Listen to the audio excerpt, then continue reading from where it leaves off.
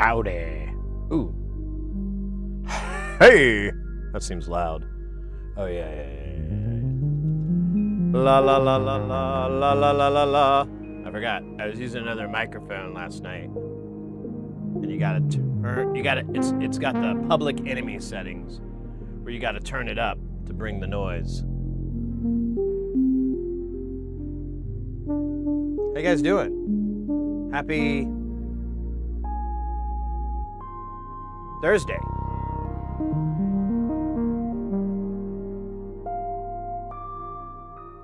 Or Thursday, it is, as it may be known, in Turtleland. Turtleland the Great. Turtleland the Mighty. As you can tell from that cough, I'm still kind of under the weather. I refuse to admit that I'm sick, but I really don't know why I'm still having this. It's not even congestion. It's just drip. I don't know. It sucks, but I'll I mean, it can't last more than a week. That's insane. 10 days tops. I hope. Doing well enough. Marzipanda, good to see you, mate. Good to see you. And Kapujda, I always forget how to say your name. I don't think we've ever had a discussion on the proper pronunciation. So I'll just go over the first syllable, Cap. How you doing, Cap?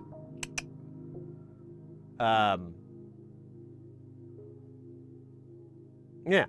I'm trying to think. I had good news, but I can't remember what it is. Oh, I'm still the same height as I was before. Oh, wait, that's not good news.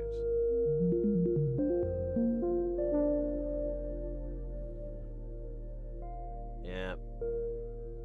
Oh, well. No, I do have good news. What was it? Oh, we got I posted it in the Discord, but our group buy order is in the process. Andrew reached out to me, and what a great guy, by the way. I can't stress how much admiration for just being like a solid bro, solid dude, solid cat, solid human than I can for NLC Andrew. He's just what a bro, really. He reached out and he initially told me he'd have the order out by Thursday, and then late Wednesday night. And then I looked at the time in Australia, and I was like, oh, well, Thursday is pretty much, the work day is over in Perth. And I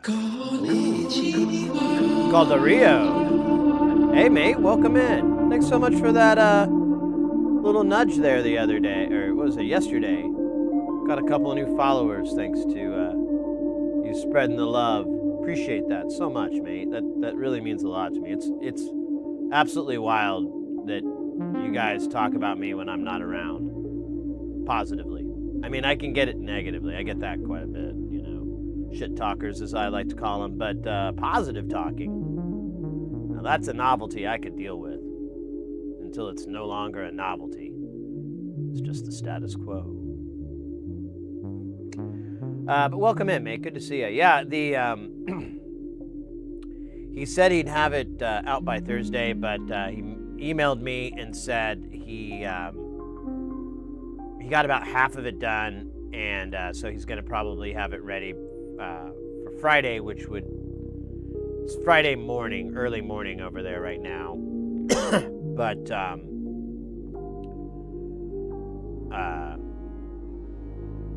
he also mentioned that, so I gave him our spreadsheet, so I could be like, hey, if you're going to throw some goodies in, let me show you the spreadsheet. I'll share it with you, and you can see who's getting what, so it'd help you figure out, what'd be best. Oh, double konnichiwa from Porphyry. Welcome in.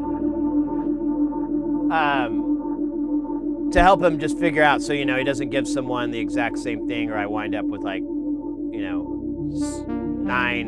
nine of the same deals to send out or something like that. And he one-upped me, and he went ahead and he says he's got it organized so that they're all together. So like each person's order is just packaged all in one deal, which is going to be freaking awesome because I can just drop that in. Oh, weird. I can just drop that in the post and everything. I don't have to QA it or anything. I'll just grab it, and that'll offer a little extra excitement for y'all, as far as getting surprised what you're getting. So I'm looking forward to that. That's slick. I'm really true blue. And he even threw in one of the people in the group buy ordered this one module, and it requires a transformer. And you can get the transformer off of Mauser. It's not hard to get or anything. I'm pretty sure I bought one. I don't remember where it is though, but he went ahead and just threw that in, as well as Temcos for all the stuff that needs Temcos. Just like totally above and beyond. Well above, well beyond. There's your cool synth icon. Oh, well, whatever. That's not even mine, Porphyry. Calderillo. That was a lot of those emotes, like the 909 and the 303. I reached out when I first started streaming to this friend of mine who's a graphic designer, and was like, "Hey, can you make these?" And like, she did them all, and then when I offered to pay, she's like, it's fine, just don't ask me to do this again. And I was like, oh, all right, fair enough. But she did give me like the full files and everything as well, so I was able to do the t-shirts and things like that. So mucho appreciation to that. But she did such a great job, and it's funny that the keytar was probably the hardest one, because like she initially made it with like 3 octaves of keys, and I was like, yo, no one's gonna be able to see that. You don't even have to do a full octave. You just need to have black and white keys in an alternating pattern. You pick that pattern, doesn't matter. No one's gonna go, well, what key is that? You can be like, hey, it's a harpsichord, you asshole. And that'd be funny. You have like a harpsichord style keytar.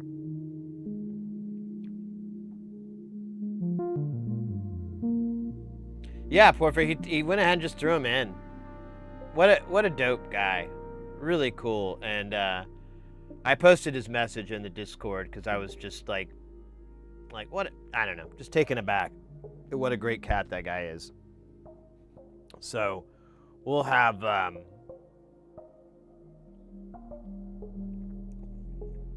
really great deal here. And I was talking to, I can't remember who it was. Someone was asking me, like, how long does it take to get from Australia into my house? And it's actually pretty fast. Like, I thought it was going to take like 10 days or something, and it took like a week. So the moment he sends it out, I'm gonna... And it doesn't even update the tracking very well. So there's like a little bit of a lag between Australian Post and the U.S. Post reporting on it. So as soon as I see that it hit U.S. shores, I'm just gonna put a sign on my door that's like, so the postman will wait more than a half a second, because I'll be like, I'm home right now. I can sign for that package. I'm expecting it, and that won't add any extra days to it. As soon as I get it in, I'll start throwing it in the packages, get it all ready to ship out to you guys, and I'll reach out for y'all on mailing addresses, because I don't have any of that, and well, I might have it for some people, but I don't know. I just make sure I get the right mailing address. But I'll get a mailing address, and then I can get you guys the shipping cost. Shipping should be really cheap, and that was the whole point. I wanted to try to get it so that the added incentive for y'all is saving $10-15 on shipping from Australia. Beers is giving me a freebie each time too. It was It was his bitchin' little mixer with an LED meter that this time. Oh, cool. Yeah, I'll have to look into beers next. I posted like, so I was trying to do some cleanup and I was trying to do some work yesterday. I got some work done, but I really should have done it in a different order. I kind of fucked up there, but tomorrow I'll do it.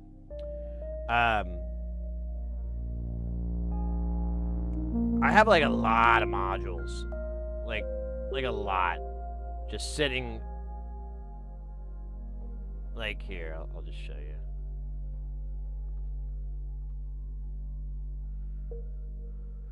So yeah, like I think it's like 30. There's like 20 here, so whatever this is, 21, 2, 3, 4, 5, 6, 7, 8, 9, 30, 31, 32, 33, 34, 35, 36, 37. So like almost 40 that are sitting out there. And I gotta figure out something. I just can't let them lay around, and I can't put them in buckets because I ran out of buckets. So I'm kind of debating about looking for some suitcases to build a rig for that. But I need to brainstorm a little bit more. I like the idea that Porphyry had on his, where there's speakers built into the lid. I might go that route, but I don't know. Like I said, I need to brainstorm some more and try to figure out what I want to do. Because if I do that, I kind of want them to be Mr. Beefy. You know, I want them to have some umph. And that's easier said than done. Because like if you're mounting speakers into a case or anything, depending on what they are, if they're like regular cone drivers and so forth for the air pushing, you have to take into account like the enclosure that it's in, because it'll add all these resonant frequencies to it. You can foam it out and tune it, but when you start tuning something, you start losing dB. You start losing like the level that you get back.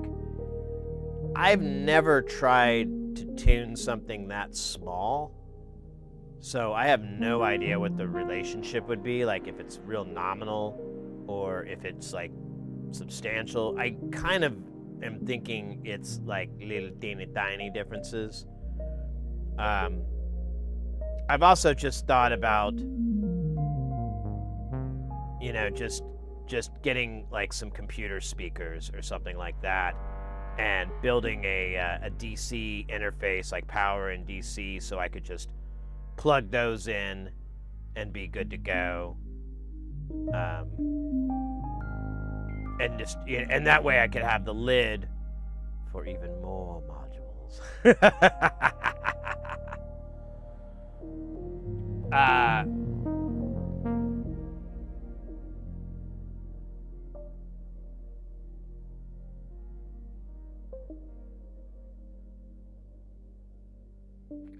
Some shredded denim stuff to kill the reflection. Yeah.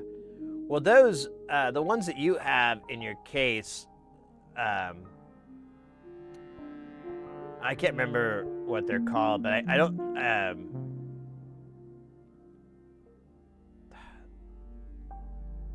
they're like a different, they're not a cone-based transducer. They don't have a cone, they just have like a diaphragm. And, yeah, those tend not to produce a lot of frequencies below 1K or 400. Some can go down to like 200 and stuff, but that's where the meat and potatoes lives. Like in 400 land is where all the good stuff lives when it comes to synths and so forth. So I don't know. I got to brainstorm and think about it. I do have a case, old suitcase that I've had for as long as I can remember. And I could do something with that. I mean, and I wouldn't even have to go to the Goodwill or anything like that. Or I'm not going to Goodwill. Fuck that place. But, you know, go around looking for like an old used one.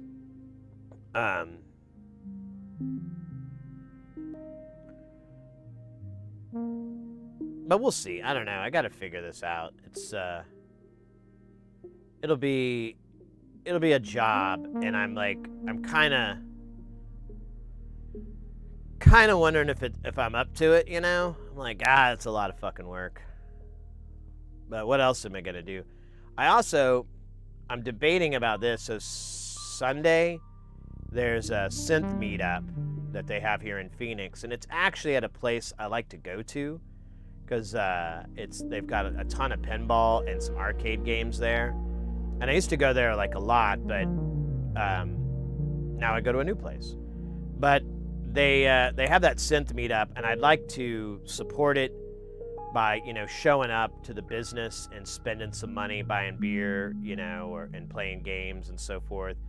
But you know, obviously I don't want to bring anything because I don't have any way to bring it. But if I had that suitcase, I'm like, well, then I could show up and noodle around. I mean, at the best, I could kind of drum up some work because I was like, well, I could show up and I could have an NLC case, and none of those cats I bet none of them have ever heard of NLC. So I could be like, oh, well, it's DIY only, but guess what I do in my free time? You guessed it. So I might be able to make some for people and get a little cheddar for it. Excuse me. Poker dealer, welcome in. What up, soda heads? It almost sounds like chowder head. Hey, what up, you chowder head? What up, you soda head? Yo.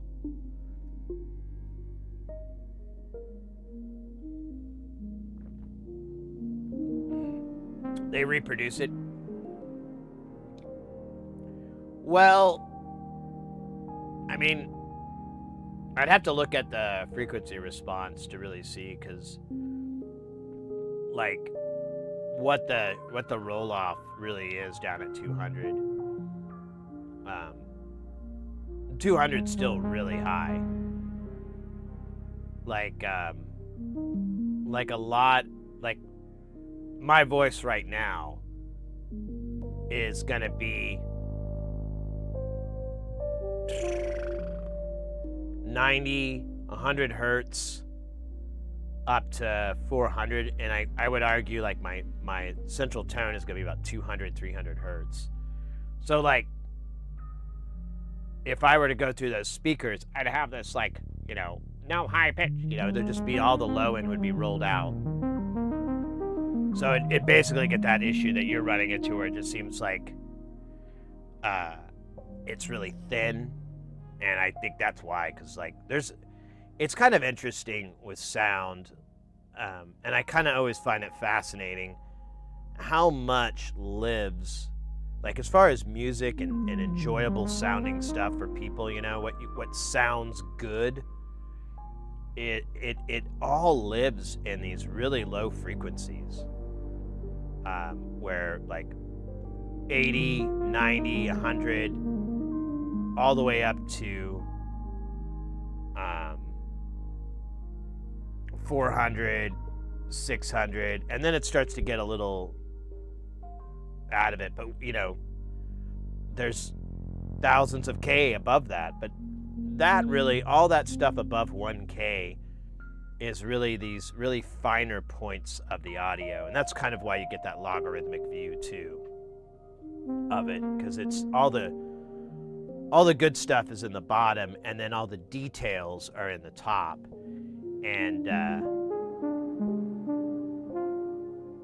you want both.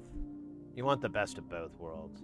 Like normally for a high-pass filter on like a microphone, I roll it up to like 160, 120, 140, never higher to 200. And if you go to 200, it really sounds like a radio. It just has a real thin, nasally sound, and then and that's like a a 12 dB cut too. So there's still a lot coming in below 200. But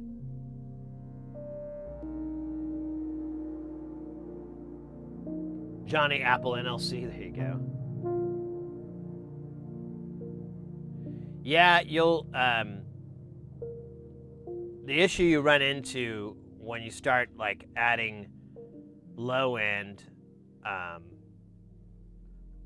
from a separate source is that you'll start to run into phasing issues. It's probably not going to be perceivable too much, like if you keep it really close or whatever, but there is always going to be a little bit of phasing on there. That's why I don't really like external subs and stuff that much in like stereos and whatever. I do have a stereo that times the sub, so at home, so I do have a time alignment for that, but I question how accurate it is, because it always gives me this really, I mean, the measurement mic is kind of this cheesy joke, and I'm always like, how the fuck is this supposed to pick up low frequencies? That doesn't seem real.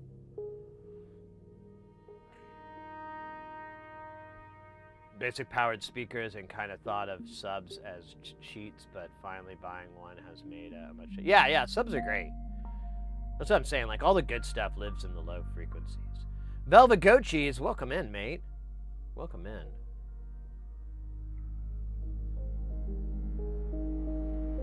Well, and that brings us to one of the things I wanted to do today. I brought the audio interface out as well as 1/8 to 1/4 inch jacks, so we could do some transform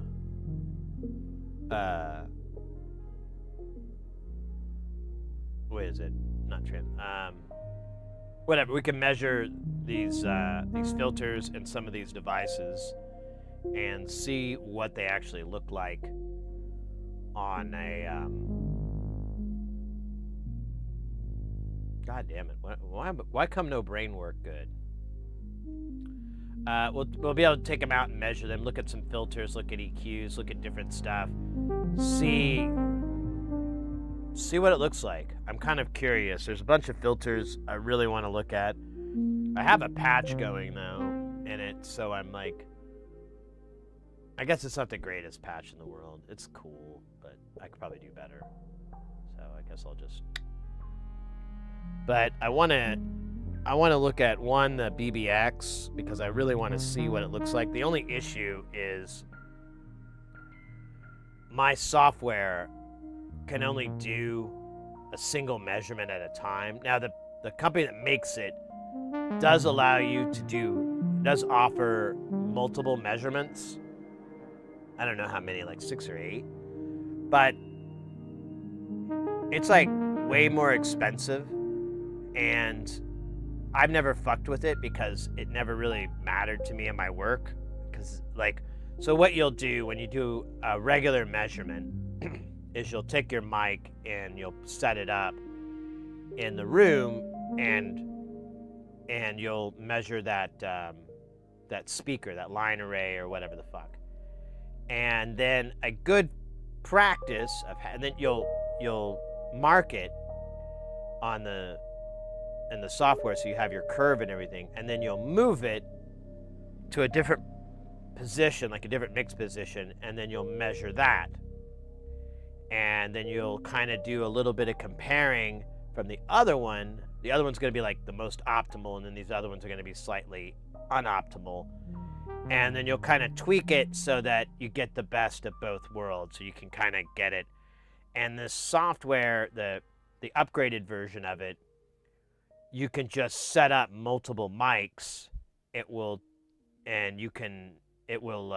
like basically average your measurements out, so that you just have like, a uniform measurement, which is great, but I'm like, who fucking cares? I don't really do giant, massive shows where that would be a great thing to have.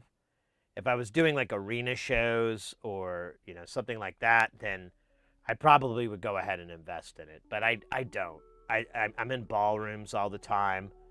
I usually have maybe 3 or 4 zones at the most. So it's just doesn't make any sense to get that software, and it's expensive. Like, I don't know how much, we could look at it, but I think like the version I got was like $600 or something like that, and it's all I need. Let's see here. Let me pull it up actually.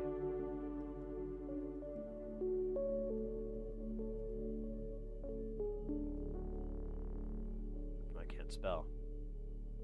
There we go. So if we go,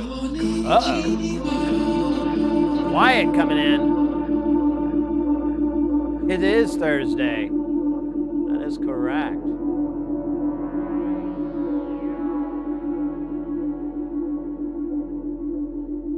Yeah, I think it's Smart Suite. It has a bunch of things. I just use LE. But, oh, they have the, Compare Edition? What the fuck is that? Oh, Compare Editions.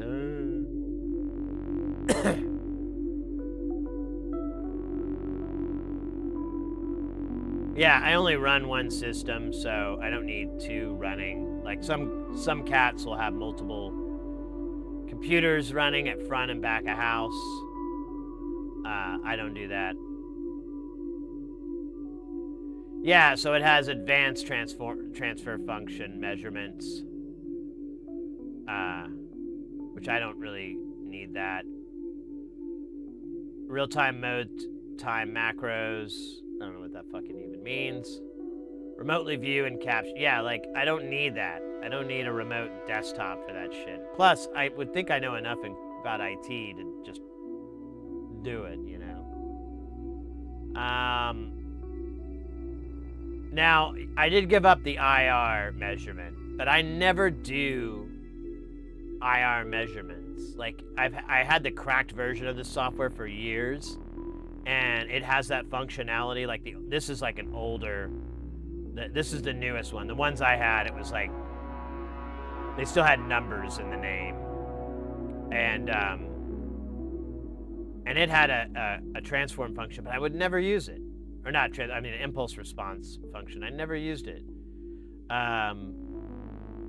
Yeah, you could get different SPL measurings. I never fucking do that. Because, like, if I was doing a big arena show, you will sometimes have to get, like, a weighted, calibrated measurement so that you can stay within the rules. But I don't do that shit. Fuck that shit. And plus, you can just buy a hardware one for, like, nothing.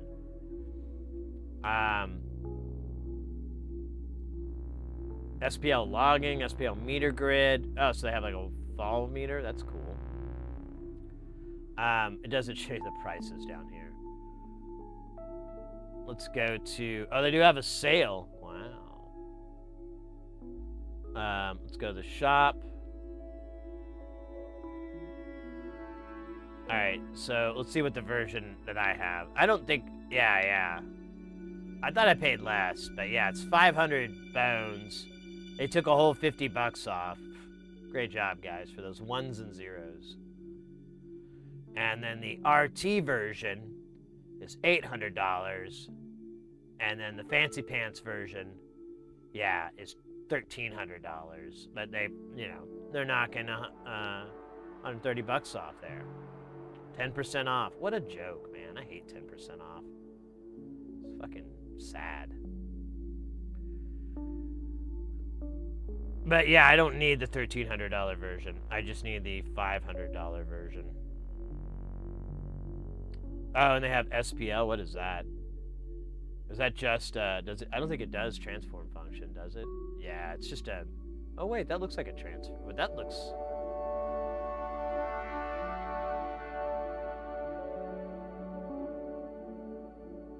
I think that's just SPL metering, because that's not,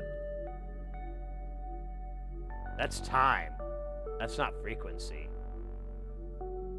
Yeah, that's time. So yeah, this is just a fancy meter for your, so that you can stay in compliance. But as we all know, I laugh at compliance.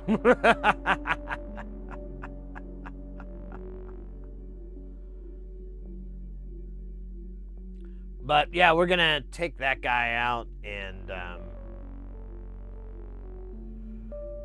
measure some filters. Yeah, here's a transform function. This looks like dog vomit, but oh, because there's like all these overlays. But this is what we're gonna be doing. So what it'll do is, how the fuck does this have 3 though? I thought you could only do 1. Dude, if I could do more, I don't. Yeah, it looks active too. I wonder if that is a miss. Maybe I'm wrong about that. Because I could, I think I could hook up more than one audio interface. That's what it's looking like here. That would be cat's pajamas. Because I took all the audio, I took all the working ones apart, so I may not have them. Bullion, welcome in! Welcome in.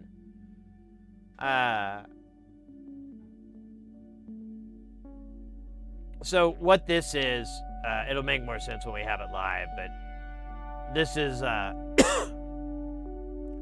so transfer function. So what it does is you have 2 feeds here. We'll just look at this one. So you have, oh, bugger me. So you've got 2 inputs here. One says R, and that's reference, and the other one is measurement. Pretty easy to figure this one out. The R is literally going to be the output of the audio interface going right back into the input via 1/4 inch, which reminds me I need to go grab. And then the measurement is going to be the output of whatever you're measuring. Either it could be a microphone, or in this case, it's just going to be a straight jack into the unit. And then it will output the same thing that's going into the reference. It'll push through the unit. Now you can get like in like scopes and logic analyzers, but like the one I have, the Analog Discovery, it just does, I think it just does sweeps, which this can do sweeps, but sweeps suck. This one will pump pink noise down. Mr. X is in the house. Let's go, Mr. X. Phil Coleman. So we're gonna pump pink noise to it, which is all frequencies at once. And then we'll basically just, it'll show the pluses and minuses of difference. This line is the frequency, and then this red one is your phase, and then this is also the phase, but like much easier to read.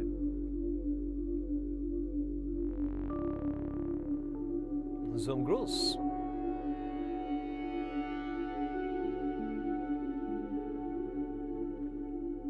Man, I don't know what's up, but Dr. Pepper just tastes really good. Tastes really good today. So yeah, I think that's gonna be, that's something I want to mess with for the beginning of the stream. And then once I get bored with that, which will happen very quickly, so be ready. Then we'll build some modules today. I went through and re-nutted all our other modules, and so we're up to date on our nuts. Everything's got the right colors. I noticed I put them on backwards for the bipolar signals like twice. Like, I don't know what's wrong with it. I probably should have came up with a slightly less confusing scheme, but that wouldn't make any sense. I started assessing and renovating that Mini Moog from 1979 I got earlier that year. Oh yeah? First of all, disassembled it completely, cleaned it, and reassembled it. Cleaning took about 12 hours. That's what nobody tells you about the vintage gear. Yeah, it's funny you bring that up. Like, I got tagged on Facebook from a friend of mine, and there's a record store here in town that's locally owned. It's a nice little record store. I've been meaning to go hit them up. I don't buy music, physical media too much these days, but I was like, I could go there and probably find a few things I want to get. If anything, frame up a couple of vinyls or something like that. And but they were looking for people who could repair like old vintage turntables, tape decks, receivers, and I thought about it. Honestly, I really thought about it for a long time, like several weeks, and then eventually I was like, nah, I'm not fucking doing that. That's just gonna be nightmares. Because like cleaning it alone, like you said, it's just it's just a giant job. Like, you gotta take it outside, open it, and blast it with the duster to get rid of it. And I live in Arizona. There is so much dust. I told Mrs. here, she's lived here pretty much her whole life. I'm like, if we ever move out of this state to like some other place like California or the Midwest or, whatever, out of the desert, you're going to be astonished how little dust there is. You're going to be freaked out. Just as freaked out as I was when I'm like, where is all this dust coming from? What the fuck? There's a lot of dust here. Is this normal? Is this just, are we in a dusty season? What's going on? It still works, and I got a good picture of its issue. I'm just trying to order keyboard bushings right now for the Pratt Reed keyboard. I'm not worried about the electronic boards, more about the mechanical aspect. Yeah, that's typically what fails. A lot of those older synths, especially, I've noticed like stuff from the 70s and earlier, and maybe a little bit of the 80s, but like, I don't know if this is like a vintage Moog per se, which one this is. I can't remember if you mentioned it or not. But like people have gotten old stuff and they're like, oh, should I recap it? And I'm like, not unless you want a nightmare. I was like, if it's not broke, don't fix it. Take a measurement on the power rails, make sure they're at what they're supposed to be, because if a cap starts failing, it'll start dragging down that rail. But if it's a 15 volt system and it's showing positive 15 or 14.97 or, even 14.8 something, don't fuck with it. Don't bother. Because I've noticed, and this is just an observation, I don't have any data to back this up, but that stuff doesn't really, the capacitor, especially the electrolytic capacitor failure, isn't that big of a thing. I'm sure there's some caps I'm not thinking of that will consistently fail, but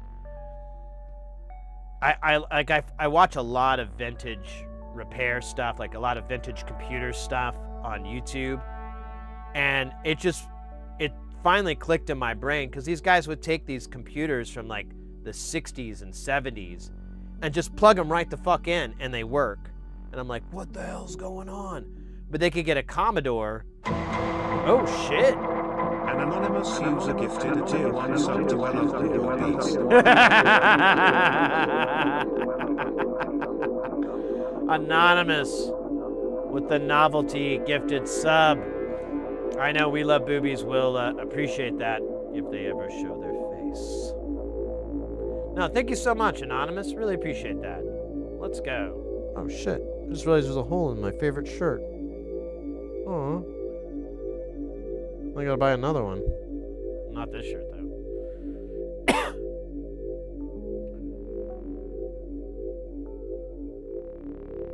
I certainly won't recap it. All looks good. Yeah, I wouldn't. I just don't think it's...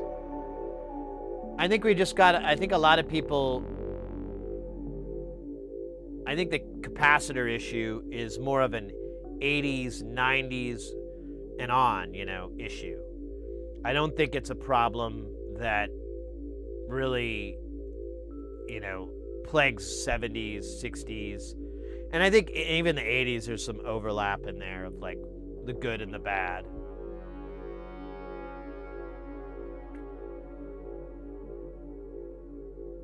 I ultimately had to make bushings out of surgical tubing to fix the Kawai SX240. Oh my God, you have an SX240? I think we talked about this before. I love that fucking keyboard. I had access to an SX210, and I love that keyboard.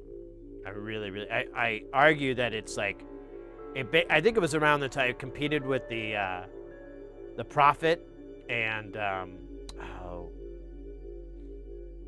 shit, I can't think of the other keyboard, but it competed with that, and it never ran out in the game, you know? And I think part of it is because the UI kind of sucks, because you just have this big encoder and then a push button. But the fucking sound on that thing. I was listening to some old recordings like months and months back, and listening to it, like it still cuts through, and I didn't even know how to record that shit back then, so it's not like a good capture, and it's still just like fucking hits. Whoa! Hype train. I don't understand how these hype trains are happening. Time to sneak out already. Have a great stream. Yeah, Mr. X, take care, mate. Thanks for stopping in.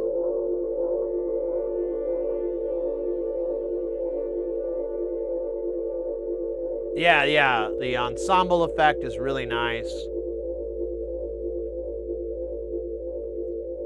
It's just a great keyboard, and I think it's just super overlooked in the synth world. Well, guys, we're starting the stream off strong with a hype train, which I still don't quite get how that happened, but I'm not gonna get mad at it. If anything, we're gonna get Guile. Let's go.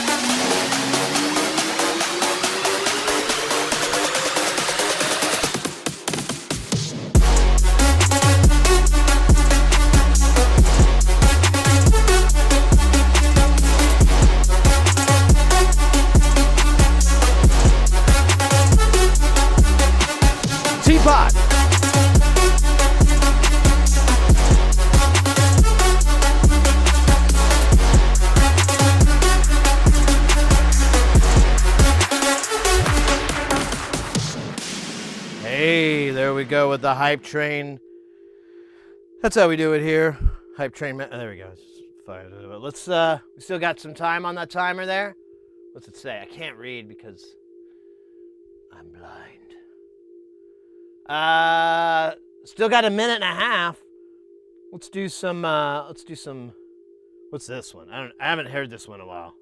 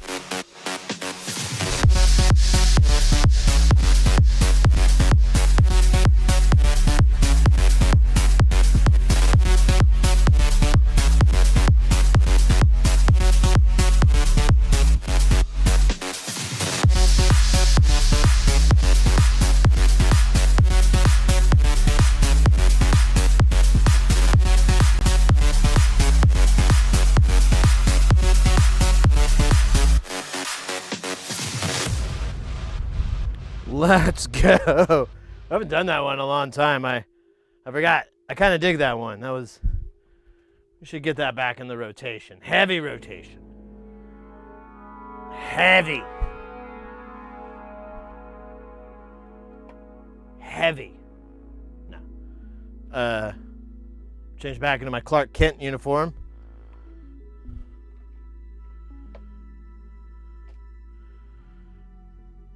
There. All right, I gotta get my breath back. Look at that, buck 10, buck 15. It's probably good news. I don't know. Oh shit! I forgot to. Got to tune this camera in. Weaselby, welcome in.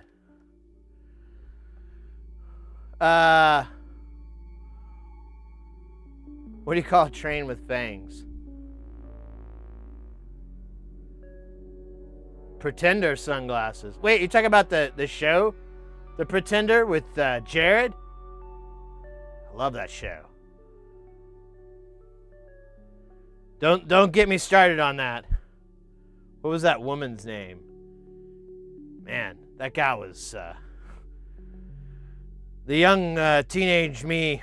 She stirred something inside. What was it? Was like Miss now I gotta look it up. I'm pretty confident that is where the genesis for my love of the resting bitch face came from.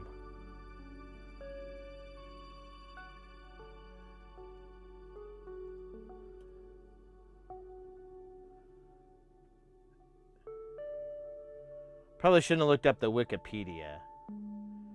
Let me look up the IMDb here. Yeah. Oh my God, they got her in like a hot little outfit on there too. Miss Parker. Miss Parker. Yes, yes. Wait. What the fuck? Look at this. Whoa. What kind of world are we living in here? Hold up, now I gotta fucking reset this. Look at this weirdness. So her character was named Miss Parker, and the actress is Andrea Parker. Like, I thought that was her name for a minute, and I'm like, no, that's the actress's name. Wow. But she never had a first name. Even naughtier.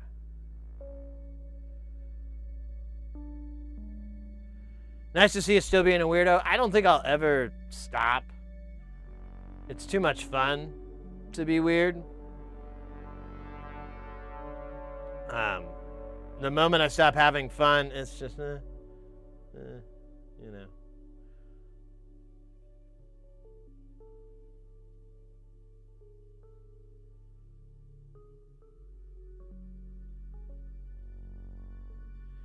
And I gotta say, I had a little slight man crush on Jared there. Always liked that actor, and he had like a quirky little smile. Look at this packaging, though. Is that not trying to appeal to a 13, 14-year-old Sid? Maybe 15? I don't know if I ever outgrew it. It's definitely... Oh yeah, and there's the opening. Yeah, he could just be anybody. That's why he was the Pretender. You never see him like crashing a plane, though, or killing a patient. There it is. Yeah, Andrea Parker. And then her character's Miss Parker. I wonder if there's like a great story behind that. Probably not. It's probably just a really weird coincidence. She comes in and reads for it. I'm Andrea Parker, SAG card number 74213. I'll be reading for the part of Miss Parker. I think I'm perfect for the role for obvious reasons. Let's go. And then she just gave that resting bitch face, and they were like, ma'am, we'll get in contact with you very soon. If you could just tell the people out in the hall to go fuck right off. We've found our Miss Parker. That'd be great. Yeah, there's the opening. That's so funny.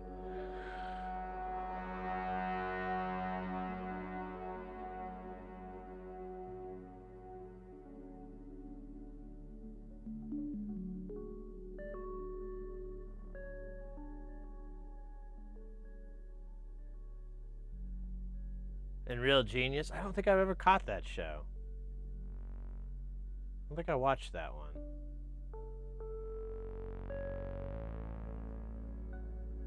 I need to try rewatching The Pretender. I know I say this every time that show comes up on the stream. I'm really curious if that show like held up, or if it's just like a lot of shows from my youth where I'm like, this is the stupidest writing ever. I tried to go back and watch the show Forever Night, which when I was like 13, 14, 15 years old, was like my favorite show. If you've never heard of it, Forever Night, let me just explain it to you, and with the best I can of a straight face. So it's the story of Nicholas Knight, spelled K-N-I-G-H-T. That's Forever K-N-I-G-H-T. And he's a 700 or 800-year-old vampire. I don't really remember how old, but he's old. And he and we catch him in modern day, and he doesn't want to be a vampire anymore. He wants to reclaim his humanity. So he quits, preying on humans. He drinks like cow's blood or something like that. But here's the big part. This is the part that makes the show awesome. The way that he reclaims his humanity is he fights crime in the streets of Toronto as a police officer, as a detective. It is that stupid. The best part about it is like, so the I don't know, mortician or forensic, I don't know, pathologist or whatever, she's like, there's this whole love interest. She knows that he's a vampire, and she's always trying to help him like figure out a cure for vampirism. And then there's like this never-ending joke that's not funny, but it's funny in like an ironic sense, that his partner, who is also a detective, is this goofy kind of like idiot. And he's never solving crimes. Like, Nick is always figuring it out. Like, the partner guy like will do the legwork or something, like, hey Nick, I looked up some of those addresses and it turns out they own 2 buildings, It's that kind of crap. But like, he is completely unaware that his partner is a vampire, despite his constant like observations that he makes. Like, what is it with you, Nick? You never work. You never go out in the daytime. You're always sleeping. Well, I'm allergic to sunlight. I have a rare condition. Yeah, but I never even see you eat. And you're always pale. And you got these really long canines. What's going on? Oh, I'm telling you, Nick, you're a crazy guy. And it's kind of reminiscent. You'll flash back to when he was like hundreds of years ago, and it has like a real Highlander the series vibe, because Highlander did the same sort of thing, kind of, where it would flash back to when 200, 400 years ago, and medieval times or whatever the fuck. And so it'll have those flashbacks of Nick. Here's the other part that makes it funny. So in this universe, you're kind of tied to the person who turns you into a vampire. And that's actually played by this really awesome Canadian actor named Nigel Bennett. And I really like this guy. I've seen him in other stuff, and he's awesome. He's a really, really awesome actor. He gets really great roles. He always plays to them perfectly. And he is constantly doing exposition for the show. Like, it'll cut away and he'll like go on these monologues. But the way they do it is he's a DJ for a goth radio station in Toronto. Can't bring up enough. This is in Toronto. And so he'll like have all these, there'll be this kind of weird, I don't know, exposition monologue or whatever, and he'll like have like a poem and whatever. It'll be like, black is night, black is pitch, not very good if you're not a witch, and it's so corny. And I was like, I remembered loving the show, and I got, I found like a torrent with the episodes, and I downloaded it, and I tried to watch it, and it is awful. It is so bad. I could, like, watching each episode, because they're like 45-minute episodes, is kind of like, doing a chore. It's like, oh man, I got to do the dishes or watch Forever Night. Dishes, episode of Forever Night. Dishes. Well, the dishes will take less time, so let me just do that instead. It's so bad. And like it gets really bad in the third season, and that's where it gets canceled too. So it's kind of like, eh. John Grease is the best too. He's a Lazo and Real Genius. Val Kilmer movie, a true class. Oh yeah, I remember the movie now.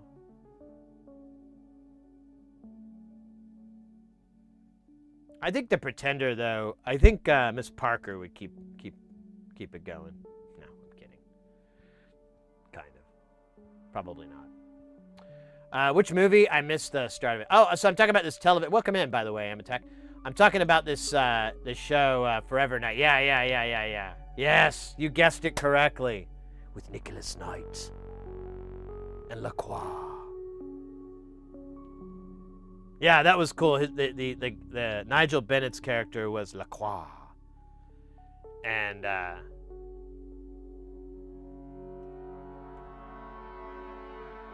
yeah, it's really hard to watch. But I wonder if The Pretender is immune to that. I think I could probably, like, it's the same with The Highlander. Like, you can watch The Highlander and it's not too painful. There's a couple of episodic shows, but it like eventually becomes like the villain of the week deal, which is kind of annoying.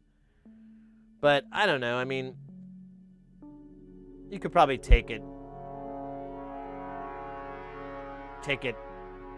or leave it. I don't know. I'm not really in a hurry. I've been watching a lot of old shows. I've been watching like a lot of old movies from like, my youth and whatnot, and seeing how they hold up. Some of them they're kind of like, oh wow, yeah, that can't believe I thought that was funny, or oh, that's kind of gross and problematic or whatever. But surprisingly, the good ones aren't. Like, what was it last week? A buddy of mine, we watched the Blues Brothers movie. That movie is so good. So good. And it's like the fact that it was made so long ago, I think has almost no effect on it. Like you could watch it today. I don't know. I think younger people might have like a little bit more expectation, but I still think they would be able to enjoy it. I think a lot of people, I don't think it's, what I'm getting at is I don't think it's 100% nostalgia that makes me go, this is great. It's because I never even watched it when I was a kid. I'd see it on TV, but it would be edited to hell, and it would be, in the middle or last part or whatever. So watching it from start to end and I don't know, it's a good movie. Spy versus Spy. Oh, yeah. Forgot about that. Did you get a chance to watch Johnny Mnemonic? I did. I watched it over the summer. I didn't dislike it as much as I thought I would. I thought I was really going to hate it, but it wasn't too bad. I really didn't like Keanu Reeves' character, though. I remember I don't like it when he plays like a douche. And he's kind of a douche in this movie, in Johnny Mnemonic, so you're kind of like, ugh. It's cooler when you're like the electronic savior, man, or a gun-wielding vigilante guy, I kind of like that. I don't like it when you're like a douche wagon.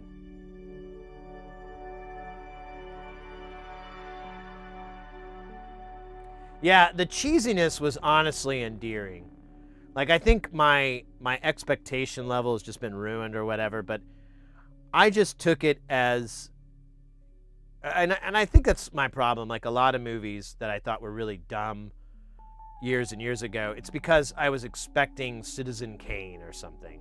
But if you take it as like this live action comic book or this live action sort of movie with an animated spirit behind it, like animation.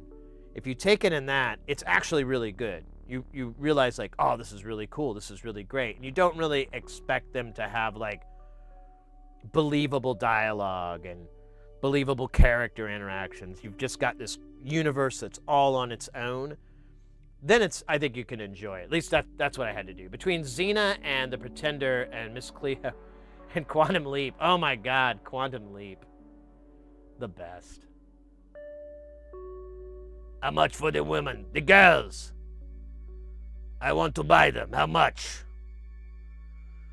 Ah! The fart's falling out of his mouth.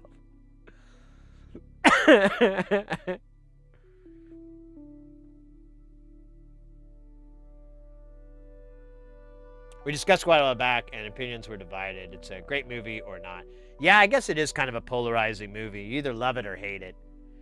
I don't know. I don't even know if I'd say I'd love it, but I would watch it again.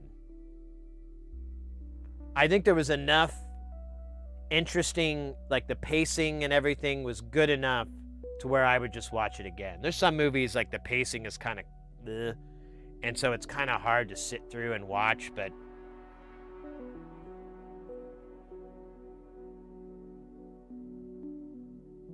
Blues Brothers and I love Rodney Dangerfield. I love that man. He one of the greatest comics, and then also just an amazing person. Like if you learn about his life and so forth and his career, it's pretty jaw-dropping. You're kind of like, what?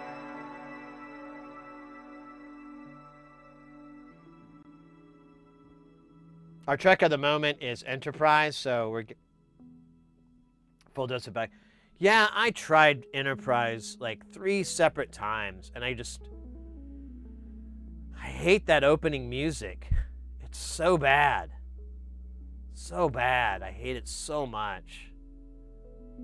So bad. Like, if I could find a copy where they do that, or that, yeah, I mean, I can't remember how I was watching it last, but I don't think that was an option. Even 5 seconds of it, like, spoils it.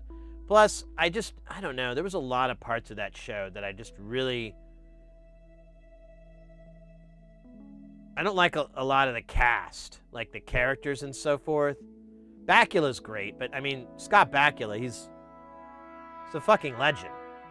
He's an incredible actor. He's I mean, everything he does, he's really good at. So it's not that bad. But there's all this corny cheesiness, and then like the heavy-handed sexuality with T'Pol and stuff, like all that. It's just kind of like, come on, bro. Come on, can you just tell a fucking story that makes sense? Oh, no, you can't. Great. So there's nothing in it for me? Okay. Because, yeah, I wanted to get into the temporal wars and everything, and I can't remember the bad guys in that one. But, like, it's so confusing, and then I was, like, looking this shit up, and it's just such a malarkey, and it's just, I don't know, it just sucks. And I'm like, someday I'll be really sick, and I'll be stuck in bed, and then I'll watch it.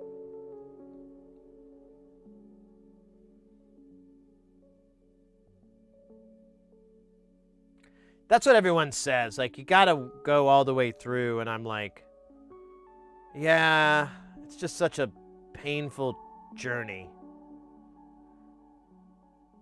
Such a painful journey.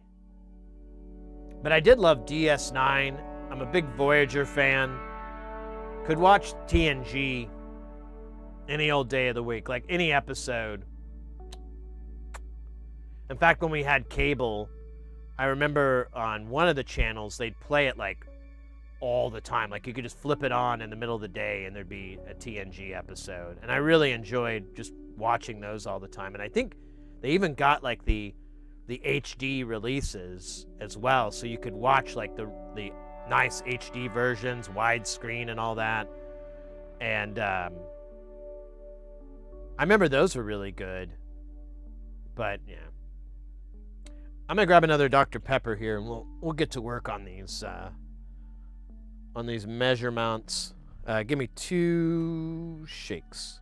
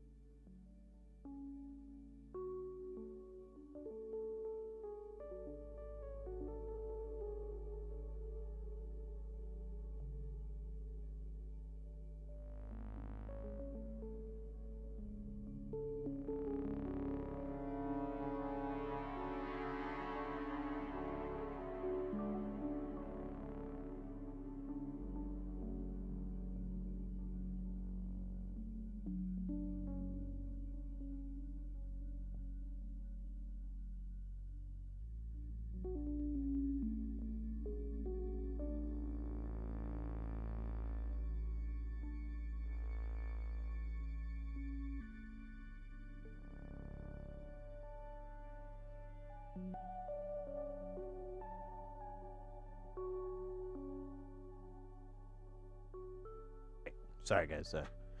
It was more than 2 shakes. I had to check on the missus there real quick. Make sure she was still there.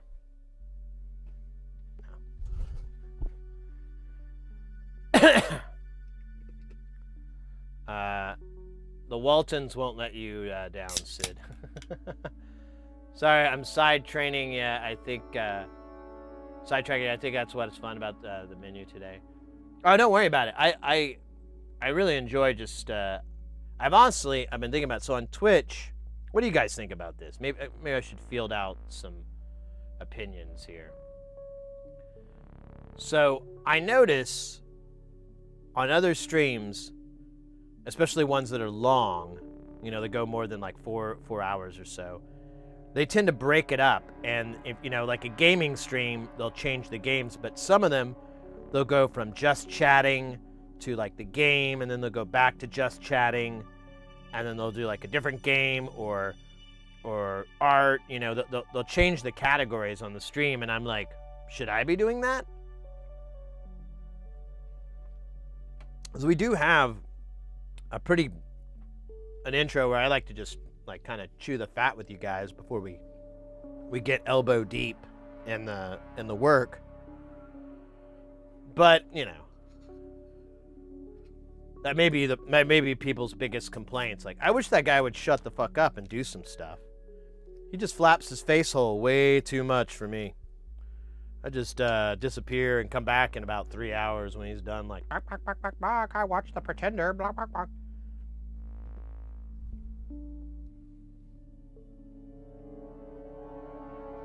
If I have to hear how much that guy has a crush on a woman from 40 years ago, I'm just gonna go insane.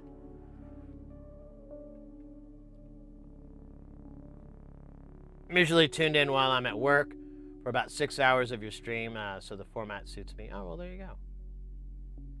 Hey, whatever. Good to know.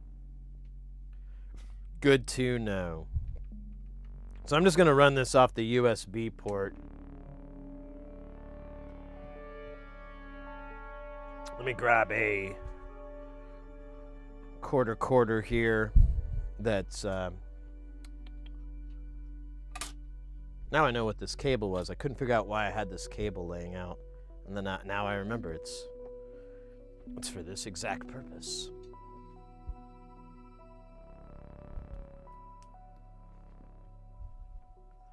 So we're going to come out and then right into 2. Let's start up our software of softwares and then have it complain as it is wanting to do.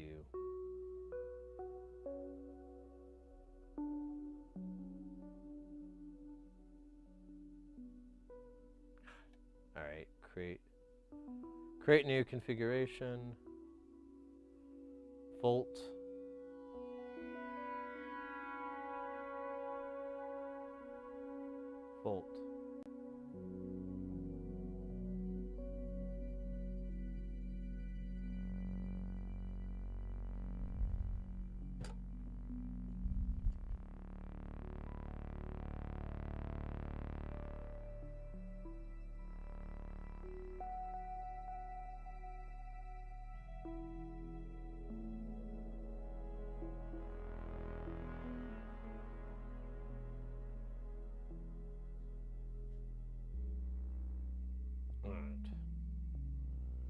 Close. Damn it, I hate that it does that. Like, this program's cool and all, but it's like they never, it's only on, well, maybe it's on Windows too now. I don't remember, but you'd think if it ran on a Mac pretty exclusively, they know how to fucking set it up right. You'd think, but you'd be wrong. Oh, you know what I should do? Here, we're gonna scooch this over so you guys can see better. We're not gonna use this top one, but I'm not gonna close it out because it just kind of frames this a little bit better. I guess I could, well, fuck it. Let's just do it this way. We'll do it live. So first thing we gotta do is build our engine name. We'll call it TF1. Our measurement is 1. Our reference is 2. Create. Oh, create and close. Oh, then just close, you bastard. So we got our 2 meters on here. If I plug this guy in, we'll go, we'll generate our pink noise. Pink noise is going to come out of here. We're going to put it at 0 dB. Oh, what a dick. Do I have to hit this? Oh my god. That can't be right. Let's do -1. Yeah, there we go.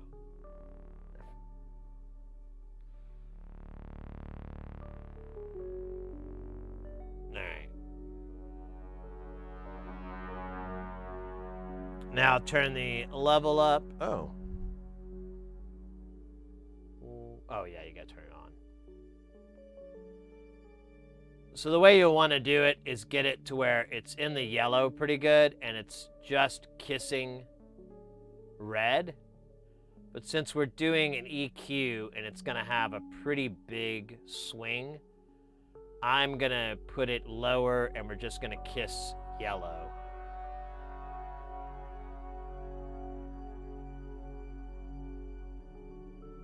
It was fun to see you over at over at Yeti's. Oh yeah, we raided over there. I think it was last stream over on the YouTube side.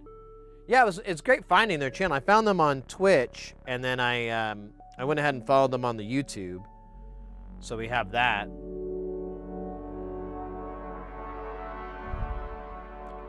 All right.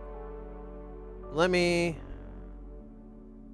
think here. How do we want to power these modules? We don't need a sound source. So we could power it with the little power supply.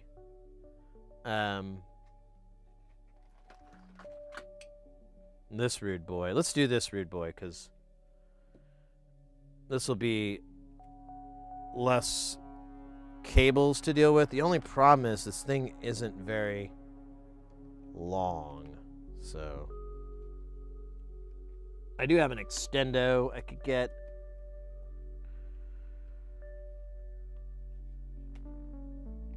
But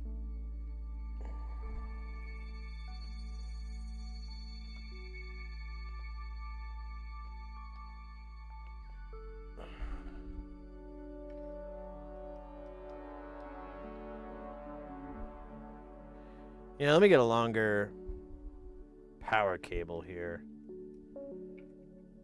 Well, here, we'll just put it here because it's on a mat.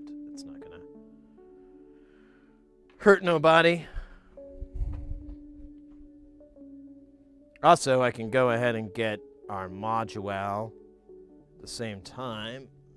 Let me grab this power cable. It's kind of in a goofy spot. God fucking damn it.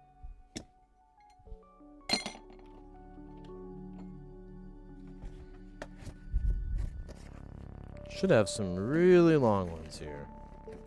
This looks pretty damn long. Let's find out. Actually, it's not. It's longer than. Is it?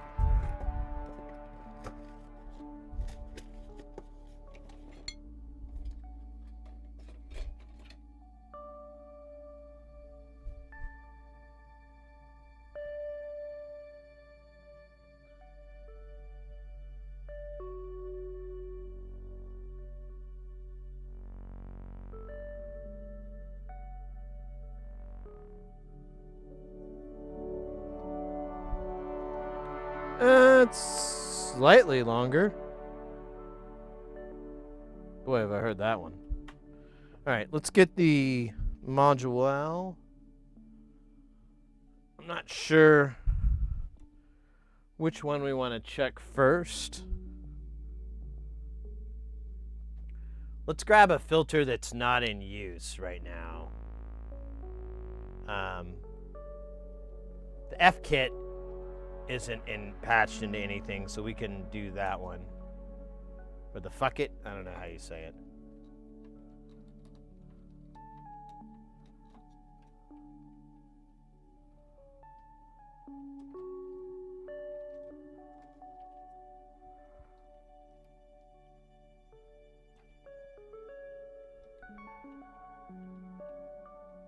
this is going to be okay.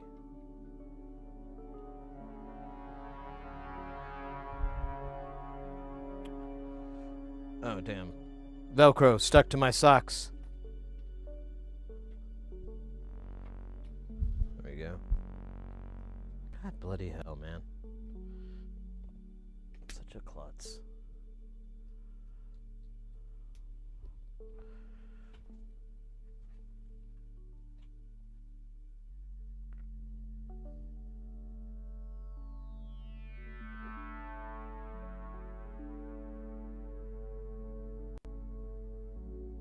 Yeah, Porphyry, for a long time, I was streaming just in,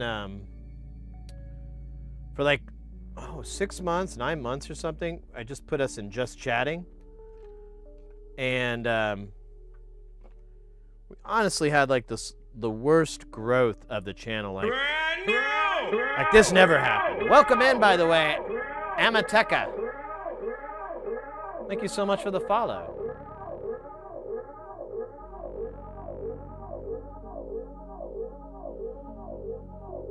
All right, let's power this rude boy up. This is an older one because I don't have the red tab.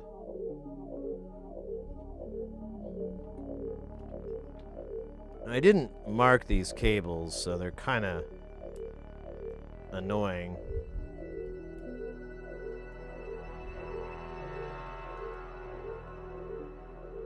Let's do this slightly. Pardon me. Still got that fucking cough, bro.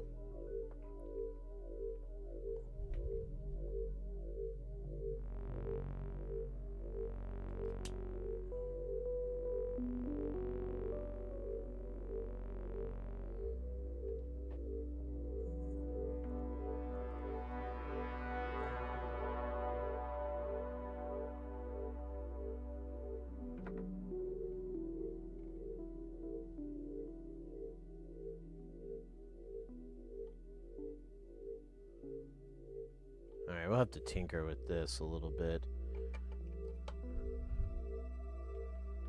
So we're gonna put this there, put this here, and this should be easy to measure because we'll have here, we'll open this all up. I think this is like a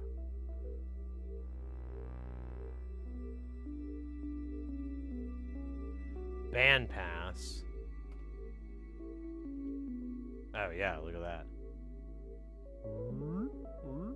Now we got to bring up the input here so we can see. So what we're trying to do over on this side is even these out.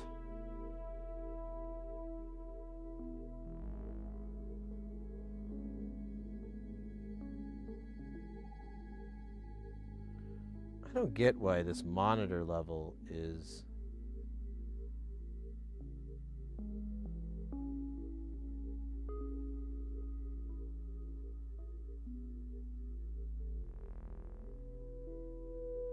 so weird. So, yeah, we're already peaking out, too. So I might need to go...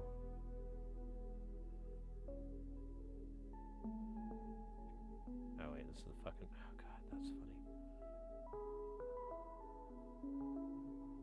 No, it's not going to matter, is it?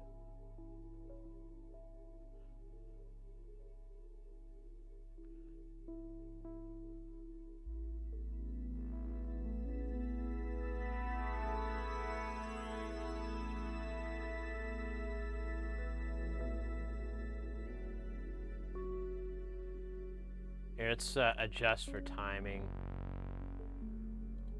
God damn it, I keep clicking on.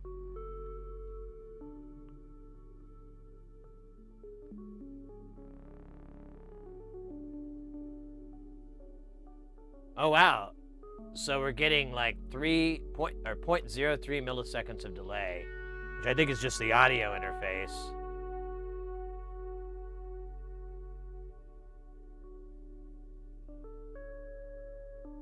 I have an NLC shopping list, but no space. I need bigger racks. God.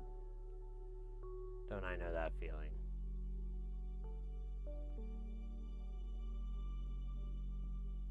I think I'm going to have to turn down the the input even more so we can get a little bit more headroom. So this is Traveler 2. I'm going to have it all the way clockwise. And then this is Traveler 1. That's all the way counter. Let me try to even this up. There we go. So that should be Unity. Amatech, I'm waiting for IntelliGel 7U 104, but no clue when it'll arrive. Currently, all I have is 4U 62H. Where'd you get yours from? So this is our phase. You can actually see we get way out of phase when we get to the higher frequencies here. It's like 100, 180 pretty much. What does it say there? Yeah, almost 180 degrees. So, yeah, actually, there it is. It flips over, which is funny.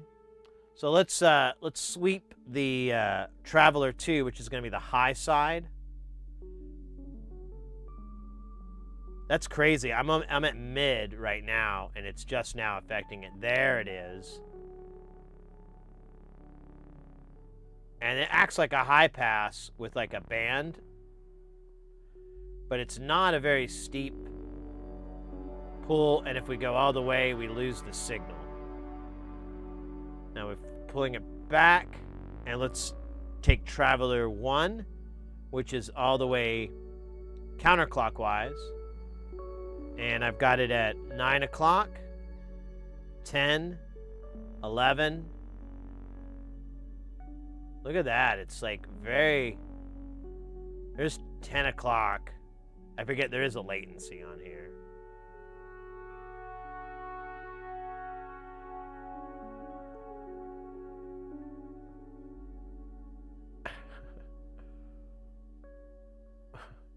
Rorschach McCracken, welcome in. And here's 11, here's midnight. And then, yeah, once you get to 1 o'clock, 2 o'clock, it really kicks up. But look at how much of a dive we're getting on here. This is showing 5.3K. And that's wild. That must be like a filter interaction with the high. Because look at that morph. It doesn't sweep, it jumps over to the other. Yeah, it keeps doing harmonics. Like, that's a pretty consistent sweep, but then we get to like these harmonic jumps. Now I wonder if we take the Traveler 2 down. So now Traveler 2 is at 1 o'clock, and there's our harmonics. Is it a relationship to it? No, it's just what's happening over there. And then we blow it out.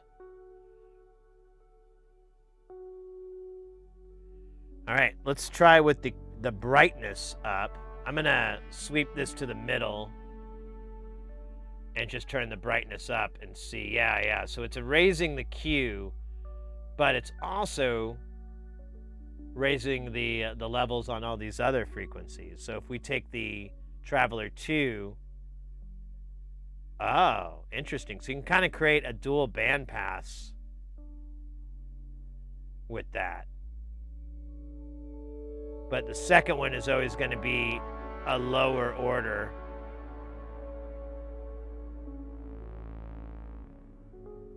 And that's the brightness at like 2 o'clock. Let me catch up on chat. I'm behind.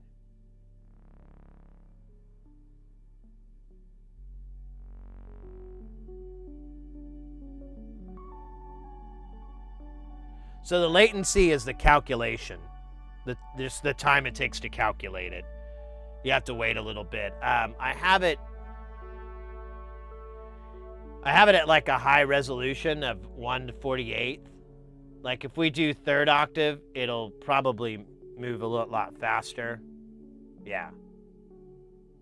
So it's just the amount of calculations it has to do.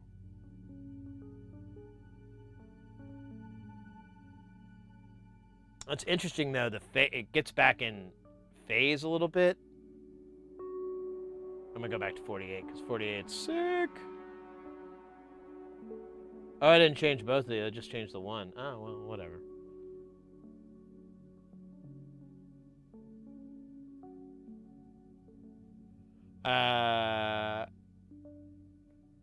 Curious.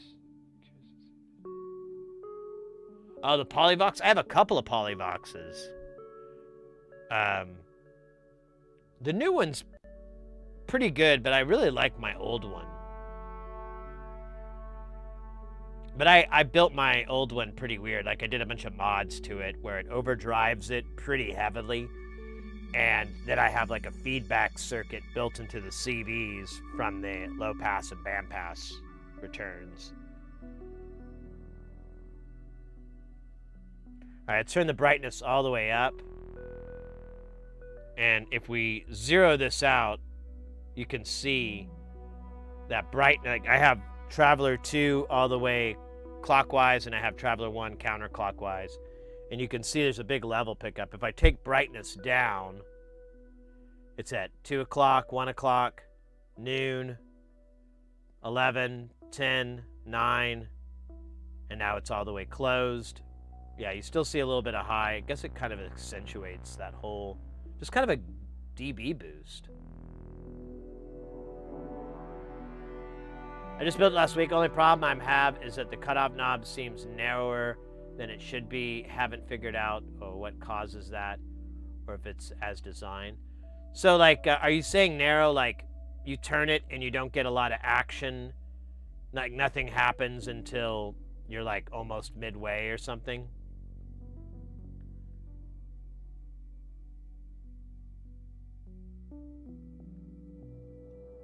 You might look around. That's a pretty common issue with filters. Yeah, you might look around and see what the fix is for that, because I don't think it's going to be too difficult to get. Here, I'm going to fix this here.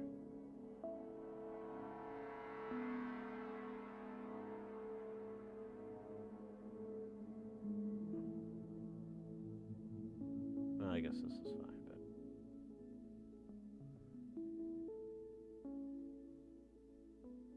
how does this look? Oh, there you go. Now you can see everything. Here, we'll do this. See? Much better, see? Hey, you can see all the frequencies. And see the numbers, eh? Here, we'll get rid of this dumb thing, because I don't ever use this thing. I'm sure it's useful, but I haven't figured out what its usefulness is.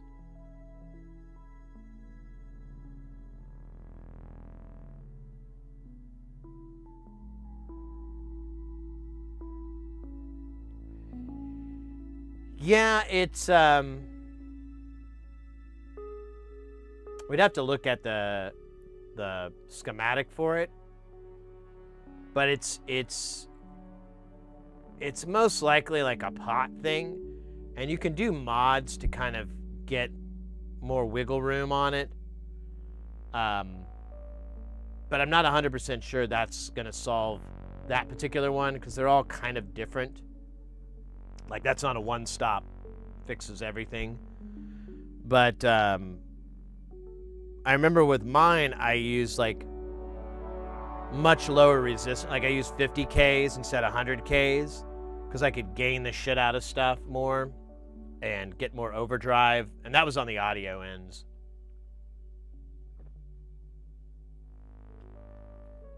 You too, noob? Well, let's take a look real quick, mate. Let's see. It's Eric Synths, Polyvox. Oops. Schematic. Yeah, here we go. Boom, ba-dum, ba-dum, ba-dum,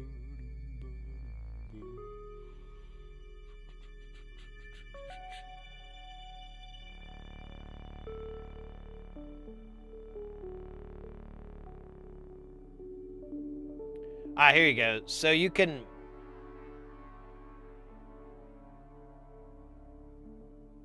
Why is it 54.7?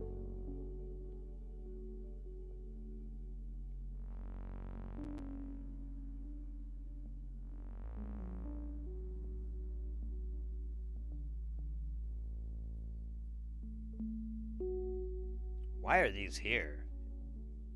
I don't know what that would be for, unless you want like a fixed filter. So this'll change your cutoff.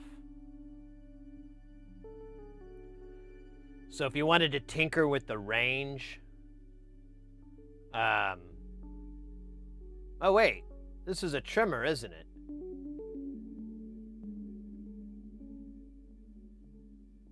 Do you have an R1 trimmer on your on the back of it? I don't remember if there was one. Does it do anything? It only adjusts the bottom end. It kind of makes sense.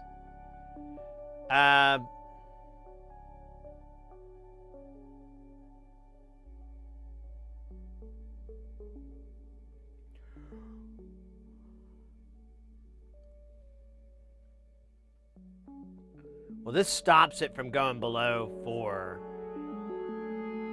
So you get like the full voltage if you have it all the way open.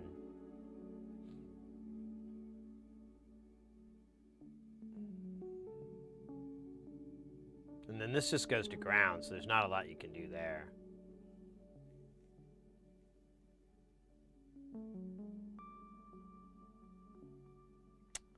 Yeah, there's not a lot that you can do to kind of adjust that.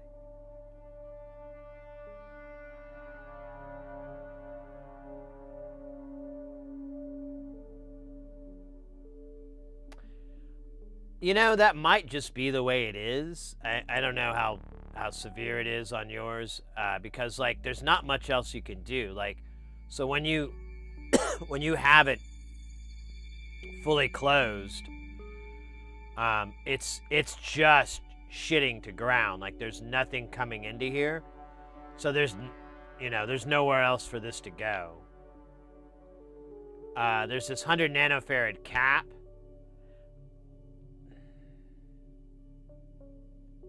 I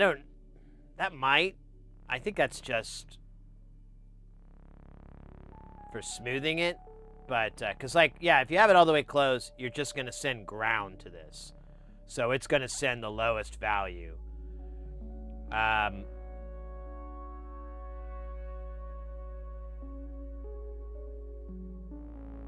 it sums with the rest of these, and then it's like directly in here.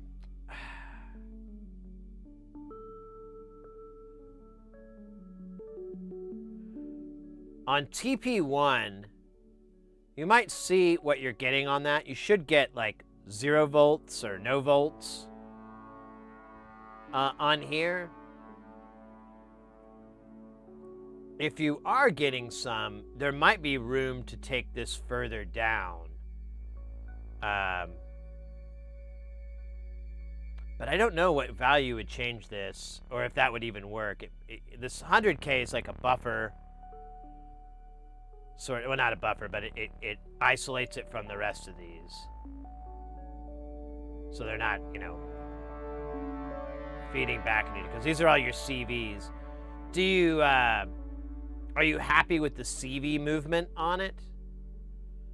Like if you take the CV level and you open it all the way up so that it's getting everything in there, and you feed it with something is peak to peak 12 volts. Yeah. So to check your test point, what you're going to do is put your meter in voltage mode, most likely DC. Actually, definitely DC. And then, yeah, you'll have the negative lead on ground. It could be any ground. You could touch it to the outside of a jack. You don't have to use the power ground. It's all the same. I like to use jacks because they're right there. And but you'll touch it to ground, and then the red probe you'll poke into this TP1, and then see you may have to put it in millivolts too. It may be really low, but see what you're getting when you sweep this, because you're gonna get a variance of it. I don't know what scale. I don't know the math and wizardry to give you the scaling, but this is like at Unity, so.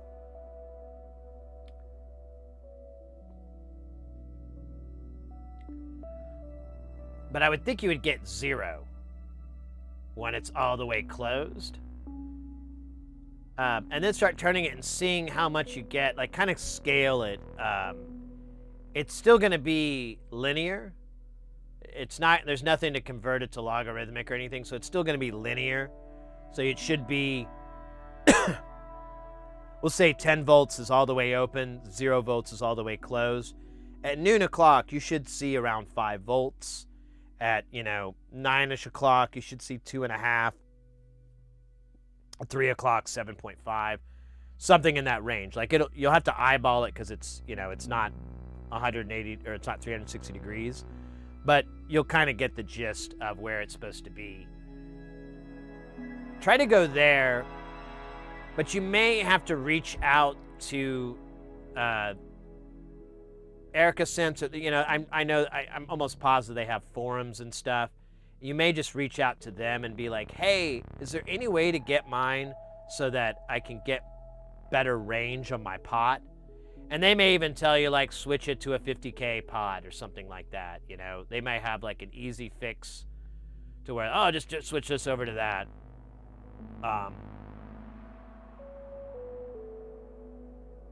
But at least, for troubleshooting, to kind of like feel out what's going on, and maybe even have some data when you go to make that post, to be like, well, I measured TP1 and it's putting out like 10 millivolts when it's all the way closed, and then when I have it open, it's like 2.4 volts or whatever it's going to be. Is there anything I can do to get a wider range on that? Because I feel like I'm stifled for like that 20 degrees on either 10 degrees on either, 15, 20 degrees on either side. I don't know where to begin. The only reason I know is from like fuxing around for so long, because I should state this for everybody here, I'm not an electrical engineer. I didn't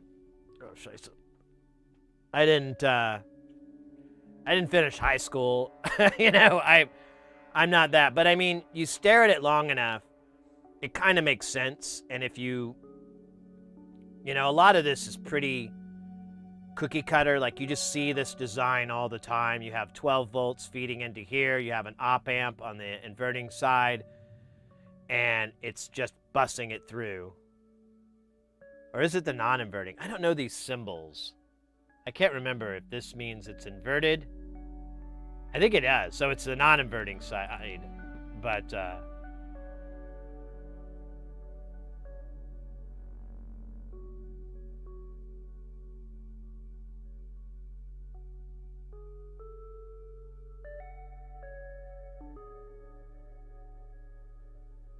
I finished high school as well. Yeah, I was really into music, and I was more into working on and making music at the time. So that was kind of my reason to dip out. Plus, I hated it. It was like a big depression machine. So that's my excuse. And too busy playing games, recording hundreds of... Yeah, exactly. It's just... I was really cocky and kind of arrogant back then, so I kind of felt like I'd learned everything I need to learn from high school. And I wasn't wrong, but I probably could have been a little chiller about that factor. But either way, all that aside, this is where your filter frequency is going to get your range. And you might check too on these CVNs. I don't know if you have anything that swings plus or minus 10, plus or minus 5, or, I don't know if you have like a dedicated volt. I don't have anything to dedicate to generate a voltage. So, but if you have like an LFO that you use on another filter and like, oh, well, that thing goes peak to peak. That's the range I'm living with. And you can kind of A/B and go, well, man, it's still not sweeping as far. You put this at like noon, and you'll put a signal in because they all work in conjunction. They're all summed together through this guy.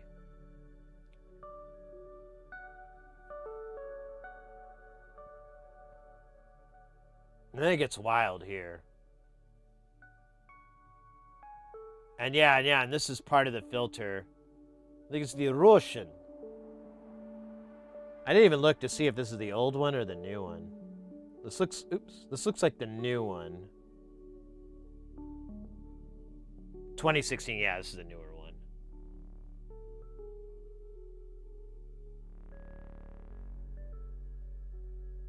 Oh, that's right, yeah. Use a digital module to generate your voltage swings, and check that. Use that to kind of measure it out.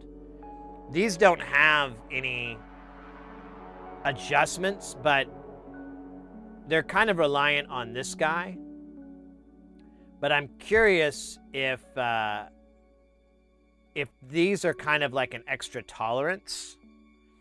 So let's say you're swinging this from end to end, top to bottom, top to bottom, top to bottom, and you put this right at unity, right at the 12 o'clock. You'll get full range, all the way to the top, all the way to the bottom. But if you turn it down to 9 o'clock, it might still go a little bit low. Well, that doesn't make sense because it's the other way around. So, yeah, I don't know. But yeah, I would definitely tinker around here, and like this won't help you at all. Changing this, it's all in here. Maybe C2. Like they've got this overage protection here for the CVNs. That's what these diodes are for. Same with the audio. Oh, nice. So there's protection on all the circuits so you don't overload it.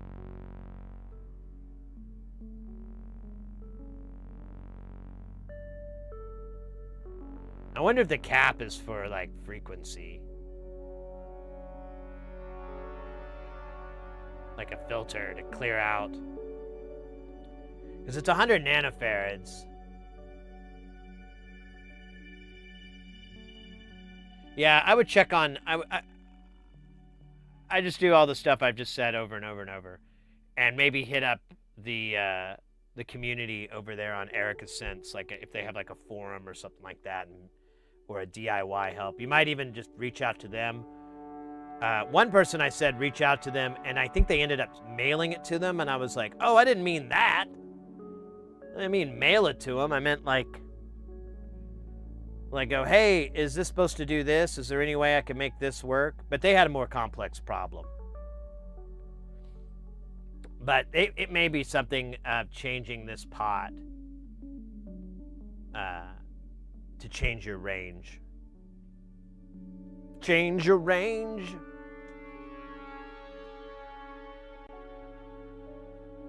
Aqua, what'd you say? I get hung up on the circuit diagram on the ham practice test. Nobody told me I could take a GED at 16 and just stop going. I know. That's what I should have done. They like at the time when I was in high school, they changed like the whole system to I think it's called a block format. So instead of having 8 classes per semester, you would have 4 classes, and then the other semester you'd have the other 4. And which is, I mean, I don't know, just made the class time longer. Instead of like an hour, you had to be in there for like 2 fucking hours, which I don't know. Just more time for me to sleep.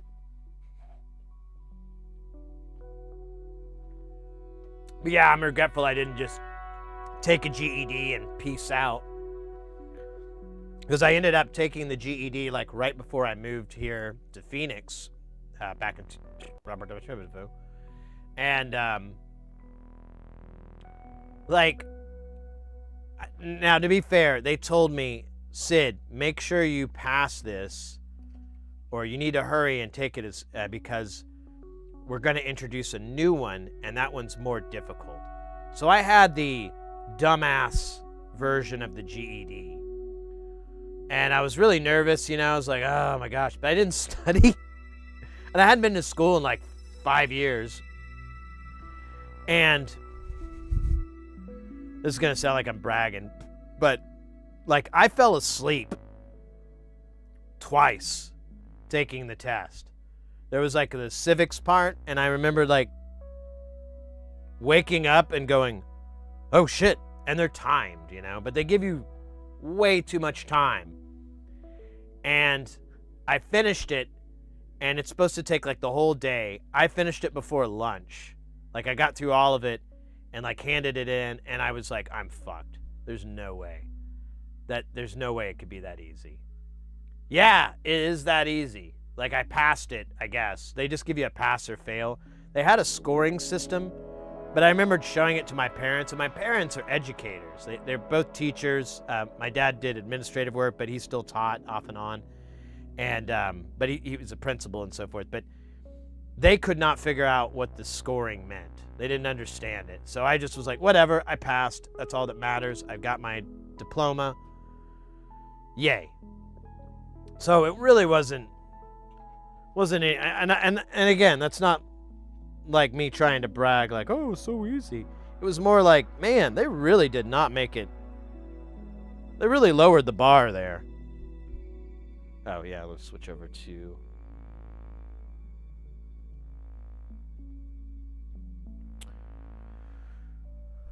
all right, so that's the F kit. It's kind of got a cool relationship between the two bands.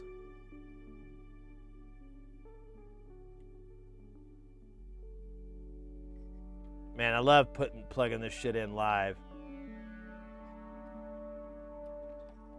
Nothing makes you feel more alive than living on the edge. All right, we've got the Neuro Z filter. We can look at that guy. That would be kind of difficult to measure, though, because it just measures... Well, you know what? That'll be fine. We can take a...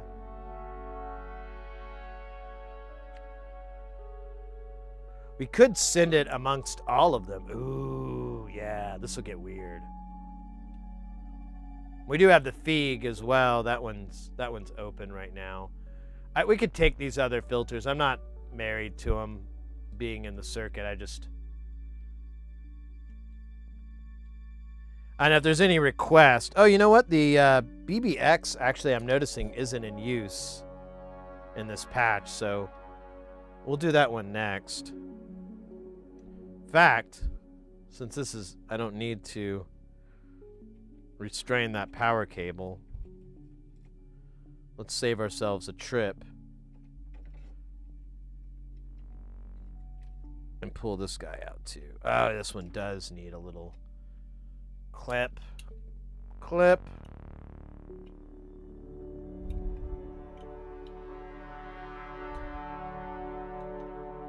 Right here, I'll just... Look at that. Look at that.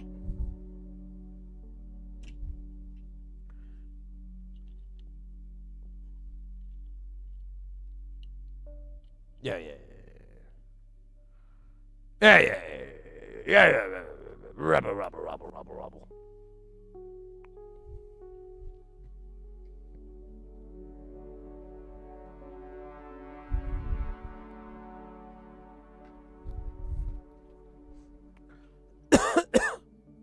Dude, this keeps grabbing.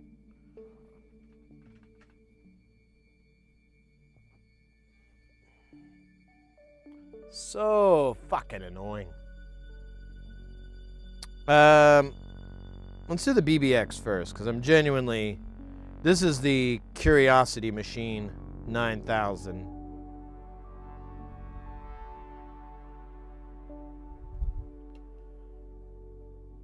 Now I wish I had some material to kind of black it out. Let's build something really fast here out of gaff tape.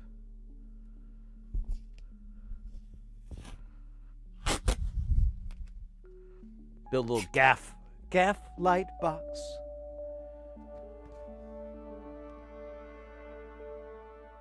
I had to take a couple classes in summer school to get enough credits to graduate. Yeah, exactly. I didn't want to do that. Summertime is when we were recording stuff, so I didn't want to interfere with that. So do you have more info on the mods you did on the Polyvox filter you use? All that I did, so this is the original one. It's not the one that they have in this schematic that we looked at, but it would kind of work. So the thing was, it was just a board, and then you had to hand wire everything, and that's where the mods were easier to do. But I took here, we can look at it real fast again. I went to, where's our audio input? So our audio in, it had a pot on it. Oh yeah, so it has a pot here, and I used a 50K pot, and it wasn't a log. I think it was a linear.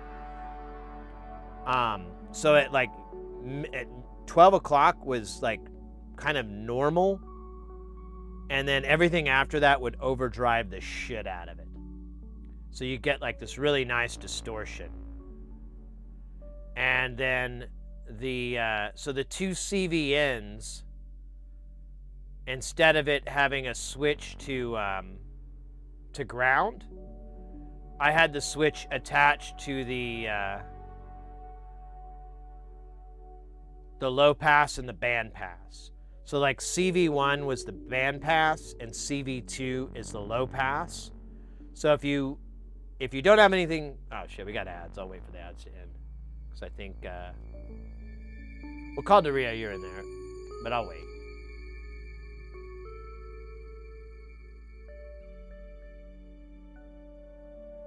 Yeah, you might try that. Yeah, no worries. While you guys are sitting through the ads, I'll work on my little Vactral displacement box. So I think I can do, I don't think it's going to be big enough.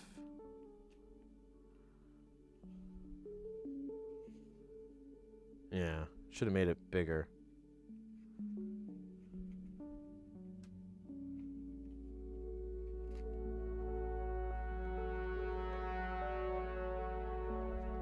Well, that's kind of the wrong area. What if I did it like this? This kind of works.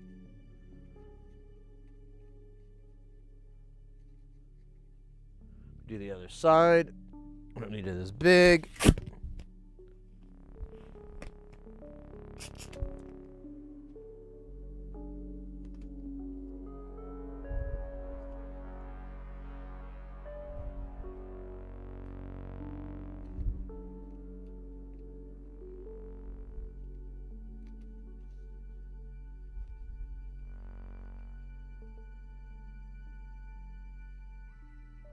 Miss Parker. Oh my gosh, the Pretender.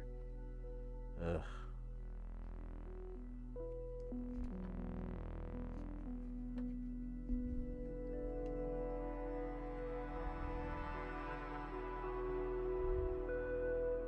You know, this is probably a good idea if I had to go the other direction.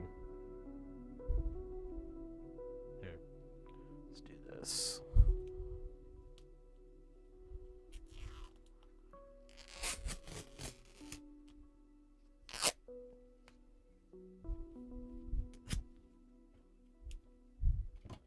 This is a lot of work for such little return.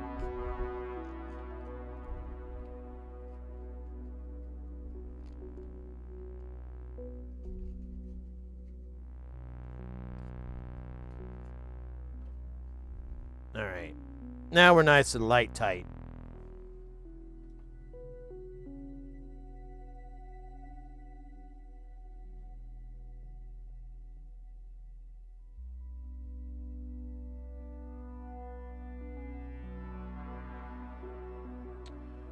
Back from capitalism. So So what it did was, so if you didn't have anything plugged in, and you would want the knobs closed all the way, because if you started to open them up, you would get the bandpass signal, the audio signal, feeding back into here. And I got the idea from the Shruti, but it doesn't work the same, so I don't know what I'm getting wrong about it. But it's still kind of, it actually adds a cool effect. It basically distorts it and makes it really nasty, because you're getting this audio rate modulation on it that tracks with the filter movement. And typically I would use, the bandpass isn't very loud on my old one, so and normally I just cared about the low pass anyways, it sounds the sickest. So typically I would just use CV2, which is the low pass, for any other modulating, like a filter or an LFO or an envelope or something. And this one I might turn up a little tiny bit, like, 9 o'clock, 10 o'clock at most. And it adds this nasty distortion to it. And conversely, the low pass is pretty good, but I liked the band, because it gave this weird kind of modulation to it.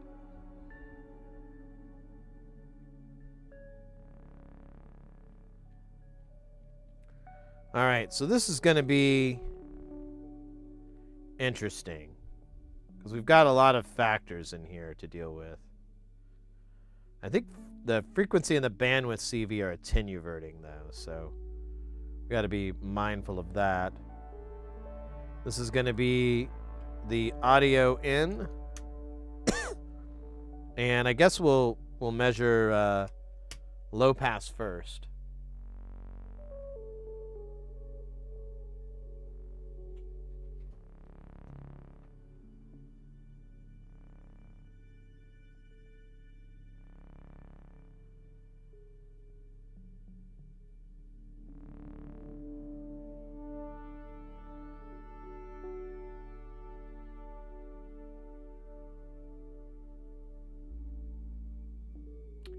You bet, Calder. Yeah, it's, again, the one that the Eurorack one that's out there, that's most likely the one you guys have, that one's not very easy to mod. But the one I had is just a little tiny board, not a lot of circuitry on it, and you had to hand wire the pots and the jacks, and so that's what made it easy to do. It had a switch, but I just had both of them live, because I don't like switches. Switches are weird. I don't know, that's true, but definitely not cool. All right, so right now it's barely getting any signal.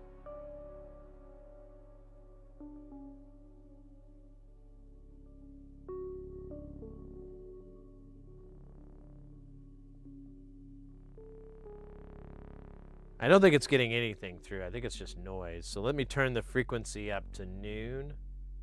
I will turn the frequency all the way high. Oh, weird.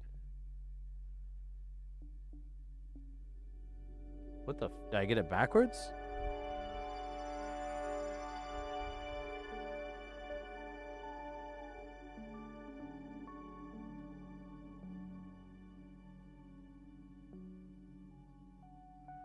Let me,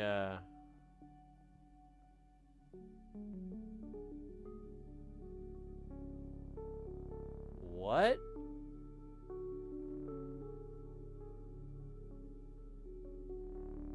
The fuck? That can't be right.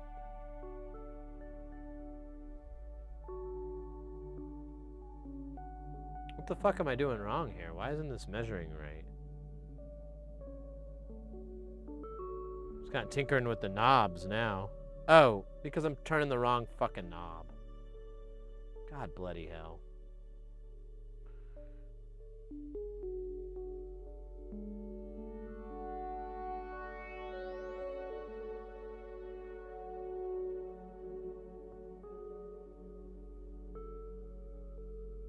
is that flipping out?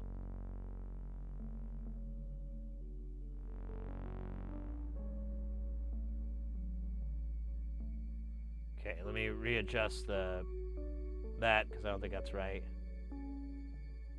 Oh, wow. There it is. So that's the low pass? What is bandwidth? The bandwidth has no effect.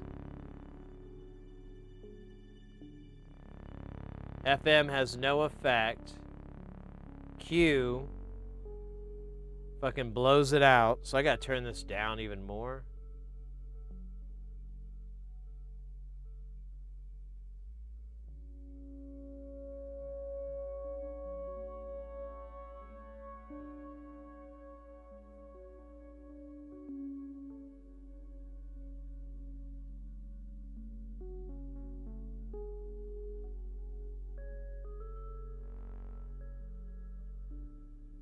It doesn't look like a low pass to me.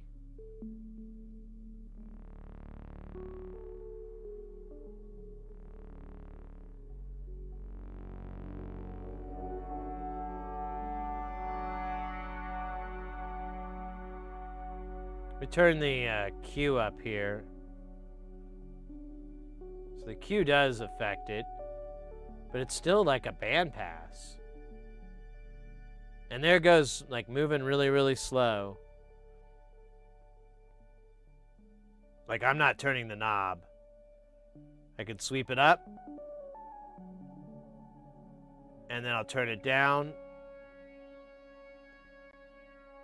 And all that. So you kind of have to ignore this. Really just focus on this part. Because this is all going to be trash. Because it's not reading anything.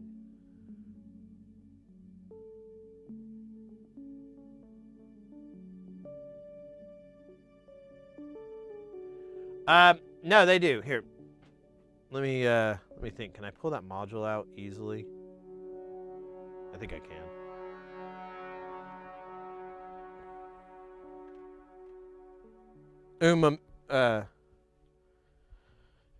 This is on a space station or Jamtown, which I don't have. Don't have a camera aimed at, so you'll just have to listen to my smoothing voice.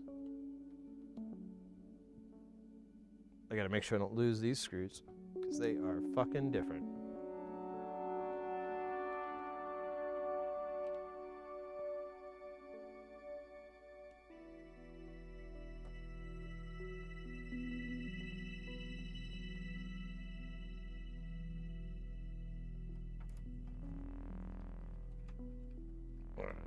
Chunk, chunk, chunk, chunk. Yeah, this thing is remarkably simpler. So I don't know if any of these mods would even work correctly, since this board is very, very different than the schematic we're looking at. The core is there, but the rest is not. So, yeah.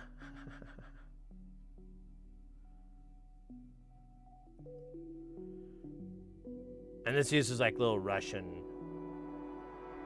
like it has Cyrillic on it. So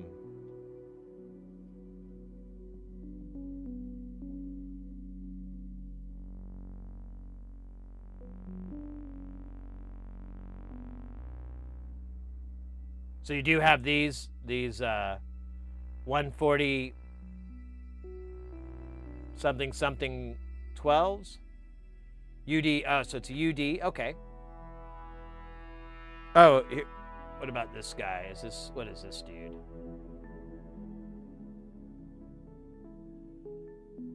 Yeah, I don't know what this guy is. Probably just a regular 2-channel op amp that they had laying around.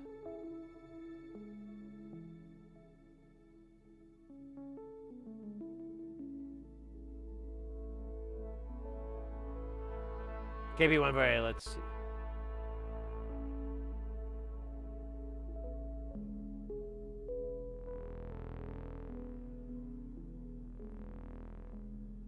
So I can figure out on these pot values. You can't really see because it's written. Oh, wait, there we go. Oh. I'll be damned. I was wrong. I misremembered. Yeah, I thought I put a 50 on here, but that's clearly a 100. So I'm glad we did this because I've been remembering this wrong for decades now.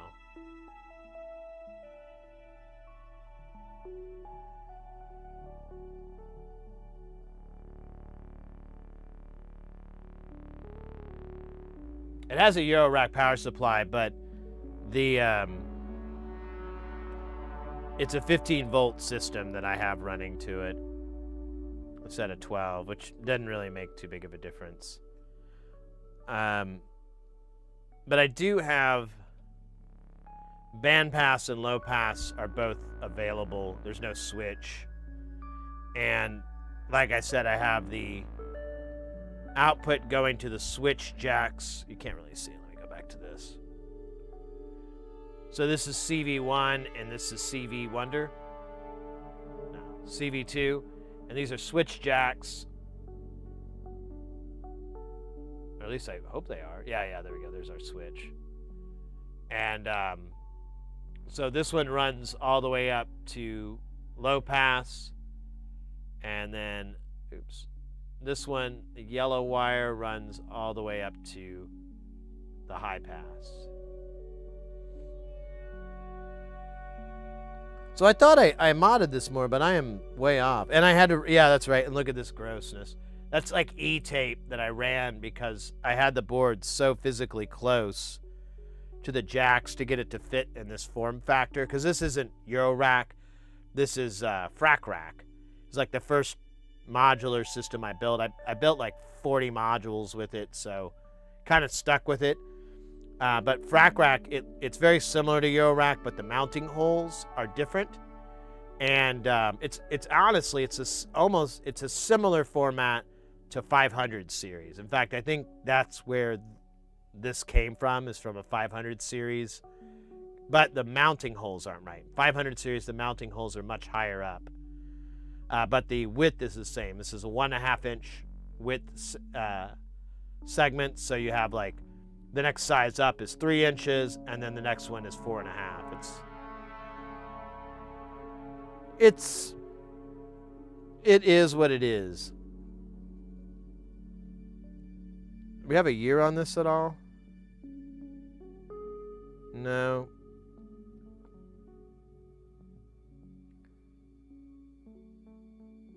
What is that? M Club 2? Welcome in. What, Cam? What do you mean? Welcome in, by the way. Are we talking about this? You talking about this camera? Man, I can't believe all these years I thought this was 50Ks. I wonder what I'm thinking of then, because I know I did that to something. I'm just not sure what it is. If you do ! microscope, it'll bring up a link to the scope, but it's this scope here. Here, I'll do this. So it's this scope here. It's a little wonky how it's set up. This is the camera part, and then this is the optics, and then it goes into an articulating scope arm. It doesn't have focus on it, so you have to just, set it to focus with the height, but it has a pretty decent objective height on it. There's different Barlow lenses you can get. I have a 0.75 on here, so you get like a fist and a half of distance from your work area. But this does have a ring for zoom, so you can zoom in quite a bit. Don't ask me what the magnification is. It's like over 180x, but I don't, because the Barlow lens, it's less, and it's a bunch of math. I'll blow up if I do too much math. I'll just be a shell of a man.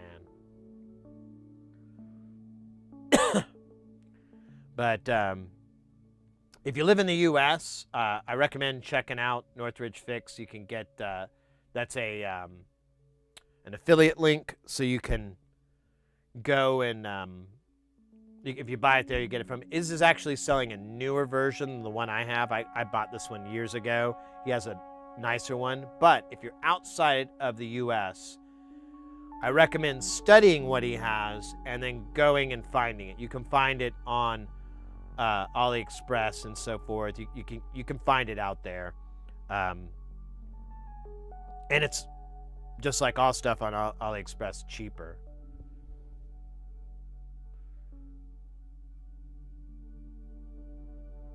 The really the pain in the butt part that's gonna hurt is you almost I can't stress it enough. You'll absolutely want to get a real Amscope articulating arm for it.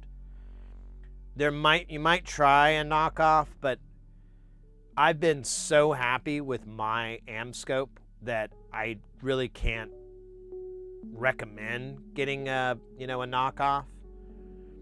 And one of the points I made recently, I didn't even think about. So it's attached. It's not attached to this table. It's attached to another table that's right next to me, and it's like a big desk, and it's a big heavy-duty desk and everything, so it keeps the camera steady. But it has like these two big screw clamps, and normally you'll have to, in my experience, you have to kind of every so often, every 6 months, a year or so, you have to go in and tighten them a little bit more because it'll get a little loose and wobbly. I've never touched these in like the three or so years that I've had it. Maybe we're coming up on 4 years, maybe. And all the years I've had this, I've never had to adjust them to make them tighter. They're great. So it's extremely well built. And I think even if you bought a knockoff, the shipping and everything is going to counter the money you save. So it might be better just to get the real deal for the arm. But I don't know. If you end up getting, if anybody goes and gets like a knockoff Amscope articulating arm and they're happy with it or not happy with it, please share, because I'd love to find out if there's a cheaper option that I can recommend to people.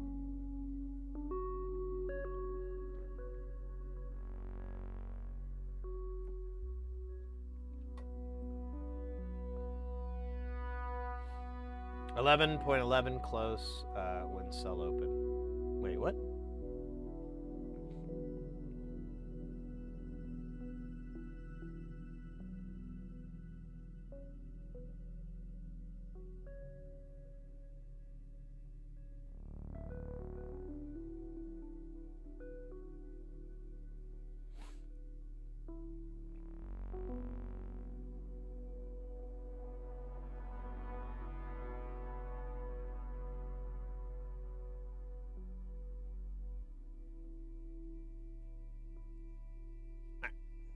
Let's get back to trying to figure out what the hell's going on here with this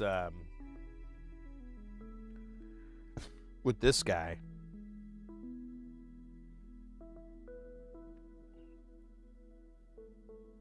Yeah, it just moves really slow when I turn it down.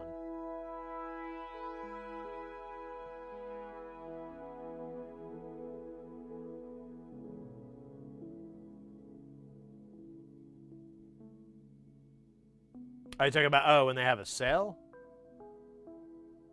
I don't know.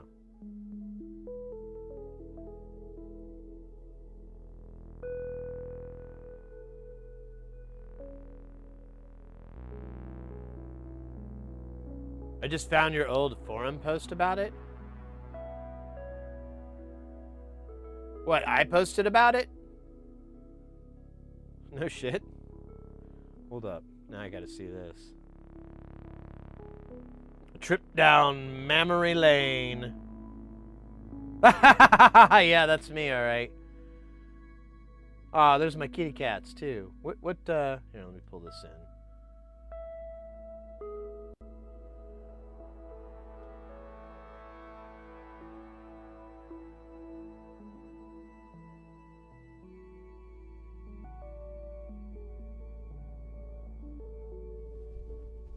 Oh, wow.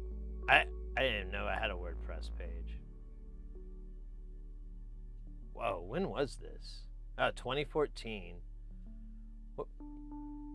Mod Wigglers. Oh, wow. I didn't even know I had an account there. That was back when it was called Muff Wigglers.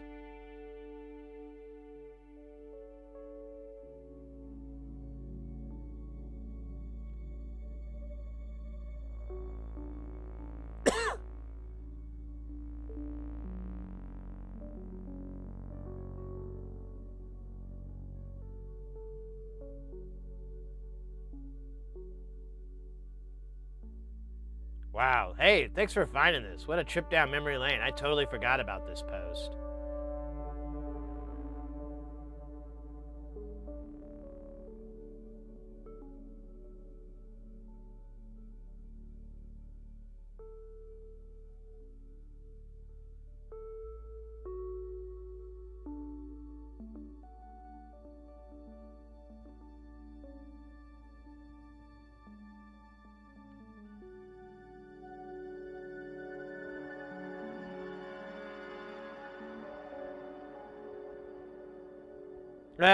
That's like my napkins. That's what I use as a backdrop. I got these nice cloth napkins. Well, Mrs. Heresy actually got the cloth napkins. When we first started living together, I was like, I used cloth napkins. I still have paper towels too, but you know, to wipe my stupid face, I just used a cloth napkin.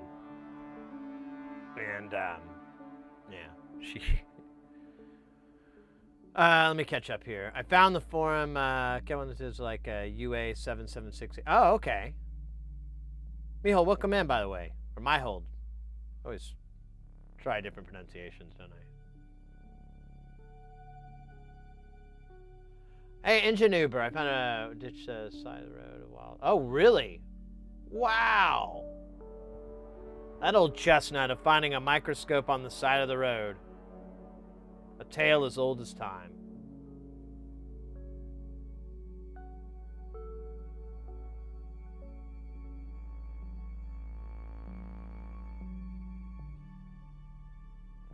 Quality better. That's cool, mate. Appreciate that. I totally forgot. I only have like 21 posts in there.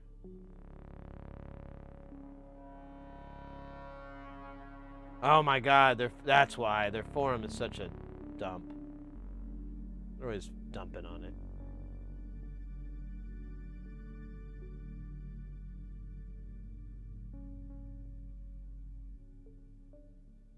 In a ditch.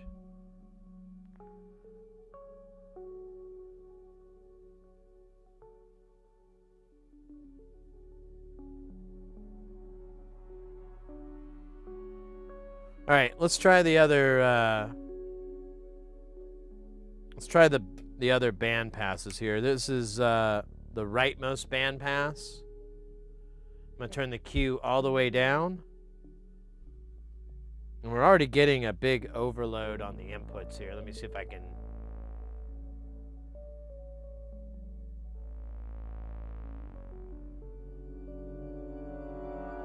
Yeah, it really hates that.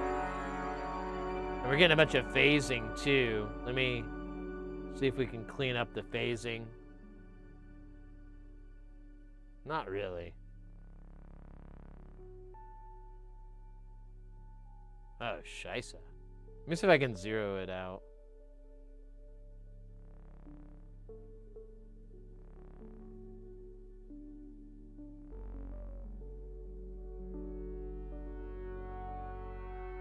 Yeah, I think it was misreading the phase.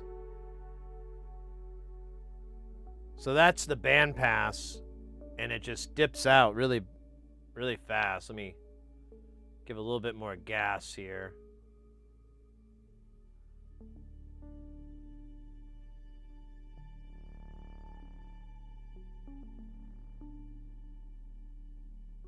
Whoa. Guys, get ready because things are about to get heavy. Jump up because we're going to bump up, and get down because there ain't no clown in this here town. We got none other than the great Sander Klepper coming in with that piping hot. Won't stop, skilly bop. Oh my god, freaking hot.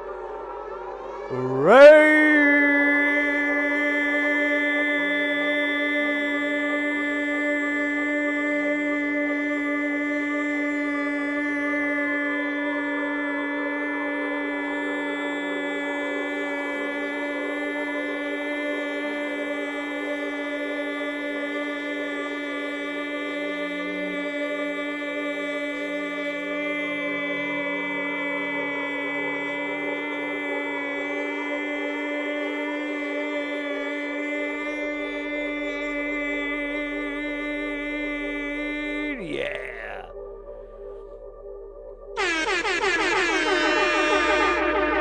Guys, we got Sanderklepper in the house. Welcome in, Raiders. Get a shout out. Did we shout out them already? I can't. Oh no. Okay. Ba ba ba ba ba ba ba ba ba ba ba ba ba ba ba. Guys, if you want some jams, look no further than Sanderklepper. There's a link in the Twitch chat. You can go and click on that, pop up another little tab on your tabulator, and hit that follow button. Get some jams in your life. More jams in your life, really.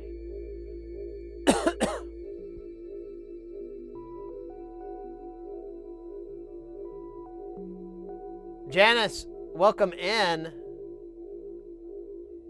Sanderklepper, Jordock, welcome in, mates. How was the stream? What were you guys up to? Just a little sugar footing?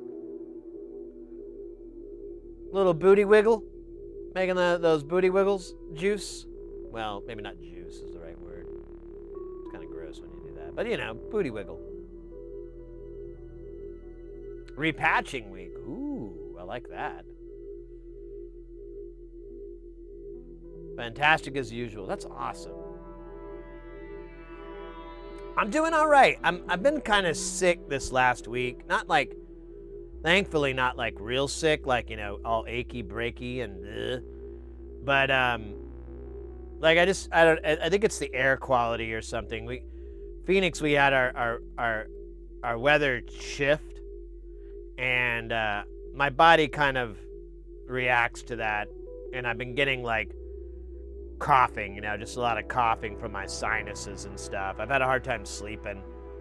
Gotta sleep like sitting up. It's so annoying, so dumb. But I got enough sleep last night, so I'm all bueno. What the heck? Guys, get ready, because it's about to get even more heavy. Bump up and jump up, because we're going to get up and down, because we got none other than that art box stream coming in with that piping hot, won't stop, skiddly bob, oh my god, freaking hot. Hooray!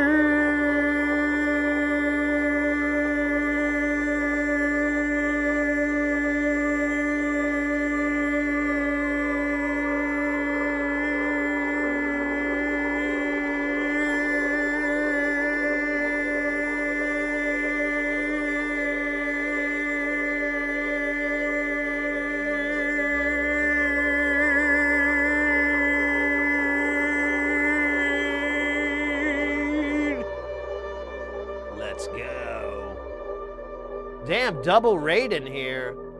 Artbox, thank you so much for the raid. Welcome in. How's it going? Can we do a double shell pack?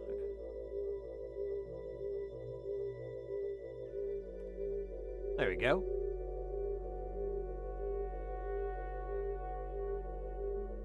A 64, or I have the Carbon, which sucks, and the Haviland, which is great.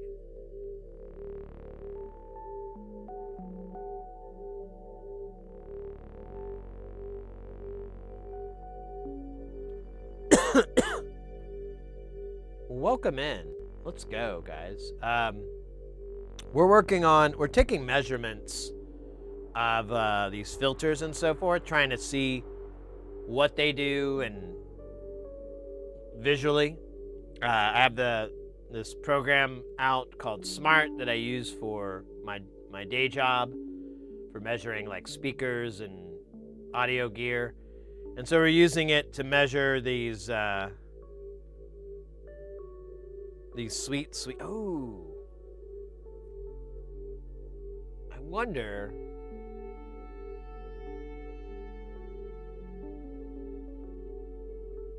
wonder if I were to use, I have like a deal that dumps it to line. I'm just attenuating it. But I wonder if I were to dump it to line, it would be better. But we'll see. We'll see. Yeah, we got our little doohickey here, and we're measuring this Buchla, it's a Buchla style sort of filter. But we're noticing, like, it's really weird.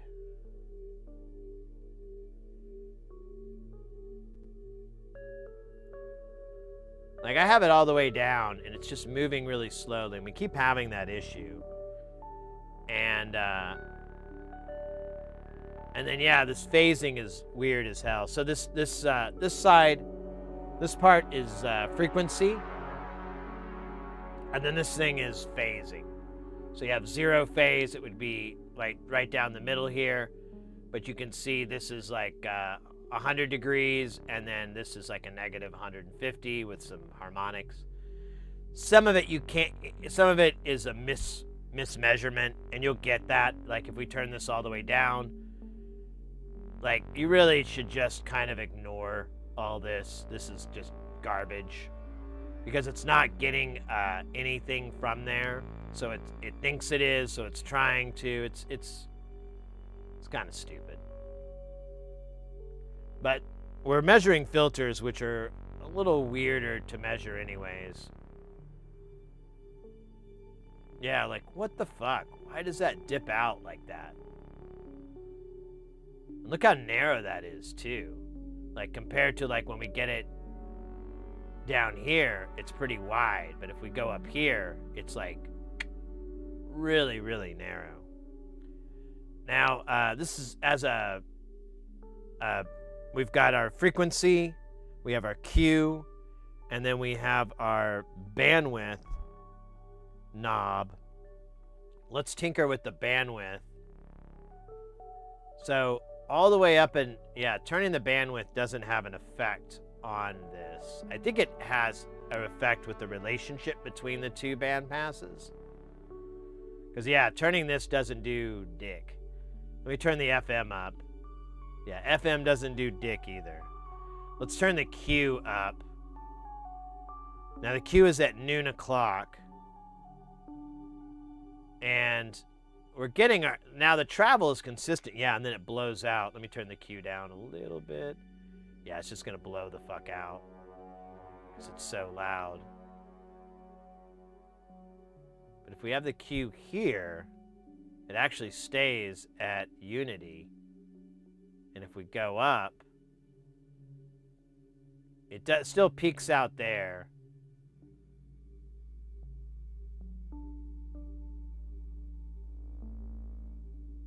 Let me turn it slower. Because that, you have to give it a second to stabilize.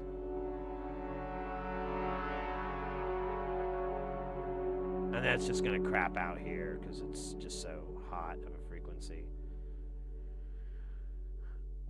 So I'm curious here. I have the Q turned all the way down. I've got bandwidth all the way to the left. I'm going to hold my frequency. Right now this is at noon. This is our bandwidth closed. I'm going to take a... let's see. Can I create a folder? Oh God, I hate this. So weird. This program is great, but it has like the dumbest crap in it. I'm just gonna call this BP2-1. Or you know what? Let's do 12 o'clock.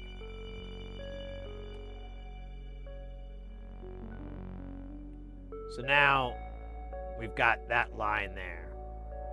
So I'll bring this back to line up with it. And then we're going to take the bandpass and plug it into the other one.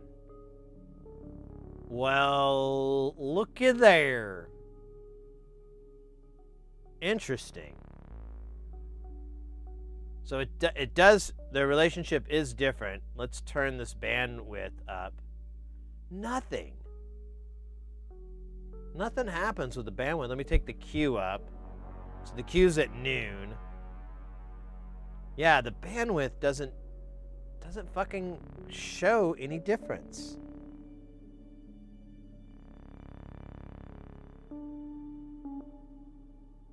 Yeah, and if we take this down, so this one's a little softer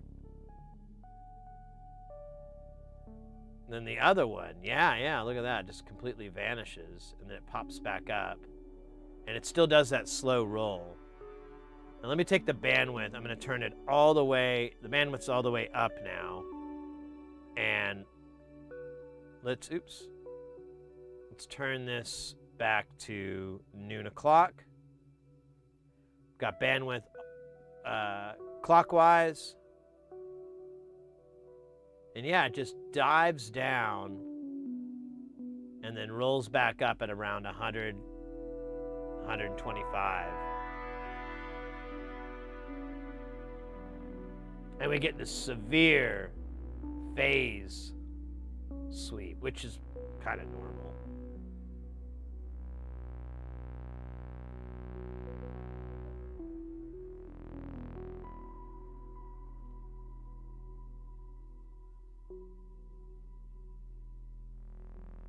All right, let's take this guy.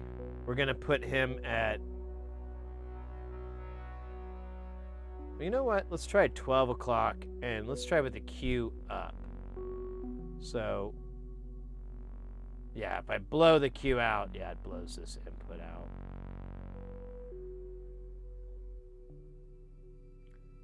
Yeah, this one's softer, because look at my measurement difference, too. Let me...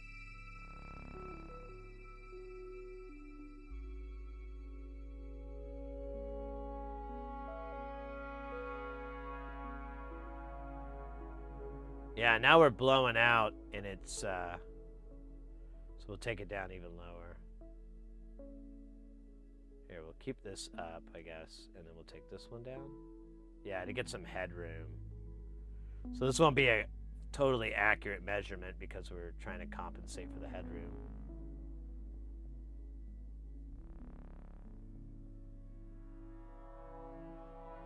Yeah, this thing is weird. And it's so strange I'm not showing any variance with the bandwidth knob. Like it could not be doing anything. And if I put this back to 12 o'clock and well actually no, let's turn the Q up. And then yeah, like bandwidth just doesn't really do anything. So I'll take this way down. Oh my god. It's like all the way down and it's still heating that up.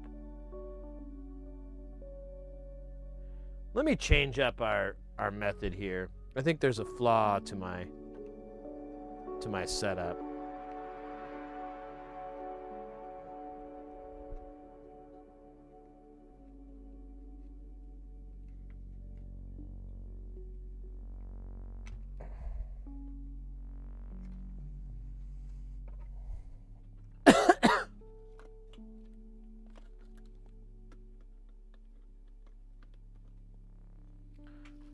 I'm going to go through the module tester.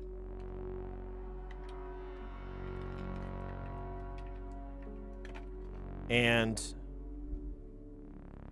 on top of it, oh man, this is going to be fun.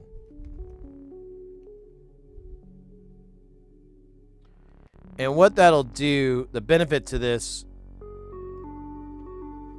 is it has like a little line level converter built into it. So we'll use that instead of attenuating the shit out of it.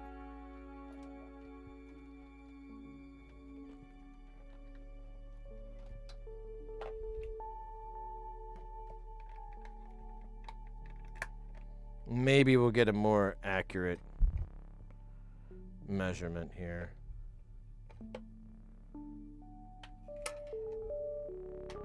Let me get a long cable for this.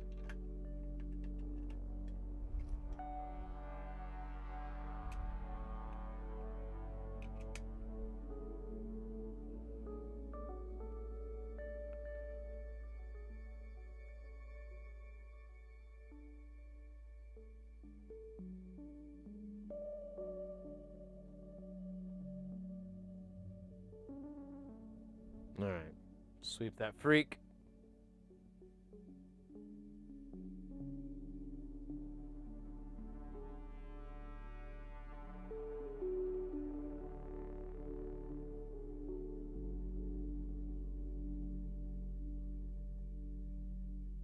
All right, so the knobs are at a better, but look at that, it's still blowing out.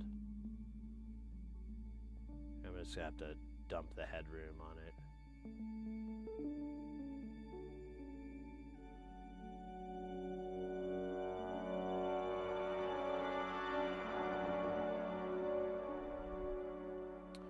All right.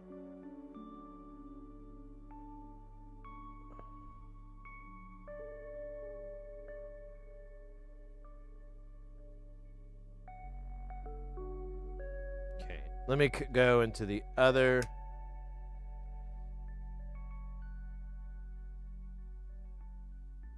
Let's try to match it. Oh, weird.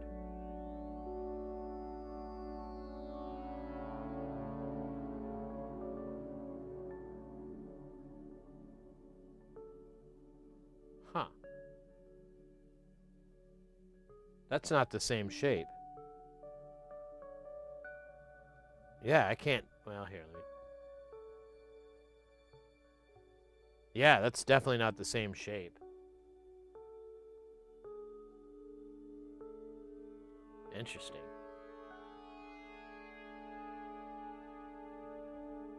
Okay, so this was probably a better way to measure this, because that is very different. Do you have an input level on this? I forget. I could just fuck with that. But yeah. Oh.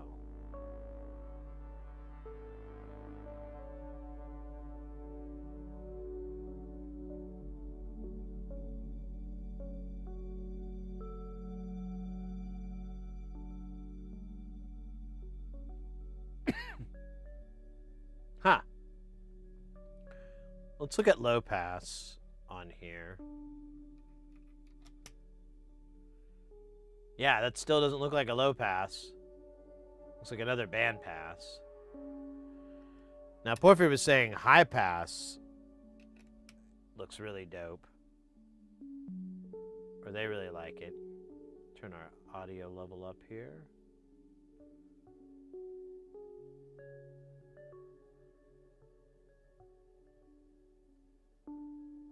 Ooh.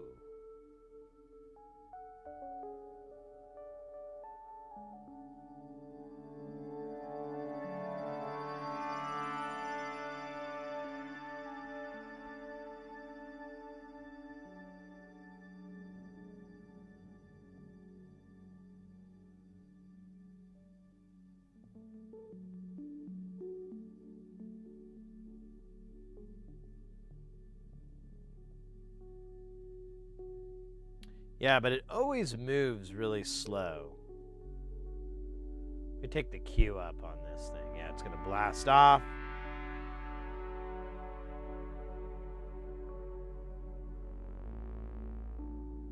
Yeah, that's at like 10 o'clock, too. I don't know. This thing kind of annoys me. And we still have that wild phase difference. But it's interesting, we can almost match up. Well, I guess it's more narrow than the old low pass. Yeah, I still don't know what to make of this filter. This thing's just weird as all hell. I mean, it sounds cool, but...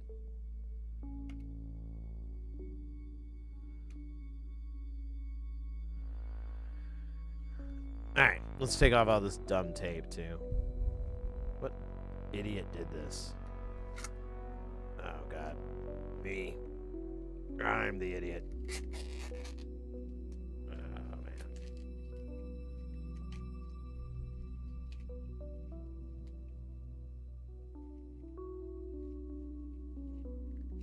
Oh, shit.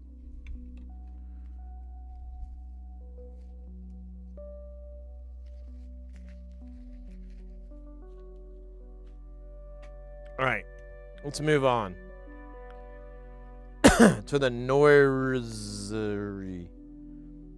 So this is a Steiner Parker filter, Miss Parker, from the show The Pretender.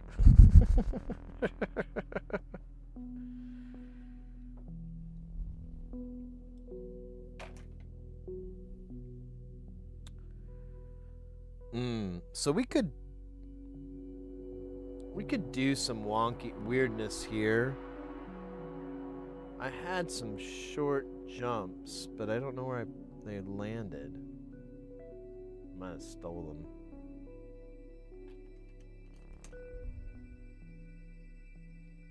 Well, I guess we'll take an individual measurement first, and then we'll go down the line. Let's try.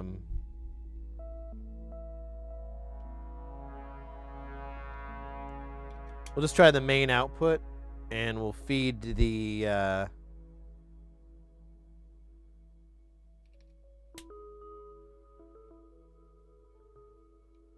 We'll do the low pass first. Oh yeah, let's clear this.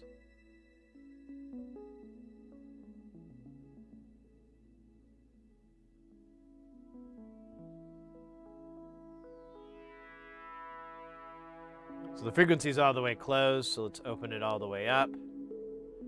Oh yeah, there's a big gain difference here.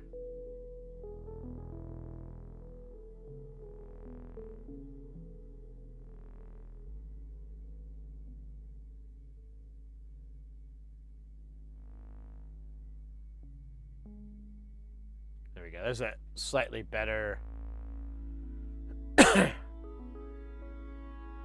Yeah, I use this for work. So what we're doing is a transform function. You, in this scenario, you basically, you have the output going into your input. So it's just a loop cable, and that's your reference. And then the output will go through this device, and then it'll read into the input 1, which is your measurement. And it does a comparison, so you can see the frequency response. You also get the phase up on the top, which humorously enough pretty much mirrors the frequency. Pardon me.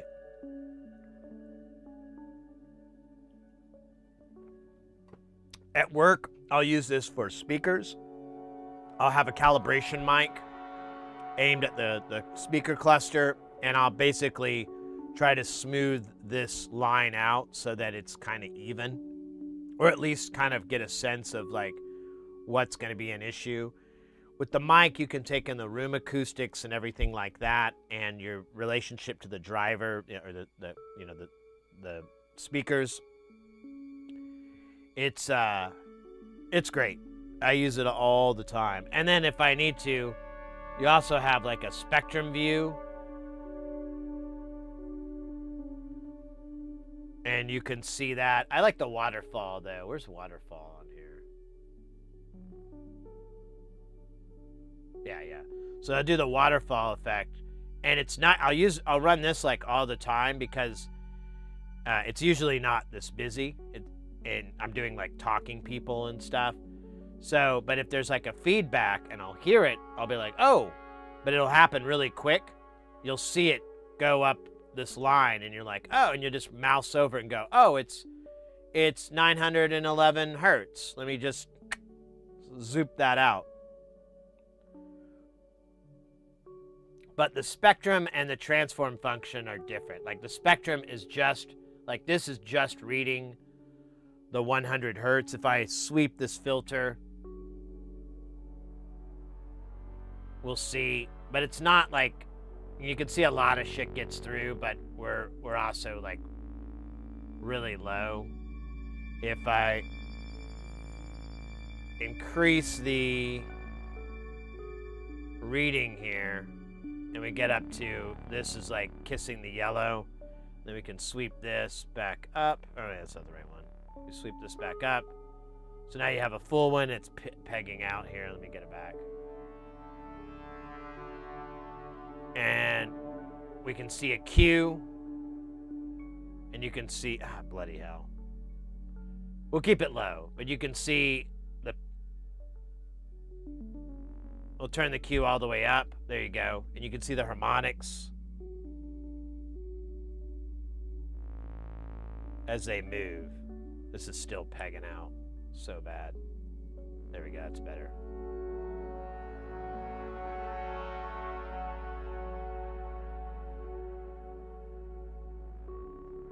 But that, I mean, this is only so useful. I really love the transform function because I can see more of what's going on. Here, we're gonna take the Q back down. Take our volume back so that we can get it close.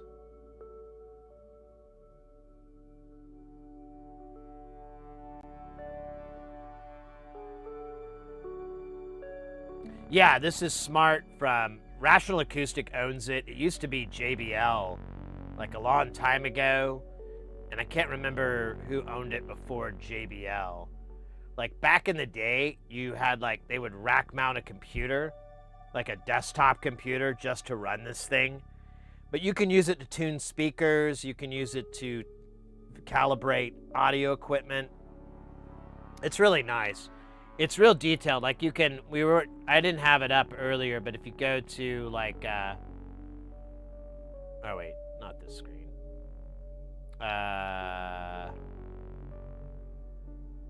So yeah, you can go into here and you have a room for, well, fuck. You can bring in mic calibration sheets. So if you need to have if your calibration mic has like a curve, you can bring it in and import it. And you can also calibrate it manually if you want to. Since we're not using a mic, we're just doing a 1-to-1, it should be dead on. I mean, if we wanted to calibrate it, we would take the measurement and just plug it straight into there. So the unit is just measuring this box itself and comparing it to itself. And then you can find like, you know, a unity between it. Are you familiar with 3-terminal electret mics? I'm aware of them, but I'm not smart about them or anything like that. Like, I've never worked on one or had to repair it or anything. I've seen them in the field.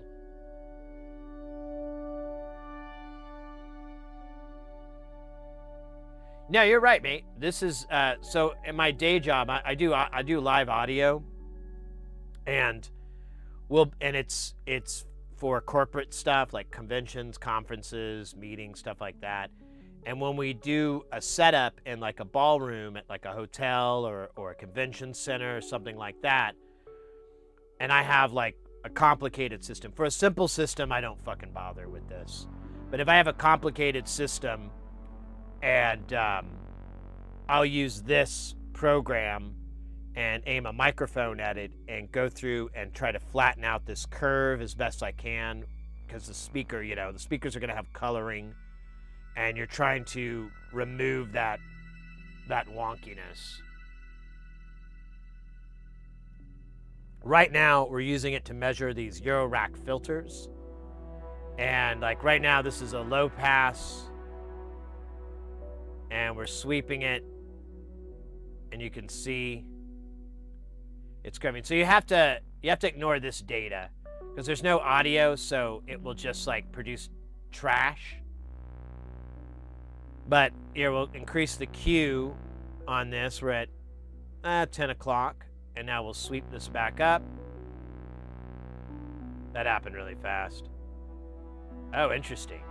So, yeah, you get this little smiley here, and then this curve, and then, yeah, you can see the phasing still. And then we're at noon, and then, yeah, nothing really happens after noon o'clock. We get a little bit more of the harmonics, a little bit of boost on the low, but nothing. It's a low pass, it makes sense. Let's turn the Q up a little bit more. I might have to turn the... Can I turn the input level down? Yeah, there we go.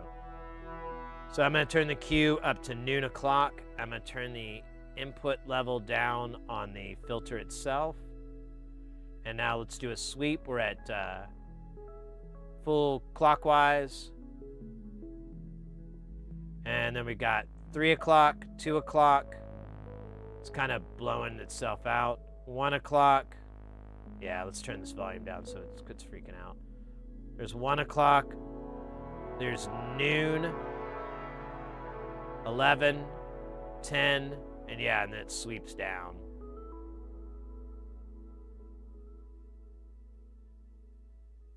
What mic would you use? So I don't, I have a really cheap mic,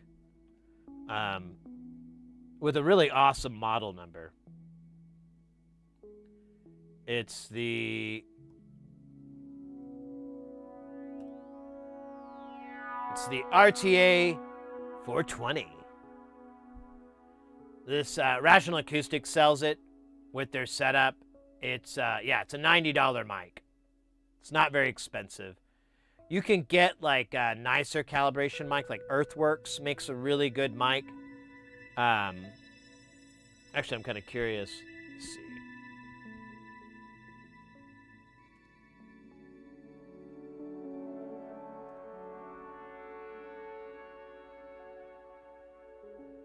Yeah, like they make some nice mics for measurement. But they're like $700, $1,300. In my experience, there's not a big difference as far as like accuracy or anything like that, because they all have calibration files that you just dump in. But what you miss out on is, here, let's go back to this low frequency. Will have a hard time being read correctly. Like a lot of the times when I time align subs and stuff, I don't even fucking use the calibration mic because it just produces garbage. It's just a bunch of weird fucking garbage. If I had a nice Earthworks mic, I'm sure it would be a lot better looking because they have a better low frequency response. But I can just measure it by hand, like physically measure the distance, and I'll just get it that way for time alignment.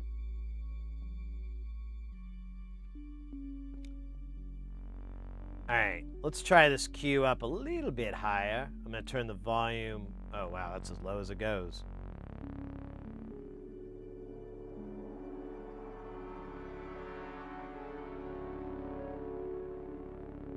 What the fuck?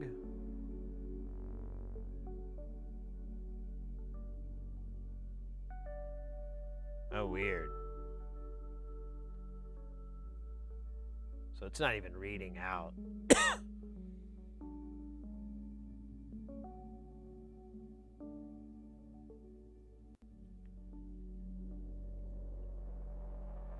Yeah, I think it's blowing out the... It's like ringing. And we're getting like ring noise. Because these will self-oscillate, and it doesn't know what to fucking do with that. If we go to the spectrum, we can probably see it, though. Yep. So that's what's freaking it out, is there's these really loud. Like, compared to this is negative 80, and we're at, 15. So this is really loud. It's just blowing out the input there.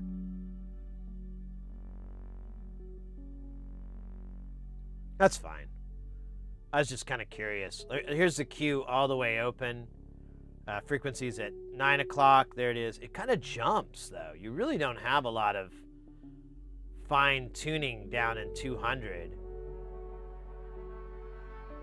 It's at 10 o'clock, 11. There's 12, and we're already over at 3K, almost 4K. And then we keep sweeping. We're at 2 o'clock, 3 o'clock. Yeah, it's really like this butter zone right in the middle. And I think part of that, I didn't even realize, I forgot this has a Vactral, so we're kind of fighting that. Hey, 3D Lasers, welcome in. I think it's cool, though, seeing this harmonic that occurs. That's actually pretty neat. Yeah, there's 2. So that's just unaffected. In fact, can I get green on top? Yeah. So that is what's being sent to it, and this is what's filtering out, and then obviously this is being generated by the filter itself.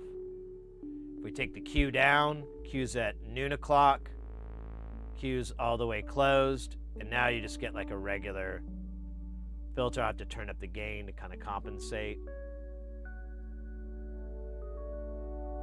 Yeah, there you go. Interesting. Okay, cool. Well, let's try another input here. We have the band pass. I kind of want to see what that looks like. We're going to turn the level all the way up.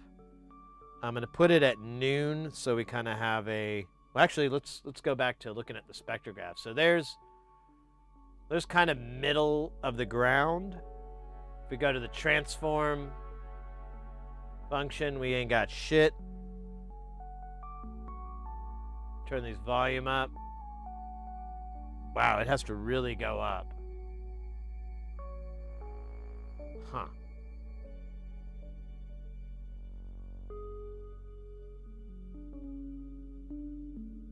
All right, so there's the bandpass, and the frequency is at roughly middle, or it's actually at 10 o'clock.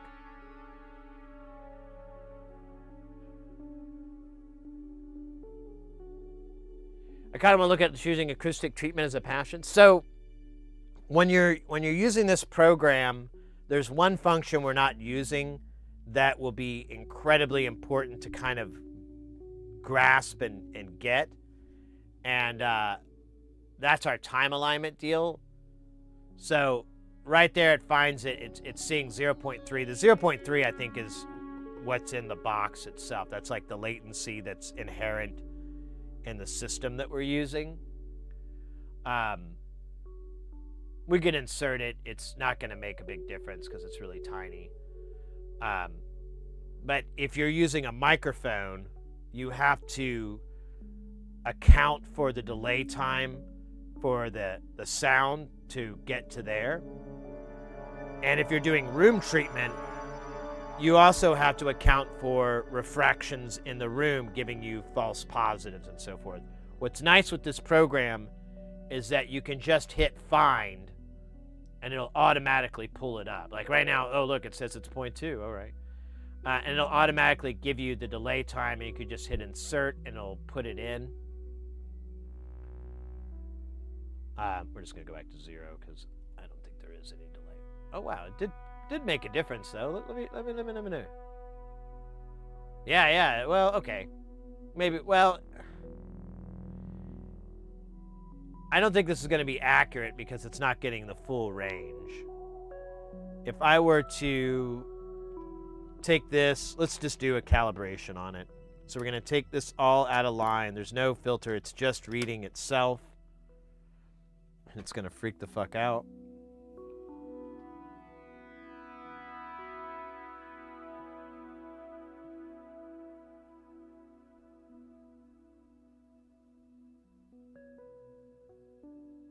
Here, we'll do a nice healthy one. We'll do it where it's just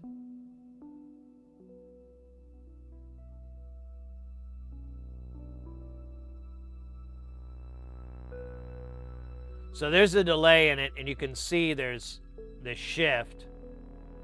Man, why is it jumping like that? Let me take this down a little bit more. Let me go to the green land. There we go. We're getting some, I guess I was getting distortion. So there we go, and you see that curve. So if we zero this out, or here we'll do find. Find is gonna find, yeah, there you go. It's 0 latency measured. So, oh wow, so that latency was in the filter. And now we have it zeroed out, which is what it should be. It should just be straight 0.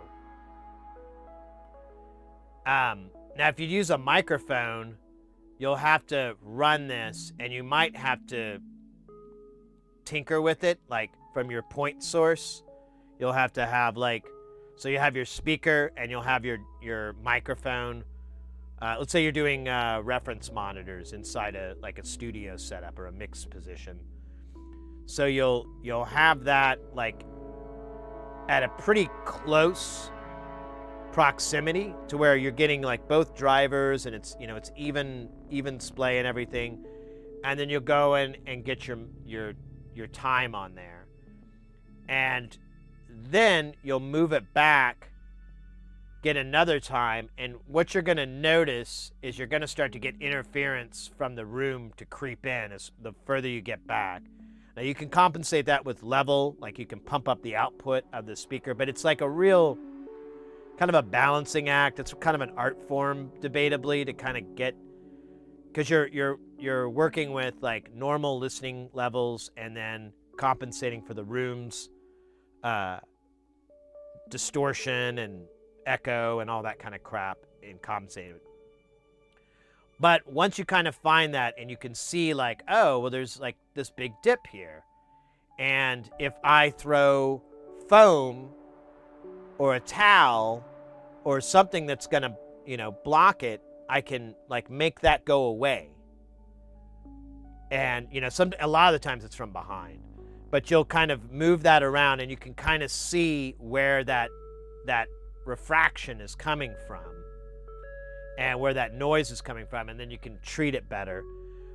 In my experience, like if you're, depending on what you're trying to do, if you're trying to create like a home studio, really the biggest issue is like the room itself. Like if you have loose joints in your ceiling or stuff like that that'll rattle from bass and so forth, there ain't shit you can really do about it. You can try driving nails in it to get it tighter or whatever, but there's not a lot you can do.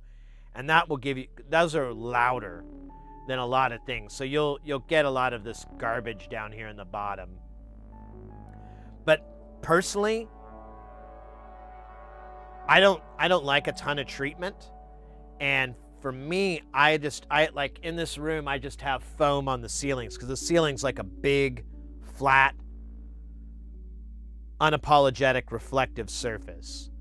My walls are covered with shit. There's monitors, there's bookshelves, there's modulars, there's synths, there's pictures, there's guitars, there's all this shit that's gonna pretty much help get rid of all the noise. But above me, it's a nightmare. So throwing foam up, I have like a foam above me, and I have a foam above like this one area I used to do like VO work and so forth.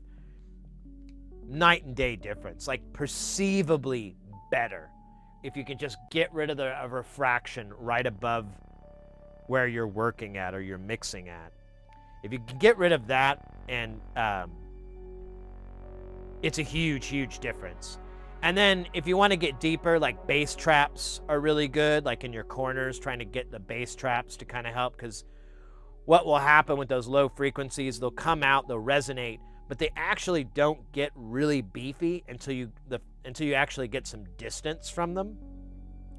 And like for your room, it's going to hit those corners and bounce around, and it'll just kind of like do this harmonic garbage. It's awful. I've had to mix plenty shows stuck in the corner, and like I have no idea what the fuck is going on. I kind of have to like go, well, just pretend like I'm not living in bass. Yeah, the corners are going to be bad, but it's mostly for bass. Another good trick I like to do when I'm checking a room is to clap. If you're in a really, like, you go to your bathroom, go to your kitchen, go to different parts of your house, and you'll do that, and you'll just hear, you'll hear these little decay sounds. So if you set up your studio nice, and you just put some treatment on the ceiling, like right now, here, I hear a little bit of a ring, like it's probably like 3K. It sounds like something, I don't know what it is. It sounds like something though, but I can kind of hear it.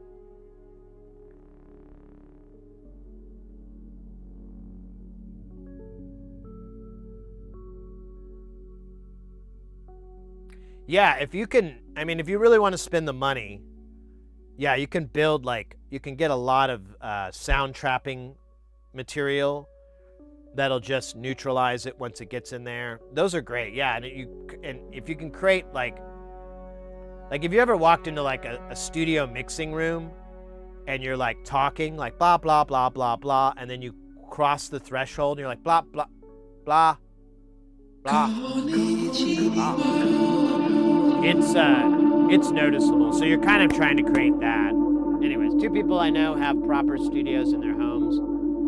None of the walls and none of the ceiling panels are parallel to any other wall or ceiling panel. Oh yeah, that's a great thing. I mean, if you have the money to do it, do it.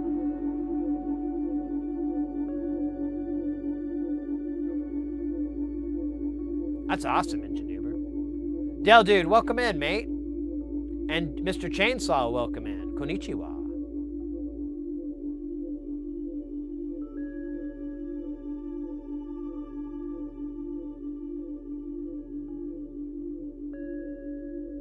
Yeah, 90-degree angles are a nightmare.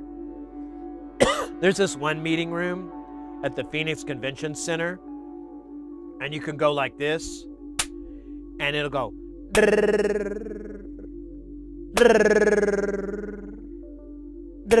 It is awful. And when you mix and you have someone that's like talking in that sympathetic frequency, you're just fucked. There's nothing you can do. You can notch the shit out of it and it's still there.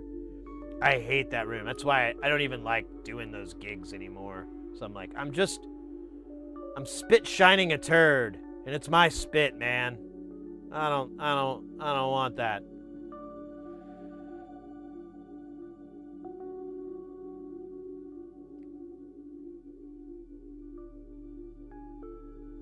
Using an EQ with the interface. Oh, nice, nice.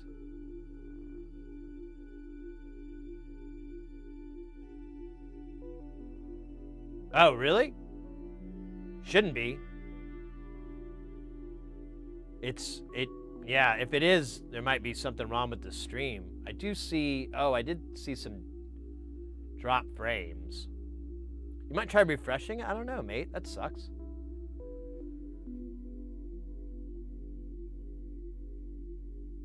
It's 1-to-1 sync for you. Yeah, maybe try that, because so I don't have any time compensation on my audio feed. I guess I hate trying to sync it. That's a whole other story. I should make a video so I don't have to explain it. But I use a hardware system for the video, so audio and video are encoded and then sent down USB. So they're married from the get-go. And then all the video feeds are HDMI, so there's really no latency there that's going to be perceivable.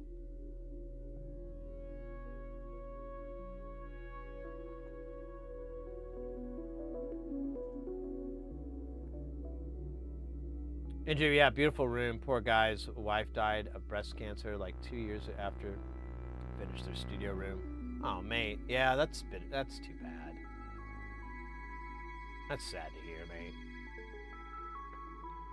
Well, hopefully they can get some good mixes in there, you know, in the memory, right? I don't know. Trying to puff it up a little bit, make it a little less sad. Pause was yeah. I'm sorry, Mr. Chains. It should be okay. There's nothing I can do to fix it from here. If there is a sync issue, it's on Twitch's side. You may try toggling low latency mode too. Sometimes low latency will speed up and slow down the video, and you'll get some artifacting from that. All right. What am I doing? Oh, yeah. Let me go back to...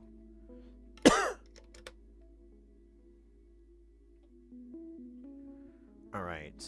So where's our frick? Oh, it's really low because, that's right, we had to turn this way down because this thing doesn't really output very hot. So this is supposed to be the band pass. Yeah, that works. Let's turn the Q up. Yeah, it's gonna fucking blow out.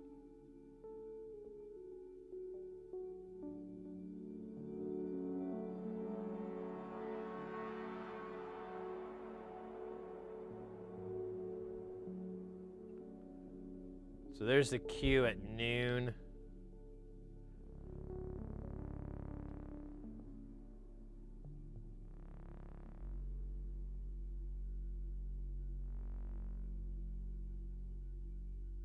Damn, dude.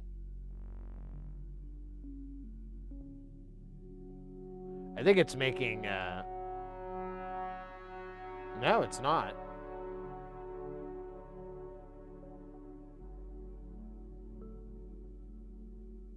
Here's the queue at 9 o'clock, pretty much full open. Yeah, there we go. There we're getting our resonant harmonics.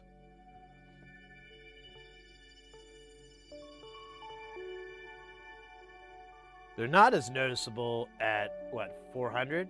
Yeah, 500. But look at him there. That's funny. All right, let's try the high pass.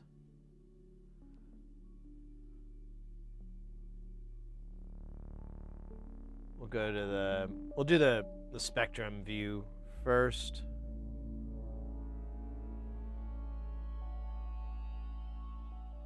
All right, that should be unaffected.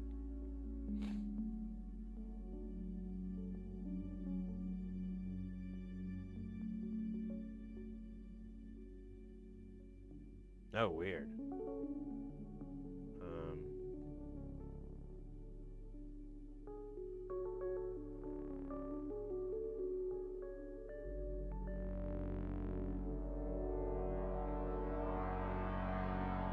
All right, we're at 9 o'clock. 10 o'clock. Oh, wait, I'm turning the wrong knob. 9 o'clock. 10 o'clock. There we go. There's like a lot of movement here from 9 to 10. We see that bunk.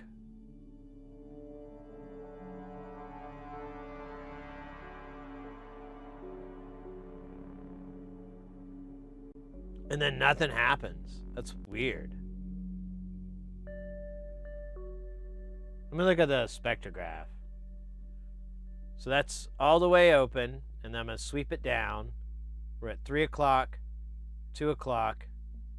Here, let me take this down because there's like way too much data here. Let's do third octave.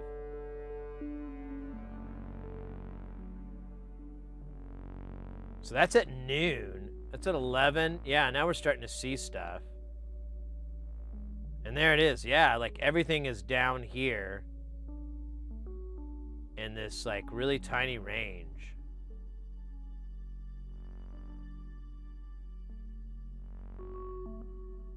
Weird. All right, turn the Q up a little bit.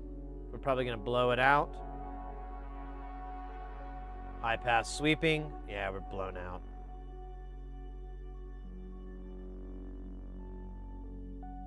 Yeah, wow. So that's 9, and then we go to 10. That's that butter zone, and yeah, it just peaks the fuck out. And then, yeah, I keep seeing this. I'm not sure if I'm misinterpreting the data or what, but that's crazy that it does these handoffs. I keep seeing that in filters.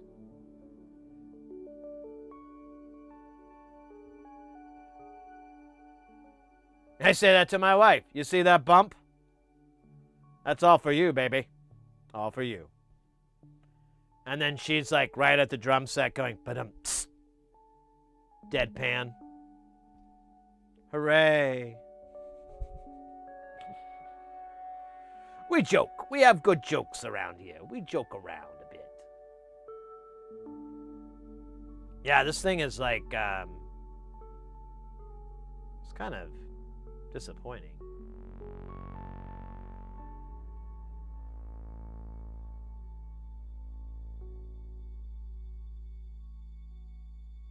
Let's see what it looks like on the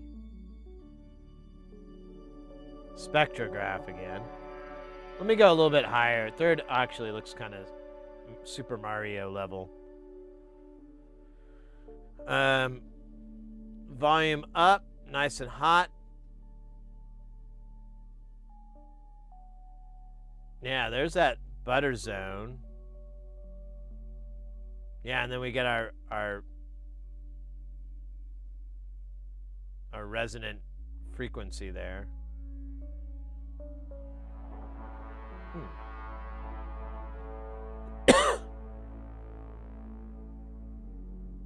Now we could take this.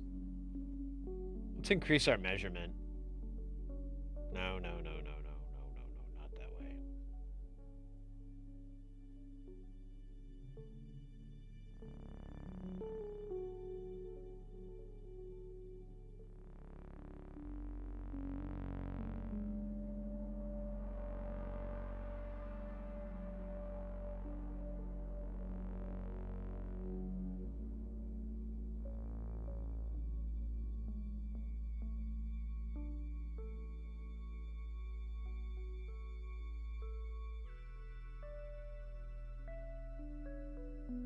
Can't remember how I did this last time.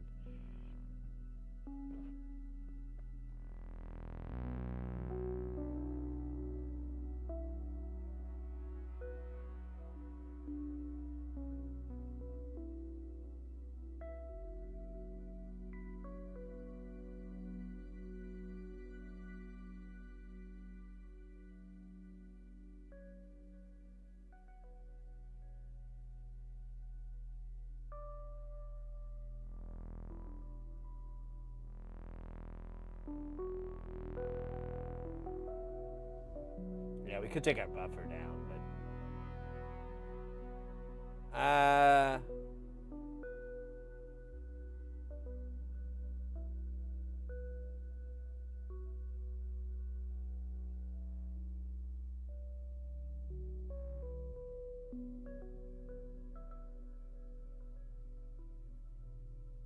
man, it's been so long since I've done this.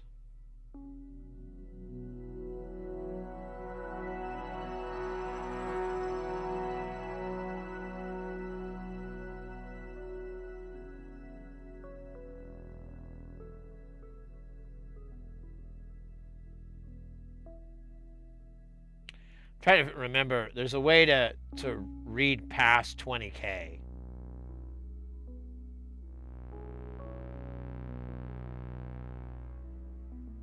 I can't remember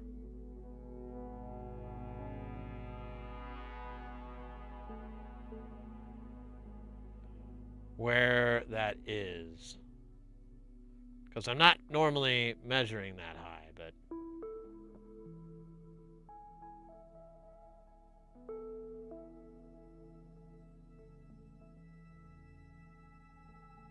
I keep going to this like a doofus.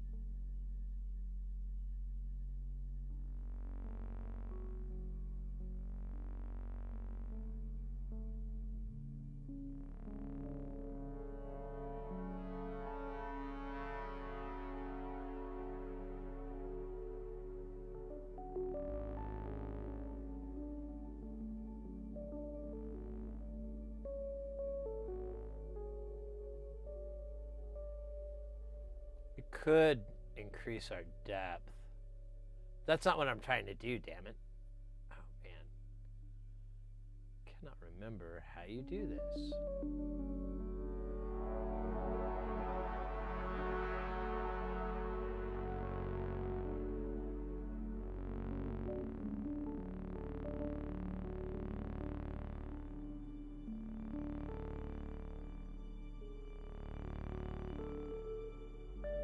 It's not a mic, is it? Yeah, no.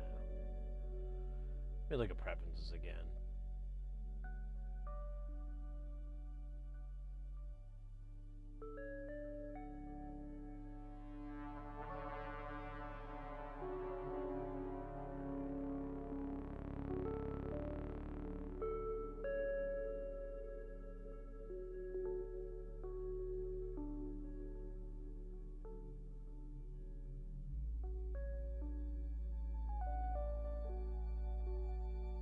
That's not going to do what I want, though.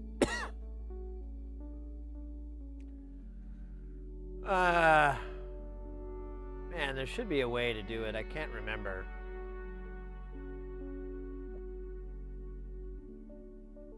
How you do it.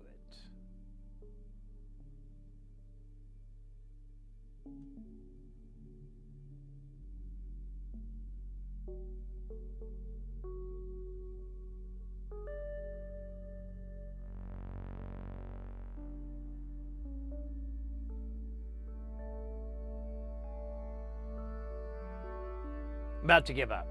It's not that important that we look over. This would be nice.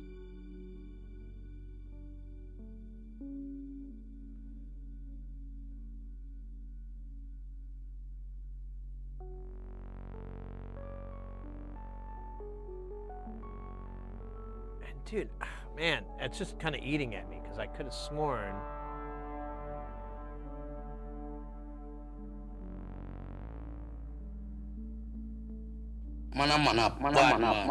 Tell dude with the 200 bits.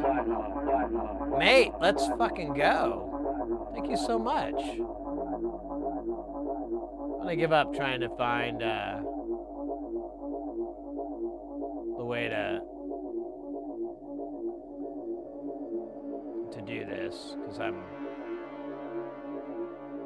sinking.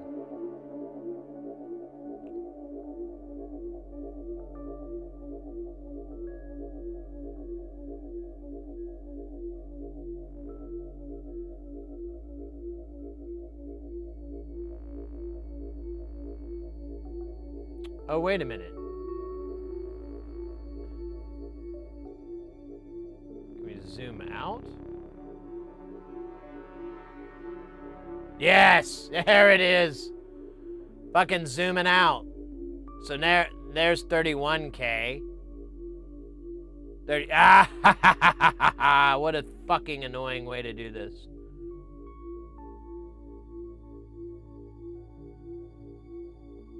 Okay, so there's the limit. So we'll zoom in. All right, so now we should be able to see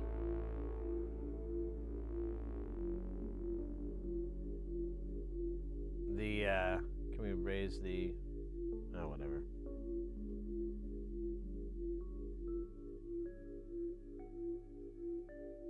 Why are these all lower now?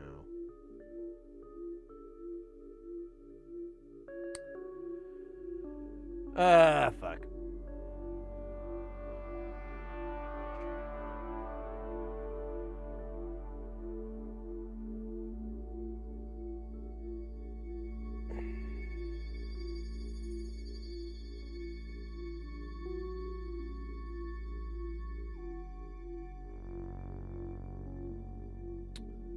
I don't know why my levels are all goofy now. They reset when we switch sample rates. Let me just restart this, because Because sometimes that just fixes everything in life.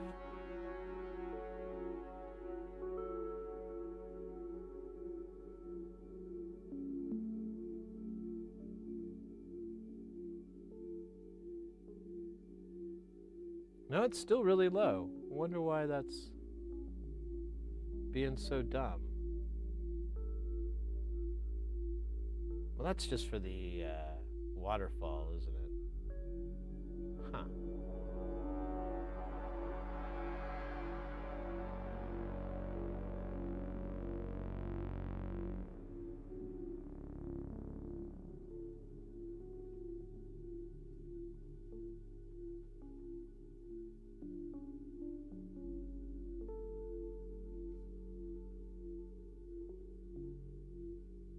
Yeah, what the fuck is going on? Why is that messed up now?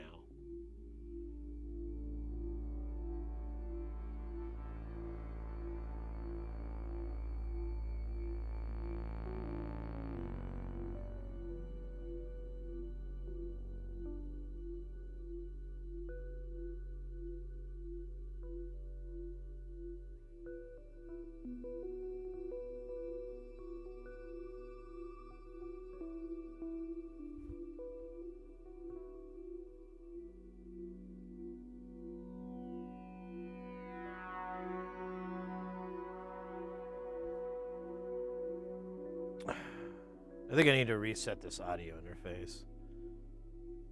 Because now it's all goofy. And all we did was change the sample rate, and then it goofed it up, which doesn't make any sense.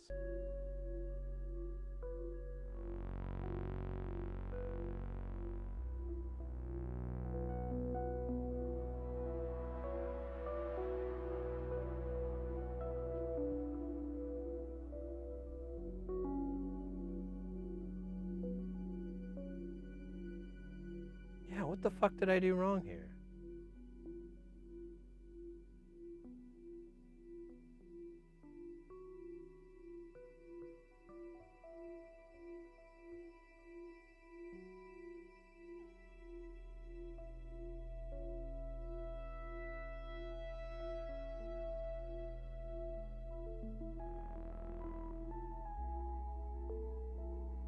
What did I goof? Because yeah, now my inputs are all jacked up.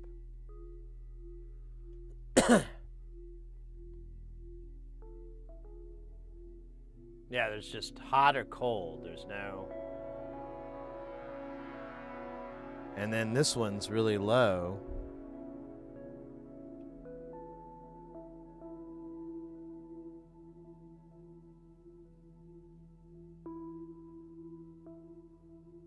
Yeah, what the fuck is going on? Let me go back to preferences here.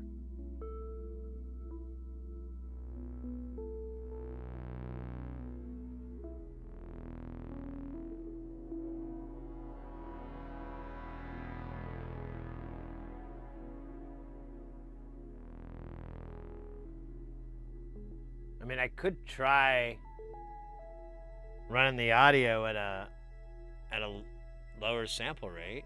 I don't know.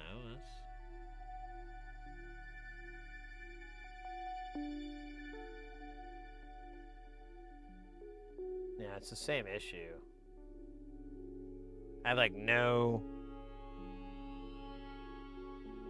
headroom on these inputs now.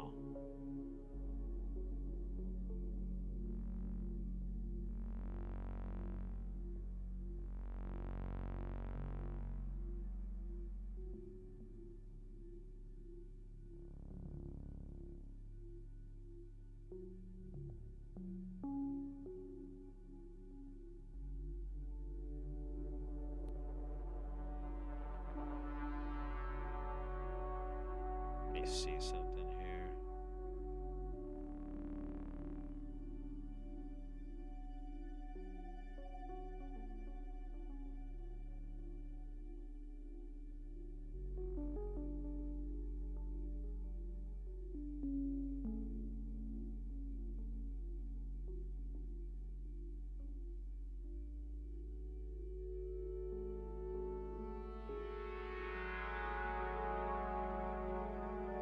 Yeah, it only gives me the 2 plot points. Dude, I might have broke this or something. Can't figure out why it's not reading right.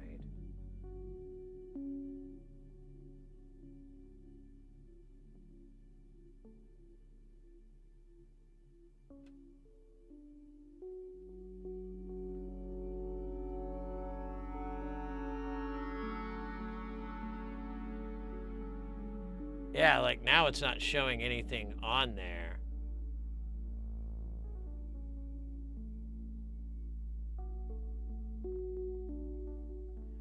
And there's like signal, but this isn't reading shit.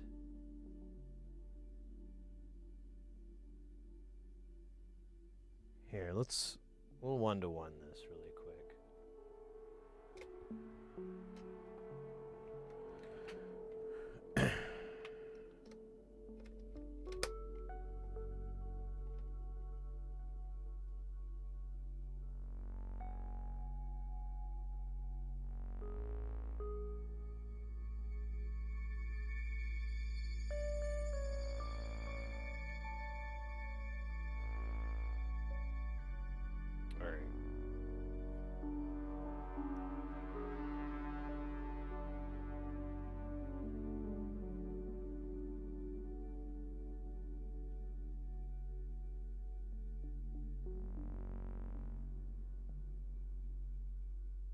So let's see if we can get this to 94 dB.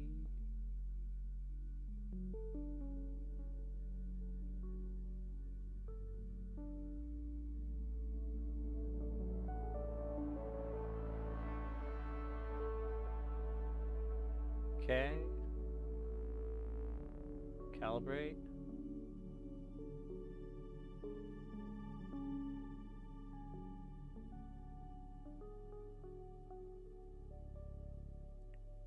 Input 2. Should just be the same settings.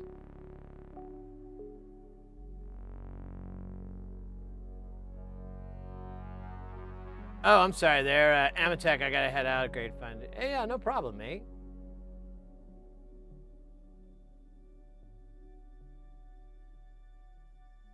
Did I hit calibrate?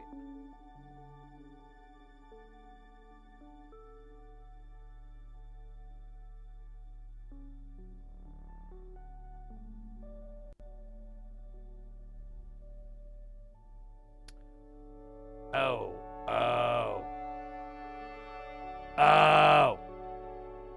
Operator error.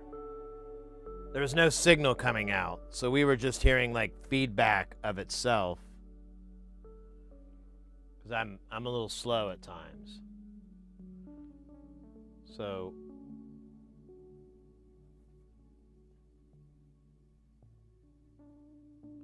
out of curiosity though, if I turn the noise off, yeah, there we go. Eventually it feeds back into itself. Is there a way to remove that? Okay, so that doesn't feed back into itself. It's just gaining on its own. If I turn the noise on, that's it. All right. It's my first day. Couldn't figure it out, and it's because it was just reading itself, because, you know, that makes sense. All right. So now we're 1-to-1 again. Let's take this measurement and see what we get.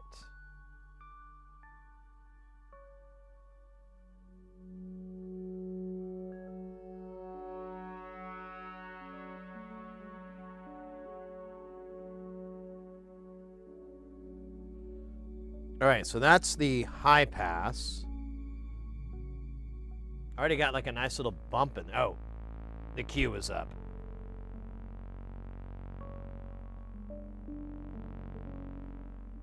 Oh shit, this is all the way hot. Let's turn this up a little bit more. Our output. Still really high. Guess I can turn this down low to kind of.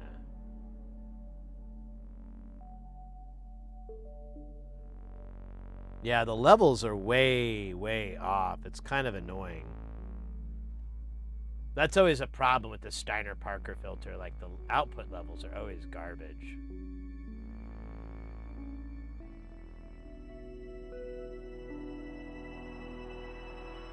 Let's trick the Q up. Give a little baby bump there. 3 o'clock, 2 o'clock, 1 o'clock, noon o'clock, 11 o'clock. That's where it's going to whip. 10, 9, 8, yeah. Or is that, I'm sorry, it's not 10, 9, 8. This is at 9:30. There's 10. There's 9. And then that's all it does. After 9 o'clock, there's really no action. We'll turn the Q up to noon. It's probably going to blow out the... oh, I didn't realize I had the volume down on this. Let's do that.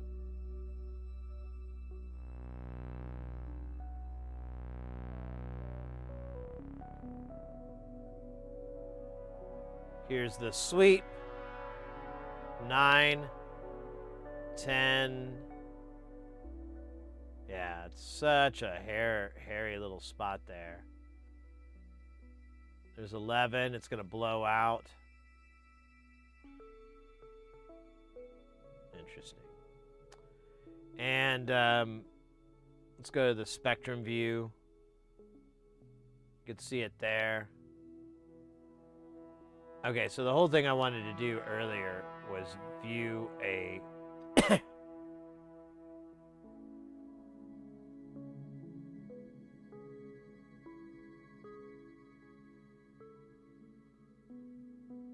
Okay, so there it is. We've got 32K.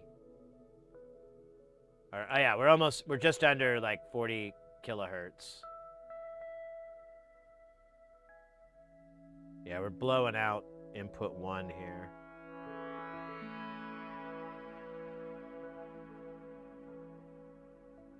Interesting.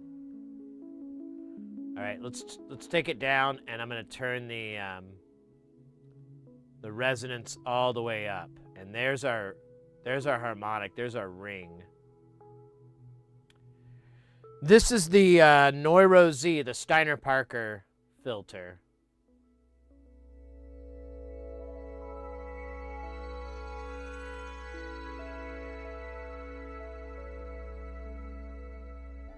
So there's 20K, that's the max. And yeah, look at that, that's really pretty though. It looks at, yeah, it's exponential. Each division is shorter than the other. We've got 1.3. It's because it's logarithmic. It kind of looks weird, but 6.8 here. Let's put it on even numbers so the math is not so hard.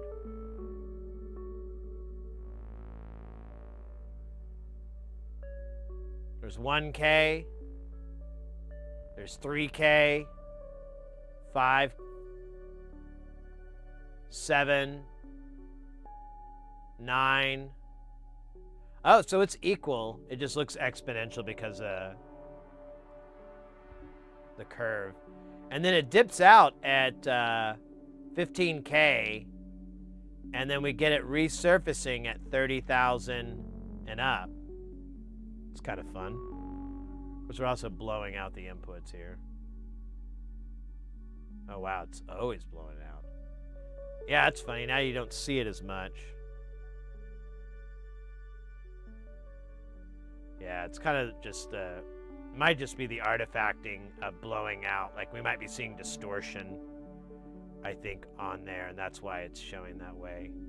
So if we take this down and we sweep it up, yeah, we still get the harmonics, but they're... Let's do this one again. Let's do 1K.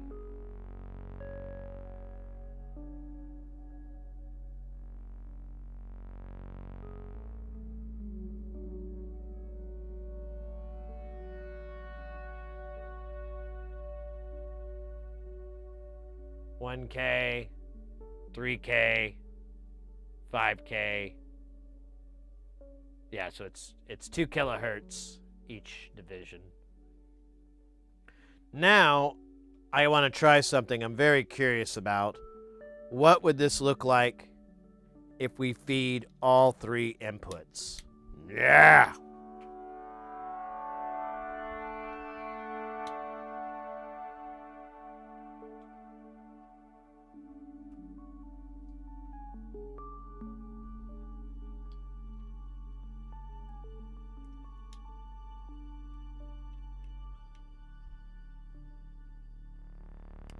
We'll bring it up on the spectrum here. Let's do low pass first. Hello. Here, we'll put that frequency at the middle. So there's low pass. There's band pass. And then there's high pass. So, interesting. Now, again, you guys got to keep in mind, we're measuring beyond 20K. So our end on this is like 40K.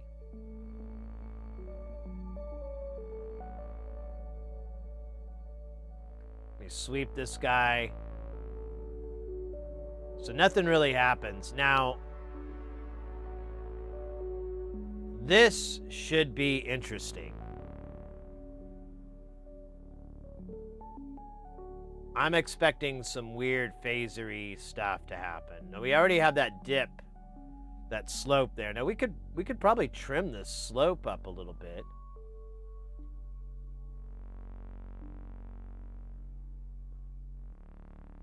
Let me turn the low down. Look at that.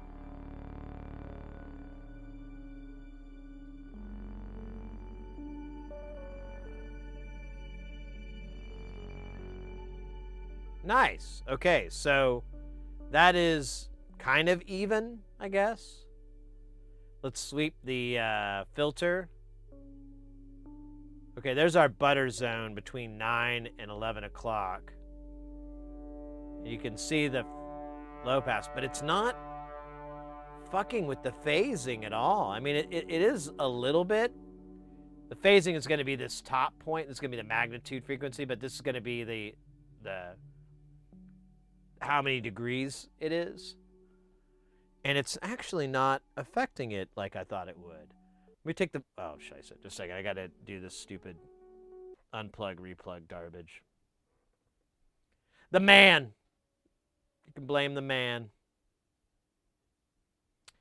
All right, let's take the Q up. I'm going to put it at noon o'clock. We've got our frequency all the way closed. We do have a little bit of shape difference. Let me pump this up. And let's do a sweep. Look at that guy over there on 650 hertz. Ooh. Turn this down just a little bit so we can get some headroom. So that's at 10 o'clock. If we go to 11, there's 12. It's already dipped totally out. Look at that. Oh my God, I can't even get that curve. It's fucking massive. It's like a 30 dB swoop.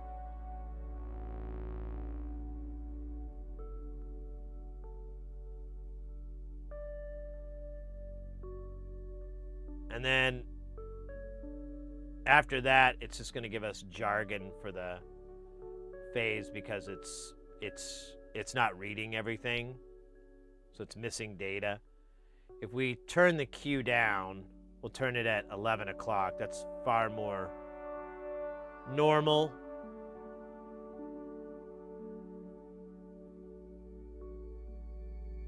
Let's sweep it. Yeah, it just does like your typical phasing here. It's going to be more prominent in the higher frequencies. Huh. Well, the more you know.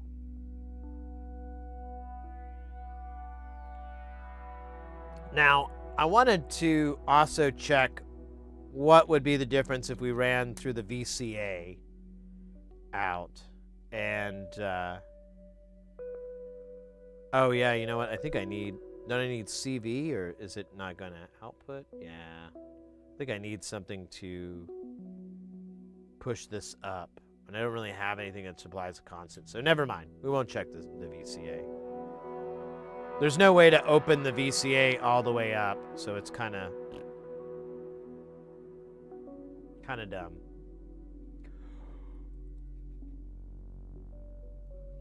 All right. Well, I can sleep at night now, knowing what I know.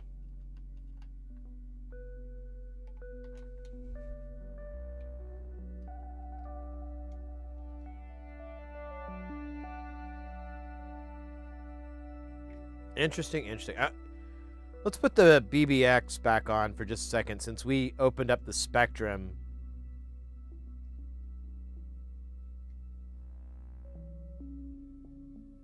Now this, I just realized, we're not, on this one we're still at 20K. Can we zoom out on this one?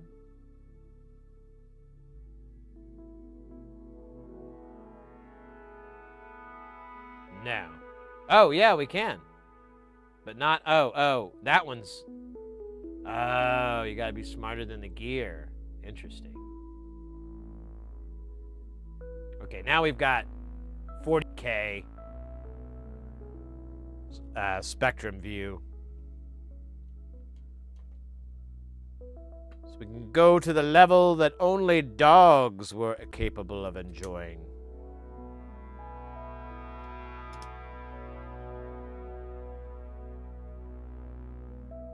Good God.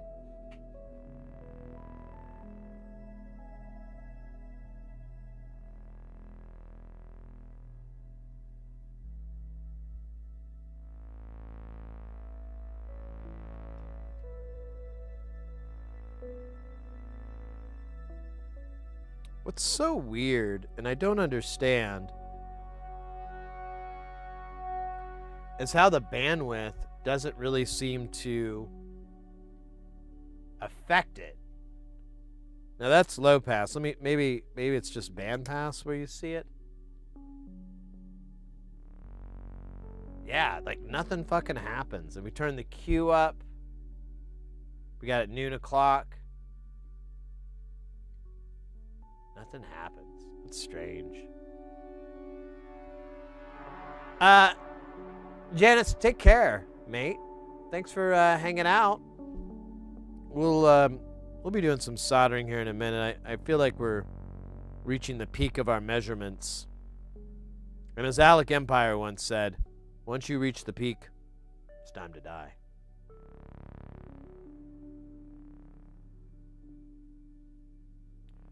No Lifer, welcome in.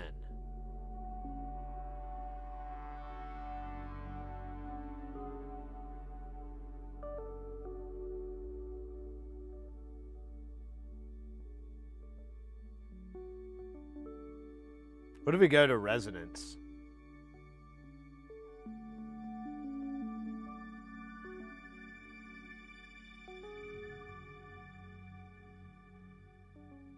Oh, weird. Yeah, still bandwidth isn't doing anything. Let's do a measurement here. We've got that. Let's do a capture. Here, I don't care what the fuck it's called. Now we're gonna go and plug it into the other bandwidth. Look at that, right on the same spot. And if I change the or the other band pass, if I change the bandwidth, nothing happens. Yeah, I do not understand this filter. Do not get it at all. I mean, if you turn the knobs enough, it sounds cool, but otherwise, I'm like, I don't get it.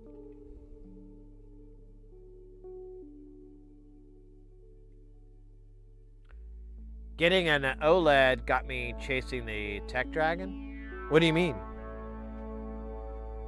OLED. All right. All right. Is there any other filters that y'all would like to see?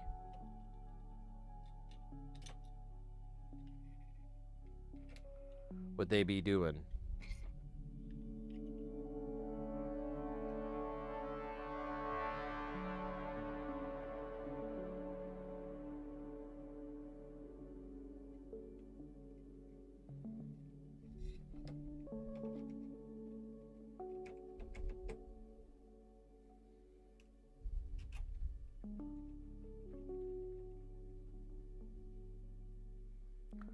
So I'm going to put these two ladies back.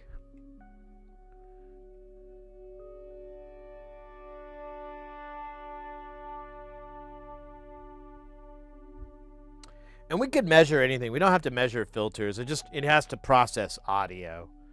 If it doesn't really do anything to the audio other than volume changes, it's really boring.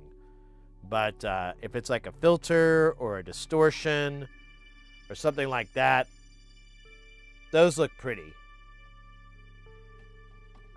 I think it's advantageous to see what it actually does to the sound.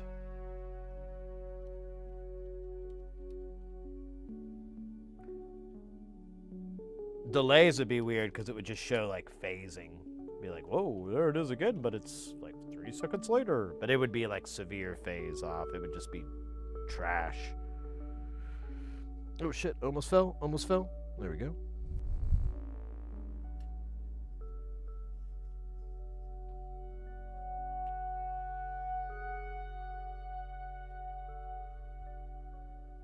I feel like that John Travolta Pulp Fiction thing was like,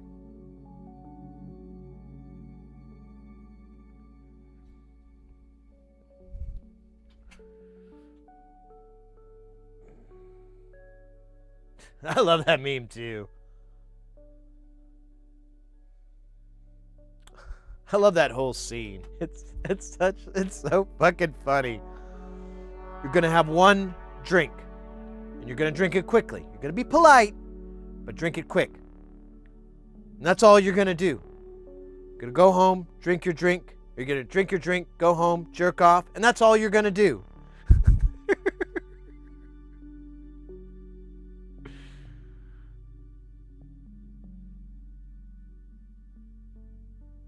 That and the kid with the thumbs up head nod. Oh, yeah. But do it quickly. Now I want a drink after that.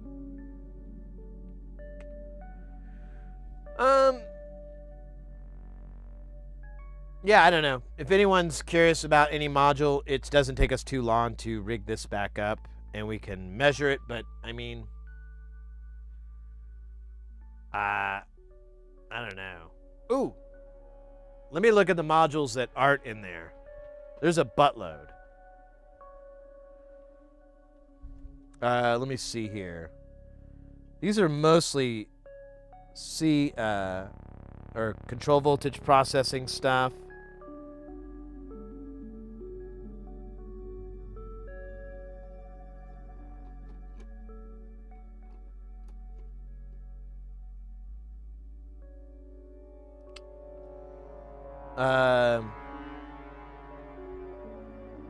There's a demux phaser. But I mean, that's just a phaser. It's, you know, it's not going to really measure very interesting.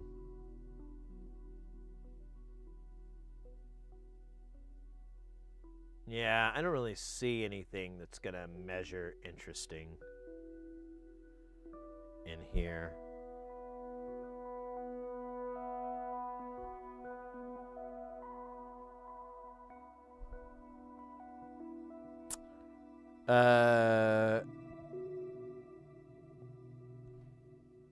Okay, one last thing, and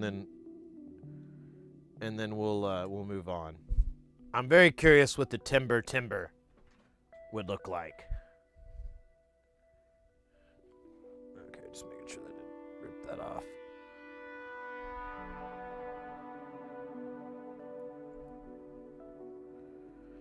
So the Timber's a wave folder, so it should just be weird as shit, but we'll find out, right?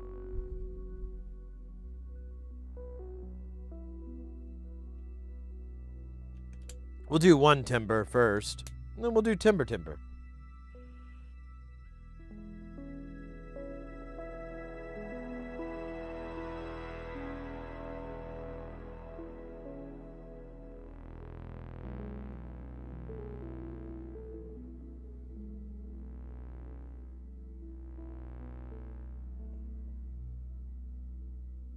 i9 MacBook Pro, Apple pays $220. That's crazy for the thing that used to be like. I know, right? Yeah, I've gotten in the habit where I just go and trade in my MacBook like once a year because they'll give you a price back on it and you get a new computer.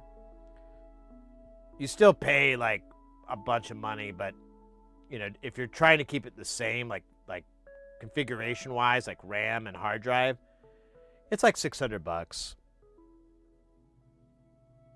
Sorry, that inside of my ear was itching. All right. Oh, yeah, never mind. This isn't going to work. Because this is a, well,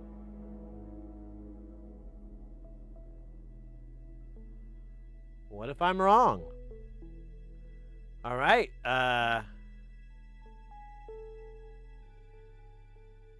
I don't mess with Apple Care. That'll just make me want to keep it longer, and I'd rather. Oh yeah, there we go.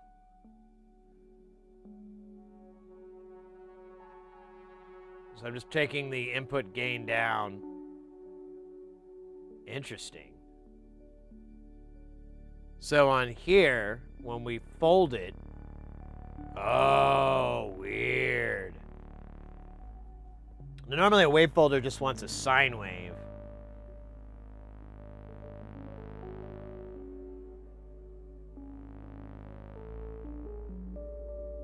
Wow. Right at 1.2, it's just completely out of phase.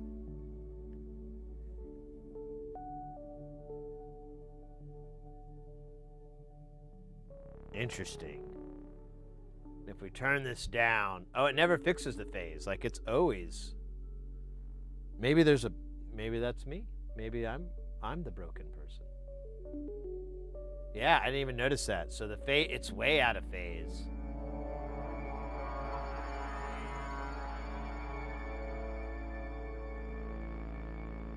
All right, just out of curiosity, let's go into timber 2. So that'll be 2 timbers.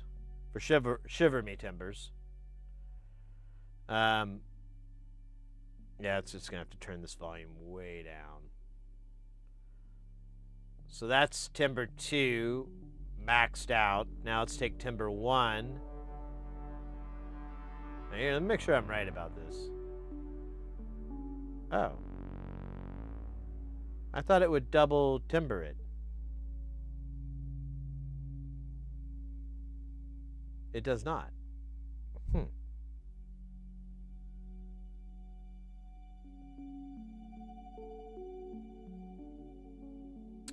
Oh, yeah, because I'm dumb.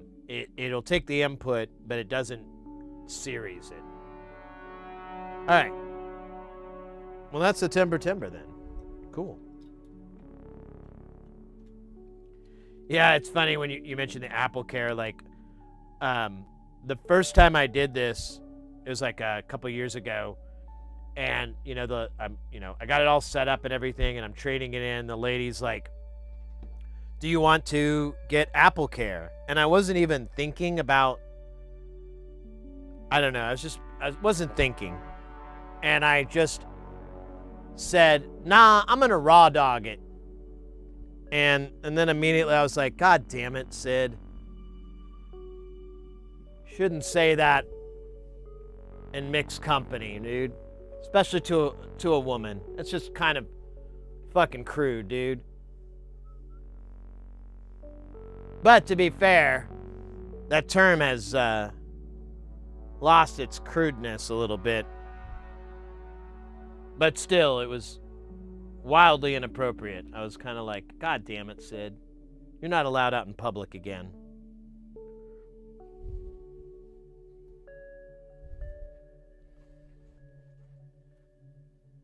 All right, let's clean this up. Let me shut off.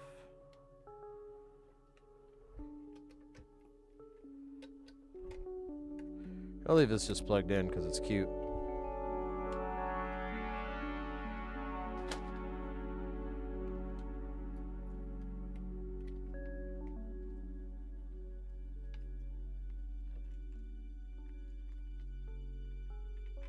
Improve with updates. Yeah.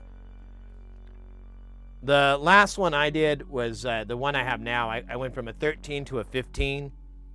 And then I also got the one I had before only had 8 gigs of RAM, and I went with, and that was way too little. Those days are long past. The days of getting by with just 8 gigs of RAM. So I got it 16. I might keep it a little bit longer. You know what? Actually, now that I think about it, I didn't trade that one in. I kept it because I was going to sell it and get a little bit more, and I still haven't done that, so I should get off my booty. I figured, like, you know, the holidays would be a great time to try to sell an old MacBook from like 2 years ago. Or not even 2 years. I guess it's a year old. It's a year and a half old.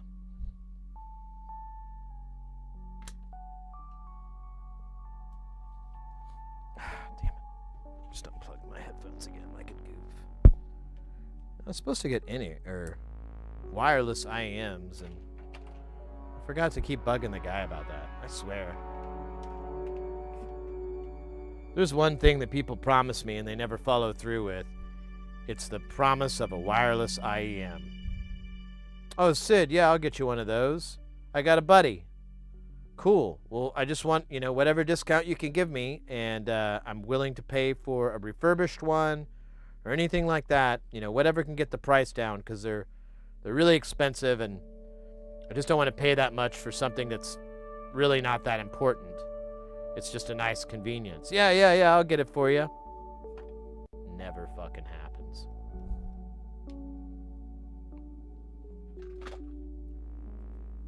You check in, they're like, oh, yeah, I'm still talking to that guy. I don't know. And I guess it makes sense, like, no one's in a hurry to, like, not make any money.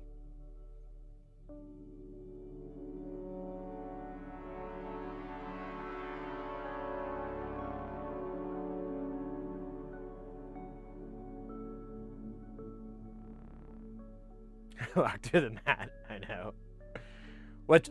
Have you seen this bit yet? So this is probably my new favorite mind fuck. Here, we gotta go full screen though, because it gets really fucking weird. You ready? You ready for the mind freak?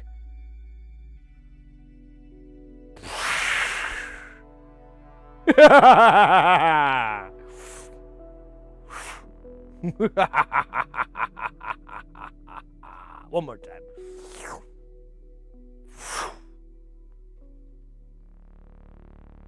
Mind freak. Ah, damn it.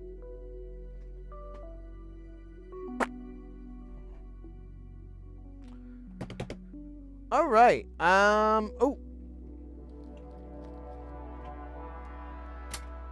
We can maybe do this 4 sequencer. I have it out as something that we can work on. We need a 4052 and a 4029. We're going to steal another TLO 74. I know where we can get the TLO 74. Let me see if we have these logic chips. 4029, 4052.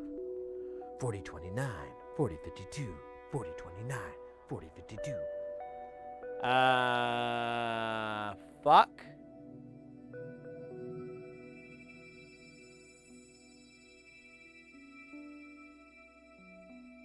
And shit. Yeah, I don't have. Oh, wait, I have a 4059? No, that's a 69. Nice. Nice. But yeah, I don't have a 4059. or the other CMOS. So screw that plan. I need to just get DIP to, or SMD to through-hole adapters, because I'm almost certain I have this in that format. And SMID.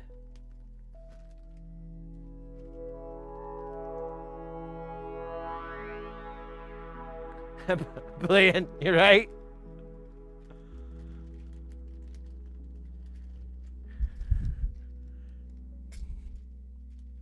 I tear down the walls of perception and put up drywall of reality. Then I hire a man to texture the drywall of reality to build the perception.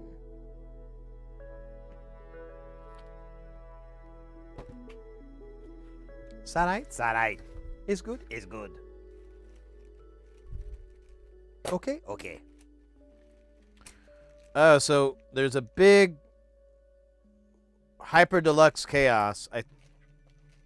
I know one of our viewers, Ekin.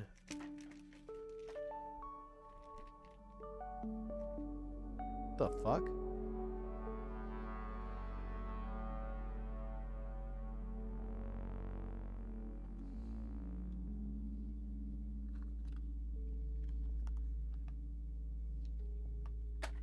The fuck ever. Really wanted me to work on this because theirs is not working. And we could have like a measure off here. Oh, I think this needs a weird DG. Let's find out. Might actually run to the restroom really quick because oh yeah, we're looking at the Polyvox. Here's the...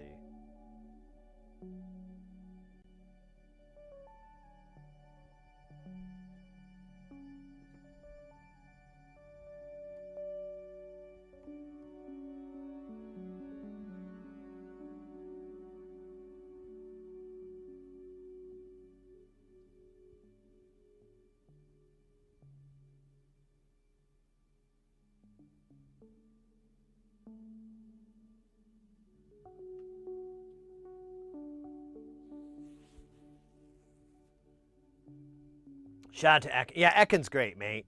Ekin's great. They were one of the people that jumped in on the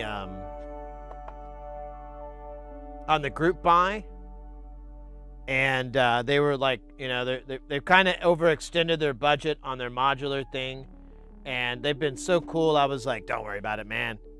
I can float that money for now, and once you got that paper, just reach out and let me know, and I'll send them to you. But, you know, no rush, no hustle.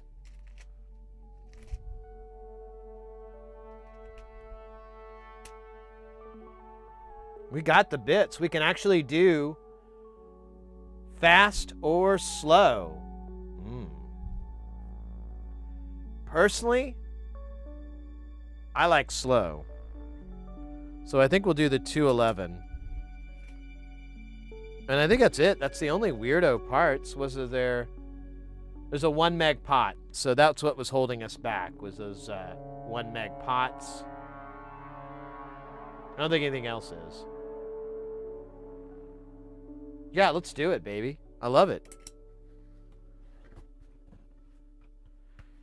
Slow. Well, yeah, because I mean, what are you going to do with chaos if it's just running really fast? That's always been my thing. It just sounds like, you know, it just sounds like crazy robot farts or something. You know, but slow. Turn that into a robot groove. All right, mates, I'm going to run to the restroom really quick. What are we doing on beverages here? Do I need to reload?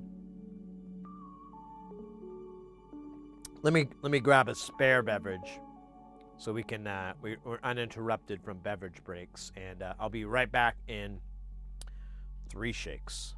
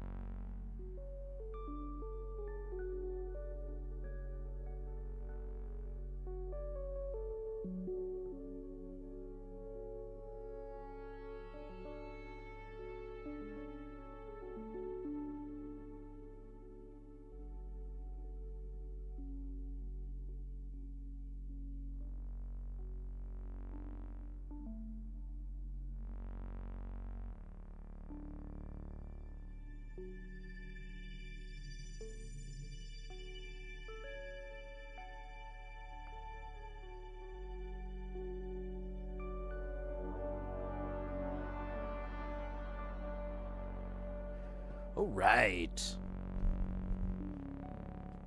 Wait a minute. Got this crazy tangle going on here. There we go. Detangled. Hold up. Let me do some chair maintenance here.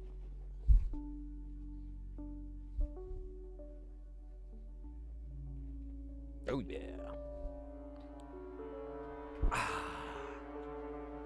Excellent.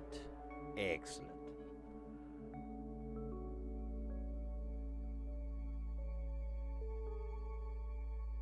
Just like the ladies, they do demand that. And let us not forget the great wisdom that the Beastie Boys brought upon us about how slow and low is the tempo. And that's how you let yourself go. I think I got the order wrong, but you get the idea. Praise the Beastie Boys. Their wisdom echoes through time like a time-echoing thing.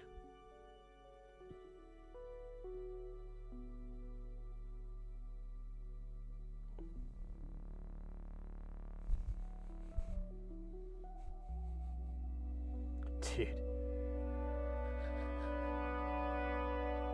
Politeness, man. Everything looks better on a doily. I don't even want to try to argue with that. Oh, this is Shat Noir phaser, but I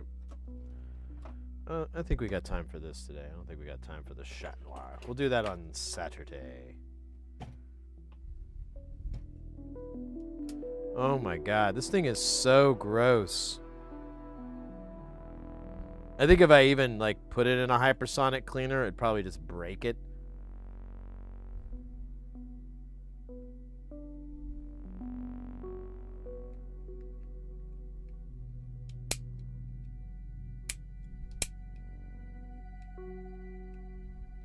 Oh shit. Well, here, just put that in there. Let's move this over here. Let's make a little bit of breakdancing room. Put our driver of the screws. Although I need to put that one module back. I'll do it tonight after the stream. Or never. You never know.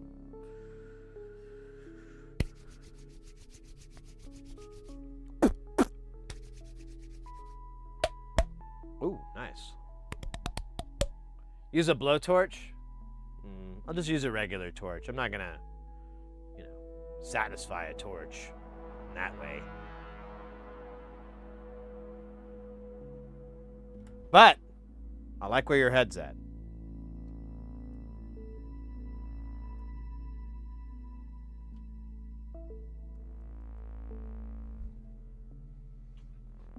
Ah. All right. Thus begins the soothing, not erotic, but could be, if only we were allowed to, joy that is... Fucking damn it, get in there, you bastard. The Kester 951 Liquid Flux. Oh, wrong screen. It will glaze this in a crust unseen by mankind until now, or the last time you were here. Actually, none of my dialogue is making sense. I'm just going to shut up.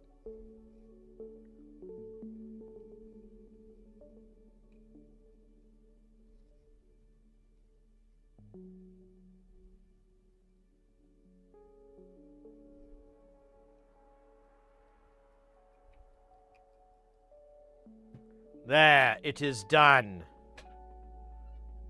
Well, stage one. Oh, wait, where's the fucking...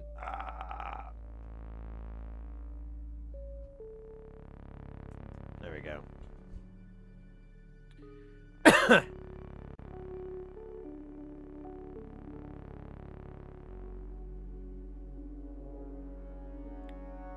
See if it's minty or not.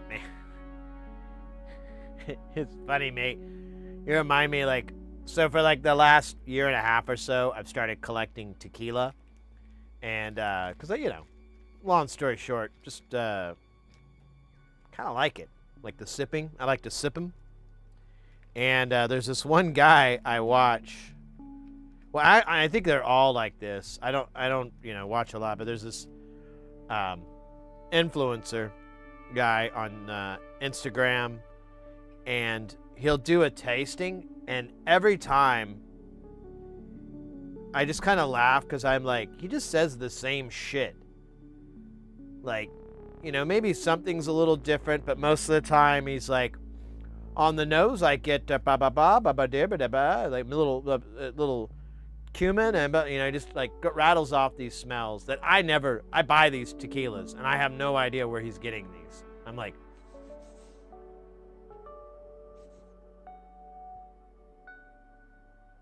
you can smell crushed pepper? Cinnamon? Really? I don't smell any of that. And then he'll take a test and he's like, minerality is this, and I'm always like, I need to look up that word. I have no idea what minerality means when it comes to booze.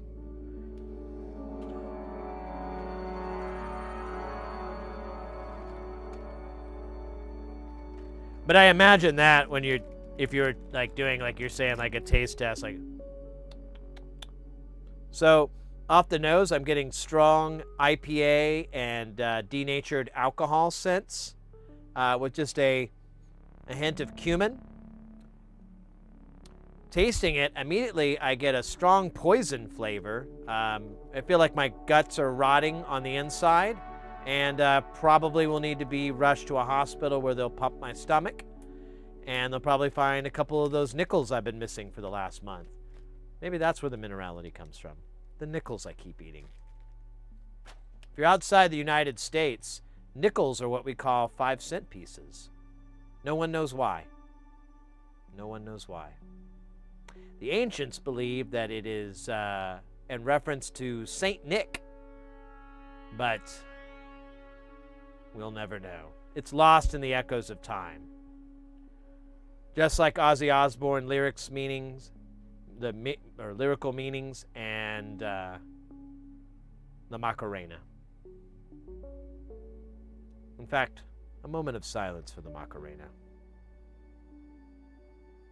Macarena. Thank you.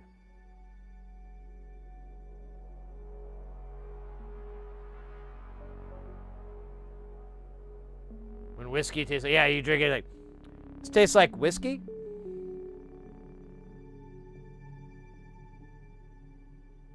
Same with coffee. Well, to be fair, I don't like scotch or whiskey or anything like that, but I have a buddy who's like, is a fan, and he introduced me to peated whiskeys from Scotland, Scottish or Scotches or whatever, and those actually are pretty damn good. Like that earthy flavor that you get, or whatever it is, that peated flavor, like totally takes the edge off of it and makes it like kind of a yummy flavor, versus whiskey just tastes like Band-Aid farts to me normally. Not that I know what Band-Aid farts taste like, but I can imagine, and they would taste like most whiskeys I've tried. But not if they're peated. Barry Manilow, oh my God. Don't threaten me with a good time.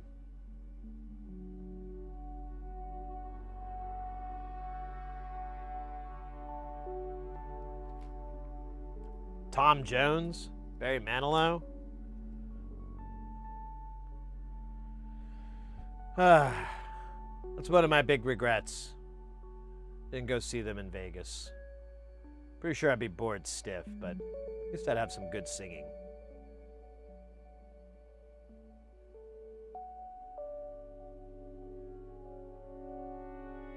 Oh, really? Your dad had a wine boutique? Yeah, right? And you know what's funny? I run into more and more people that kind of argue that a lot of that is just fucking, totally subjective BS. Like you could put a wine in front of two wine experts and have them taste, and then they'll give you like contrasting opinions on, the bouquet and the flavor and all of that. And even the high-end ones. I saw something recently where this one person, I like their take. I'm going to try to apply it. They're like, if you're a $300 bottle of wine and a $4,000 bottle of wine isn't going to taste that much better or whatever. They're like, if it's a special occasion, something really big and important, don't spend more than $1,000. But if you just want a really good wine, don't spend more than $300. And they said like that the butter zone is about $300 for like a nice bottle or whatever. But I'm not a big wine drinker at all, and the missus likes wine, but she doesn't like it like that. She likes the cheap shit. Like she really likes the inexpensive wines, and I kind of agree with her because I'm like, well, these have like more of a fruity flavor. They're fun to drink. I mean, we have my cousin. She's a big wine person, and she sent us one Christmas like a bunch of fancy pants wines, and we tried them all, and we actually did I think it was we have the bottle in our kitchen, the empty bottle. I don't remember Kendall Jackson maybe, I can't remember, but it was really good. We really liked it, but we both agreed this would be good with dinner, but it's like such an expensive thing to go with your food. It just kind of seems dumb to do that. And we just, I don't know. At the end of the day, I'm like, cheap wine's pretty fucking good.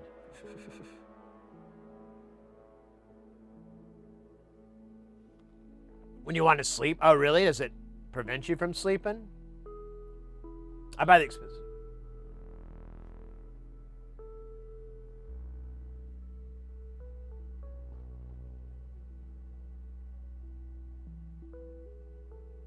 What's up, Flask? Welcome in, mate. You just get here? Is that what I'm reading up? That's what I'm picking up?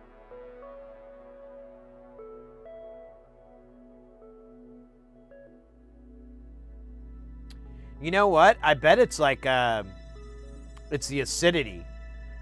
I could see that affecting me. Like all the acids would just kind of give me like my tummy, just like it's like the Thunderdome now, and it's working overtime, like trying to keep things comfy.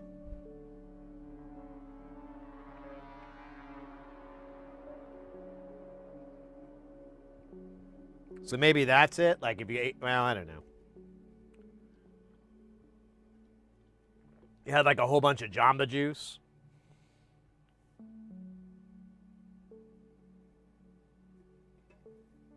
The type of wine, yeah, yeah, I can totally see that. Like a red wine versus a white Pinot Grigio.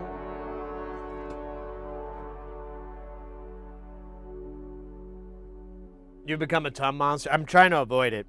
My dad used to have a bottle of milk of magnesia right by the bed, and he'd just chug it in the middle of the night. Not the whole thing, but he'd just have it there and be like, no.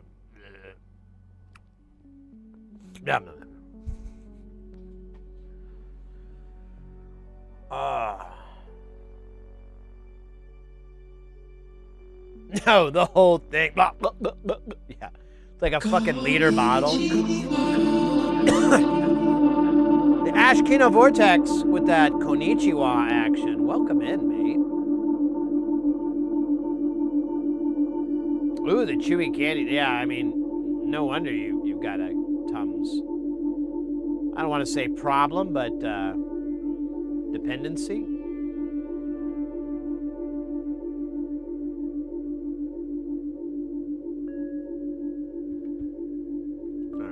waiting for this to evaporate. Here, let's look at it too. It's really cool when this stuff evaporates. I don't know if it's going to show up as well on this board because it's green. Super green. Oh, green.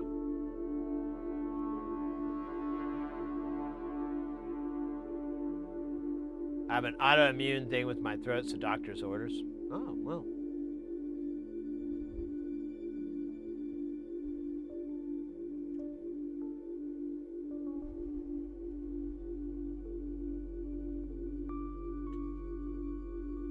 It's like crusty shit on this. Oh, I think that's salt. Nope, I don't know what that is. Sanctioned Tom. Well, hey, if your doc is like, if they're like, yeah, you know, Tums are fine, buddy. Here, I'll chew one with you.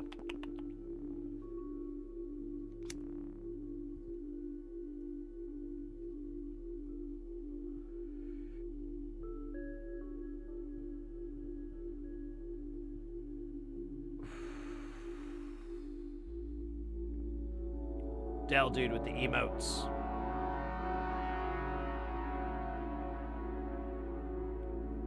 I love the Infinity Dr. Pepper. I was like looking for some Dr. Pepper like emotes or something, but I didn't want to try to make them because that's a lot of work. And then I found the Infinite Dr. Pepper and I was like, I don't know, I was kind of at peace with everything for a moment. Like time, matter, emotions, they all just kind of collapsed into a, I don't want to say singularity because that's a black hole, but collapsed into something very nice. And then it was over. All I'm left with is the memories. Memories, sorry. That was a boob joke, because this channel is super high class. Nah.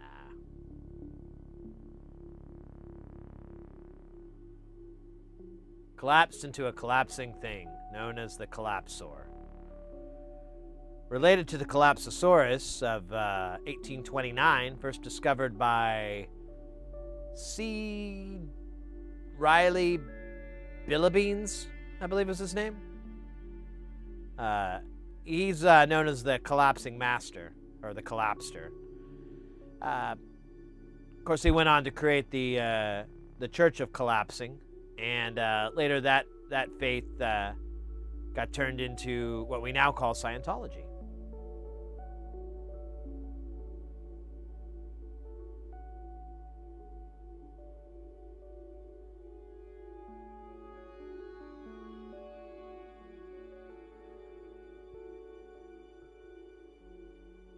Then he fell off. He fell off the earth.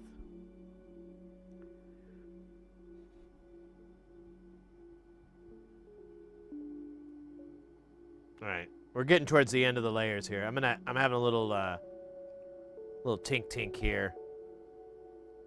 Well, I'm waiting for this beautiful alcohol to evaporate and leave behind its sticky gifts.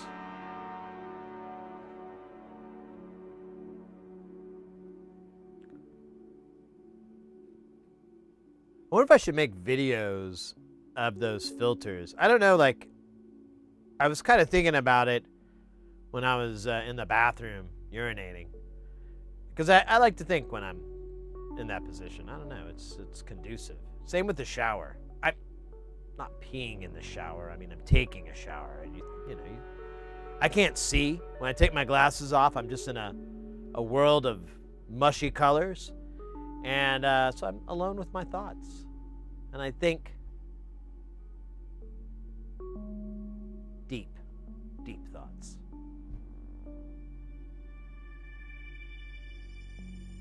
Collapsoidean viewpoint. Blasphemer!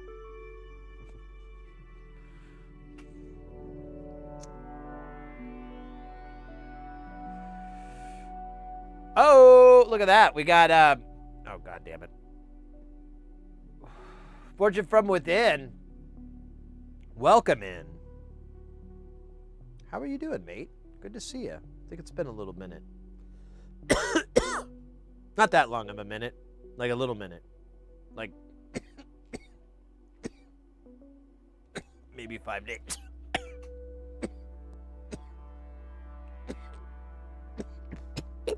Pardon me. That's a good one. I think I'm cut off now. Can I tink this off now? Most of it. We'll circle back.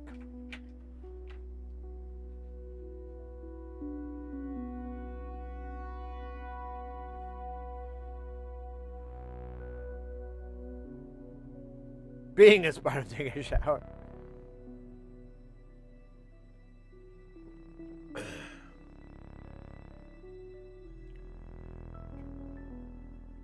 As long as it's not cut off, it's fine. Well, fair enough.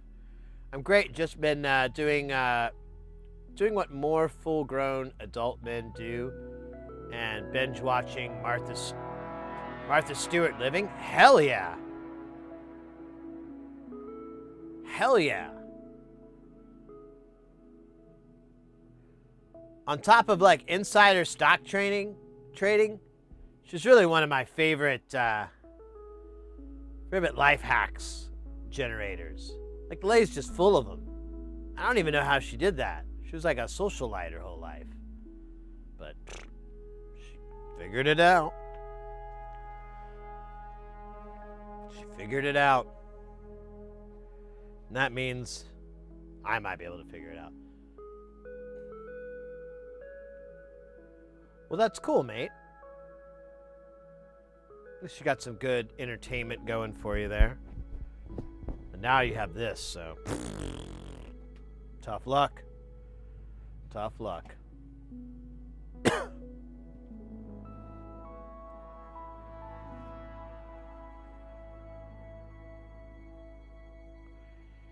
We were, and I was talking about this earlier, we were measuring these different filters on a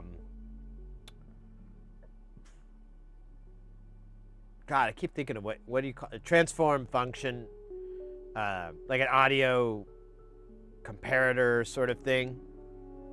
It's a software I use for my job all the time called Smart with 2 A's, and it's from this company Rational Acoustic. And we were just basically looking at these filters to try to see what they do.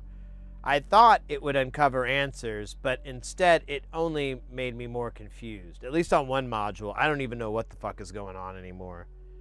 I'm just gonna have to sit down one day and try to, I don't know. I don't really know. Thanks for sharing all the filters, visualizations earlier. Said it was all right, cool. Well, at least gotta go. Hey, no worries, Calderia. Take care, mate. Have a good rest of your day and or night.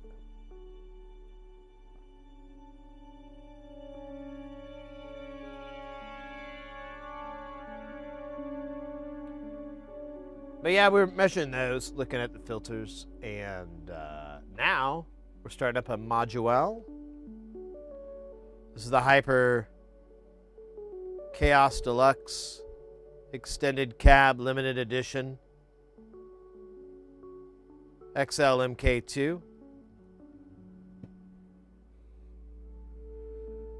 It is believed to fold time and save you money at the grocery store. Now, I don't know about either of those promises or statements.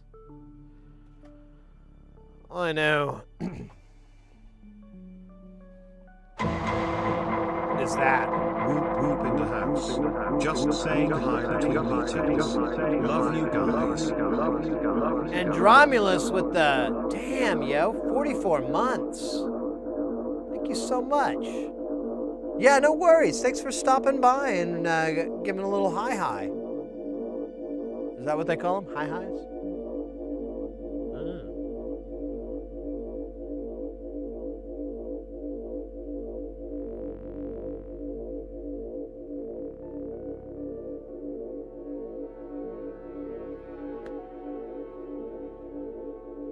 This board is still wet. Oh, well, we can get our components ready. And then we'll just keep dumping this until we got our wall of components. We're going to need to rock on through to Electric Avenue. But then we'll take it higher.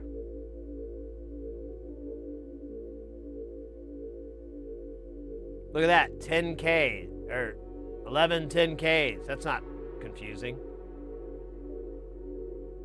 It's a lot of bits here.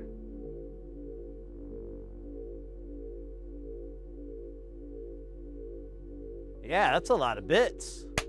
That's excellent. So I don't like doing a little bits. I like doing a lot of bits.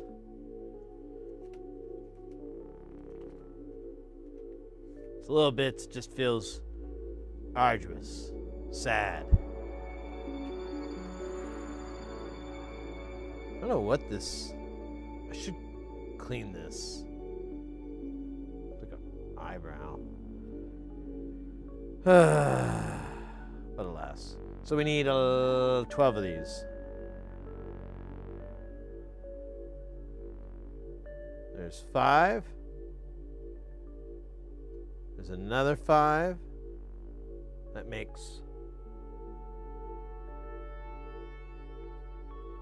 12? 10? Now we need 12. There we go. I knew I'd get there somehow. And then we need 2.2K, but we only need 2 2.2Ks.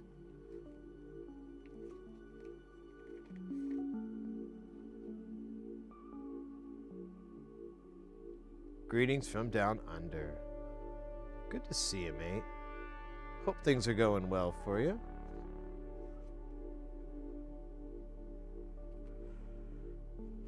Just soldering until the voices stop. Some believe they never started in the first place.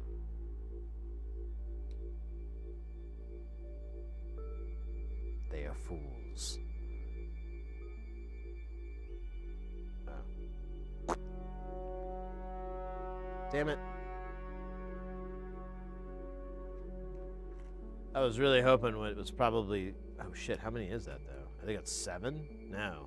What fucking number is that? It is 7. Alright.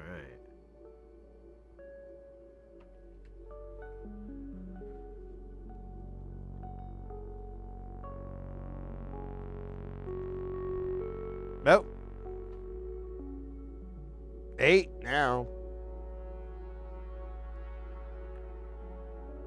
9, 10, 11. Oh my god, I just needed 4 more. That's so sad. 9, 10, 11. Oh, but the good news is we don't even need any from any of them from the other book. This one starts at 100K. Or the next value, I mean, is 100K. I was trying to say this one goes to 11, but I don't really understand why I was going to utilize that joke. I was like, that doesn't make any sense.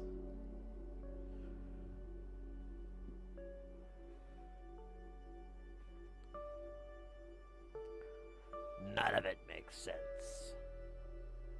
Alright. And there's like 9, there's only 100 nanofarad caps, and there's 9 of them. See? Forgot to switch to the other camera. Alright.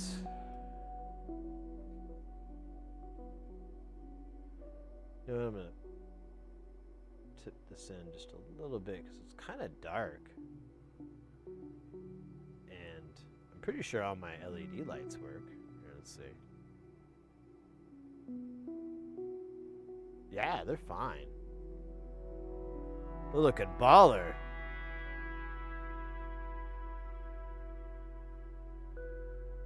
Last time I thought it was a piece of paper with tiny holes in it. Seems I was wrong.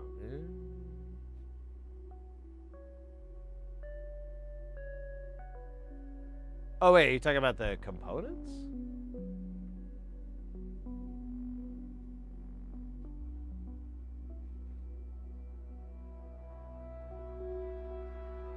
See how these 100Ks?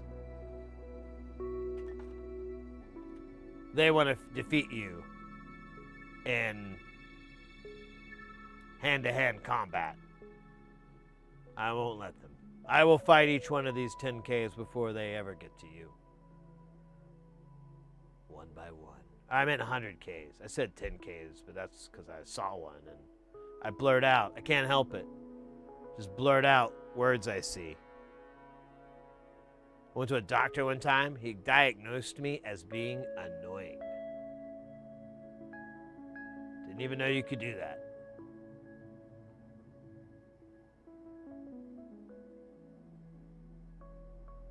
Said there are others in his field that would like to study my annoyingness. I told him I'd do it,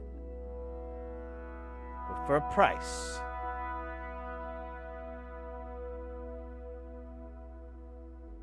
But I didn't want to mess up this negotiation I had going, so I didn't ask for a really big price. Basically, I was candy. My price is candy. So I get Twizzlers a lot. Those are pretty good.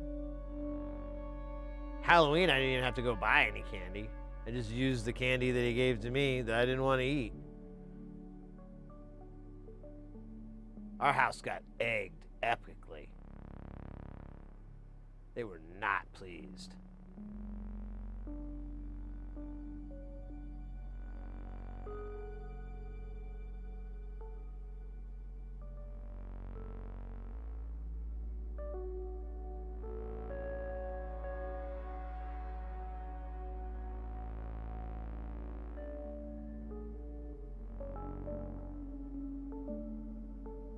It's mostly a lot of British candy.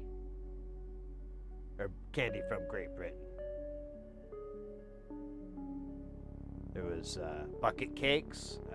I don't know what that is, but it doesn't sound very good. What was another one? Oh man, we're going to have to get to the nice tweezers. These are so sticky.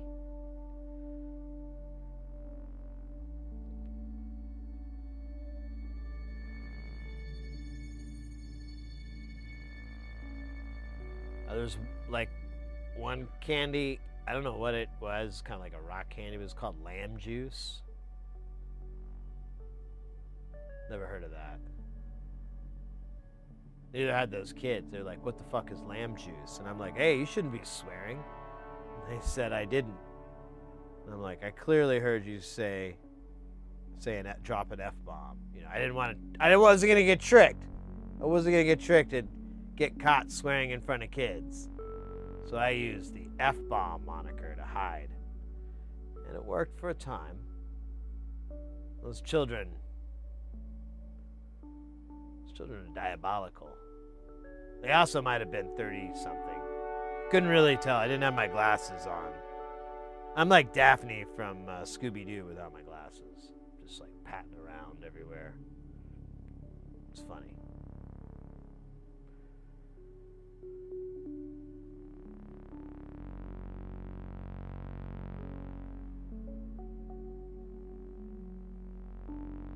Fire systems?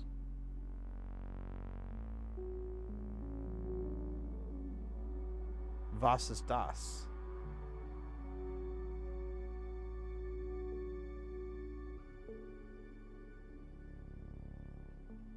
Get the fuck off. I forgot to grab the right one. I'm gonna have to swap tweezers. We'll have to bring out the Cadillac. I leave it sheathed so that it can be as perfect as it can be. That's right, baby. You're looking at ceramic tweezers. These things can do the Kessel Run in 9 parsecs. 8 if it's high. And they can pick up components. Look at this go. Watch this madness. Oh, what happened? I dropped it? It didn't stick to the tweezers that are encrusted and I never clean? What gives?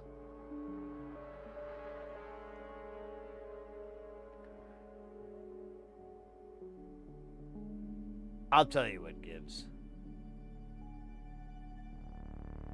Demonic possession.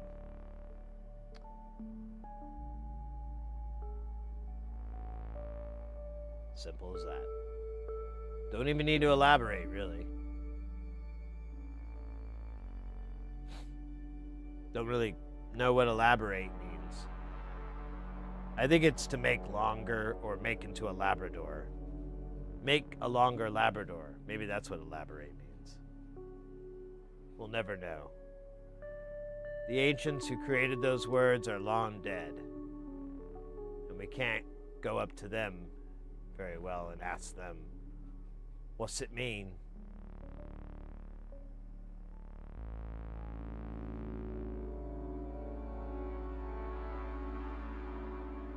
That is life's cruel joke.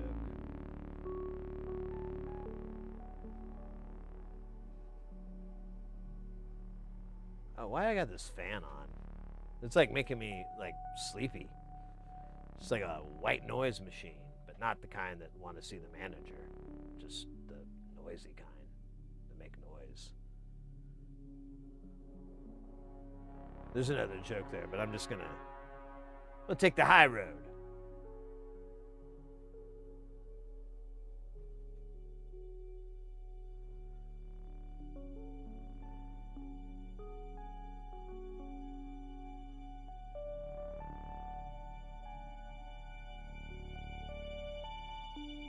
Hey, there's our 2.2. Oh, I thought I'd never find you, and then I'd have to go look for you, and that'd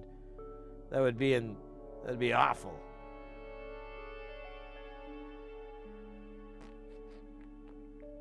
Look at that. What a crazy bit of irony.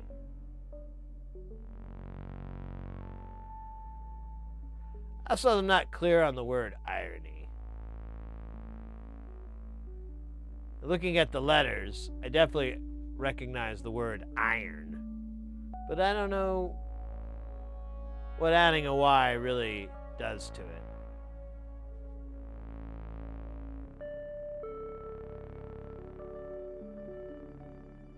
Once again, we are lost by the ancients, who are no longer here to give us their ancient wisdom. Which, if we were able to, it wouldn't be so much ancient as in contemporary. Ah.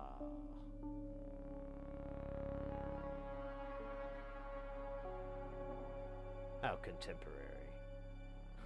How am I going to get out of this joke? Gotta find a way. I think I might have just did it by doing that. Ah, it's like a weight lifted off my boulder. Oh wait, what's this? Oh my God, there's more.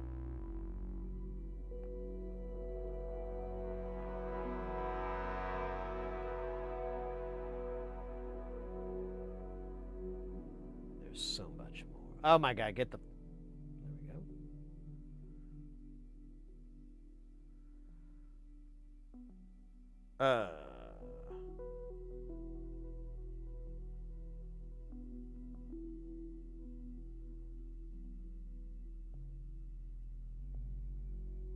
Ancient wisdom, what would we do without it? Because it puts everything into perspective while adapts towards better solutions.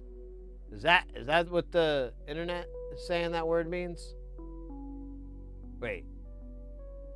Never mind. That's not a word. That's a collection of words. Well, it's two.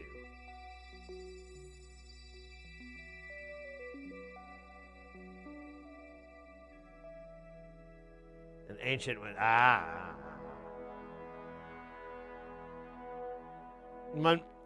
Shit. I should be clear. I'm not being terribly serious. Just being goofy.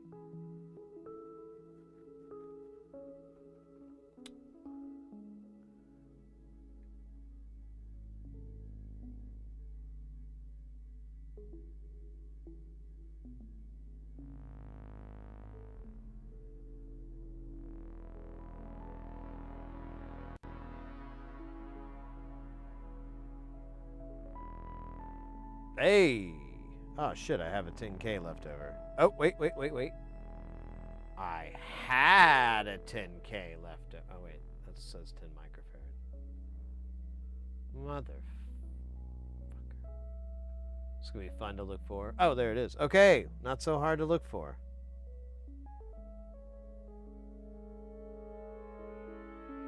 Alright. Now we're cooking with cooking oil. Like a really good cooking oil. I like an olive oil. I like that extra heat. Of course, it's not perfect for everything. Sometimes good old vegetable oil is the way to go. But definitely not automobile motor oil. That's not the way to go. It leaves a very terrible taste on the food. It's very volatile. And when it splatters, it's like impossible to clean up that splatter. It's gonna be that way. It's gonna be part of your cookware and your stove top. So stay away from cooking with motor oil. But it is the best way. You get the best flavor. Alright, I'm gonna shut up. Nah, I'm kidding, I'm gonna keep going. Let's start off with the good old lateral east-west solder. This is one that, honestly, just coming out of the gates is probably not going to go well. There's probably going to be a little bit of hell, a little bit of handbasket, and a little bit of putting hell into a handbasket. But, as my doctor said, let's just try it and hope he quits doing that thing. Oh, we already got a pretty promising start in the world of trouble. But I'm not talking about the trouble where we have the pop-o-matic bubble. No. But we can recover. Just like Iggy Pop. Alright, we get to do it again. Just like Iggy Pop. I don't know how that works, but...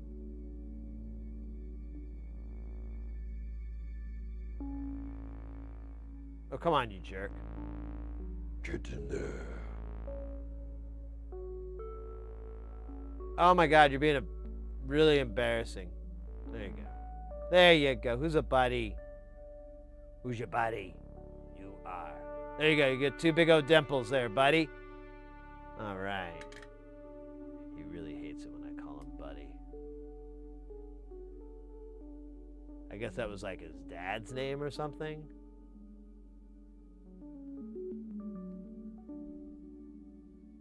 I don't know. I don't really get into that shit.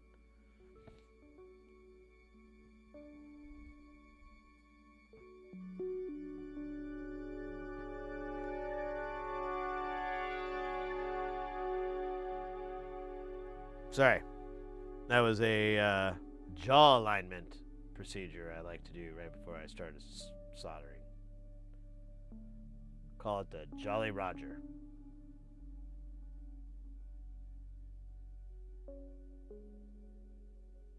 Don't get into the holes, bro.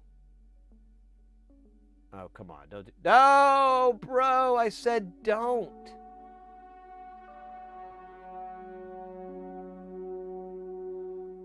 Should we clean it now? It's going to kind of eat at me inside. Like a xenomorph. When they burst out of your chest. And I just don't look forward to that emotion.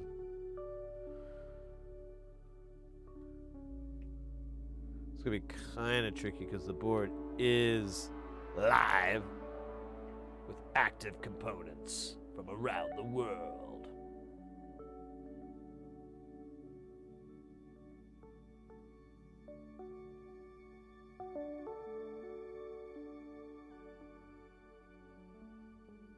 All right, is it clear? Hell yeah, it is. Take that, John Cusack. Wait, what? Doesn't make any sense. I love John Cusack.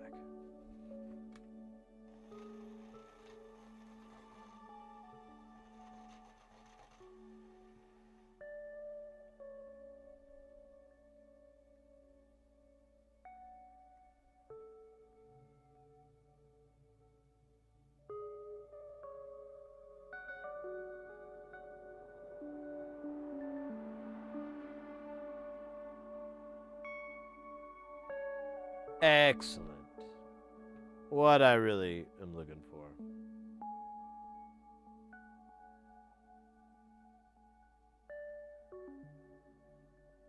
Just for them to snap right into place like the Von Trapp family.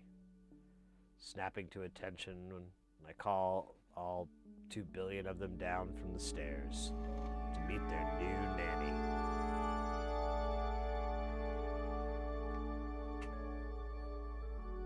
Exactly like that, basically. I'm Peter. I'm incorrigible.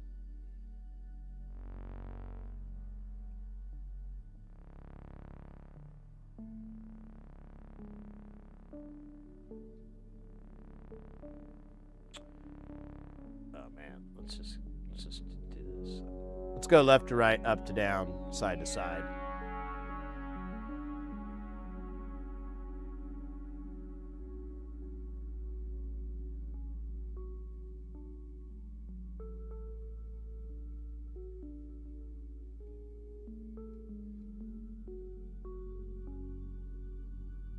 There's a lot going on here.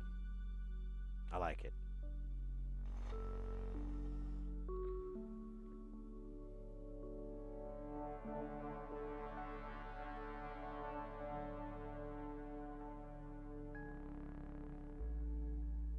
Okay, that was unintentional or a happy accident.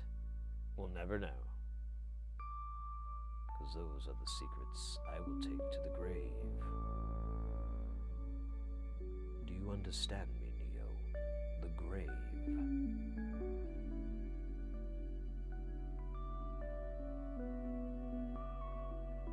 Okay, that was my Lawrence Fishburne impression.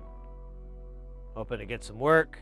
You know, anytime they want to hire him, but his rate's too high, they can just, bring me in and I'll do my best Lawrence Fishburne impression, and they'll be like, hey, it's kind of sounds like him. Make it look too easy, far from one thing you do as electronics, which is less precise.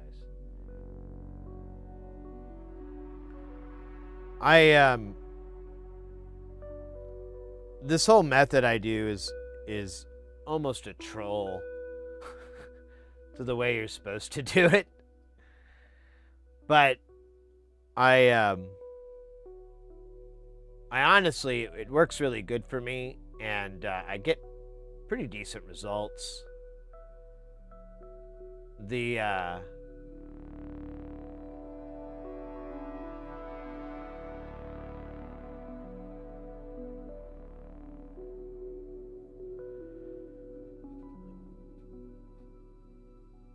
What was I trying to say? It's really just a way of doing it if you're really, really impatient and you're trying to go fast, or you want to create the illusion that you're going to go fast, but you're going to have to struggle with everything over and over.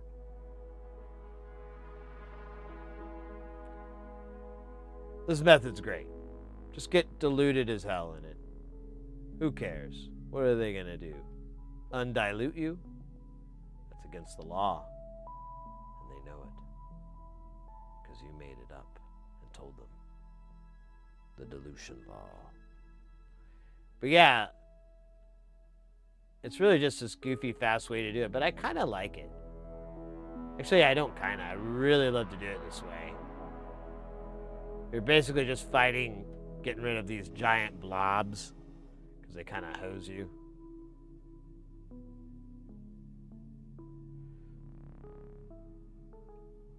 So as far as the magnetic, yeah, it's the surface tension, because this the solder kind of has this effect with it. So if I were to, here, we'll do it here. So I'll put soldering on this pad. Now it's that amount, but I can't put more. Like, I can keep adding my iron. I can make this big old blob.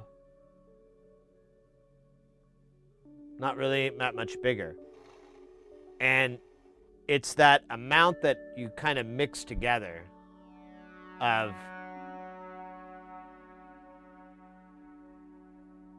and then you're kind of dealing with, there needs to be an equal amount on the iron versus that. But the surface tension and how this stuff cools down and everything, well, maybe not the cool down, but just the surface tension really is all that's going on. The same thing that's not going to let you put a giant ball of solder on a pad is the same thing that's kind of holding those two in, because they're always fighting. But if you have an equal amount, they'll kind of fuse together, and then you can play with that by heating both sides up at the same time real quick.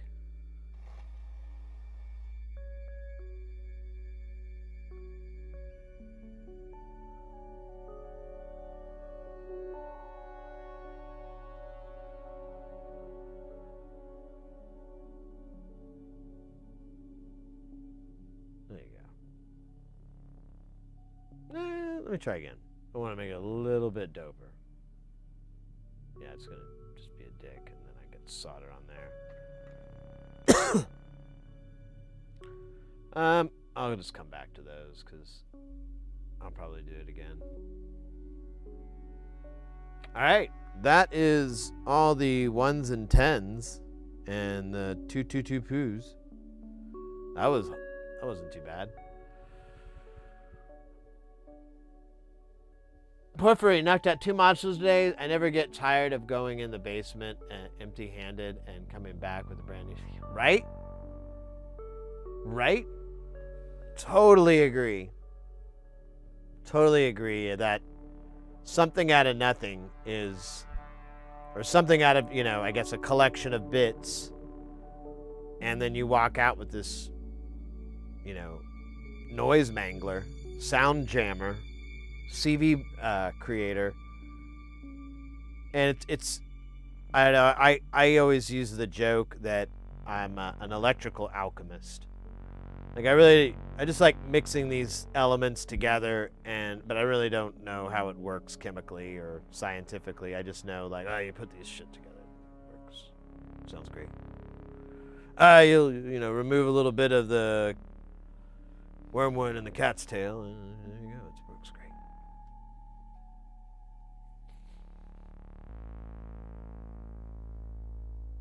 Always makes me want to pick up an iron. How easy it looks.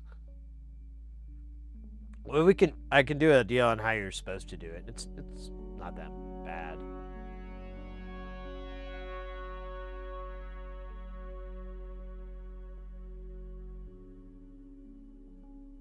The name is apropos. Yeah, that's true. All right, let me get the other book. I said other, not utter, by the way. I just want to make that clear. The other book is in the living room. Man, speaking of utters, let me get the fucking box out of my way. Oh, that has nothing to do with utters, does it? Oh, wait. Quick man stretch here. Oh, yeah. Oh, gosh. Old man stretch. Brought to you by Old Man Jeans. The jeans for old men. Comfortable? Not really. Fashionable? Oh, God, no. Stable? Absolutely.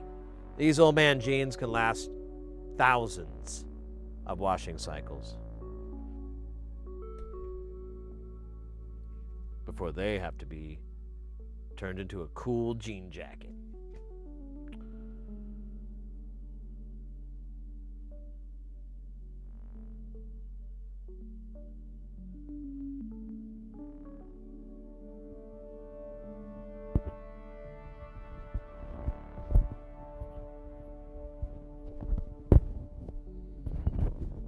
Okay, so you're familiar with the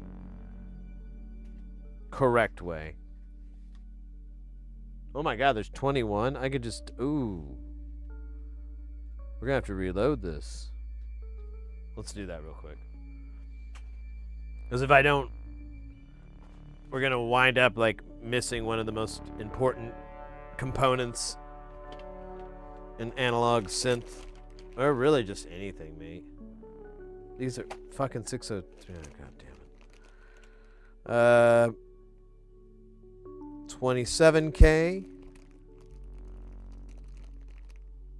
36. 240. I went too far.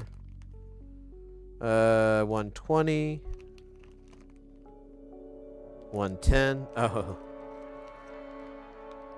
Here's 100. How many do we buy? 1,000. Bush League, but I guess when I run out of this, I'll buy like 5K or something. I'll get some really nice ones. Spend a little extra money. Get 5,000 of those.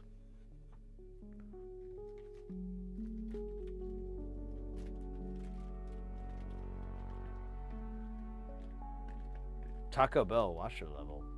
Wait. Northern Adventure, welcome in. Northern Adventure 666, welcome in. I think I just now saw your post. The module I just did is dual VCA 4QM and it took me longer, a whopping hour and 45 minutes. Yeah, that's what I like about SMD. It's gonna take way longer to do through hole. And I guess some people, that's not an issue, and let's go. But I've done my time with that. Now, I want more. Well, I just want him to come out faster, actually.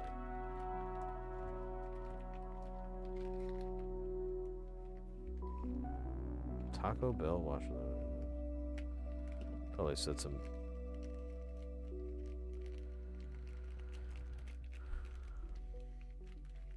Voodoo curse.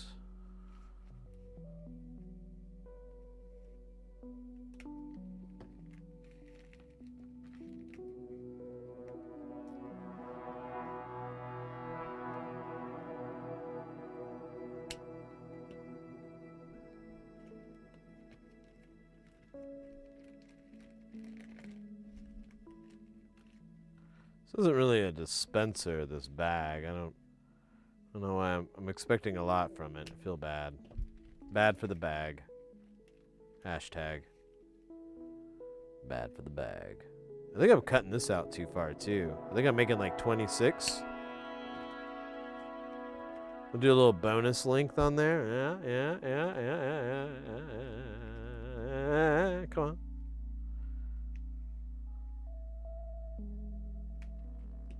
We'll find out because we got to pull 21 from the strip.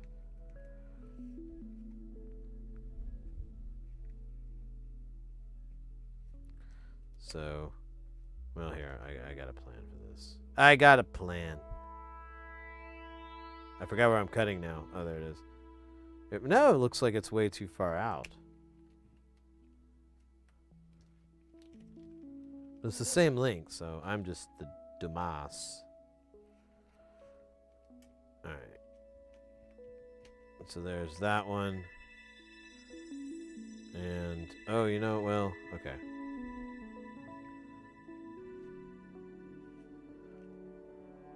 Because we're gonna leave our worries all behind. Oh, you know what? It doesn't really matter. They're from the same batch, so piss off. Alright, now we can put this away. Well, yeah.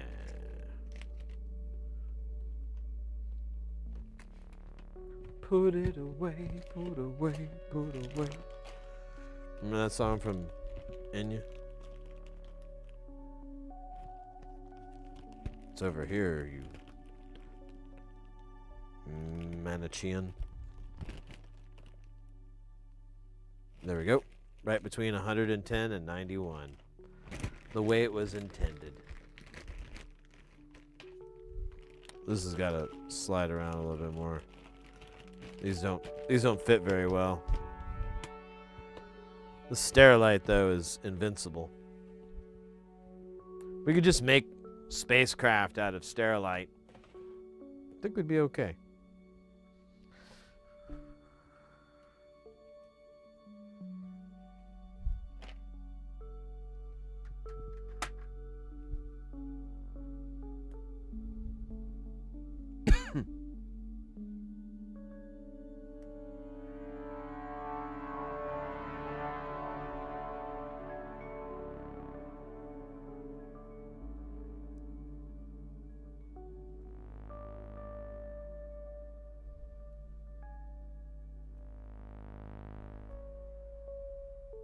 How many are we doing again? I forgot already. 21.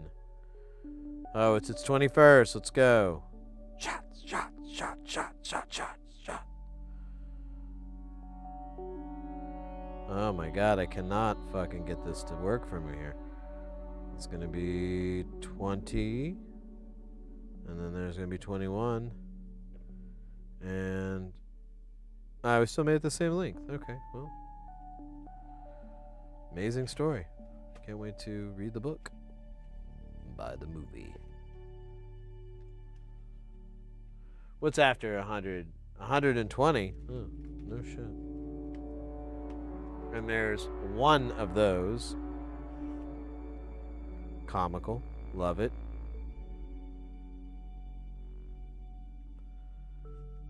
And then after that is 220. This is going to be hilarious. There's two 220s. It's just a power from 2.2. It's the circle. The circle. 470 is next, so I don't know where the fuck that came from. It's a it's a division, I guess. Sort of. B-Day dinner with your dad. Oh yeah, mate. Happy birthday to them.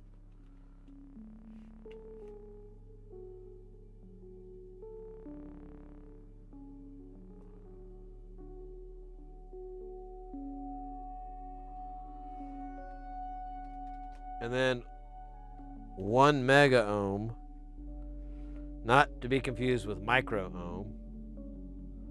I remember someone posted, I think it was in the Discord, that they accidentally ordered micro ohms when they meant mega ohms. And they got mega bummed. Alright, this is quite a bit. So get ready for quite a bit. Starring Sid Heresy as the entrepreneur. No, wait. Sid Heresy as the Joker. But not that Joker. Say, why do they keep reinventing the Joker? It doesn't make sense.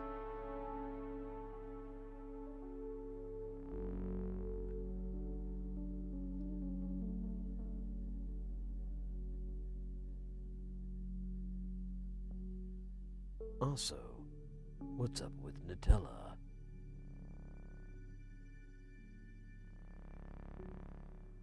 When I was overseas, they don't have peanut butter in Europe. That's just not a cuisine. It's like us buying Vegemite. Yeah, you might be able to seek it out, but no one normally carries it. Anyways, the closest thing we could ever find was Nutella, but it was always chocolate flavors and vanilla. We could never find the peanut-flavored one that we desired, so we left, never to return again. A silent protest to the lack of peanut butter distributed in the world. And let me tell you, when you tell a European that you're looking for peanut butter, the disgusted look on their face is absolutely worth it.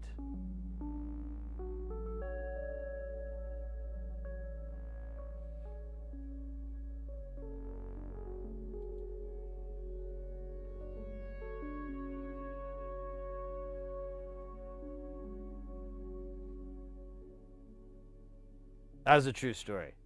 I don't know if you thought I was making that up. True story. Like, they do not have peanut butter over in, and, you know, the word itself sounds kind of gross. It doesn't sound very desirable as something to eat. But that's where they'd be wrong.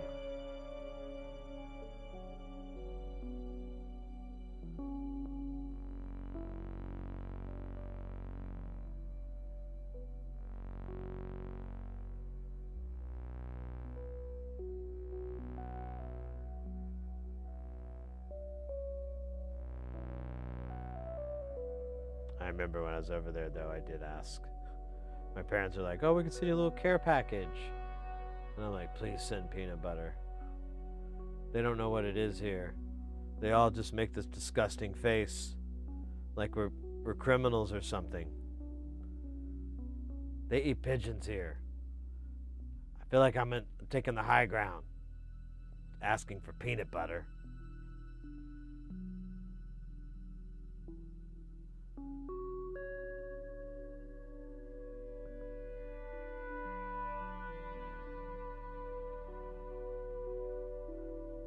Nutella was, I don't know, just not the same.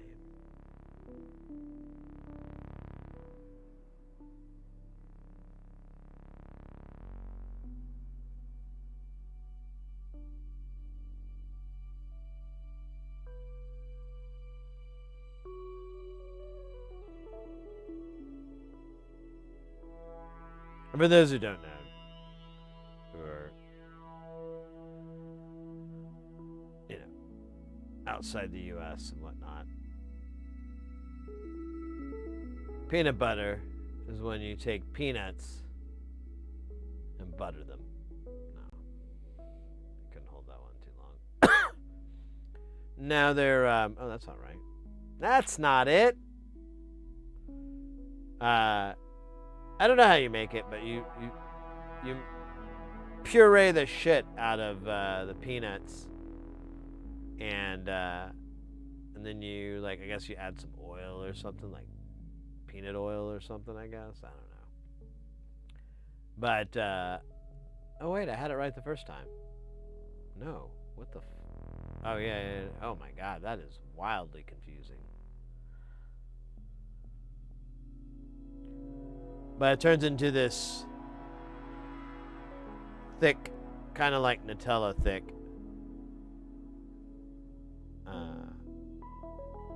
goo that you can put on your, we like it on bread or toast. Some people like to add jams and jellies to it. Very yum.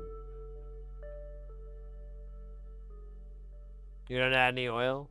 I don't know. I don't know how to make it.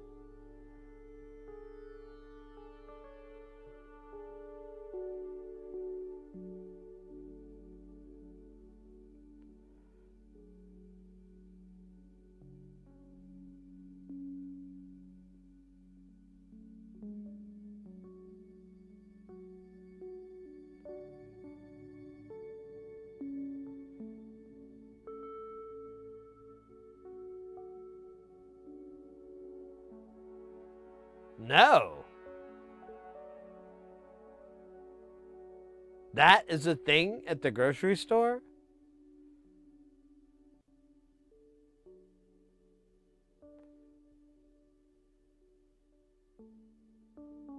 Can you get like chunky and creamy? Shit, I've never seen this at a grocery store. But I go to poor grocery stores. Maybe if I went to a not so poor grocery store, they would have it. There is like an AJ's. Maybe I could go there.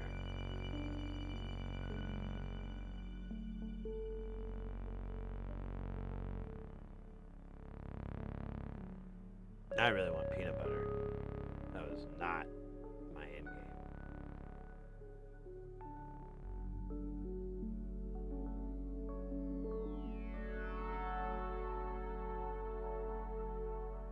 Yeah, but like, I've never even seen that shit at like Walmart or anything.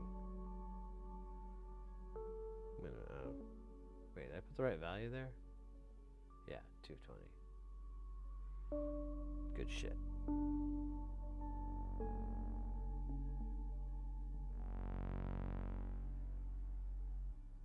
To make sauté sauce?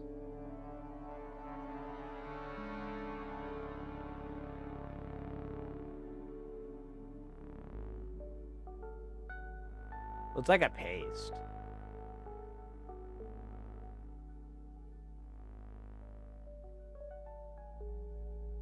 It's not very saucy.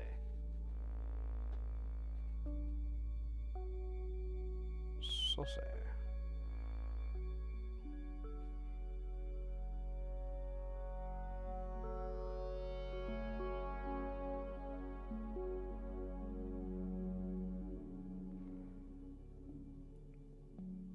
This board is just covered in components.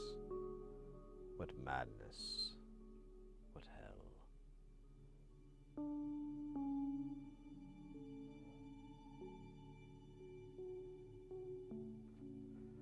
Got a drink.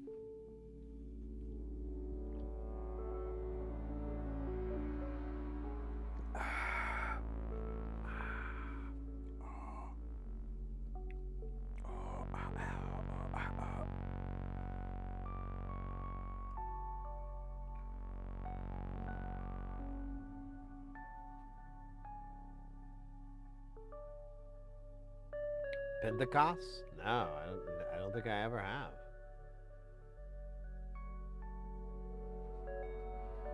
Microman, welcome in.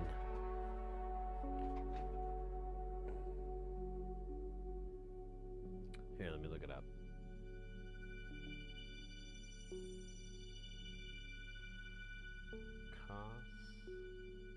Pentecost, let's see. Oh, wait. Does that translate to peanut butter? Or peanut spread?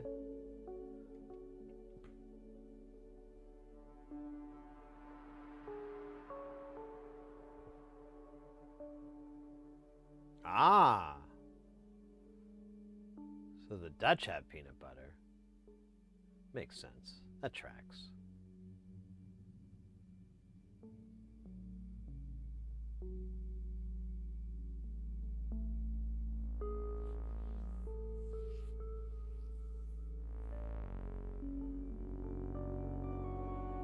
Cal or Quebec.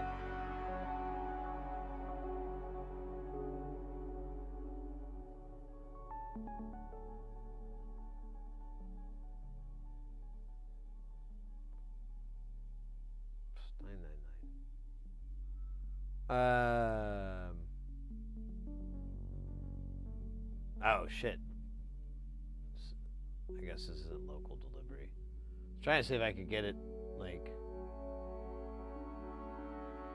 here in the States.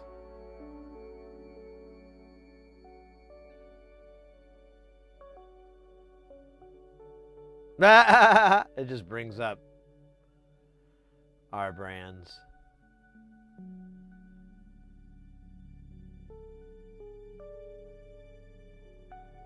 Sunflower, ooh.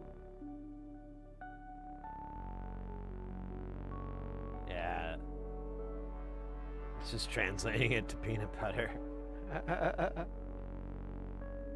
Man, I'm bummed because I'd like to. Oh wait, there we go. I was too fast.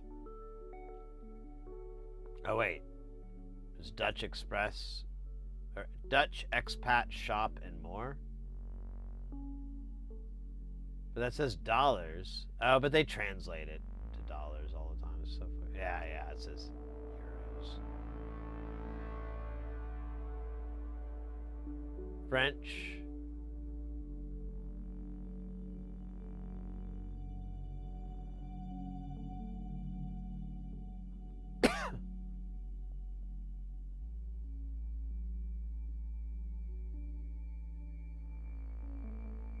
Alright, so there it is, but I don't really want to pay $45. That's not even your favorite brand either.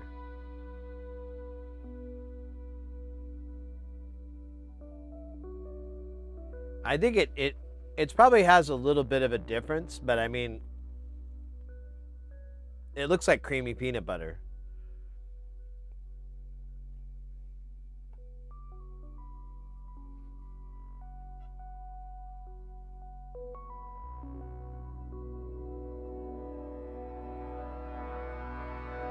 Yeah, I think I remembered we had someone try it when we got our little care package. We had had a couple of friends there, and they tried it, and they were like, "This is really good." I'm like, "Yeah, it's really popular in America. That's crazy." But I was in Malta, and I guess they just don't have the greatest of cuisines there. It's all that Italian food.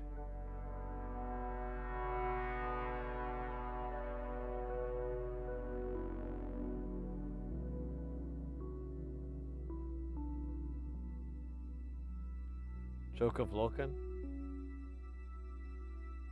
Is that like chocolate? I don't know, cake? Oh, they were addicted? Yeah, I bet. Sweets have that effect.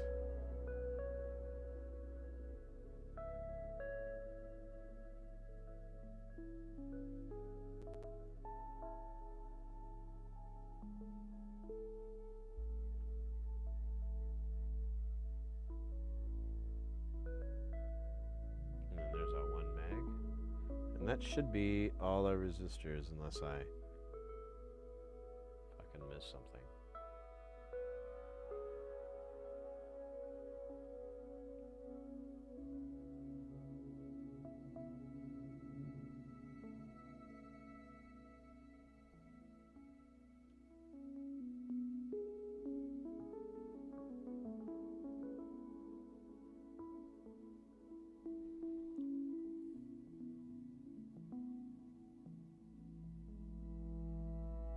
Yeah, that would be peanut butter and like a jam or a jelly. Strawberry grape is really popular. I can't speak for it, I don't care for it, but like peach, it's good. It's any one of those like sugary fruits. Have that with the peanut butter on bread, toasted or untoasted, toasted or fresh. And it's pretty damn good. The jam helps take away the dryness quite a bit. If you just have the peanut butter on bread, it's good, but it's a little dry.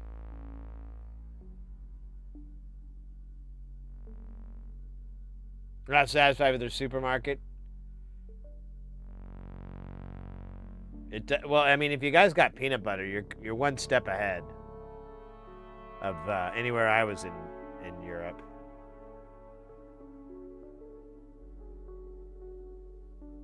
Oh yeah, that's right. Some people like to butter the bread.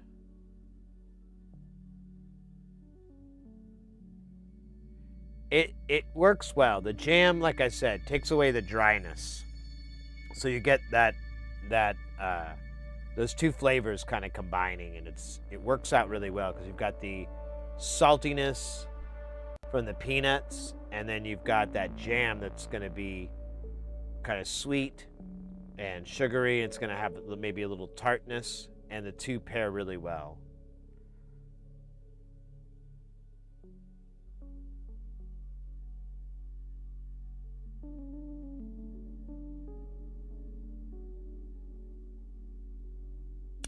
The trick, I think, is not to put too much jam. Don't make it really thick, or it's not like a 1-to-1 ratio or anything like that. I mean, you can experiment, but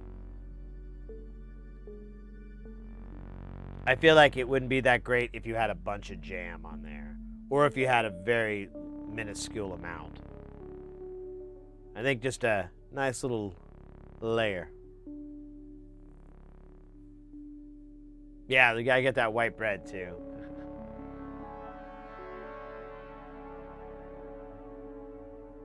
Oh, you could put them all together. I've never done it, but I can't see anything wrong with it. Yeah, I would do without the chocolate because that's tradition. That is the way that I know. But I don't think the chocolate's gonna hurt anything.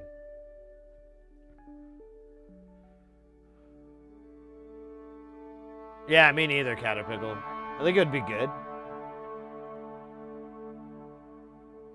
You know, I have the tools to make a peanut butter sandwich. I don't have any jam. Oh, you know what I do instead of jam? But I don't think we have that either. I'll have to look. I add honey. And it's a little bit of a different beast. So I'll add I'll put the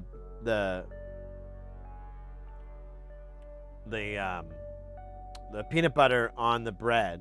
I'll put a nice amount, and then I'll add honey to it, and then I'll start stirring the honey in with the peanut butter, so it's not like it's mixed in a little bit. It doesn't go everywhere, and the consistency of the peanut butter changes a little bit. It gets a little squishier. And then I just slapped that with another piece of bread. Now it is dry, but it's good. You don't eat it too fast. You might choke because it feels like you're eating dust or something, but it's so good. I could totally do that right now, but first we must solder. Maybe as a reward, a peanut butter sandwich for our valiant effort at soldering. That sounds fucking bullshit.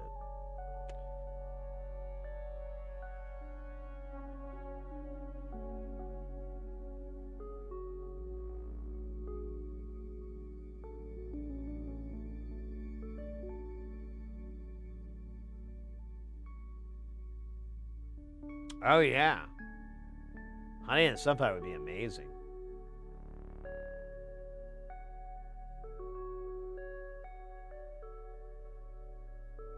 Peanut butter cheese. I don't know about the cheese. I haven't tried that. I have no idea. I can't even imagine. Peanut butter with marshmallows? Oh hell yeah. It'd be like a sugar high you'll never want to come down from.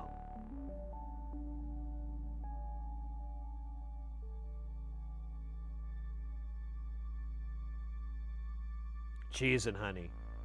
I think if you had the right kind of cheese, I'm thinking sliced cheese, but there's other kinds of cheeses out there. There's Gouda. That's a spread cheese. And I can kind of imagine how that would taste. I don't think that'd be so bad. Man, I wish I could find this friend of mine. He's from France. When he's here, he'll visit and stuff. And we went to a fancy grocery store. I can't think of the name right now. Was it Whole Foods? No, it wasn't Whole Foods. Yeah, maybe it was Whole Foods. And but it's near the university, so I'm like, oh, they might have a little bit better variety. They actually had several cheeses that he's like, oh, those are French cheeses, and we found this Gouda that was just amazing. I took pictures of the wrapping, it's saved and everything. I could never find it again. Went to the same place like over and over and they just didn't have it. They had these other brands, but it was all just nonsense. I didn't know what it was. Honey and black pepper. Interesting.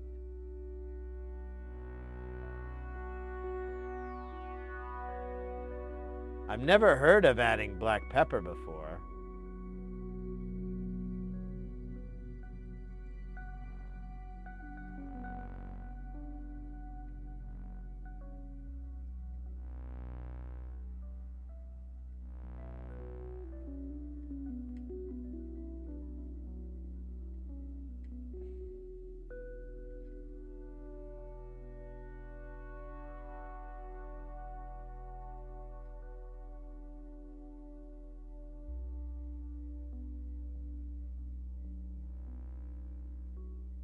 Solder troll.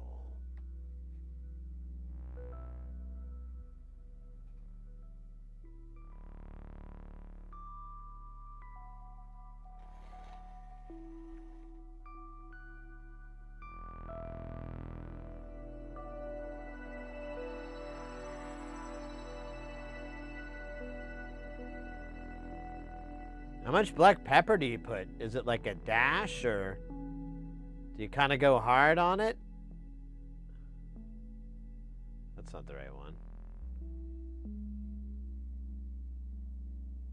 Uh-oh.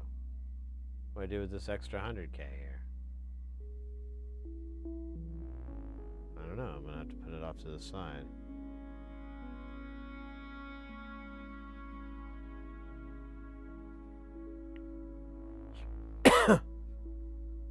Sure, we'll find a home for it.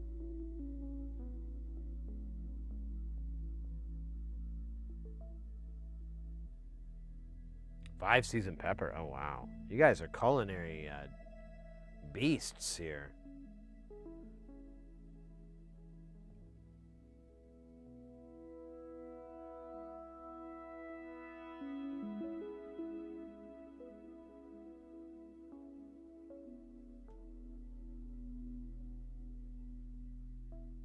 Oh my God, get on there, you bastard. But the other way. Don't make me get solder in that hole. So help me God.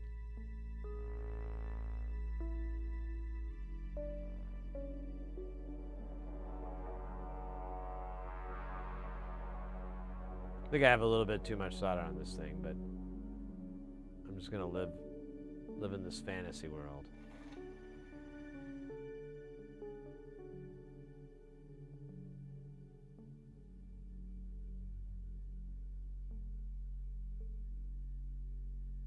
All right, Indonesian, modify original dishes.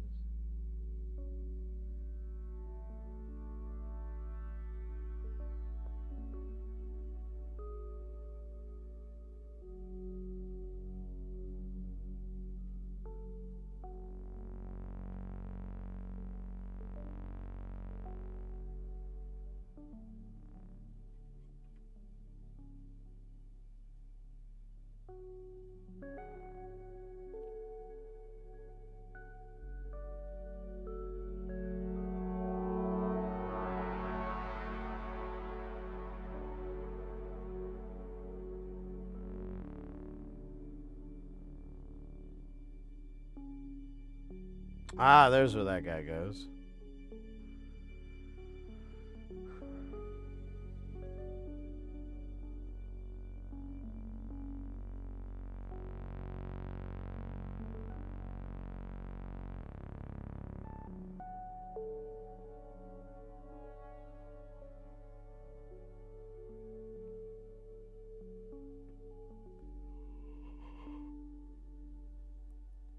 Hey, PM, your nachos. Welcome in, mate. Solder in the hole. Solder in the hole.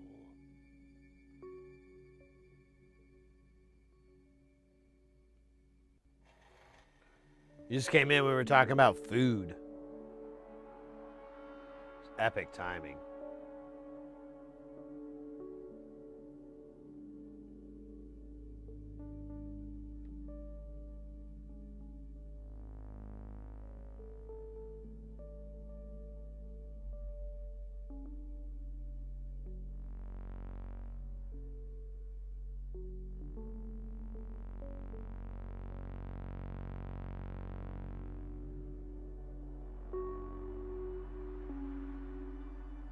Talking about the culturally significant importance of peanut butter.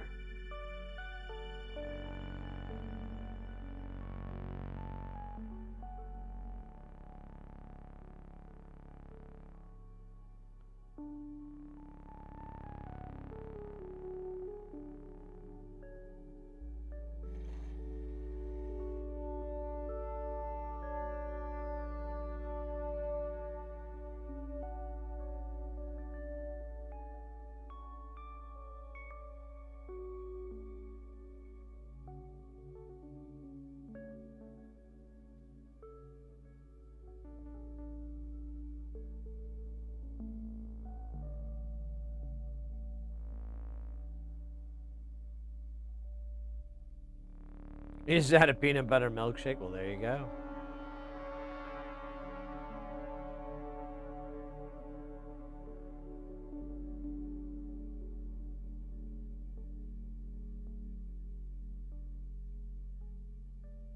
Rice meal. A little snack. Yeah, I really am. I'm like, it wouldn't take me very long to make a peanut butter sandwich. I know we don't have any jam. I don't know if we have any honey either. But I could just eat it as... Oh, you know what? That cheese idea. So all I have, though, is like Colby Jack cheese and maybe American cheese. And American cheese is not really for me. It's for the missus, so... I don't think that would be very good. But I don't know, maybe Colby Jack on peanut butter would be bomb. It sounds weird. I'm telling you, just... I don't know if I could deal with it. But I could put like a little bit on there, I guess, and try it. And if it's horrific, I can just take it off. And this is just cheese. Just a slice of cheese. It's not gonna...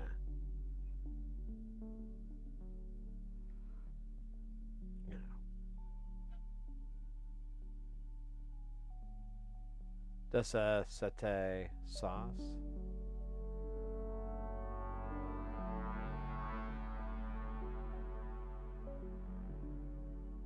Oh, you're talking about the peanut butter.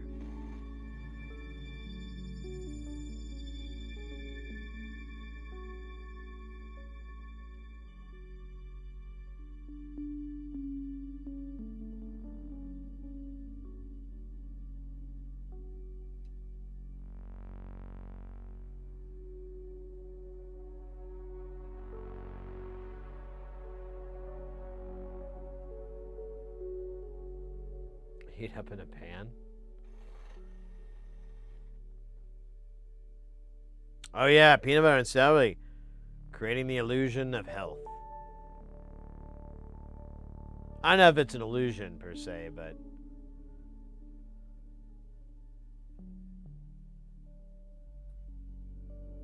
I feel like it's as healthy as jazzercising is to working out.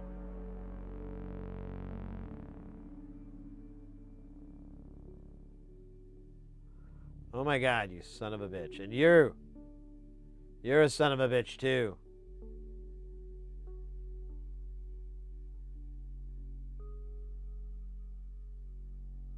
No, flip over. I'll deal with you first. Now I deal with you. Oh no, I'm stuck. Stuck. More stuck. Okay.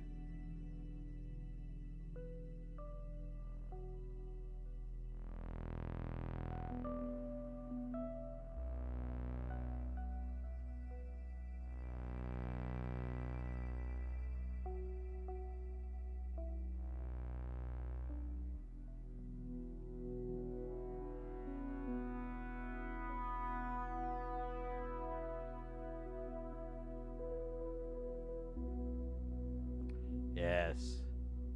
Or the marijuana. Juana.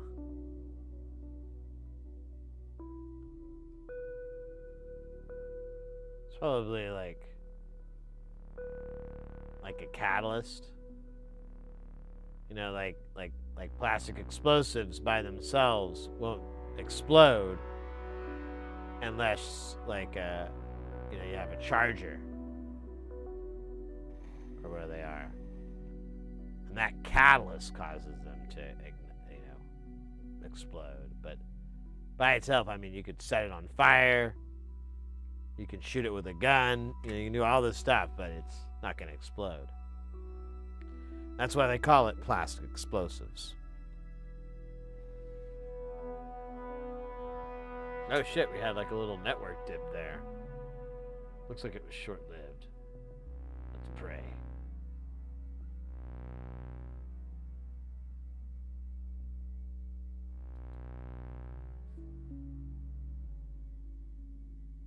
Like a tornado through a mobile home park.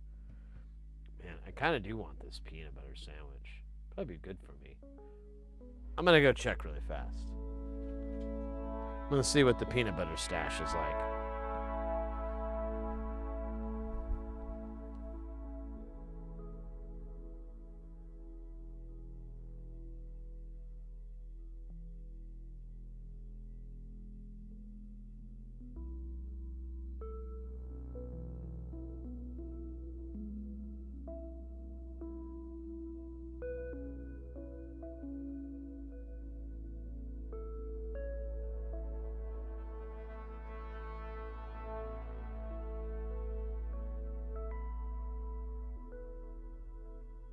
Enough to do it, so I'm gonna make a peanut butter sandwich really quick.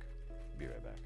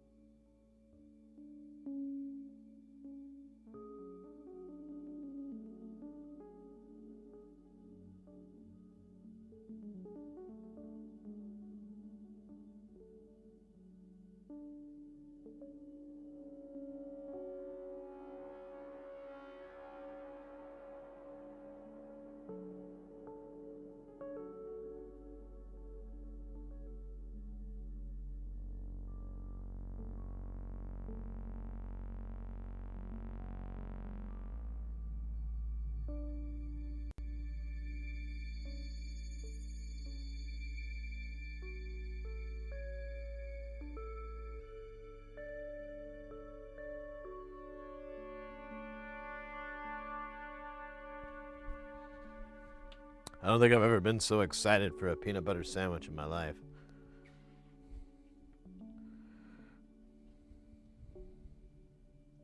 It's a good feeling. So I just did a regular peanut butter and honey sandwich. I don't have any jellies, and it really just sounded really good when we were talking about it. So bon appetit.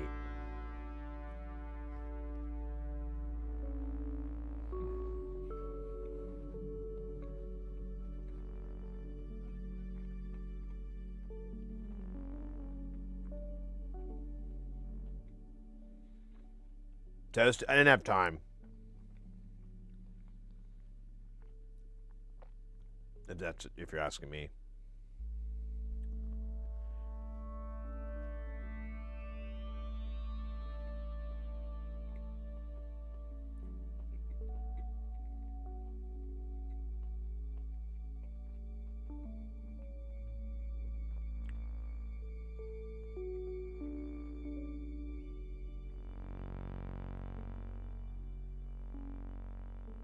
That sounds really good, Jardock. Or Jardock? Can't say your name right. Great. That means the peanut butter's working.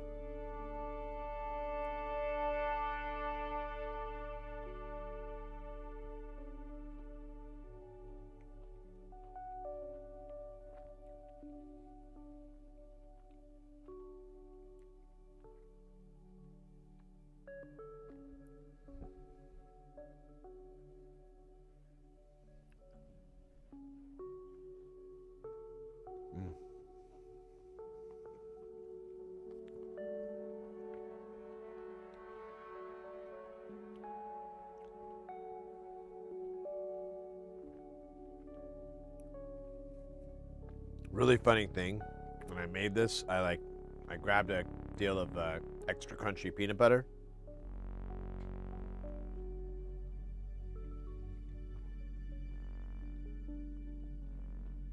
Never been opened.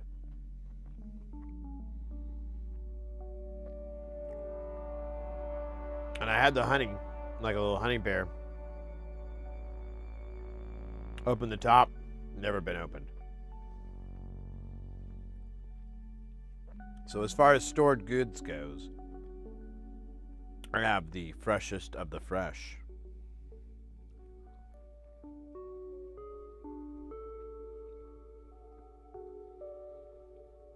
Twitch guy. So we were talking about peanut butter. And things kind of got out of hand. I think I brought it up.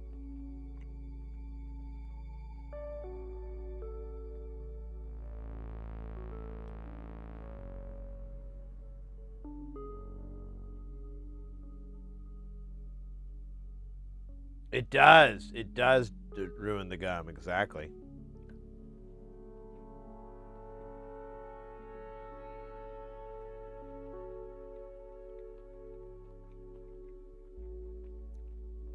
This is kind of a mukbang.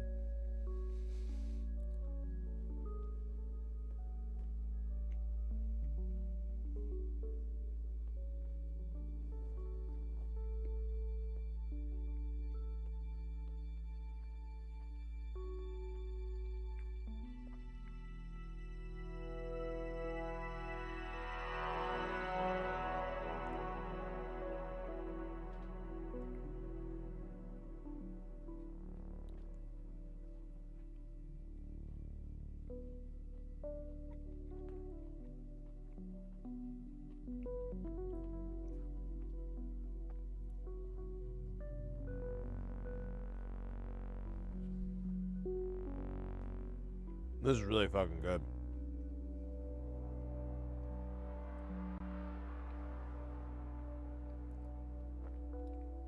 The bread is potato bread. That's all we ever buy. This shit lasts forever.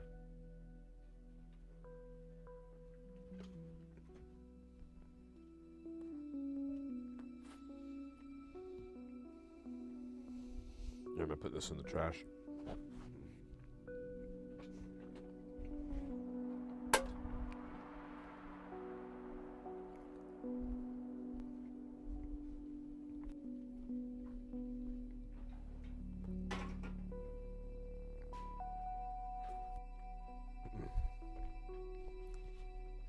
Oh my god. That might be my new midstream snack. Gonna have a peanut butter sandwich. I didn't have enough guts to try putting cheese on it. I need to smoke more ganja or something. Get a little drunk. And I'll be like, hey, put some cheese on it. That's a good idea. Let's grab the caps so we can bust them in.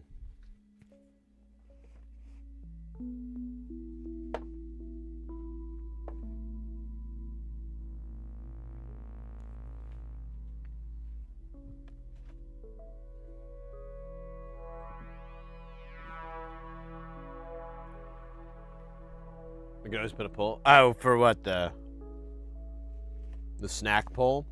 That actually might be a good idea.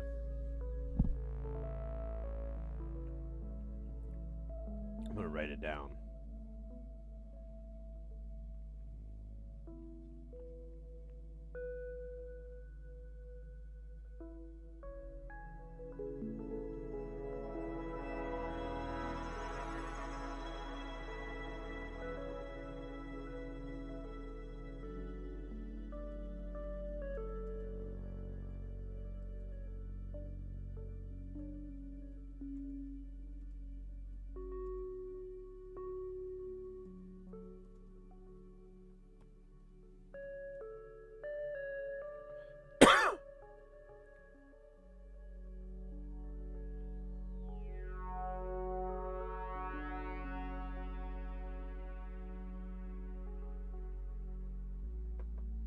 Oh yeah, let me check something really quick.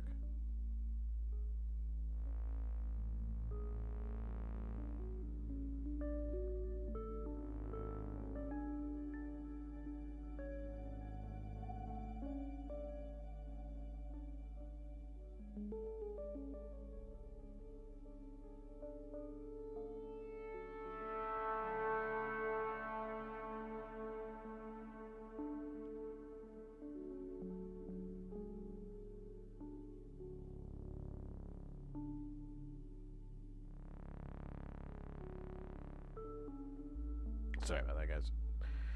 Life or death. And I chose life. Now I got peanut butter hiccups. The best hiccups. They fill you with pleasure like you've never understood before.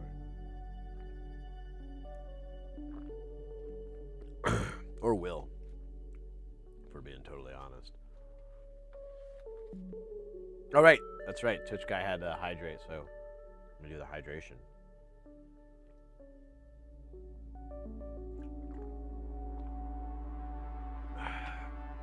Dankeschön.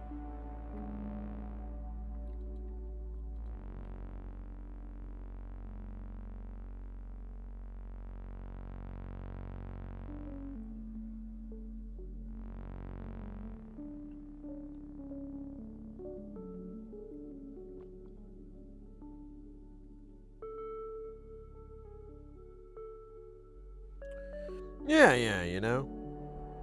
Now the trappings of life are mutable and a simple little thing. What are we doing here? How many of these? 9. Oh, man. 6.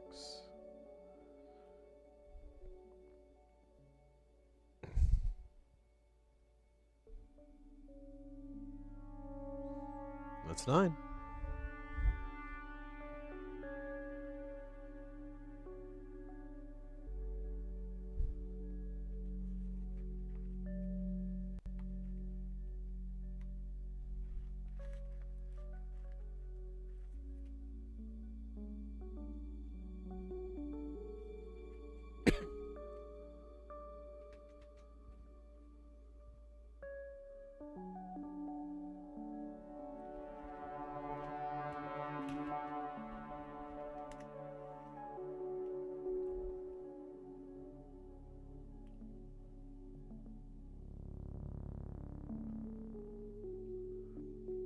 Oh, wait.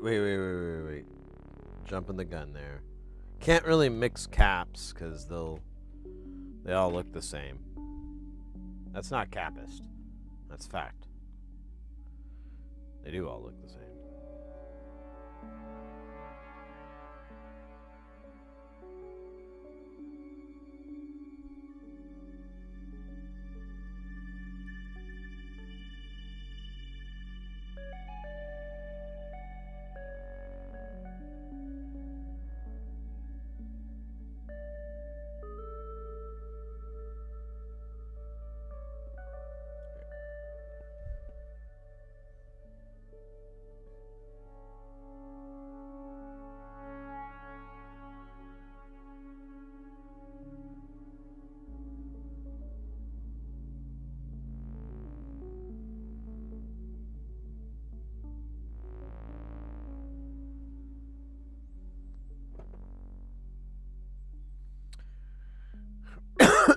Pardon me.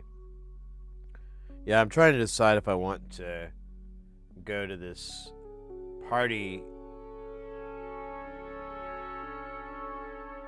that's Saturday, and I was telling my friend, I was like, I kind of would just rather stream than, go to a bar and run into like 5 people I want to run into, and then a bunch of other people I'm like, meh. I used to do it to network, but nowadays I don't really want to network anymore. It's nothing like the television movie.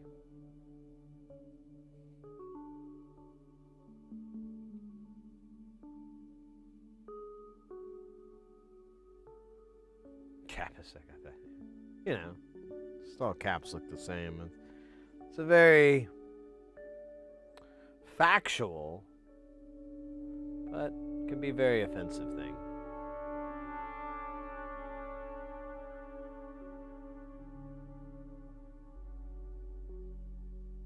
Well, I didn't give up on going. I still go out with a friend of mine, but I want to go with, hang out with them.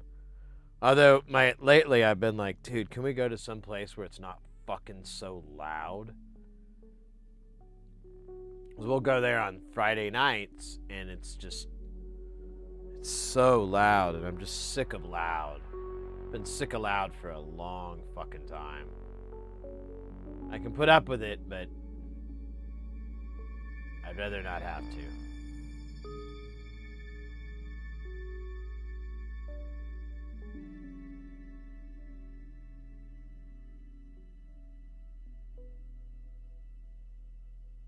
Yeah, I mean, and that's my thing. I was like, I could stream here.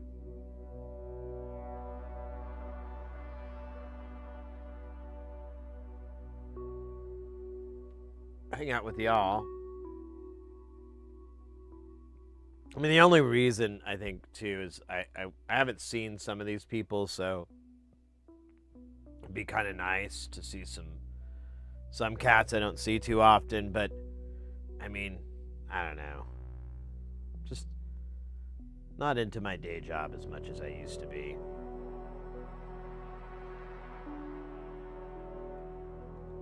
There's like one guy there's 2 guys I'd like to hang out with quite a bit. And I think one will be there, and the person who was texting me earlier, they were telling me whether or not they're going to be there, and I'm like, well, let me know. I go, that'll kind of help me decide, but part of me is like, I should just, meet up with him, when he's not, because he has to work. And so I'm like, I'd rather hang out with him without, having that looming over the head when he's got free time and stuff. Because, it's a lot funner. Same with the other cat, too. I'd almost just rather spend an afternoon than, try not to monopolize his time because there's all these other people there that probably wants to chat with, so I don't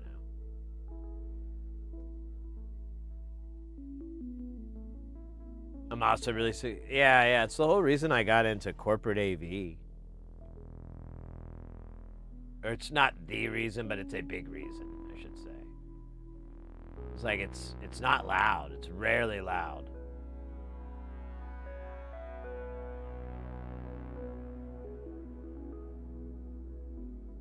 And I mean, when I go and hang out with my buddy, I usually want to chat, you know?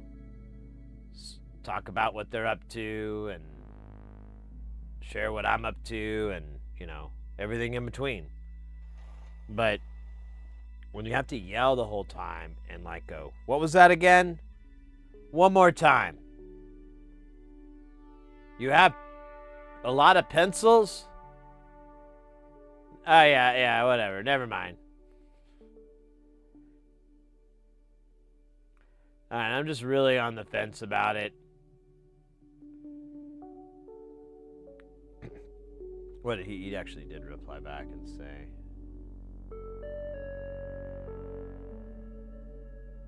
Oh, yeah. Thumbs up.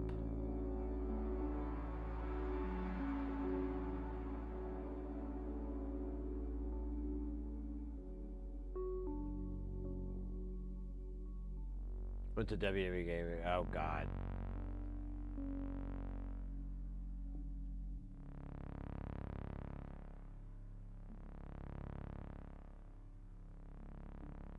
Fake your death, yeah.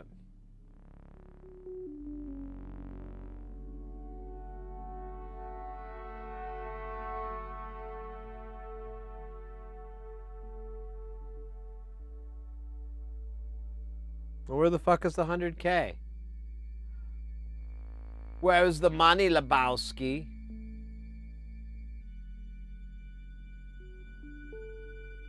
Yeah, there should be 100K here. We've been robbed. Or Robert. Or bobbed. Alright, well.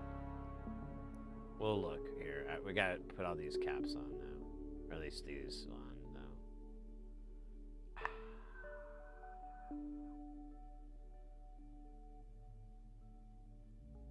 You make a sorry, thank you, mate.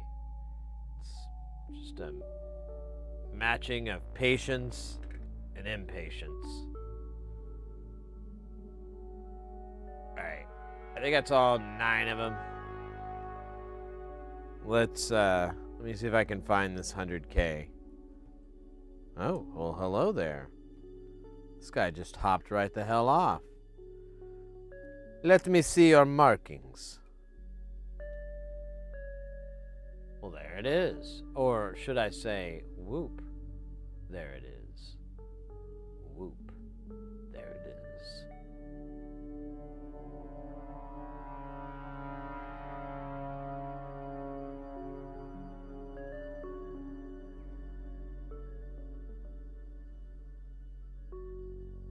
Oh, it was there? Oh, well. Derpy derp. As long as we solve it now. So we don't have to solve it later.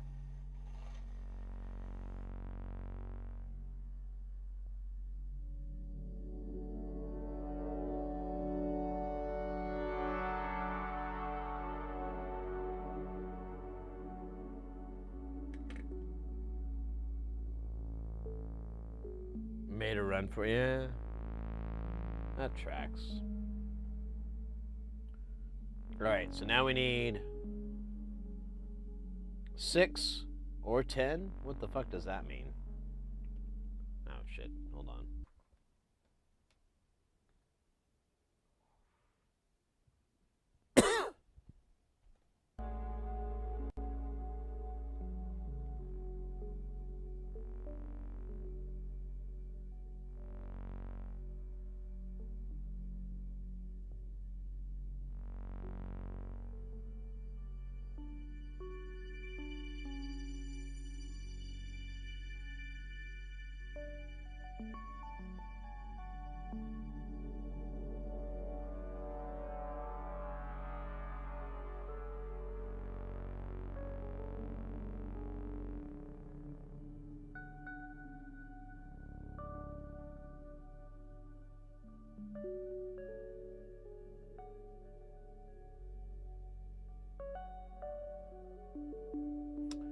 Oh.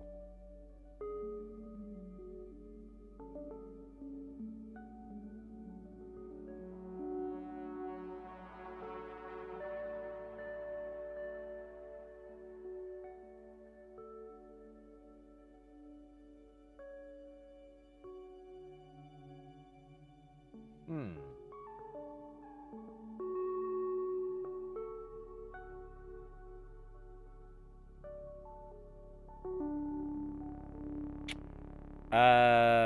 It's a lot of customization here.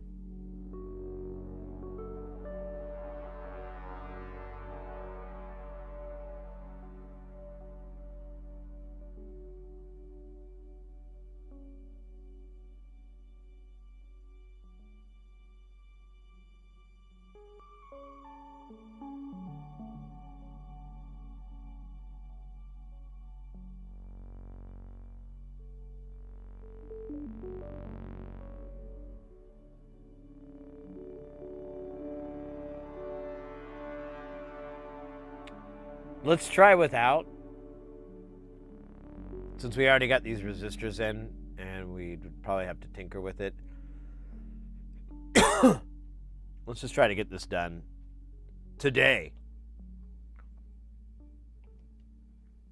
And then we'll look into modding it.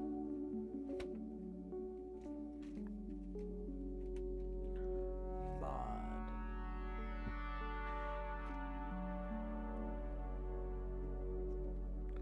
1, 2, 3, 4. 1. Wait, is it 6? Yeah, it's 6.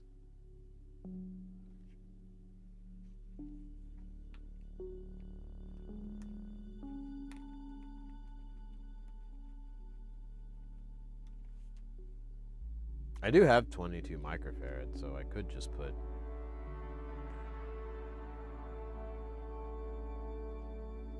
Oh, well, yeah, then I'd have to bridge the other. Fuck it.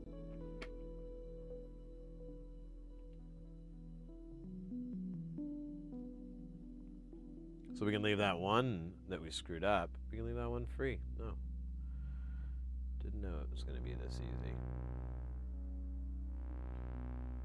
Didn't know.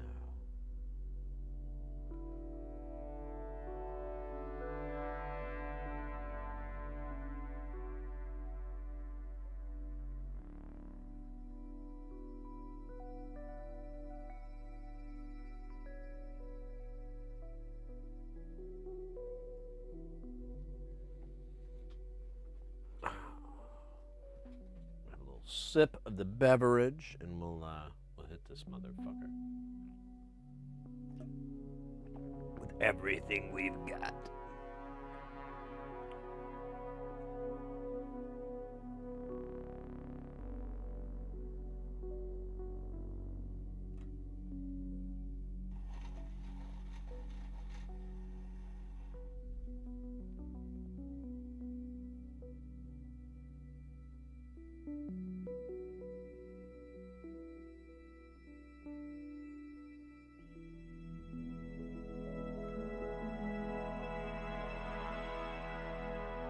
These caps are a little bit more annoying because they're TARDIS shaped. And they don't really want to go flat. They want a tombstone so bad. Where the fuck am I? There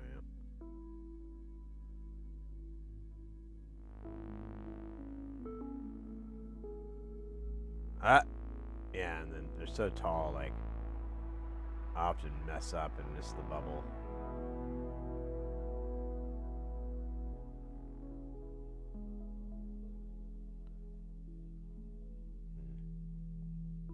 Doesn't seem good.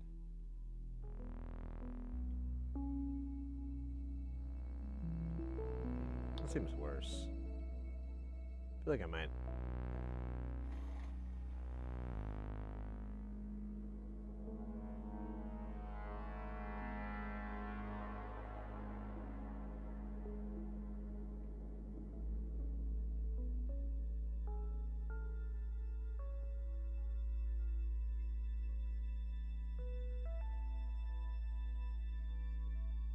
That was wildly more difficult than it needed to be.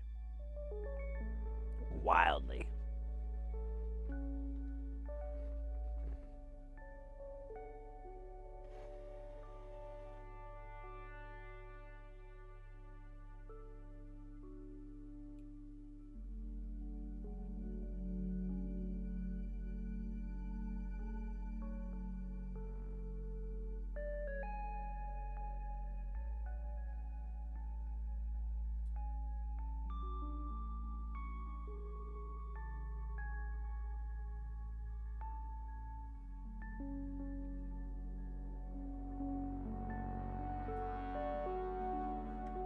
All right. And then we just got this pair up hair. The hair pair, as I call it. With absolutely zero licensing.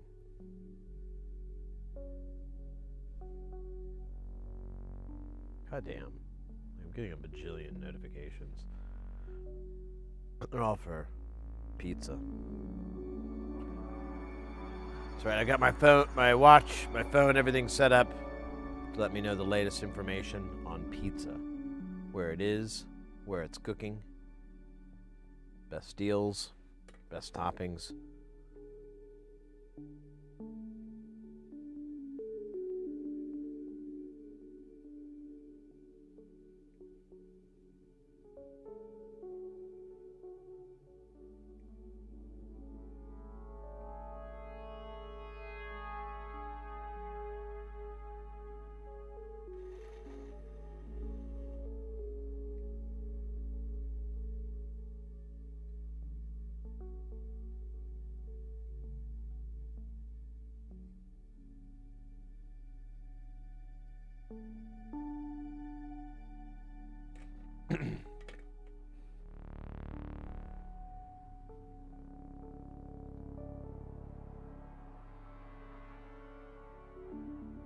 We are done with the capacitors.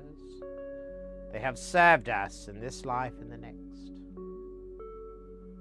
Now, we got diodes and diodes.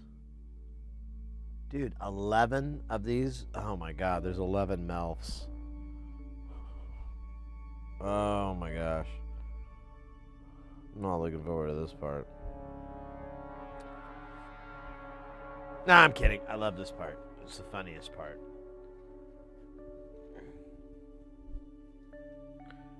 Because I get to exclaim my genuine excitement for hot MILF action.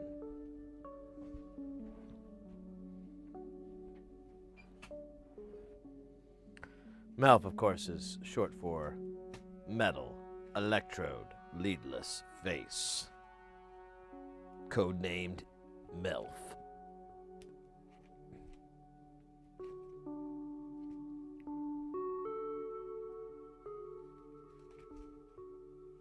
Oh man, do I need to buy more? I feel like I bought like a bajillion and I still have some somewhere, but I don't know where they are. Because we're going to use a lot here. Not even sure if we're going to use them all. 2, 4, 6, 8, 9, 10, 11. Yeah, all but one. So let's bring out the bucket here. Just see if we have some 41, 48. I have them in different packages, but yeah. I also have a bajillion. Oh, that said somebody different.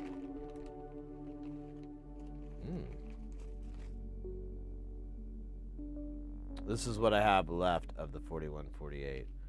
Might as well just go ahead and kill this guy.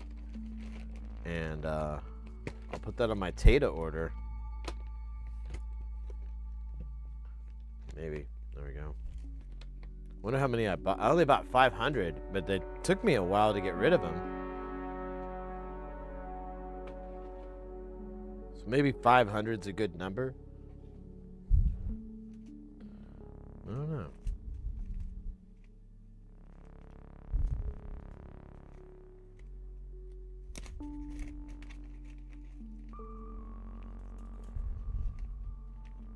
Alright, we're gonna get rid of these first.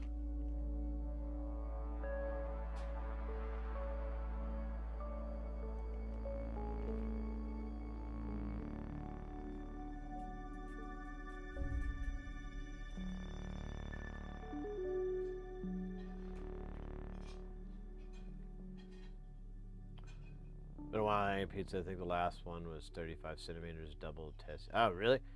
The missus and I, we love pizza. We probably have it once a week. It's one of our favorite little dishes that we can't really get tired of.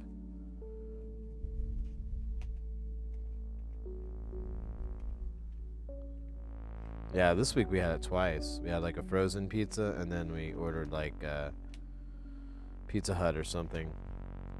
Oh, you know what? I shouldn't have done that. Shouldn't have closed that thing up. But whatever.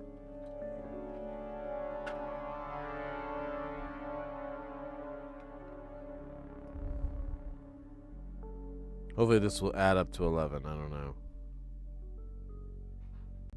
Still can't believe it's 11. 11 of these bastards. I can't open this side.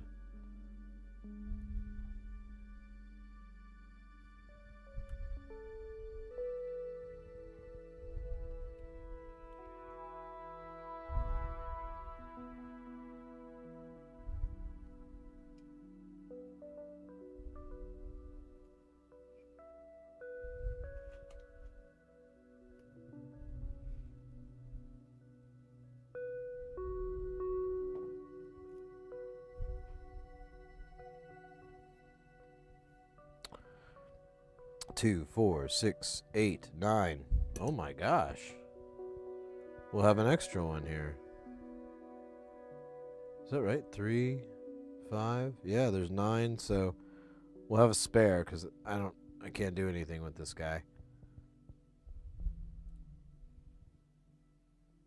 So we can eat one by accident or intentionally.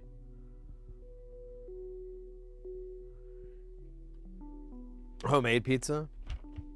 I used to do that a while back. Make my own pizza bread or dough and everything.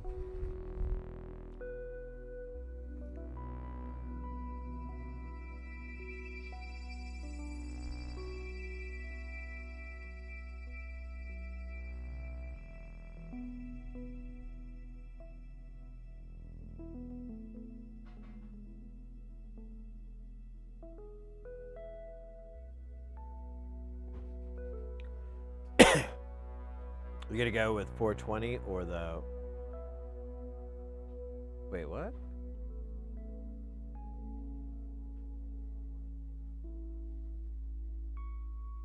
Wait. Ah, damn it. We missed these guys.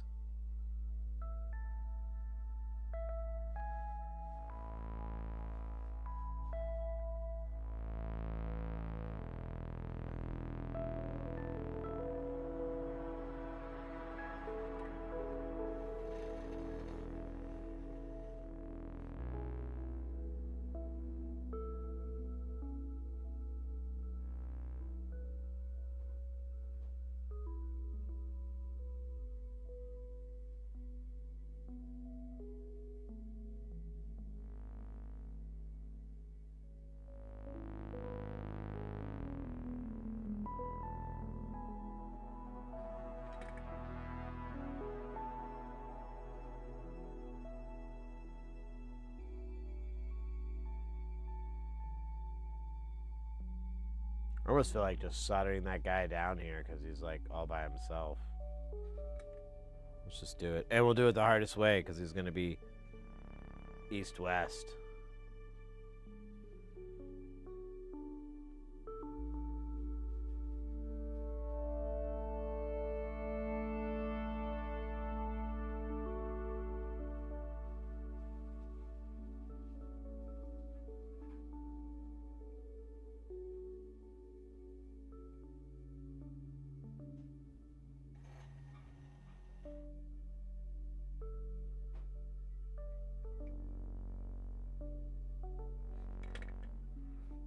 It's 470. Oh, what are we looking at? Still don't. Still lost. Yeah, 420 isn't a common value. Hey. Wait a minute.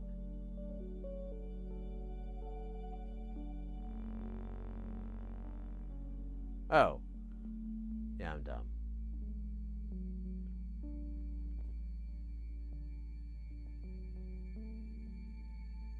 Man, these all go east-west, so we should just flip this board. Although it kind of didn't go so bad. Maybe I'm doing it wrong. Maybe I should go from side to side.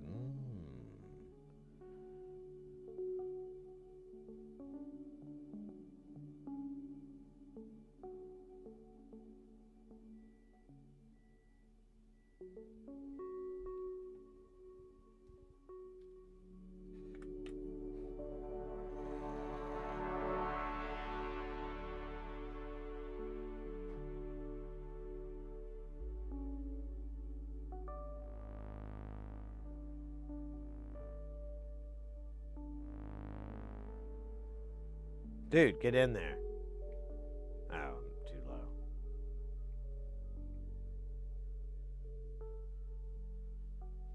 Good enough. Alright, I'm kind of into this method. Let's see how far it'll go before it ruins me.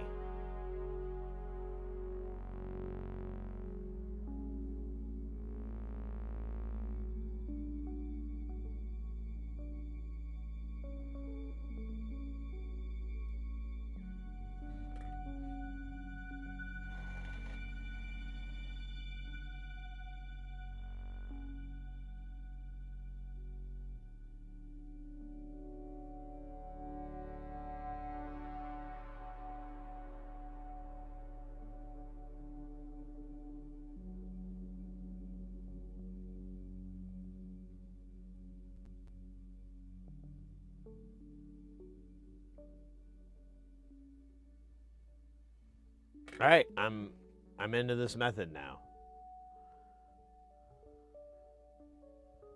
Side to side when you're doing your mouths.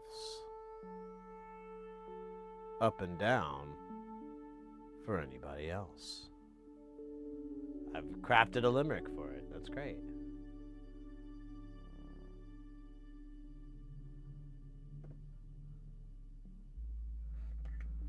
A bubonic method.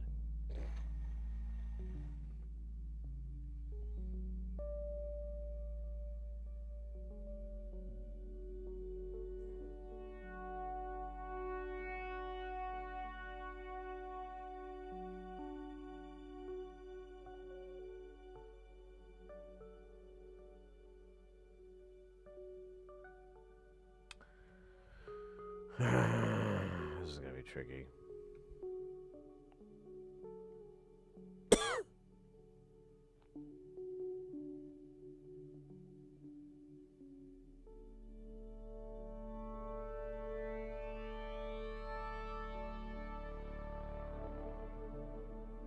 There you go, perfect.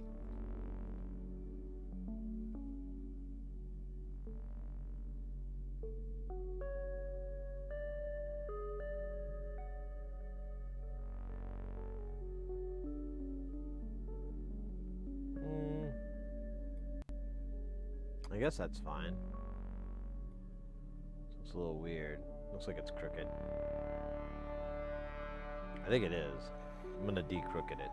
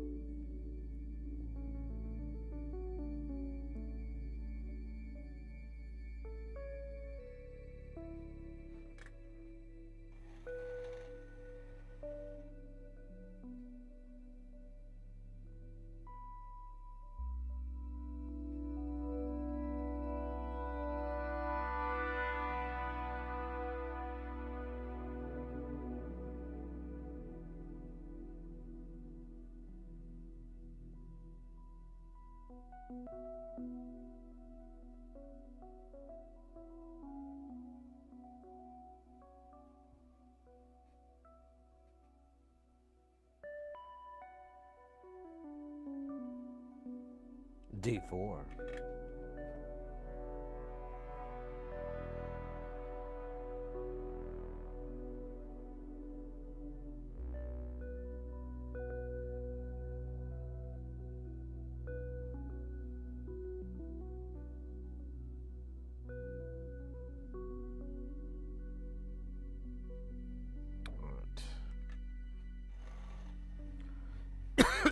Pardon me.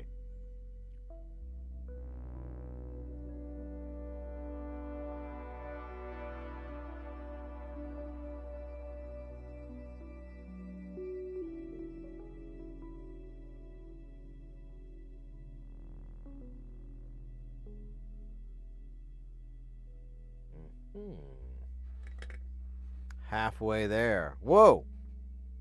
Living on a prayer. Take my hair. We'll make it, I swear. Whoa!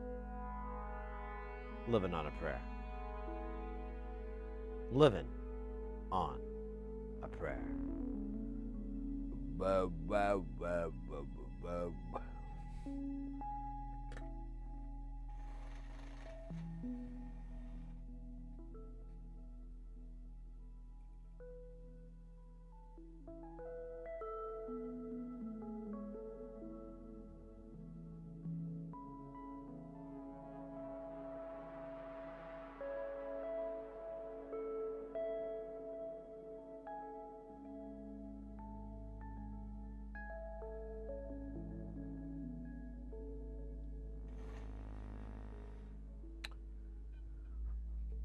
Awesome.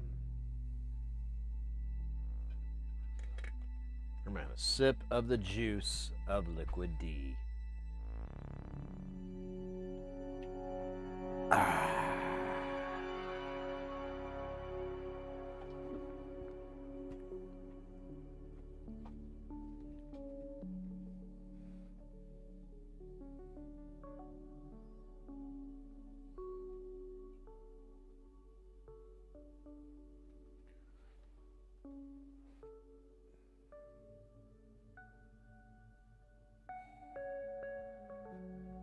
Shit, I think I got my legs all tangled. Oh my god, I really do.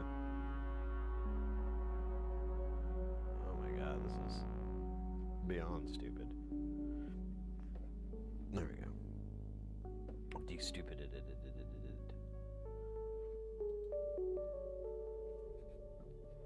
Well, somewhat.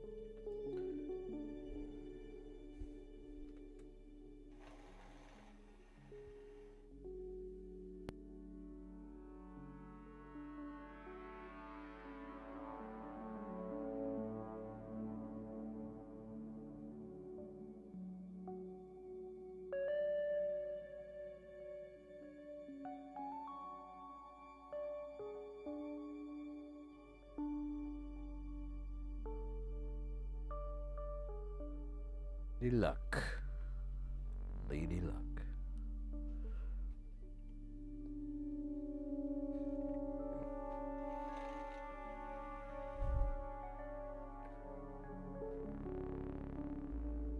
I want to rewatch. I keep seeing clips of, and I'm like, oh yeah, this was kind of cool.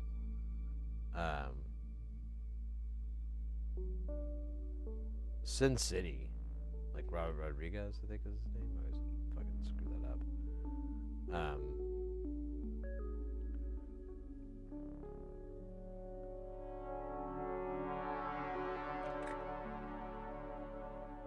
I think I've only seen it like once, maybe twice, but I feel like I didn't give it enough attention. Because a lot of little scenes I watch, I'm like, that's really fucking cool. That's a cool story.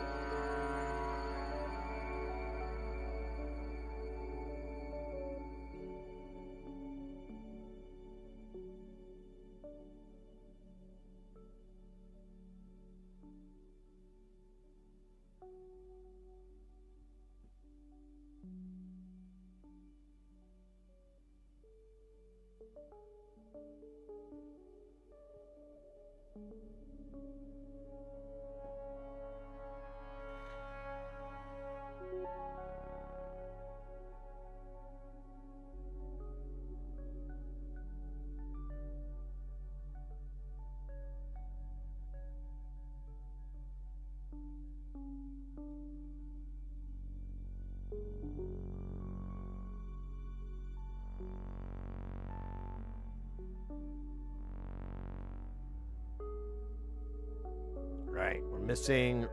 Oh, wait, that's right, we have the extra diode. It tricked me, as it tricked all of us, lulling us into a sense of security. Lulling or lulling? That's one for the history makers. All right, we need a couple of tchotchke diodes here, shotkeys, you know, the good stuff. This one is actually pretty short distance. I have these guys. They're not too bad. There's not much left of them. I think there is only 2 left. But I do have a bunch more I just bought and I forgot. I got these bats. Let's do some of these bats here. Is this too big? Gotta look. No, they're baby bear. Just right.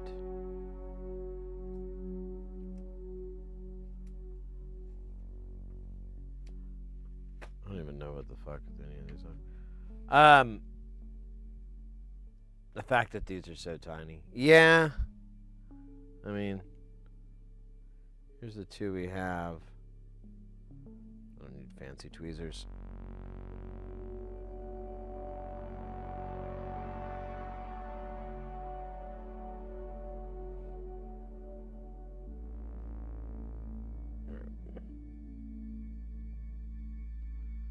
And then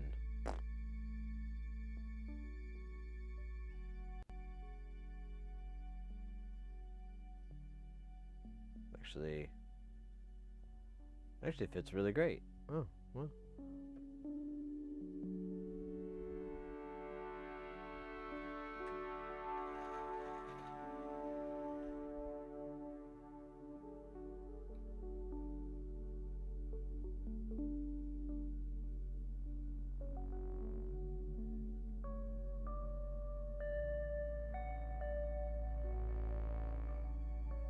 Just do it that way. We can't really sway because then they'll lift up and float all weird.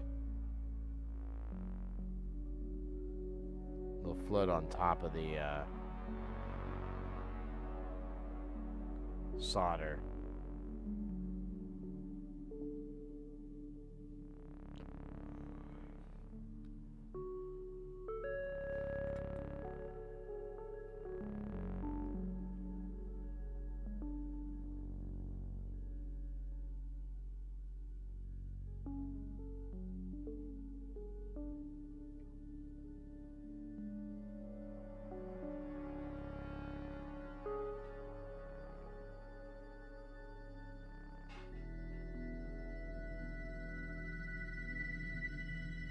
Good enough.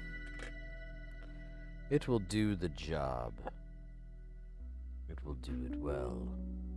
Alright, we need to clean out all this solder on these leads.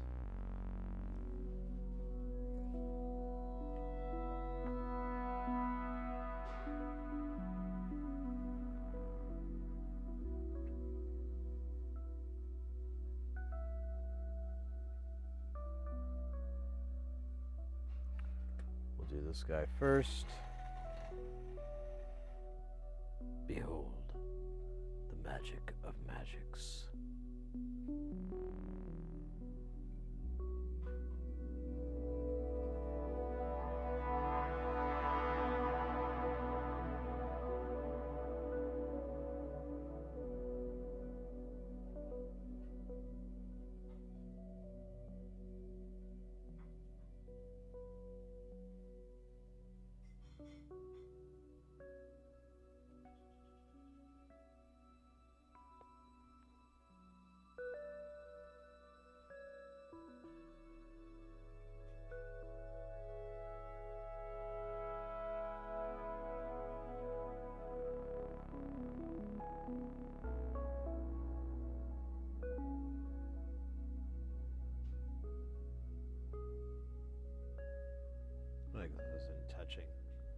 It is.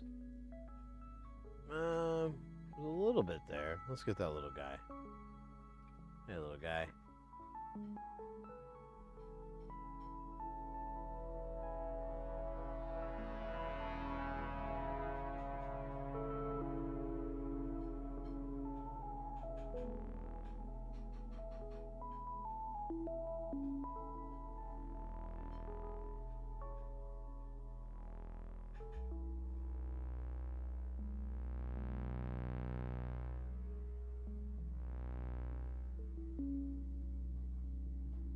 I'm curious what Mrs. Hersey is up to.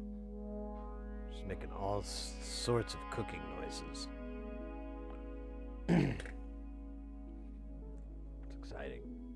Actually, gonna go ask real quick. As I get this book.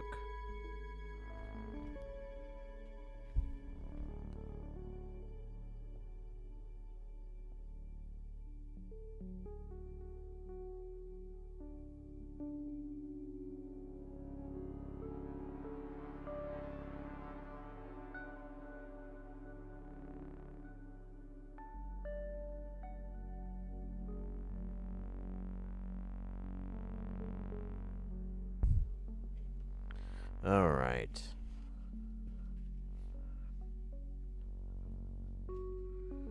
She was heating up some, or cooking some of these pretzel dogs. Oh, wow.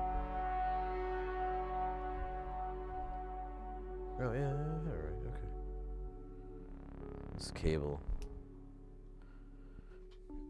I do not love it. Father has forced me to love this cable, but I never will.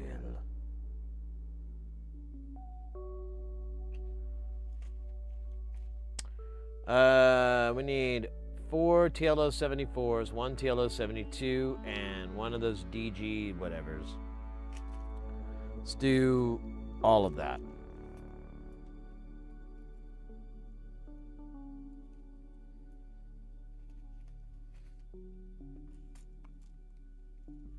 Four TLO 74s. That's a lot of fours. 444.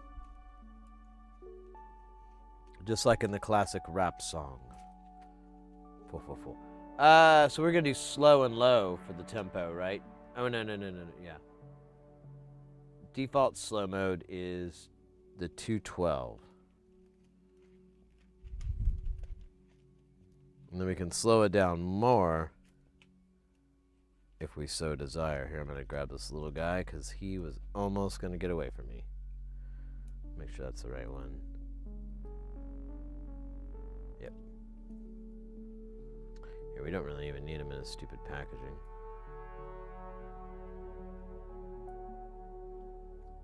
There you go. Now you're free. Free to ruin everyone else's life. Oh, shit. We got a boss battle, guys. Exclamation point. Warrior, priest, mage, ranger, druid, bard, necromancer. I'm not kidding. There's that many archetypes. All you need to do is type that into the chat. YouTube, you can also join in. The only tricky part is if you're a priest or a healer support character, you're gonna have to type in the whole name of the of your ally. I'm gonna get in. I fucking love this. Yeah, Jordak, if that goes for you as well, if you want to join in to the game you started, I think there you go. Just do join ranger.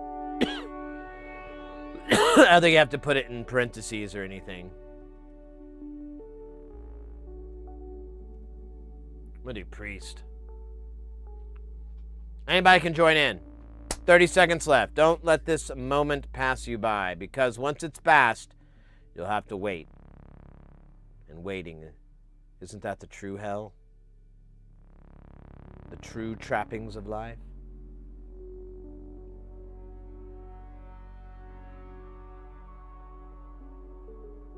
There you go, Aqua. Exactly. It's money management. It's time management. It's soul management. All right, the Three Musketeers against Sandworm. Sandworm from hell. All right, all you need to type in is 1, 2, or 3.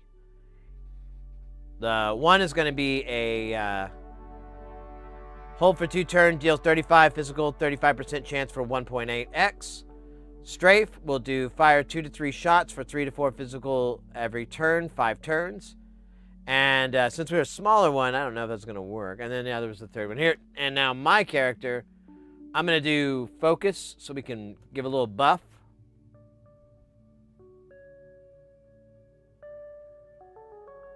All right, he's going to attack here. Let's see what he does. Ah, dust balls. Ugh. Here, I'm going to move over here. Makes more sense. Of course, now you can't see my beautiful face.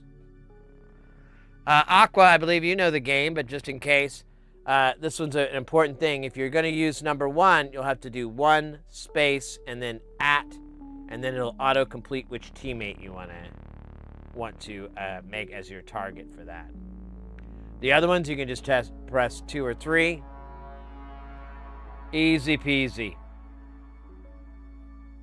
You know, it's kind of easier to read background. No, it's not easier. Here, we do this. There we go. All right, I got to heal, don't I? I got to heal some people up here. Oh, we got a little bit of heals here. Excellent. I'm going to do... Oh, wait, that's Jordak. My bad. Or Jordak. I keep saying your name wrong. I don't know what's up with me. All right, Jordak, let's... yeah, 1, 2, 3. 1, 2, 3. 1, 2, 3.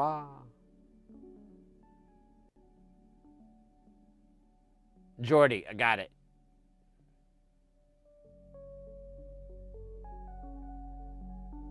All right. Oh, you got that in your butt. Oh, in your butt again. Oh, boom, boom, boom, boom.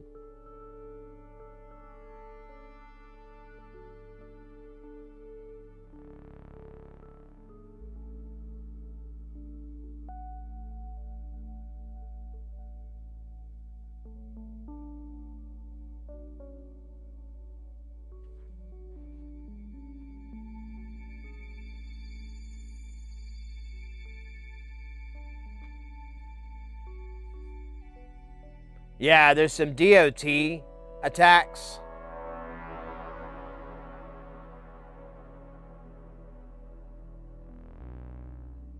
But we also have a healing thing on as well, so it's kind of countering it.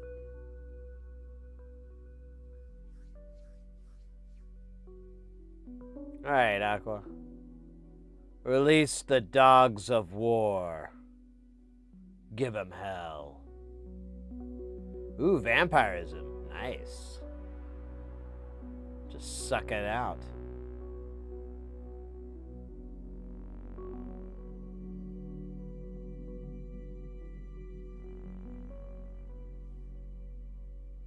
See what he attacks.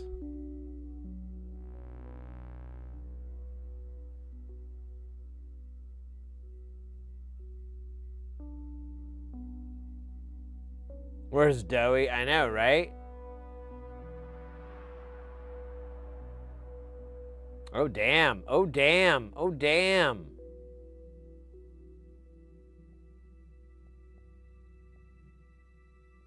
Oh, no. This is bad. I think I need to do heal at Jordy.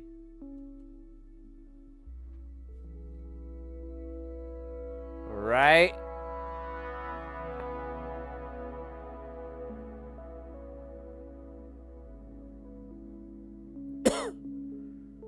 As long as Aqua can dodge the next bullet.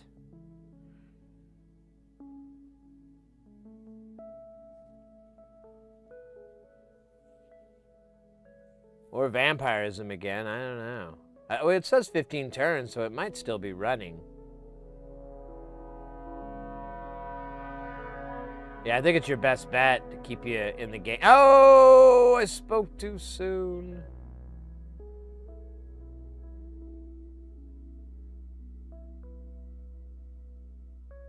Yeah, we haven't even got this guy down a quarter. We're getting to a quarter, though. You know, we'll make it.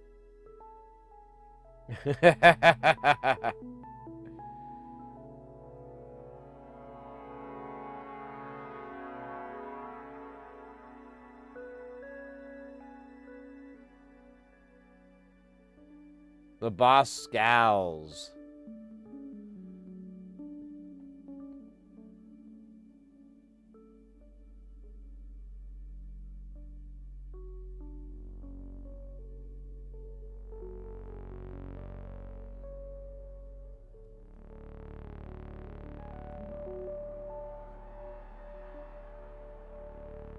A little self-healing.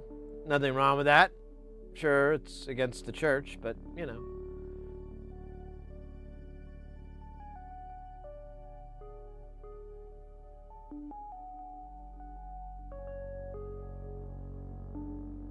Oh, no!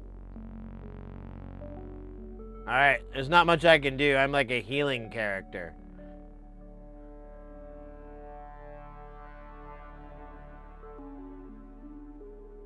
Alright, I feel like if I heal myself, it's just gonna be prolonging the inevitable. But I gotta do something here.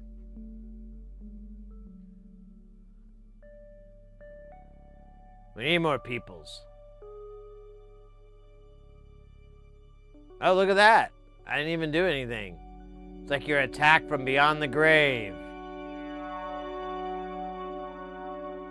Oh shit, what was that? 41. Oh my god. See, I'm just gonna be healing myself nonstop.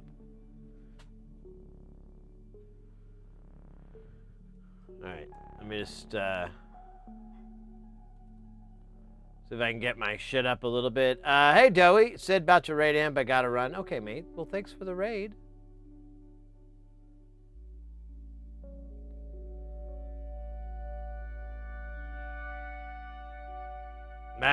Yeah, this is just gonna go on and on like this. There it is. Guys, get ready because things are about to get heavy. Jump up because we're gonna bump up and get down because there ain't no clown in this here town. We got none other than DJ Doey to come in with that piping hot, won't stop, skilly bob, oh my god, freaking hot.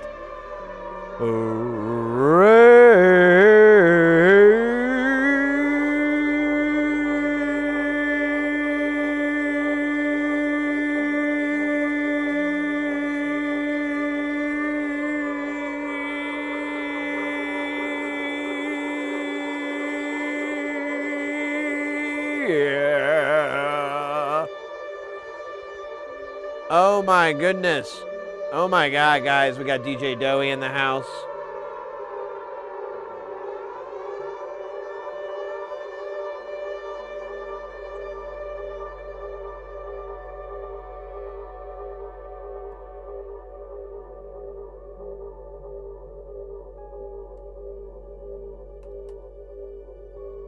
There it is. There's in the chat is the link to DJ Doey's channel. Go and give them a follow. What were y'all up to today?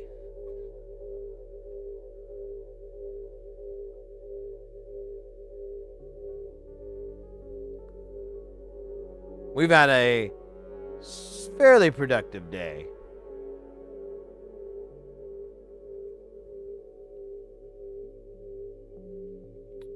We measured a whole bunch of filters. Well, like 5. But that feels like a whole bunch. To look at their frequency response and their shape and their coolness. And then I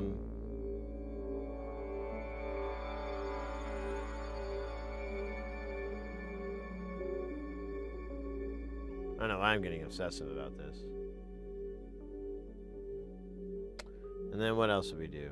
And then we just start working on this Hyper Chaos Deluxe Extended Cab Limited Edition XLT.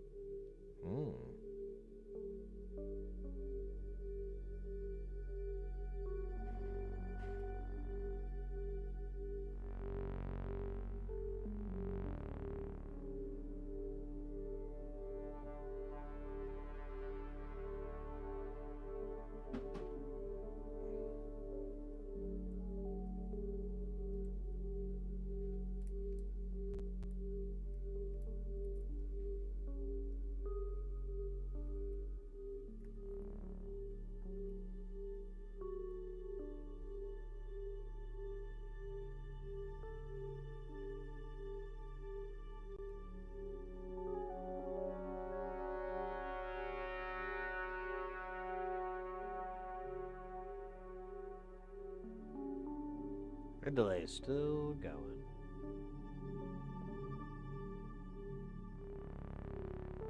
Damn. A lot of tasty chips.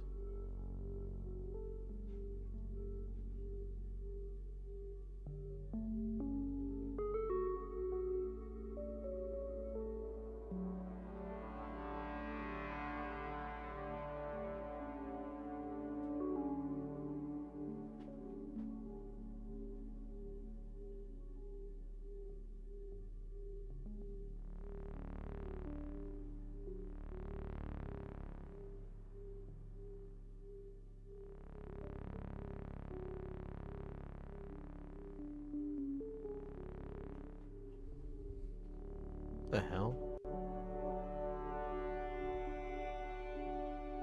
Dude, I got the weirdest notifications. I think all these social media accounts are like, they keep making suggestions, and I'm like, who? What? And they never did that before, but now they're doing it.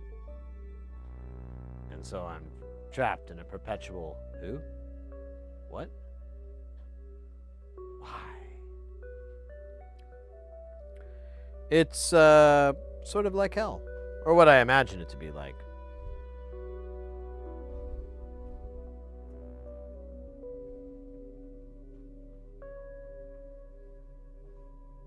See, I don't believe in hell because I've witnessed donkey basketball. And it's basically my proof, which we all have different sources of proof, that hell can't be real if there's donkey basketball. Dude, now I got another notification. What the fuck? Who? I don't even know who this person is.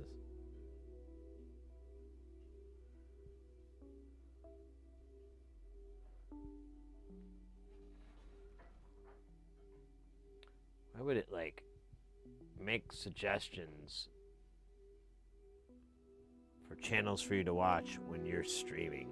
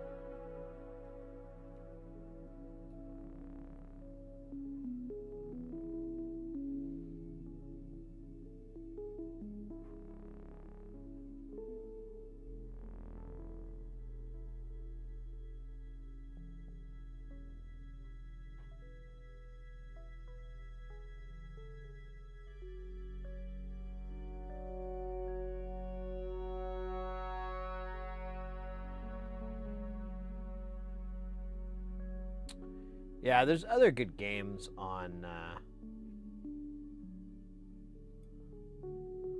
the stream avatars. There's basketball, which I highly recommend. Basketball free for all. I've been thinking about just taking the teams version off because that version kind of is annoying.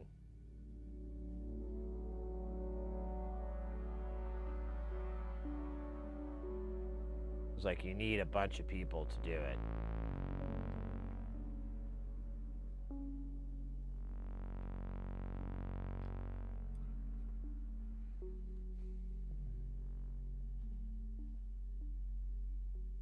Ball is great fun and hard. Well, there's a strat.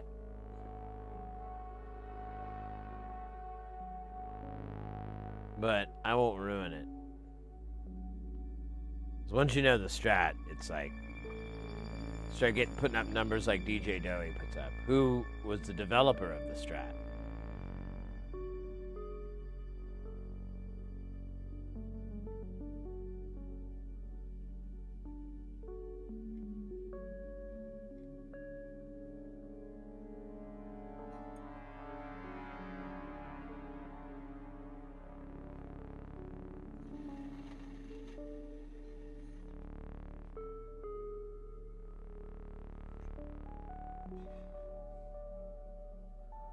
Watch GJ very close. He's got. Oh shit! Look at that.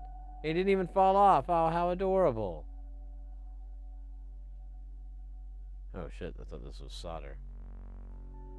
I was like trying to run it.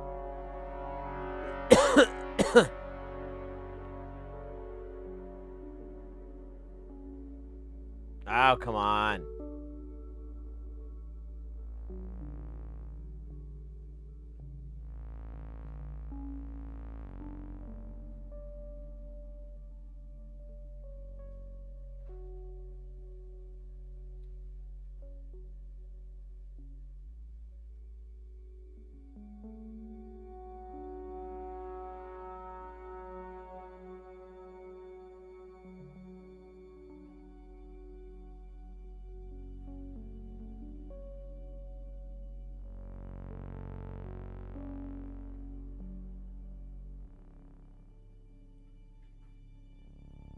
It is done. Yeah, that's all the SMID. Nice. A high five. Right.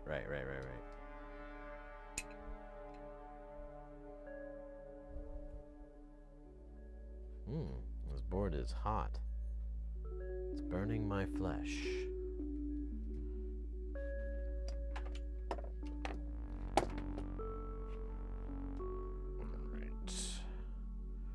Let's give this thing a washing. Oh, wait a minute.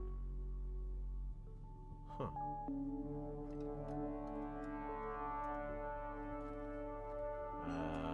Okay. We'll cut some fresh ones.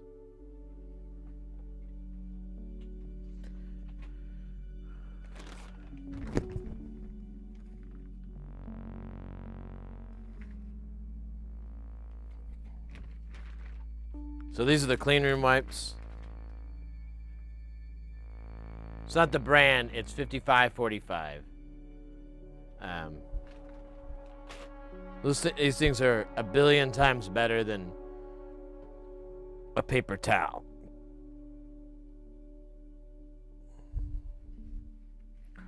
But for me anyways, I like to cut them up because they'll last a lot longer.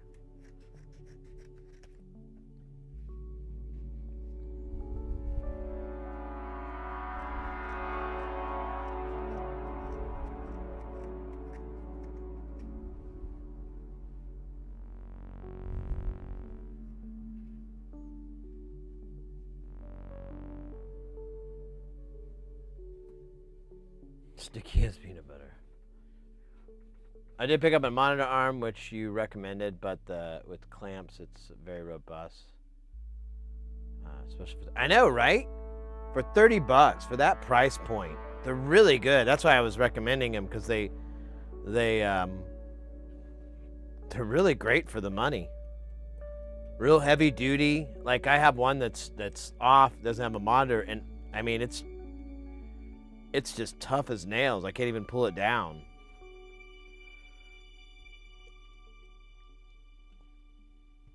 Welcome in, by the way.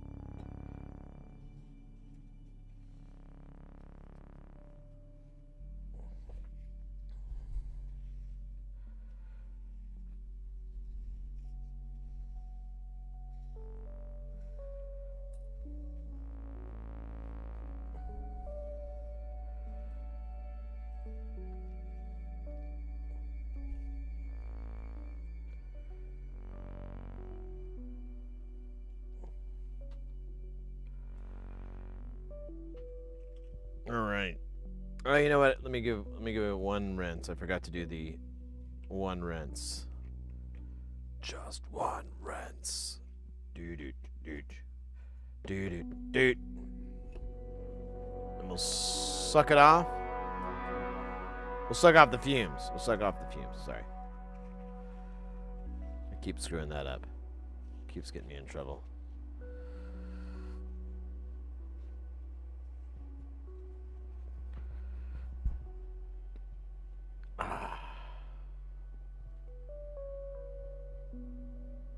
No plastic? What?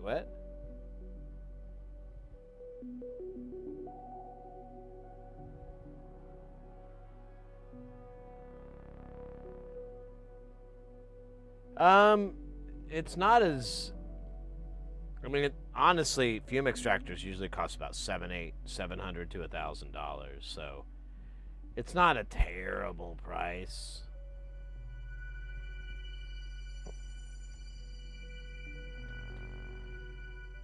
But if you go to sitherecdiy.com and you go on links and referrals, yeah, so his is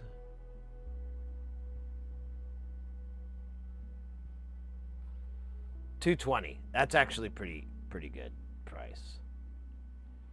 I have a link for a knockoff on Amazon, but I haven't tested in a while. Yeah, I think the 2-Yule is no longer being sold.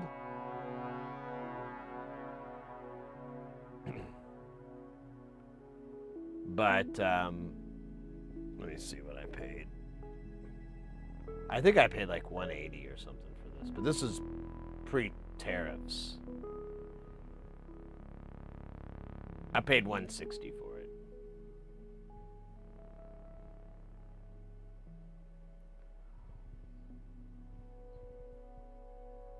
So we go to AliExpress and we go to Yule fume extractor.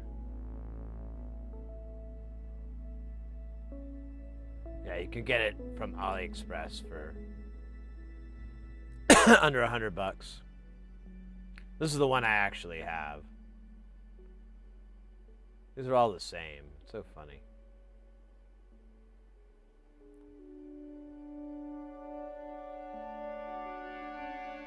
I need to get the filters.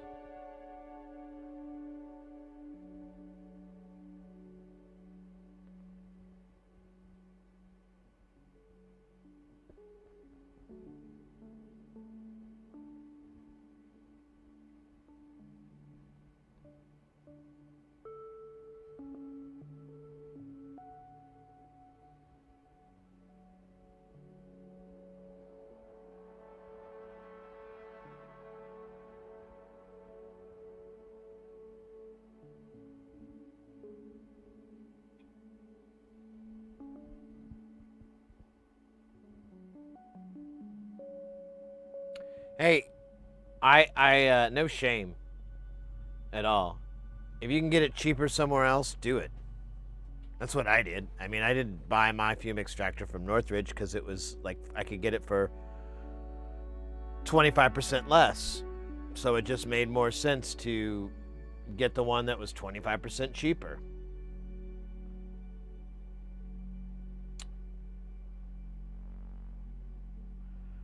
I'm wondering if I can find a way to just get the HEPA filter. Thanks, IB Free. Oh, wait, there it is. One piece. Oh, but it's like $23 for just... Oh, that says... charcoal. Oh, that's... Okay, so it's both of those. No, that's not what I want.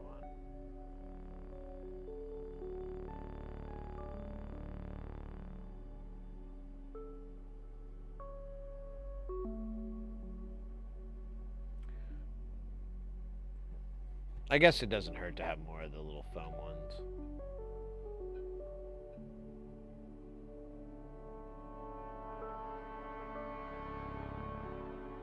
Yeah, you're really paying for exactly the filter itself. The fan and the enclosure and the tube and all that, that doesn't cost shit. The filters, they do kind of cost money, and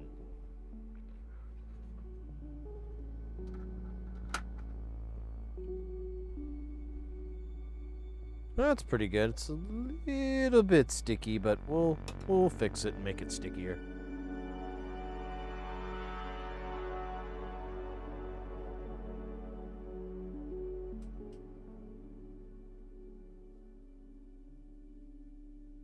Yeah, absolutely. And I should mention this, like, I have those affiliate links and everything. That's just to make things easier for you. If you find it somewhere cheaper, better, go for it.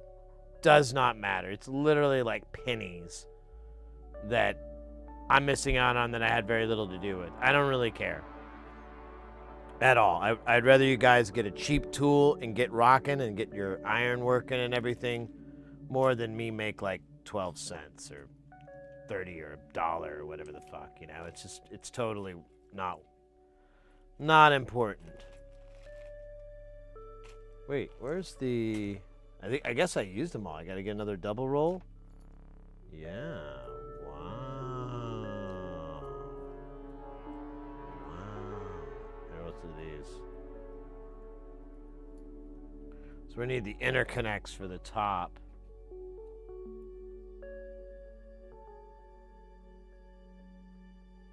Oh, I ended up ordering that that light for mounting on the scope. So hopefully I'll have some alien lights. Pardon me, sorry.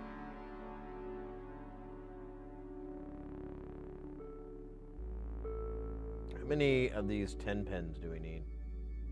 4? Jeez. Oh yeah, I guess I could count. I don't think any of these are 10. I think these are all like 9s that were broken up. That might be 10. Those 2 are 10s. Okay, so we have enough. We can give it a go. We'll give it a go. Be a goer.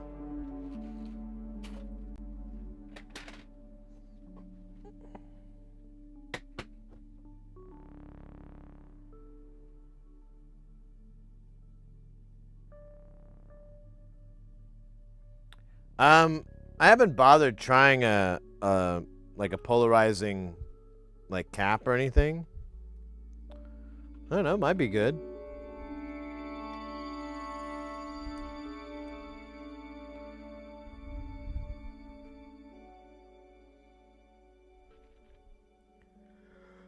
Oh wait. Pardon me. You can use that. That'll renew, reuse, recycle. Do we need anything else from here? No. We might need... Oh, we're going to need LEDs, but we'll cross that bridge later. On the bridge crossing hour. Your morning drive across the bridge.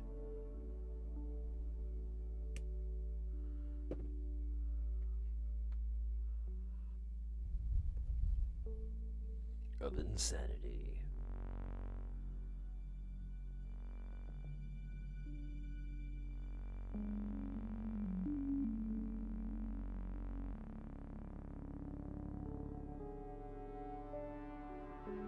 He gets a lot of his stuff from AliExpress. Tuyul's a good company. Tuyul, Mechanic, that's all I can think of. Those are decent companies.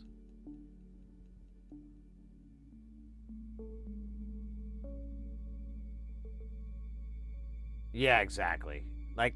Like Northridge, he'll buy this stuff from AliExpress at a discount and then mark it up and sell it. Some of them he'll contact the company and go, I want my logo on it, and I want this change, and this change, and this change. So there is a little bit of personalization or whatever, but when it comes to a fume extractor, I really don't know what the hell you're going to be missing out on.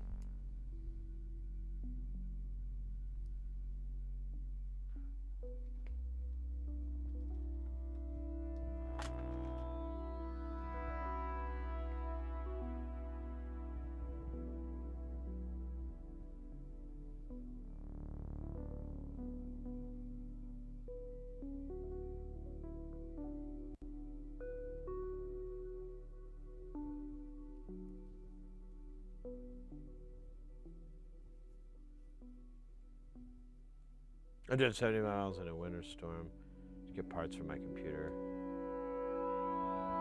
Damn.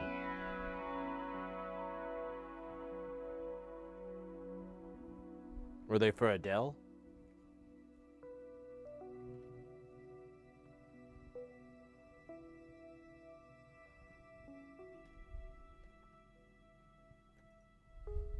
Matter of fact, it was a compact.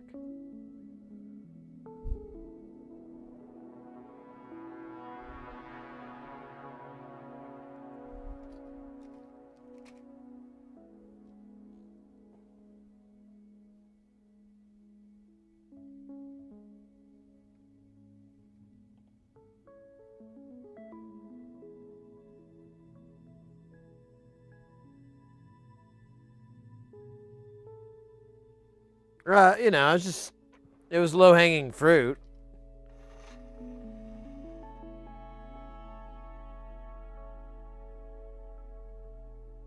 Your name's Dell, dude, so, you know, you talk about a computer you had to get, and I'm like, oh, well, shit. Am I being set up for this joke? Because I'm gonna take a swing. What is it that Michael Scott once said? You miss 100% of the shots you don't take?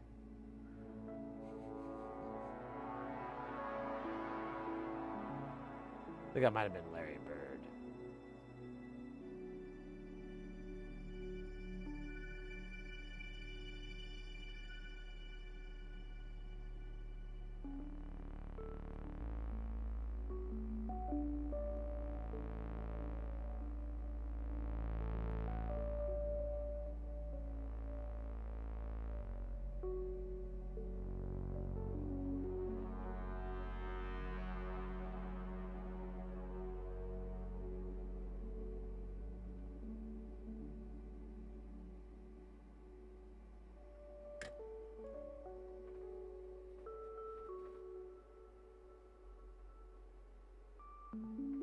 Gretzky, oh well.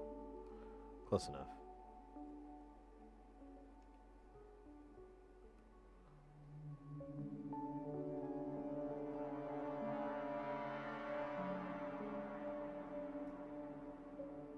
Parts people, Dell laptop expert on YouTube? No.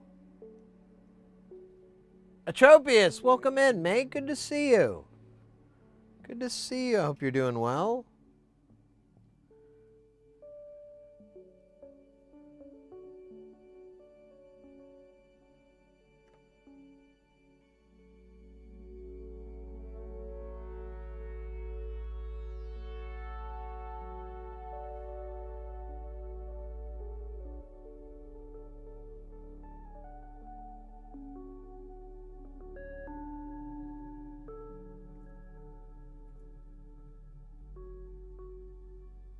Oh, shit.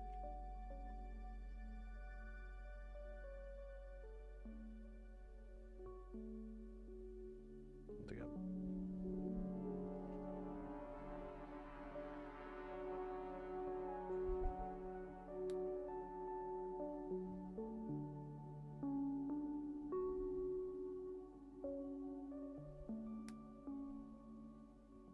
Nice. All right. Now we will build the sandwich of joy. No. Now we will build the sandwich of joy.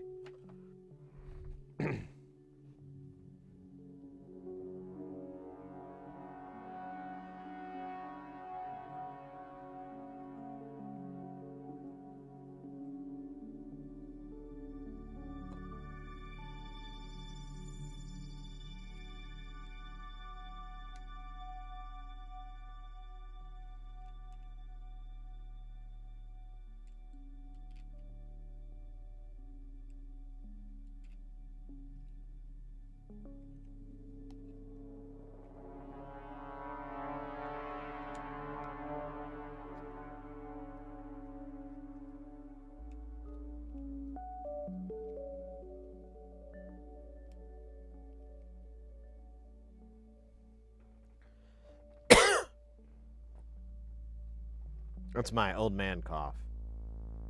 It's like I smoked a carton a day.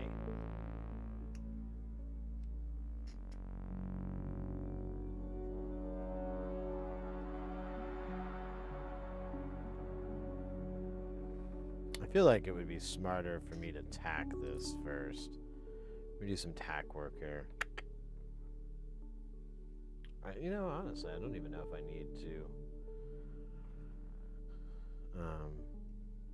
Oh yeah, maybe.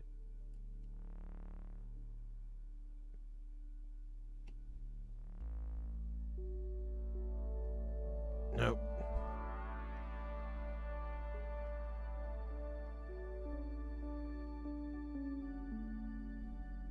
Right, that's straight.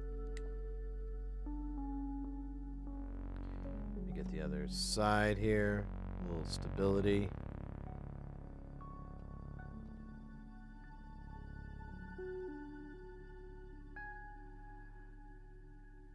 I'm gonna flip this motherfucker down and do the same thing.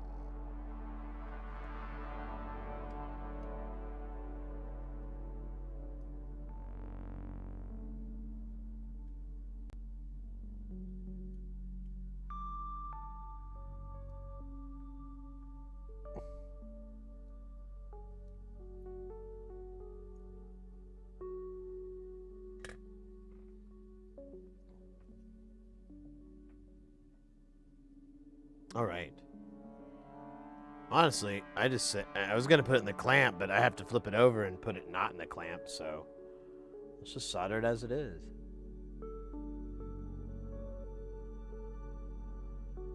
I'm mostly playing around with laptops.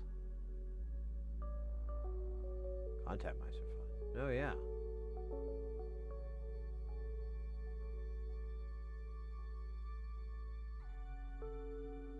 Wake on land. Getting the clamps. Hold on, I'm clamping here.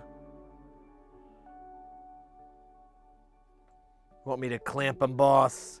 No.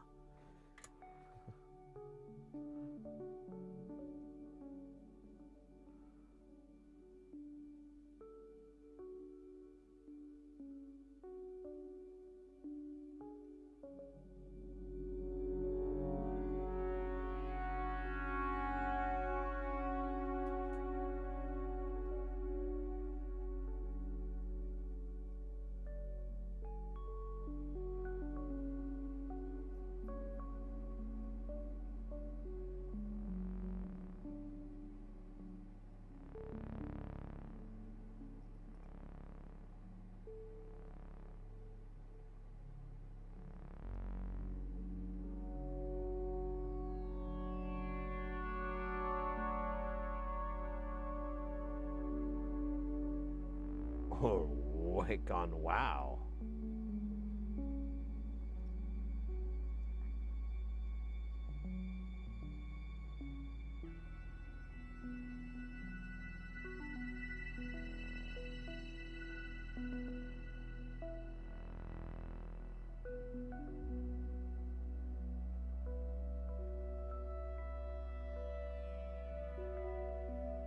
We should actually switch this iron over to hot.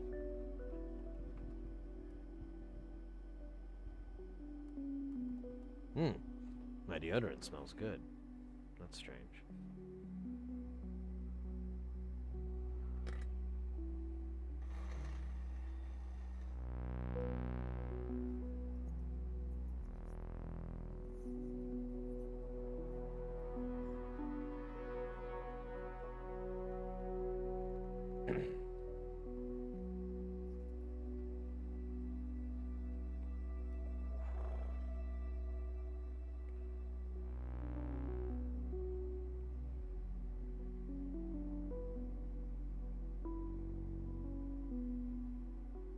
Roberto, enamel pins with light up eyes.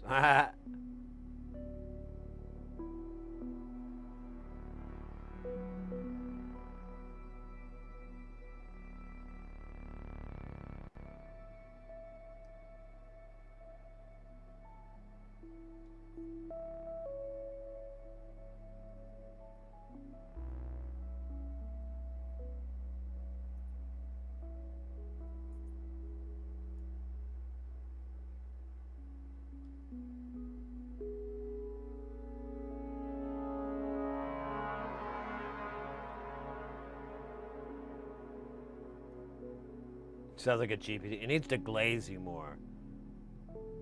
Great idea. Great point. You're really something special.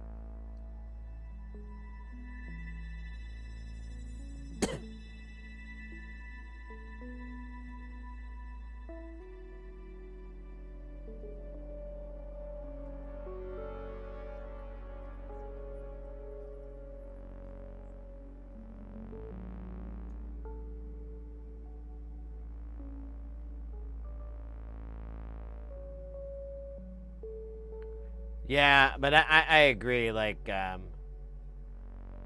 it's gonna be a firmware related thing because it's happening at the hardware level for Wake on Land. So if it's not in the BIOS, it's not gonna be. It's gonna be pretty unlikely to get it working. Especially in like a laptop.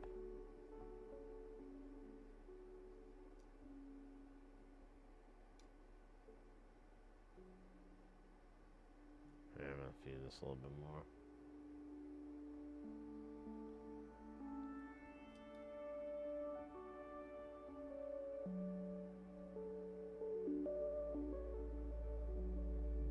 So how often do you solder that many pins and find out you missed something on the inside? What do you mean the inside? Like on the other side of the board? Because it's flush mounted with these, so I don't really have an issue.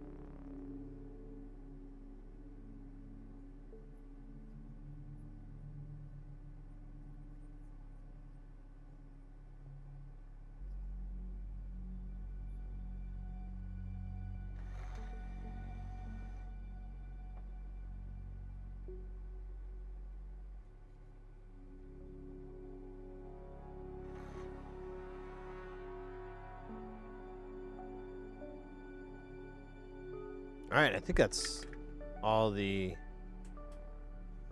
pins there for the front and the back of the sandwich.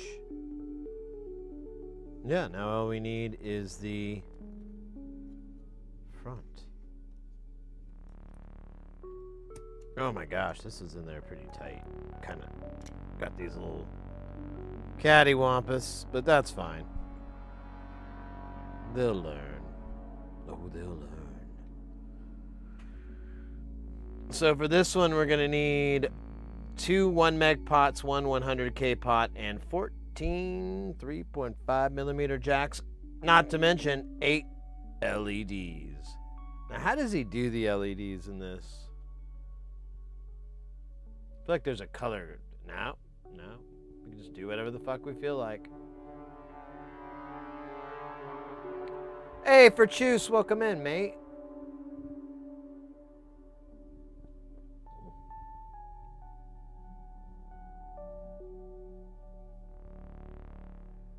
Yeah, it's just a header and a pin connection.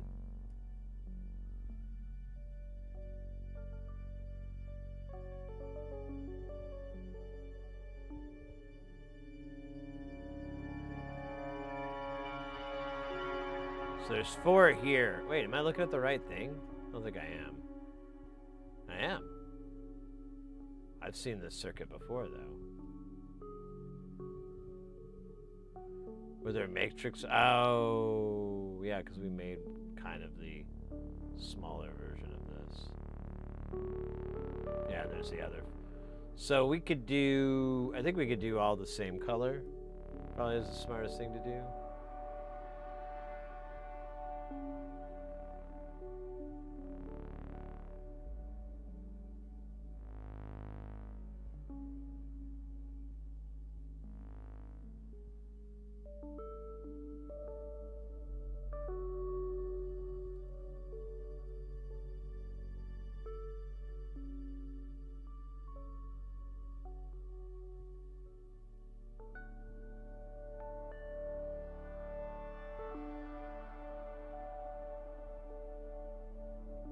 Okay, so we can just use whatever color we want.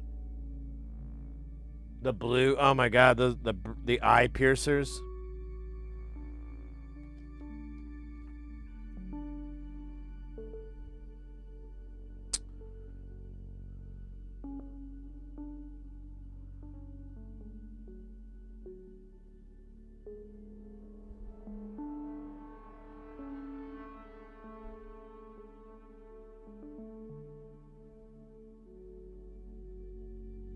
I don't know, I'm a little partial to the pink. I might do that.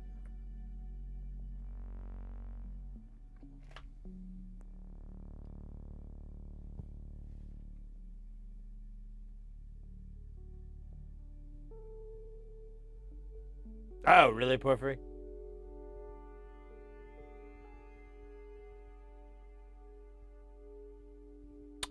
It says just to use one color in the manual, but he says you could experiment, but I'm not gonna. I'd like to make a baseline unit and then see what I'm missing. I think I might do the pink. I really think the pink would look cool.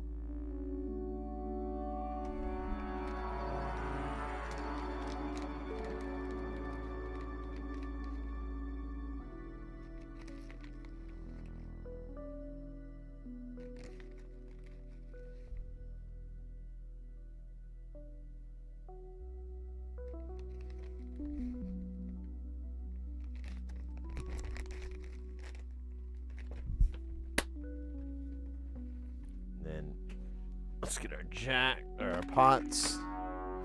Oh shit. Oh damn. Oh god damn. Oh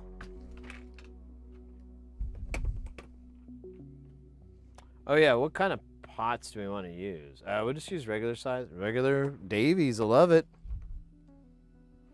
Make sure that front panel is gonna work though, because last time I was disappointed. No, it's under here. Yeah, actually, that's gonna work great. That's gonna work way better. Okay, so 100 meg, and then 2 linear 1 megs. Your own individual bags.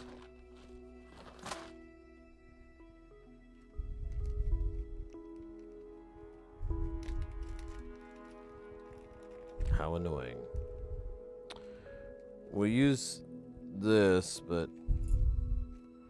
I don't think we're going to use the washer.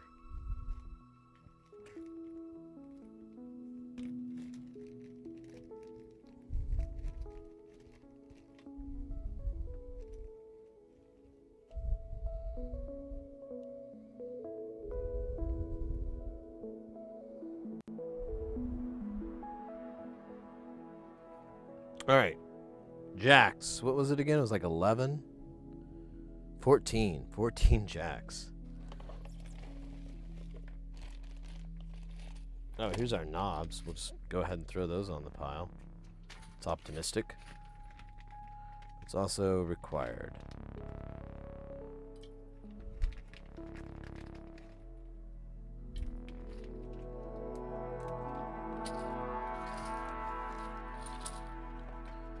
And then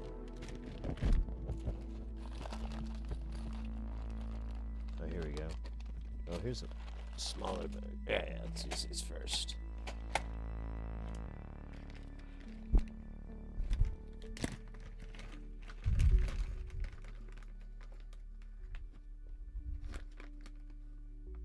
Five, 6, 7, 8, 9, 10, 11, 12, 13, 14.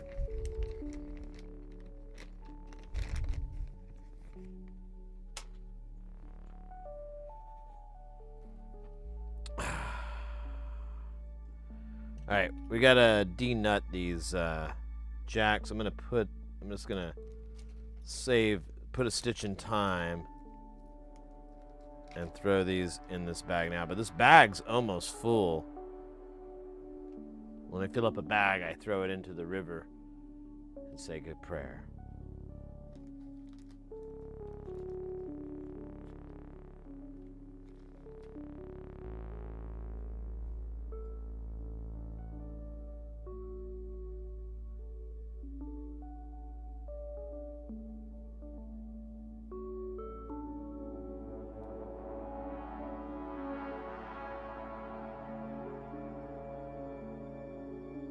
Just send it. You know I'm gonna send it.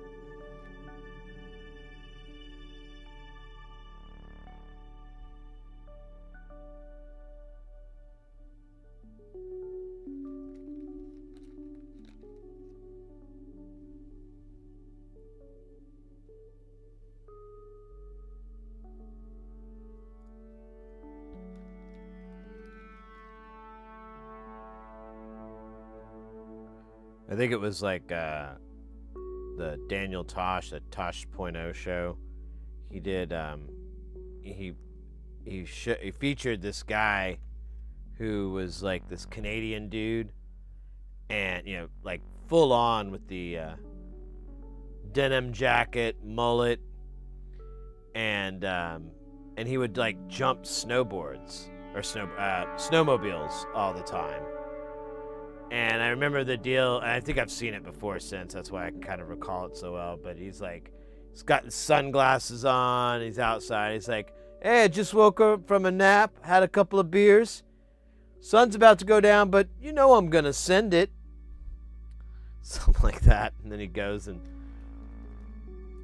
jumps his snowmobile, doesn't make it, crashes the thing a lot. Honestly, you're watching for the crashes more than anything. You hope he's okay. But you're also like going, oh, is this the end of the video? Is he going to destroy that snowmobile? Spoiler alert. He doesn't. He sends it.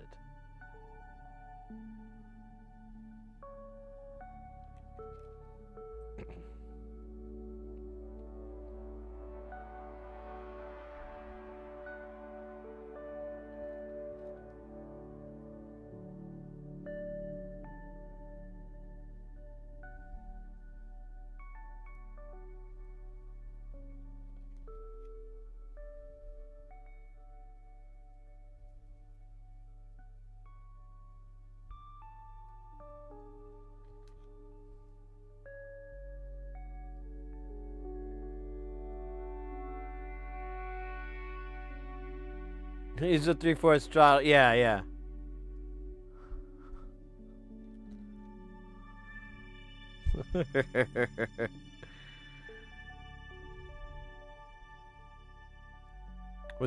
And he says it with such serene Canadian, like, chill, you know. Oh, I'm just gonna send it, bro. Oh, that was a lot farther than I thought.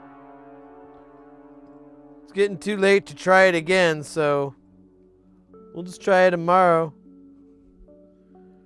Gotta put on the front of the snowmobile.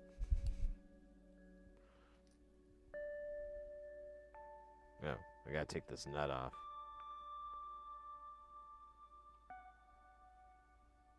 Well, Steve-O was on drugs back then. Like, you don't see him doing crazy stunts these days.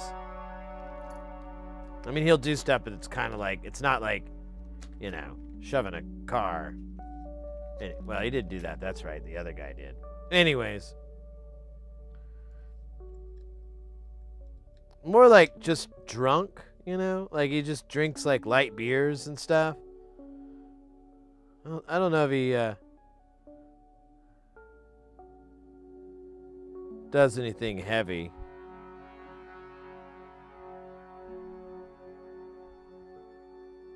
That's what I thought.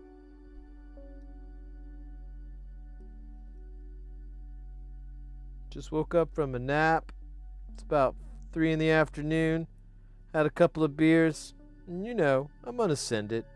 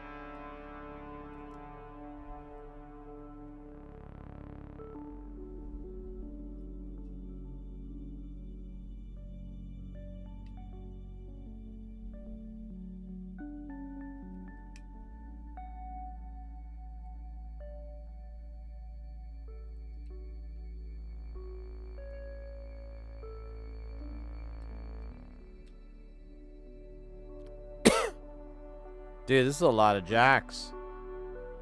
Just a stream of them. A jack stream.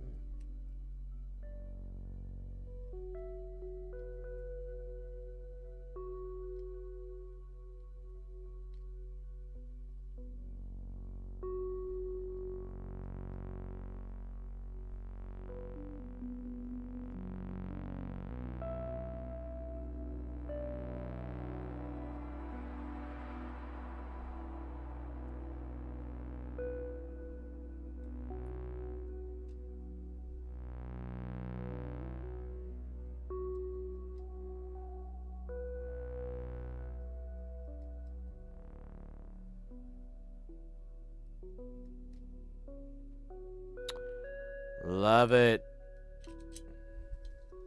Oh wow, that like went right the fuck on. That never happens. I'm a little scared now. What does this ease and simplicity mean? Oh, this is actually I want this guy.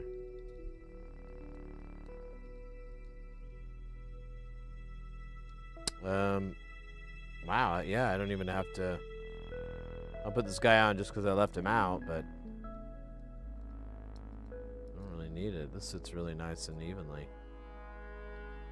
Bitchin'.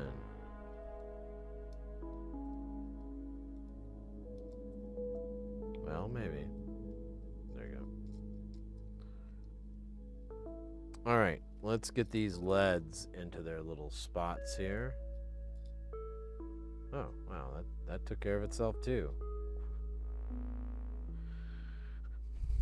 Kind of terrified now. What the fuck else is gonna happen? Well, here, let's do it this way. It'll be easier. Well, I say that.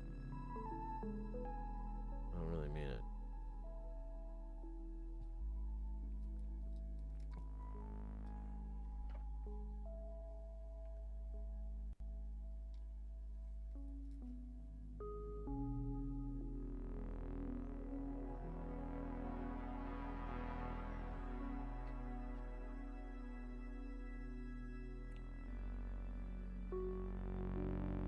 Oh shit, I'm way behind on.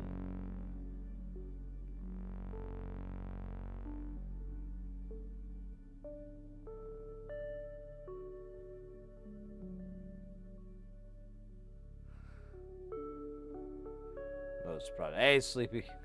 Most subscribers are probably. Yeah, there you go.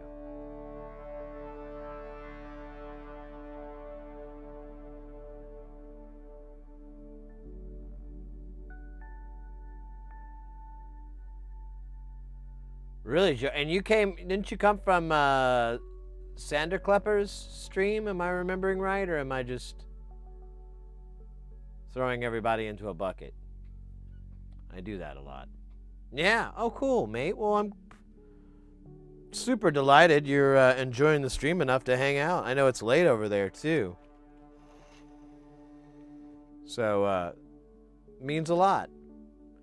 I definitely take it as a compliment. Or a peppermint. I don't know the difference. A peppermint flavored compliment. Ooh.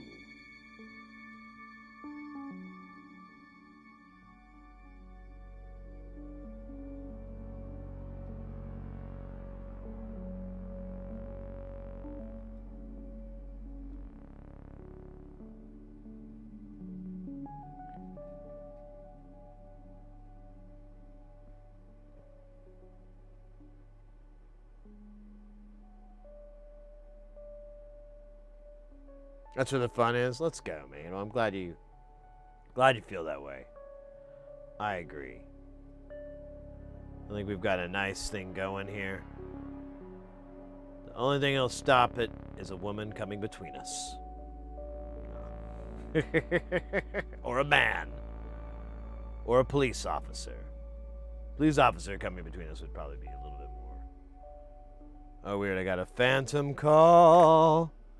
Phantom call. Calling my phone. Phantom call. I kind of want to answer it, but I'm kind of in a hurry. I usually like to do this radio station thing. Nah. Let's just let him go to the voicemail hell. Let's see what it's like in voicemail hell. Oh, let's see. Are they going to talk? Yeah, fuckwads. What was the point of sending you to voicemail hell if you won't fucking talk to me there?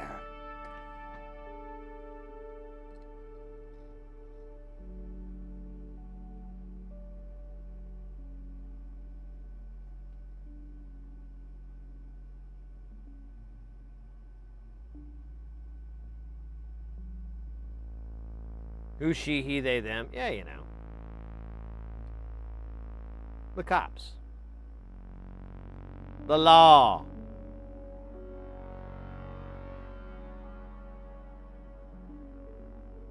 Gonna power the plates and see if it's if it programs. Oh yeah, yeah.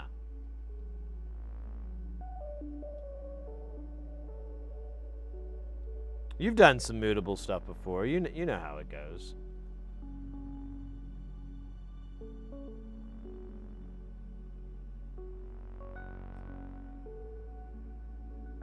Hope you're doing well. Ekin?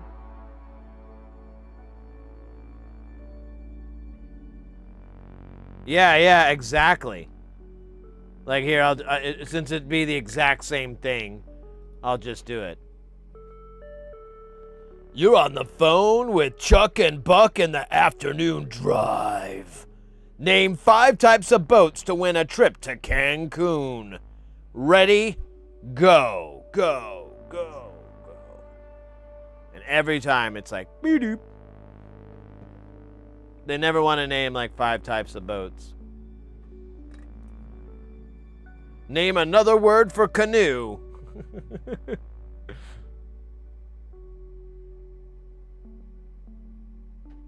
Name the 4 states of matter.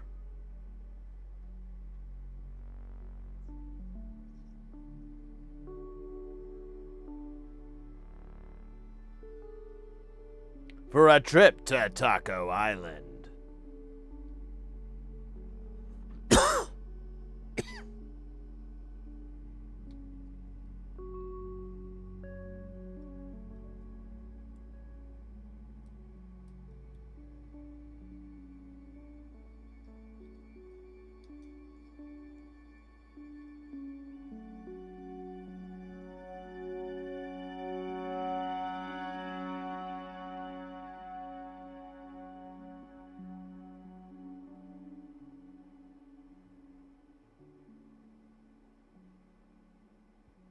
With a UK accent?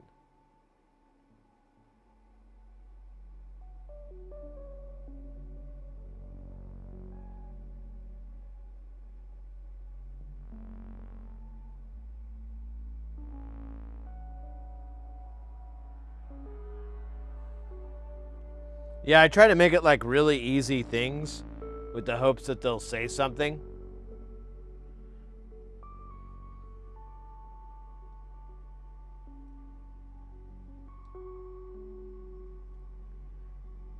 Name 4 sandwich flavors.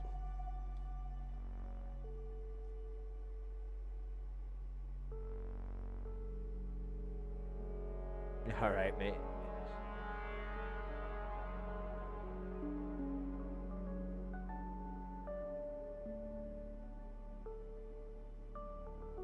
Jesus, can't have been at a dial. That's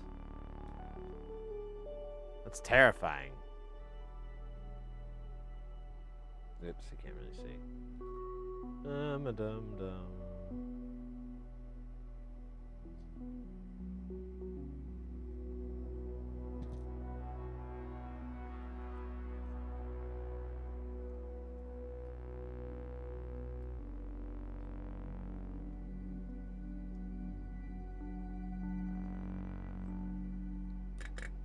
Right. I gotta get these leads out of my way. Oh yeah, looks good. Let's trim them. Do do do do. Trim.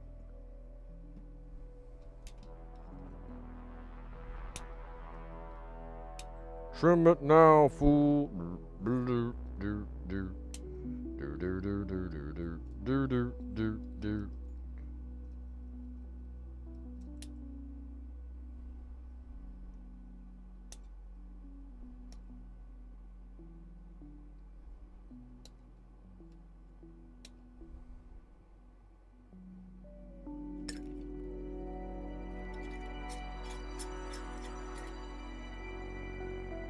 Don't tell us where. Yeah. Be doing your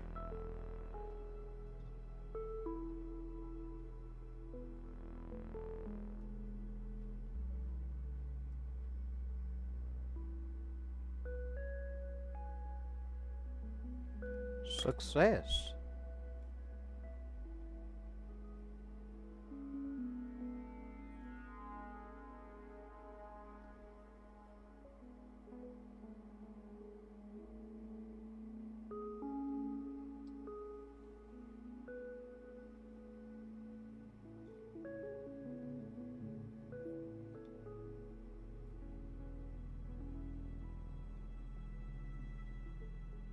All right. We got this jack here. Did we get this grounding on this one? Yeah.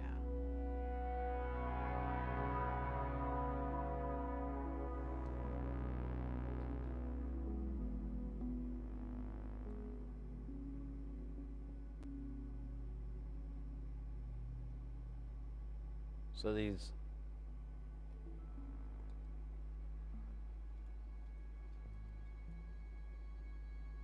little headers are going to be in the way.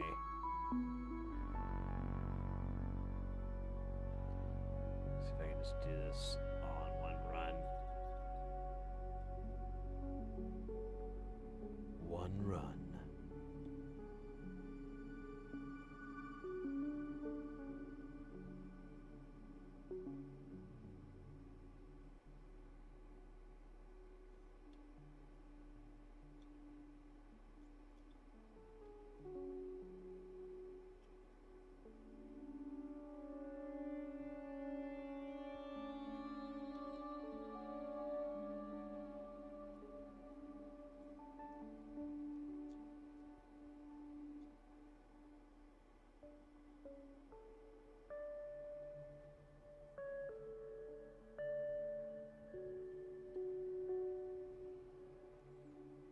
I am about the same size as the rest of these guys.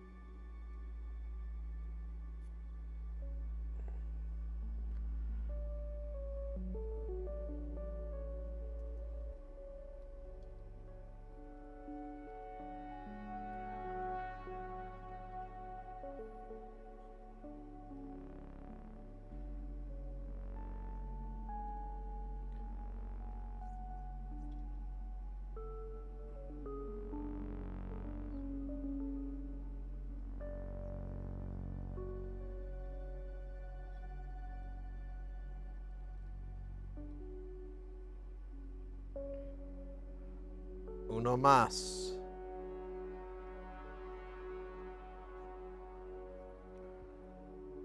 Muy buen.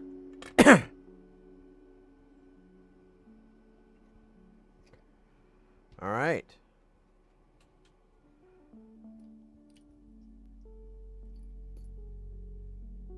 What the fuck is that noise? Oh, it must be a jet plane or something. Oh, someone moving their trash can. Oh shit, this guy's not good.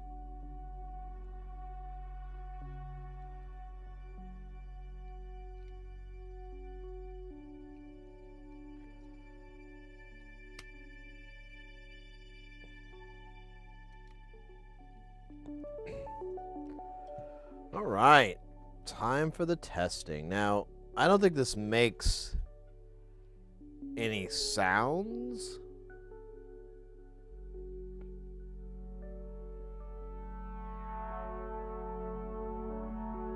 So we'll probably need to measure it with the meter, the multimeter.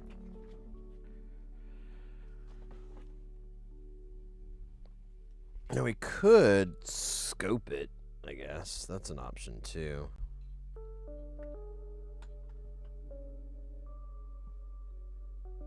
Using all our fancy tools today.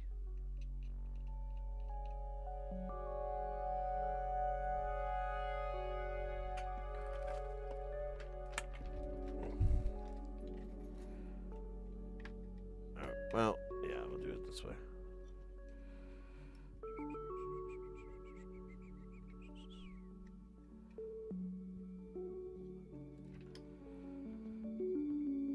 All right. There it goes. It works. Well, it comes on at least. It is not moving. Oh, it is. It's very slow. Dude. This is cool.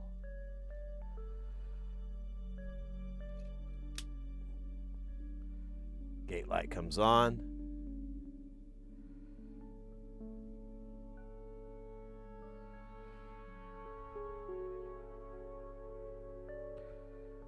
Awesome. All right, let's run some tests on this. Let's get our multimeter here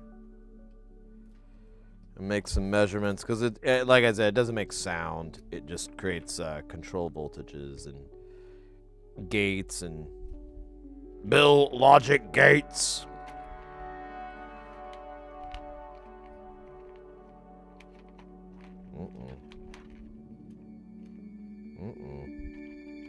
Oh, there it is. Thank God.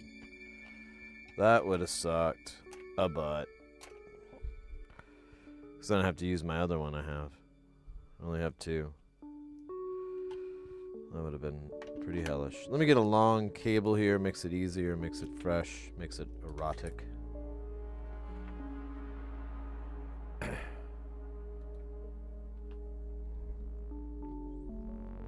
Ground to ground. Positive to tip. Put this on voltage mode. And we'll just start at the top here. First one's W. Negative 1.7. Climbing.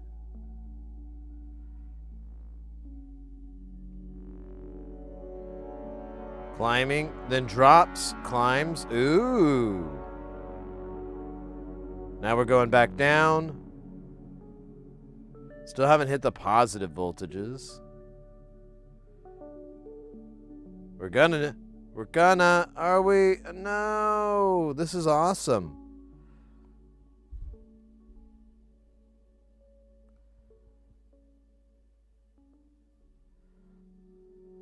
I don't know if I want it any slower. Of course, it would be kind of sloth-like if I made it slower.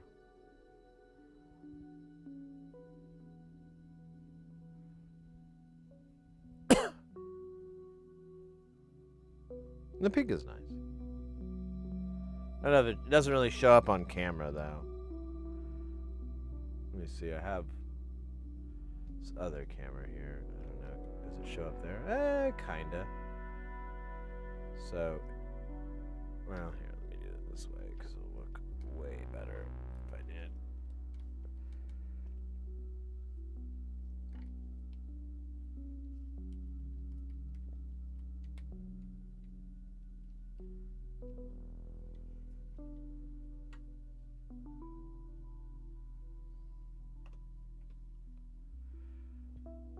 So, there it is.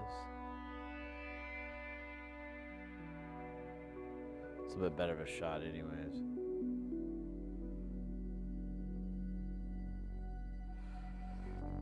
Alright, let's try X.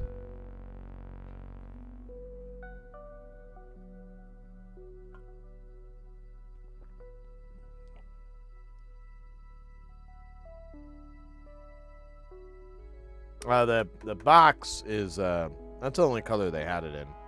I like it. Of course, now I see people that make theirs and it has like a goth black case, and I'm like, oh.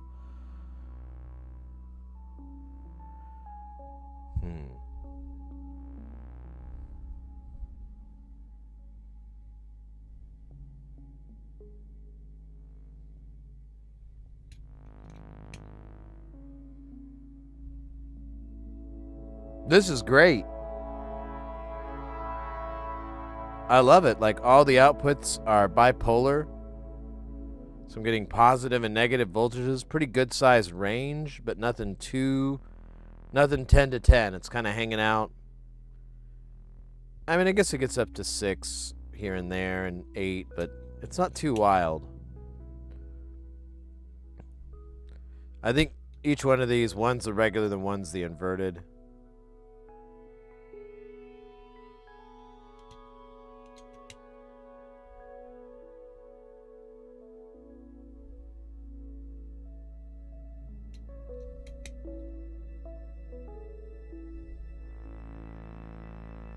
This is great. I'm really happy with this thing. It looks cool. I love the LEDs changing.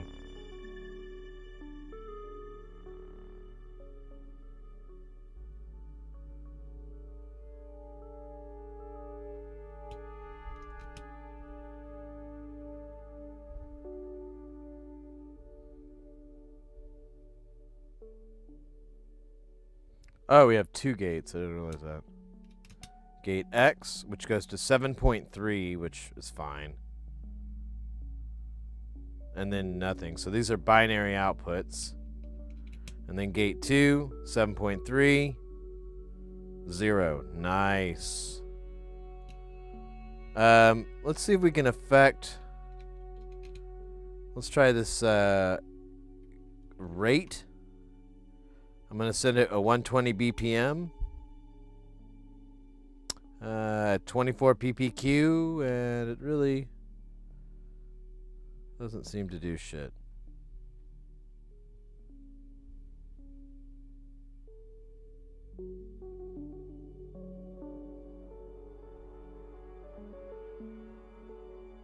Yeah, rate.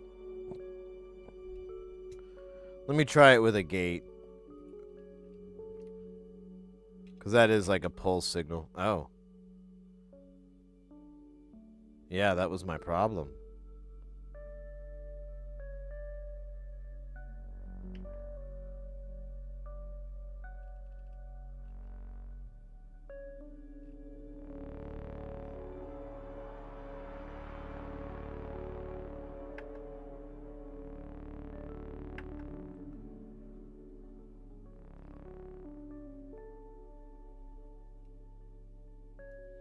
Out of curiosity, what would happen if you send a CV? So CV will activate it too. Well, negative. Oops.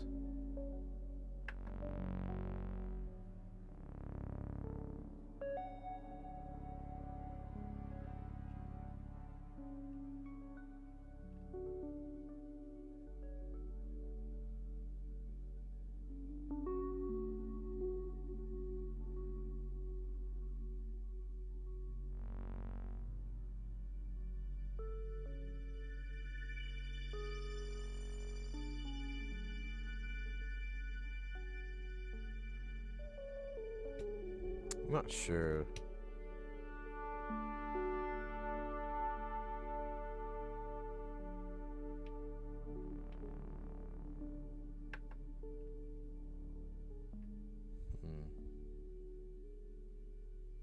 What if we pair the gate and the triangle together?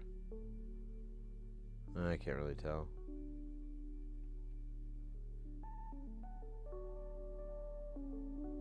Nah, it's not affecting that.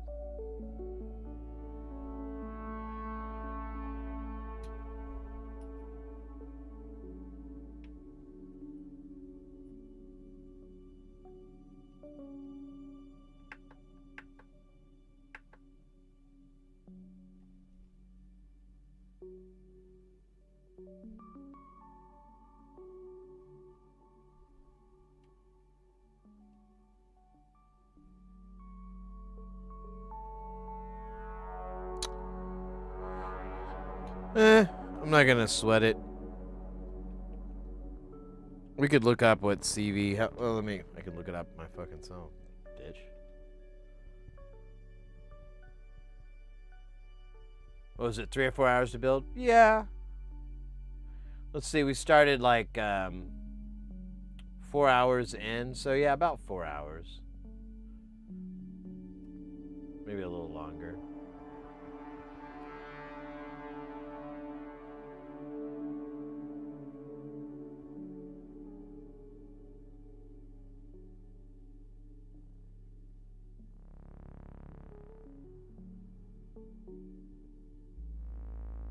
So CVN affects climax.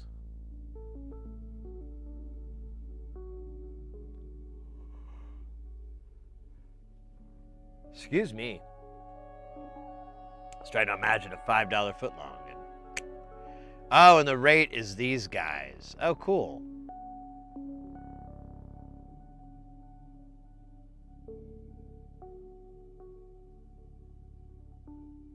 Don't quite get why we're getting what we're getting, but yeah, whatever.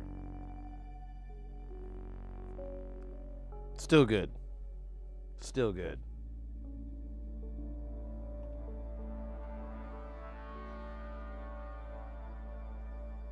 Yeah, let's button this up and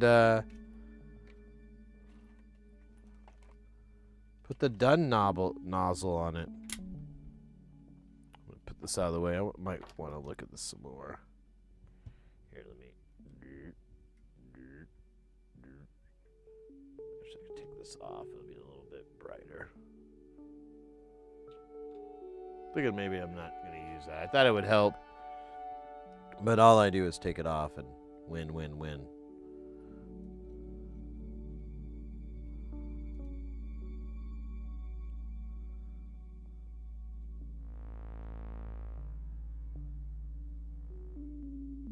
Where on the scope are you gonna? Oh, just a second here. Let me get these on real quick, and I'll show. Oh shit, this is on upside down. I knew it was right side the first time, but something told me otherwise. Gonna have to beat that something into a bloody, disgusting, pulpish mess. Crimson reminder.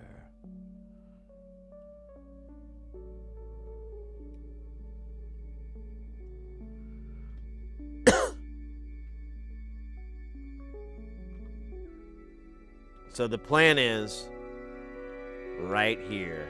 I'll mount it from underneath. It'll have the two little guys coming out here. This is gonna get fixed. I just been lazy about it.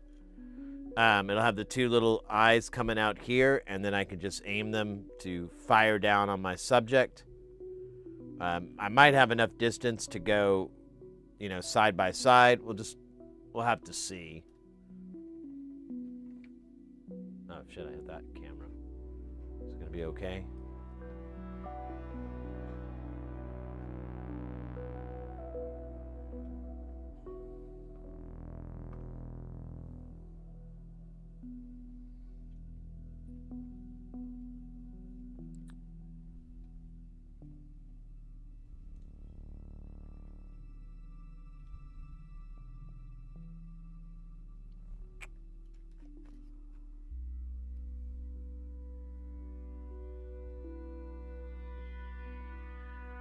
It was great seeing you work on this. Time for me to pass out. Good night. Hey, mate, thanks so much for hanging out. Really appreciate it. Glad you liked the stream. Look forward to catching you next time. We normally stream Tuesday, Thursday, Saturday, but that, it doesn't, it's not dead set. If you're into social medias, you can follow us on there, and I usually will, I'll put up, a little bit of a schedule, or try to let people know if the schedule's going to change. Like next week, Thursday I have a dental surgery, so won't be streaming. I might stream the day before though. So I might stream on Wednesday instead of Thursday to kind of even it out. Yeah, that works great, that guy.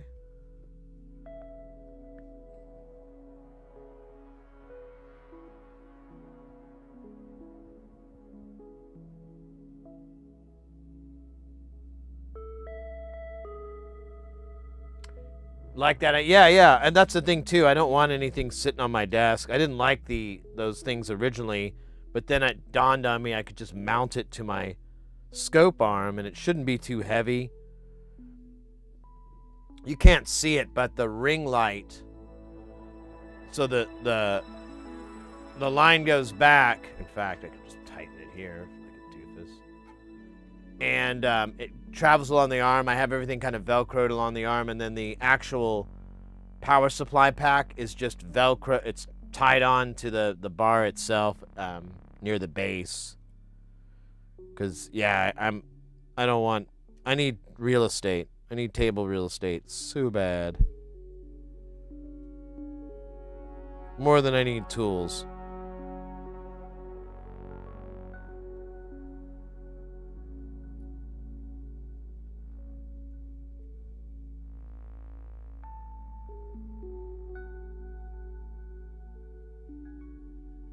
Yeah, well, I'm not sure how sore I'm gonna be or any of that stuff. I just don't know what my status is gonna be afterwards, so I'm tempering expectations,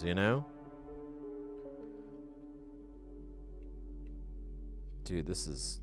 Oh, shit. I forgot to... damn it. I forgot to tighten my nuts. We gotta do that for these. My bad, my bad. I knew it was too easy. I was like, why is this going on so quickly? You know what? We'll just use this.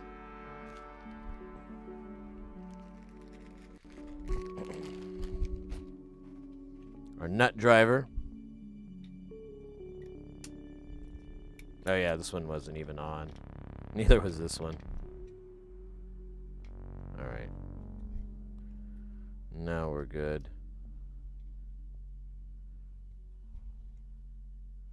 Usually there's like a little bit of a divot. Oh, here, I'm gonna... Oops.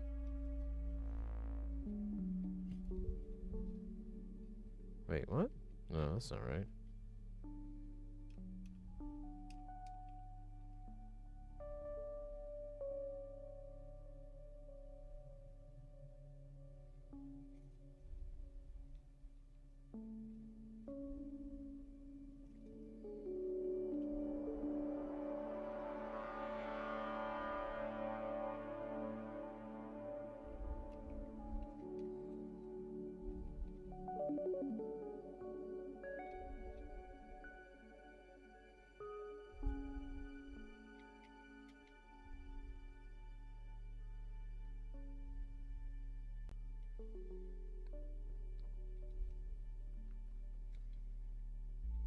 There we go. That looks cool.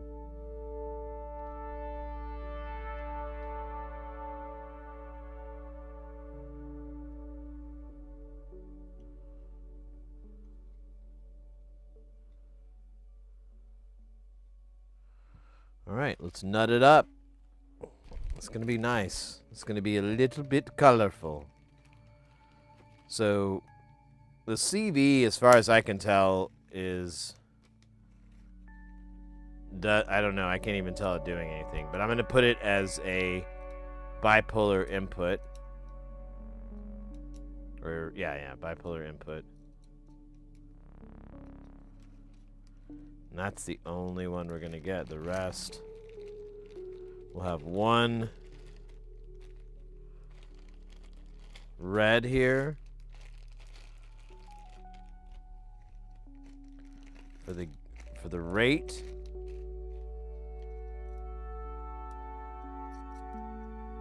And then the rest are golds and whites. It's going to be 10 of these whites. Man, I bought like 50 of these and I'm already... Or about 100 and I'm already like... I should have bought 200. Alright, so here's 8. We just need dose more.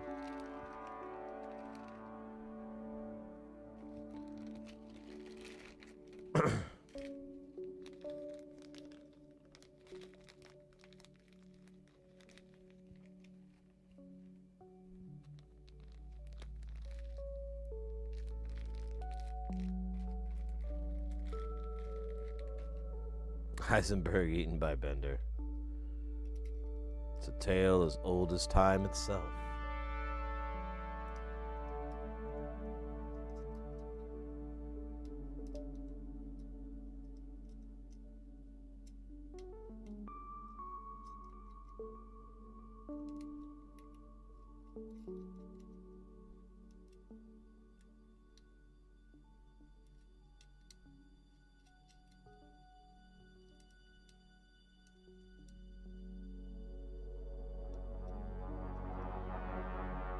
What the hell, damn guy?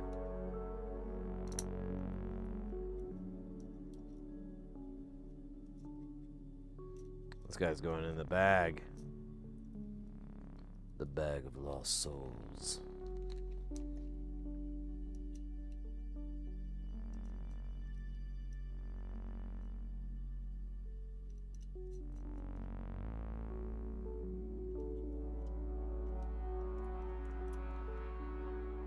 Oh, hey there, buddy.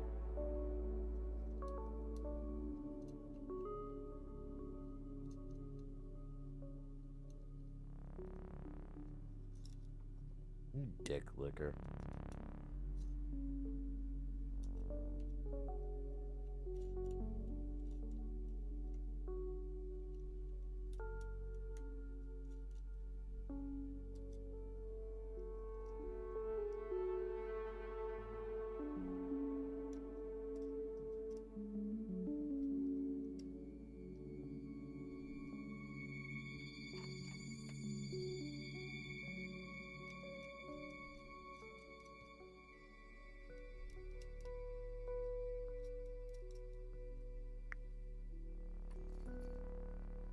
All right. Let's tighten all these nuts in. Let's get nuts.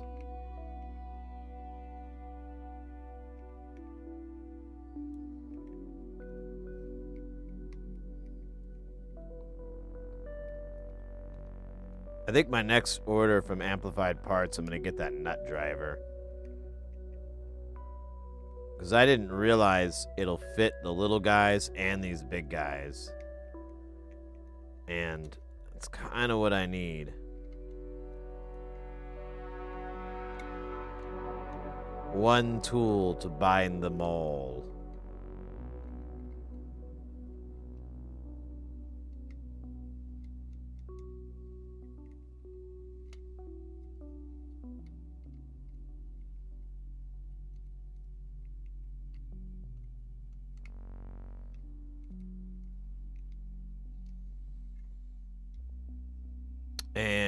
there you go. The Hyper Deluxe, or Hyper Chaos Deluxe. Let's watch it glow and bring us joy once more. Oops, did I put it on backwards? I did. But it does not fail. It lives on. I don't have anything to hold it. Yeah, that's why he's gonna lean. Put like a screwdriver head here. There you go. It's kind of evener. Not really. This kind of sucks. Let's try different rubbery tools. There we go. Just gotta get that fucking glare out. Now I wonder if the filter would be better. Yeah, look at that. Sexy mode and activated. Rawr.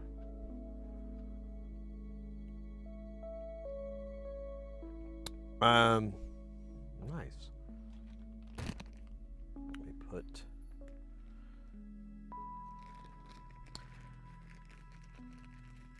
I'm gonna roll with it for a bit, but I think I would maybe like it to be slower. Because I'm seeing its movement, and I'm like, man, it would be kind of nice if it did a slower, like, sequence. Oh my gosh, standing up really feels great.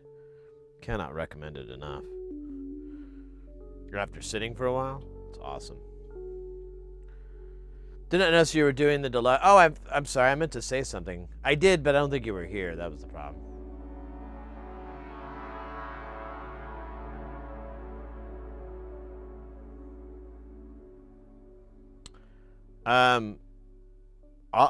I assembled it stock. There's one part on it where you're supposed to put like 4 10 microfarad caps. But he says you can do 2, but he says you can also do 4 for it to be really slow. And I just did the 2, and it seems to be fine. Mine locks up.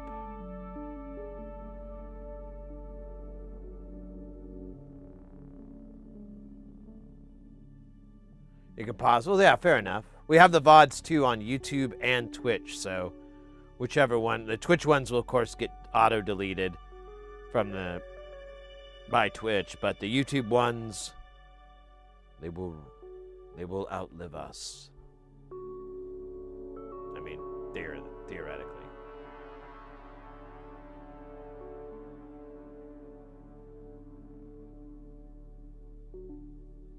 So this one isn't a polarizing filter. I'm not exactly sure what it is.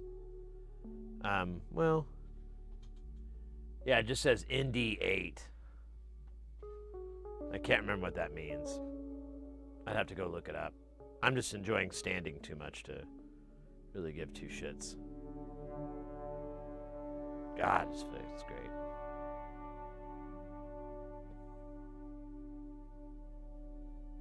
Oh my gosh. All right. Couple things need to happen. One, might need a new beverage here. This one's getting towards the end.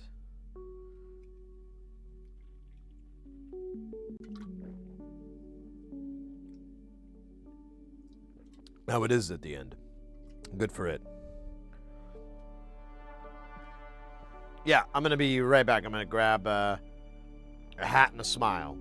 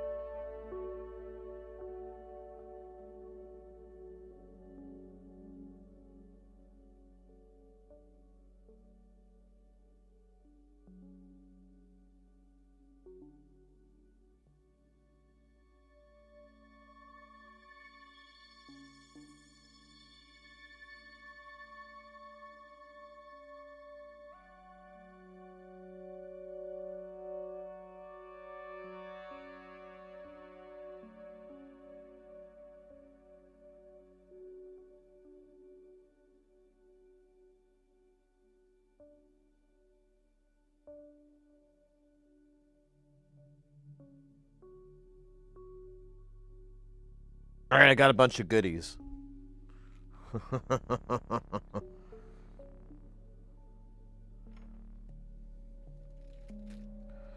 One is a new Liquid Death. This one's the Cherry Obituary. I was drinking the orange flavor. I forgot what it's called. Orangey Glad.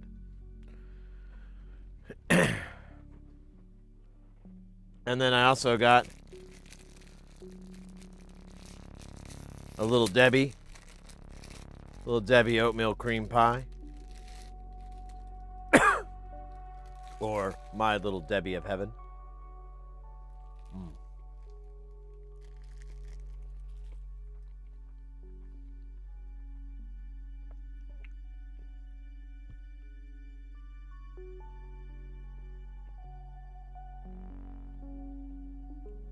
With the clock? Sure.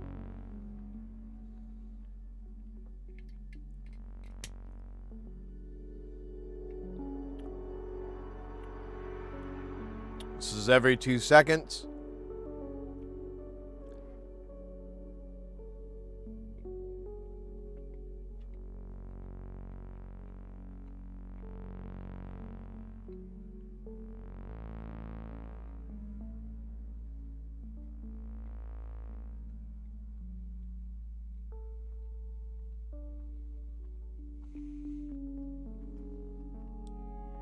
Not a cop.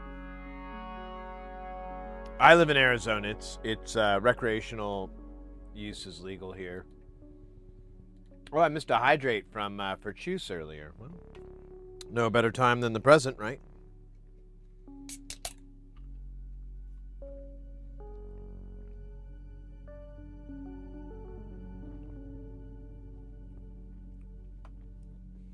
No, yeah. I just did the caps.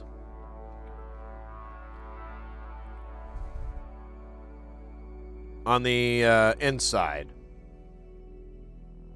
Like these are open, and then there's this pair here.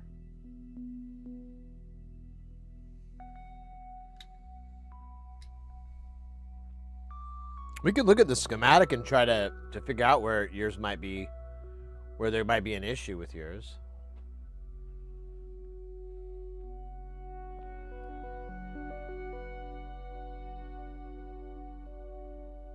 It never made a difference if it's legal or not. The cops all smoke it and smoke it a lot for now. Whoa.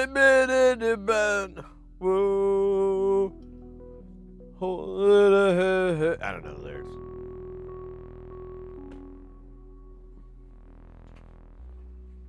Welcome in, Kelton.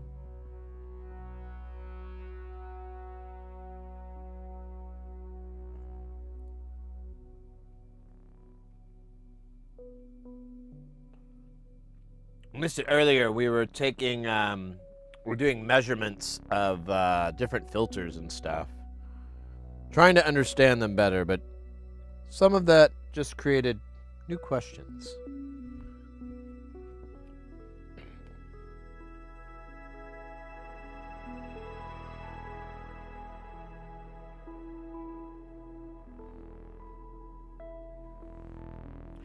All right, as a little celebration of completing yet another module, and to further the persistence of time, I got myself a little Lalo. This is really good tequila. Highly recommend it. They put out a high proof every year too that's really good. I almost grabbed that, but I was like, I kind of want more than just one glass. Well, I don't even know if, I mean, not a glass, but, you know, the high proof is, that's like a, well, you could probably do two, but it creeps up on you.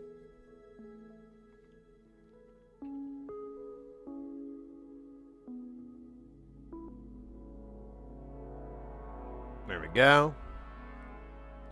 Bueno. So this stuff is pretty good. The story is that this is the grandson or something like that of Don Julio, which is a bastardized tequila these days anyways. But it's the old recipe.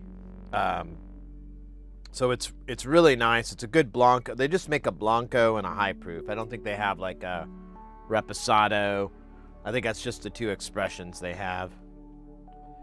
But it's not bad by any means. It's one of the first ones I bought, and I really liked it. Do you ever use hot air? Not too often. Not for assembly. Usually, like, take parts off. Hot air is great. Hot air is the jam. But to put stuff on, unless it's like a QFN or something, no.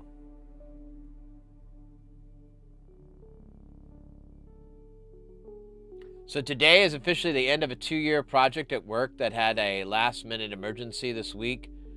I'm celebrating a bit too. Well, cheers, mate. Cheers. I'm going to let this bloom just a little bit here, but Prost. That's awesome, mate.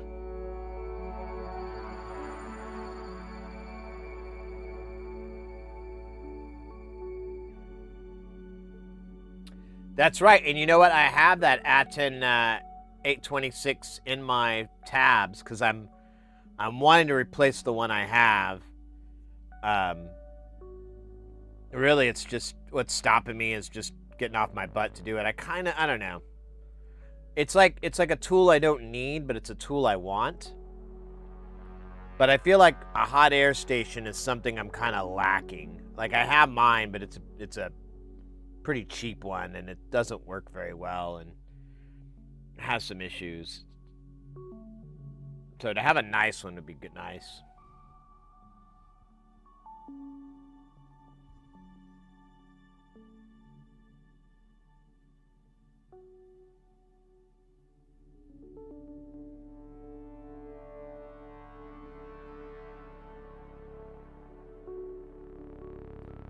Yeah, I bet, mate.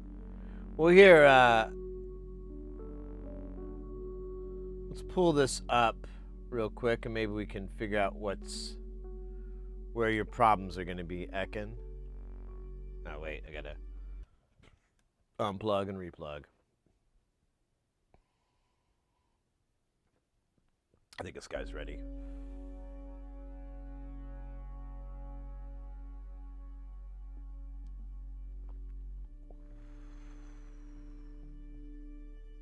That's really good.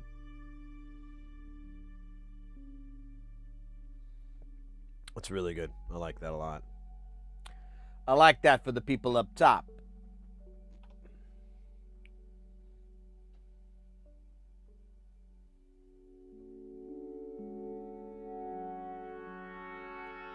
The Viver? I don't know that one.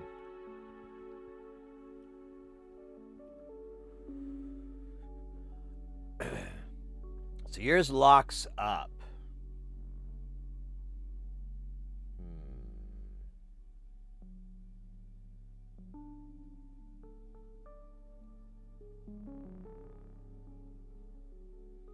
Yeah, I just have the 10 microfarad.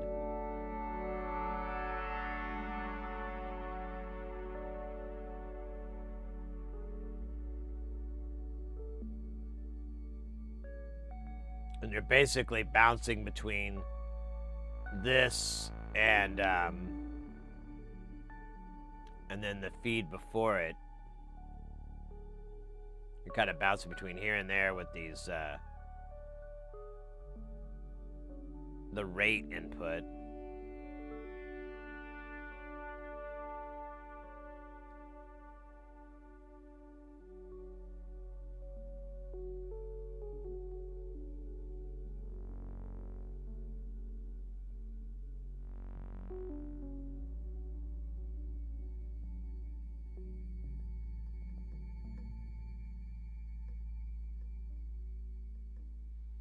Yeah, you'll need the LEDs in for sure because that's That's part of the circuit. They're being used as diodes.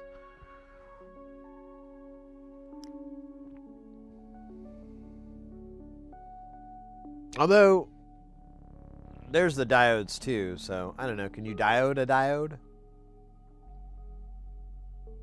Oh yeah, never mind. It is because it's routing negative and positive phase to each one. So without that, I mean, it shouldn't work at all.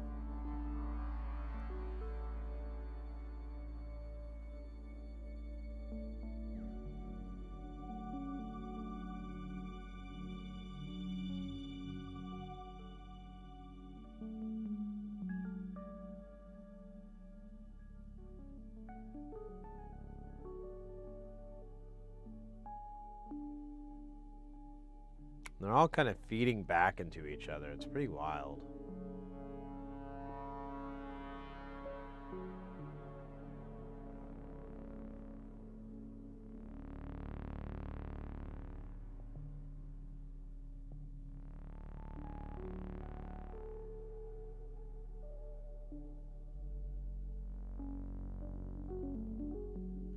Yeah, the rate, I was just doing a 1 second gate. I mean, we could try feeding it with a high clock speed here. I just got to change it because it's doing pulses, and pulses mean shit to it. We need it to be 50-50.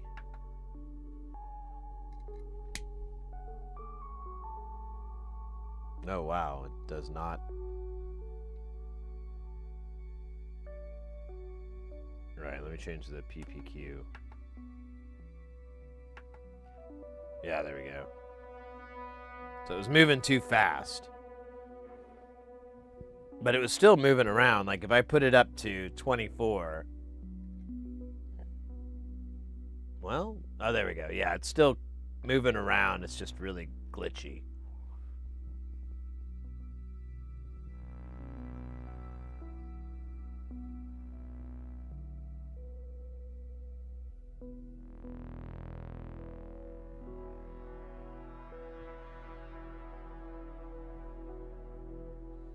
What's weird is like my CV doesn't seem to do shit.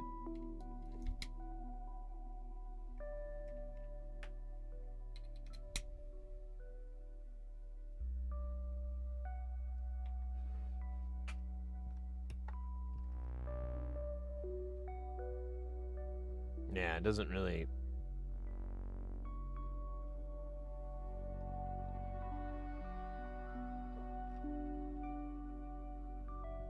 Yeah, it doesn't seem to do anything.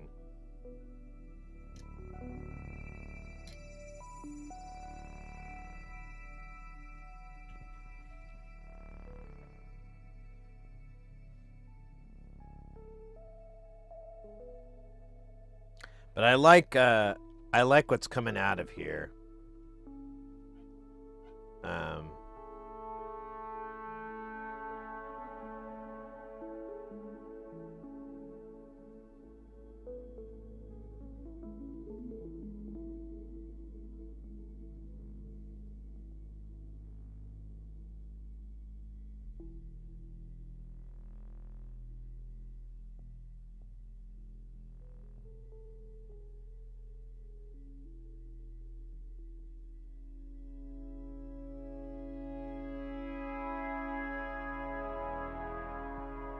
Another thing too is, did all your LEDs light up?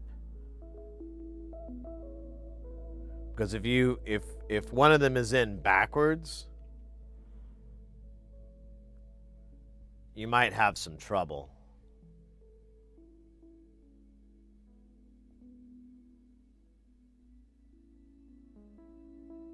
I don't know if it would lock it up, but it wouldn't. I would think it would affect the functionality.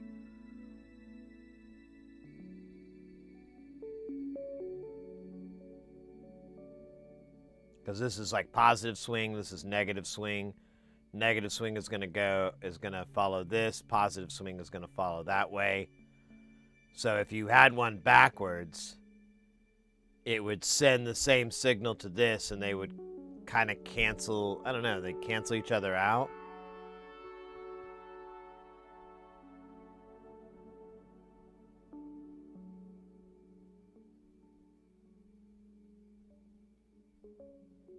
Hey, Oddball, welcome in, mate.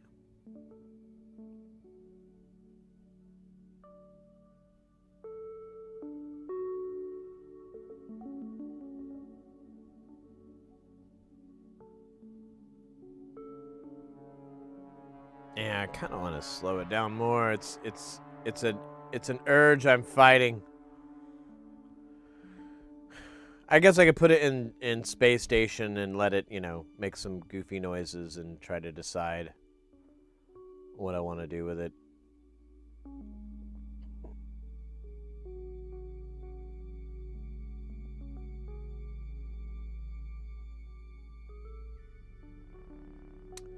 So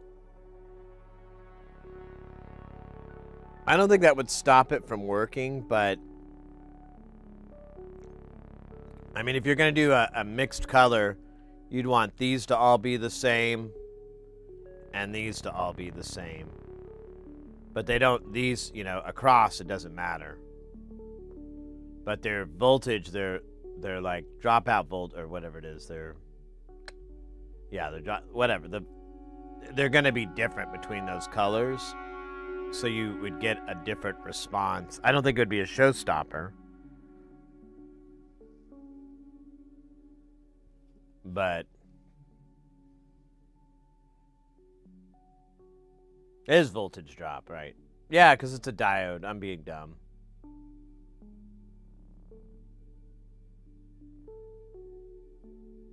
Yeah, so each one of these is the inverse output. That makes sense. So it's feeding a signal into here.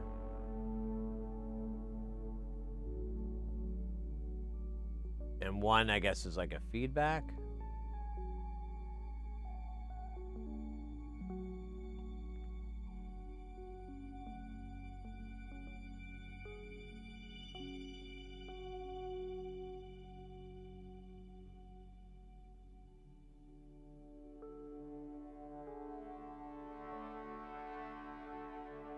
Man, the urge to take a nap just hit me like a fucking brick wall, and it's like 8:30 at night here. Hey, Oddball. So this is the Hyper Deluxe Chaos, or Hyper Chaos Deluxe, one of those combinations of words. And we just got it working, or got it built, and it worked out of the gate.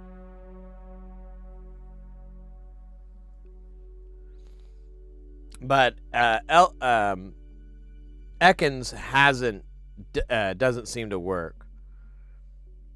So we were kind of speculating on what possibly could cause those issues, because it runs and then it locks up after a few seconds.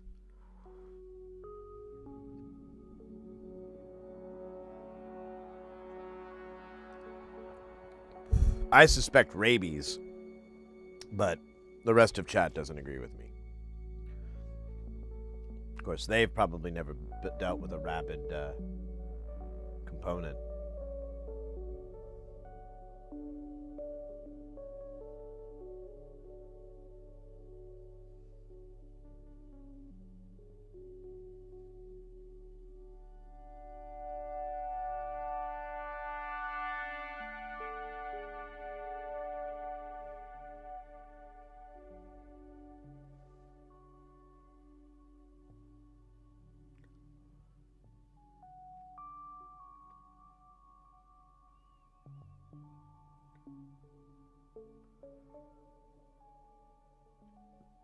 Clearing out these tabs. Tabs. You can never have too many tabs. Well, you could.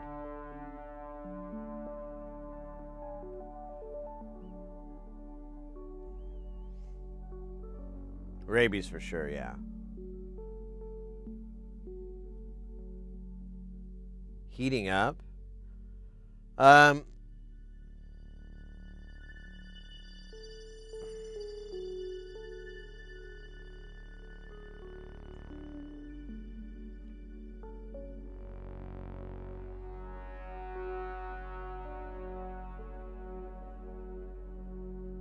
Yeah, the knobs don't really do anything for me either. I think it might be in here. These LEDs.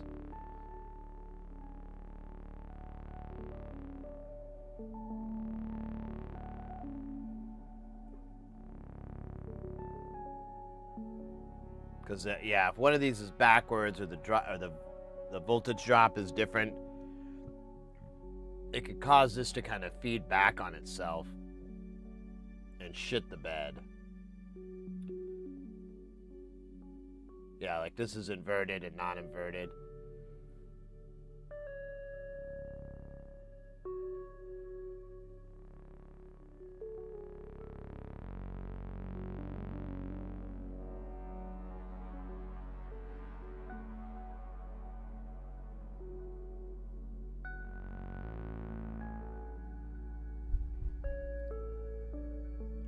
Wait a minute. Oh, that's signin Y, and that's X.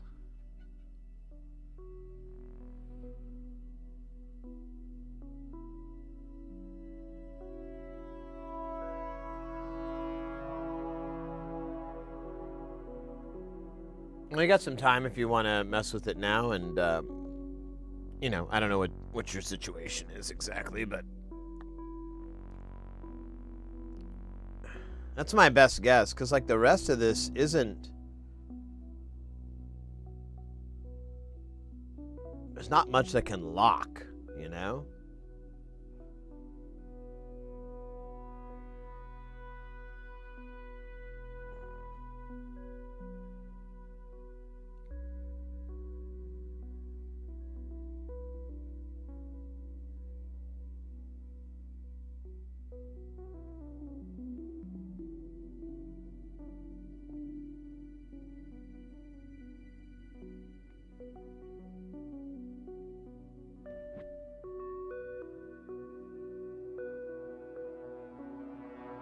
Op amp. Yeah, that's true. I guess that's true.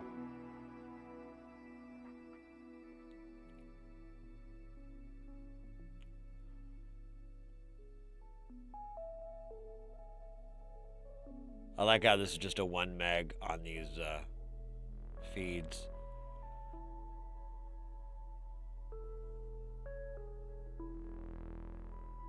So what is it supposed to do? So each one of these outputs just generates a swinging voltage. It's I don't know. I mean, I was on the meter, so I can't tell you if there's a pattern. We could plug shit in though and find out if there's a pattern.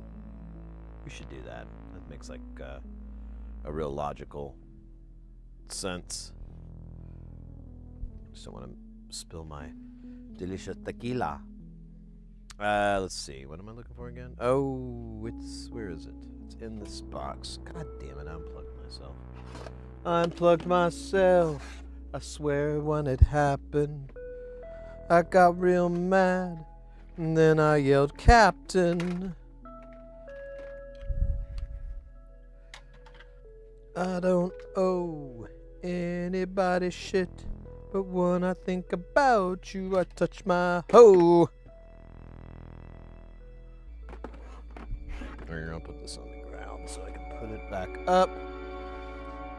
But deep down, I have a very strong resentment. I'm gonna do a little standing up here. A little stand-up Sid comedy. Roastmaster.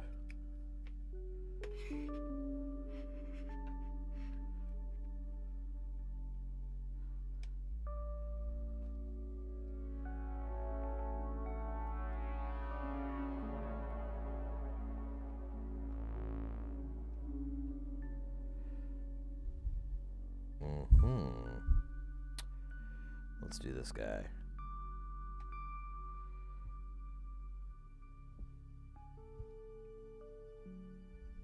I don't know how well this is gonna work, but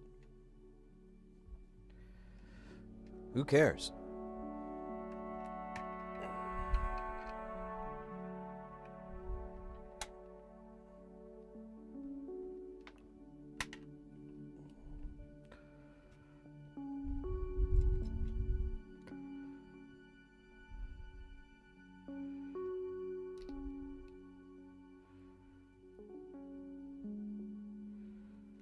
And these things are tight.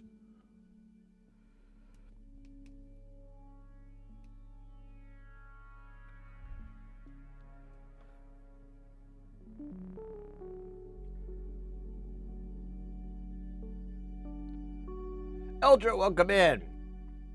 What are you breaking or making?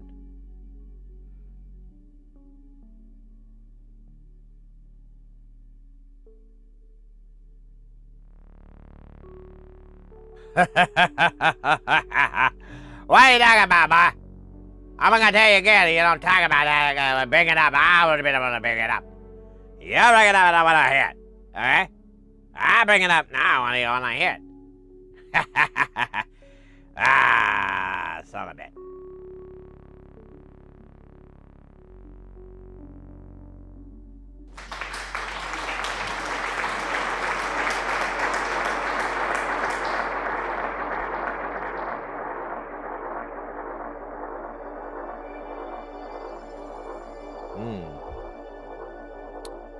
Man, the plan I had isn't working. Let me change this out. Maybe I have this polarized wrong? Well, yeah, I did. All right.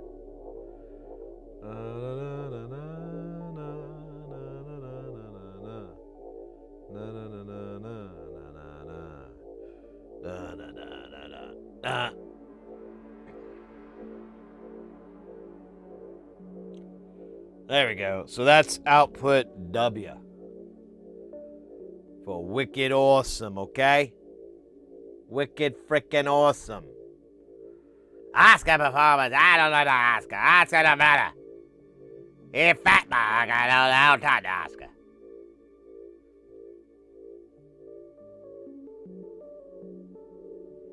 I don't know why this is staying in the negative zone, though. Maybe I turn these knobs.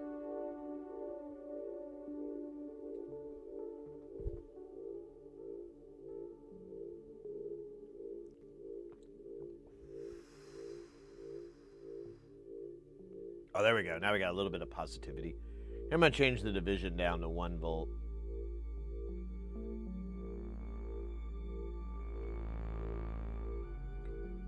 And I regret it. Oh, wait. Well, there it goes.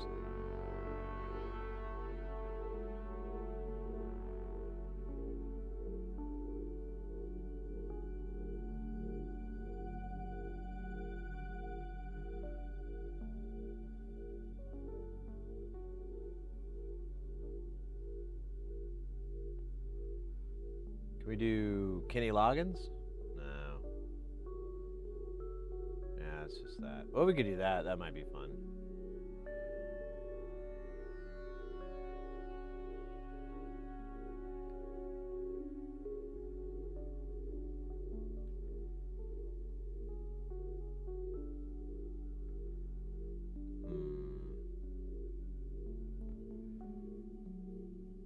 Doesn't really have. I guess we do amplitude. Yeah, that doesn't really work.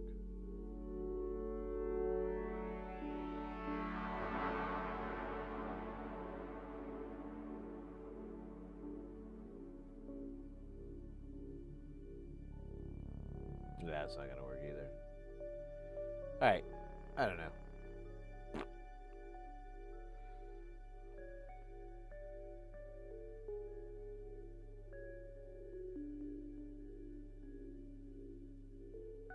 Hey, Lusty Bard, welcome in.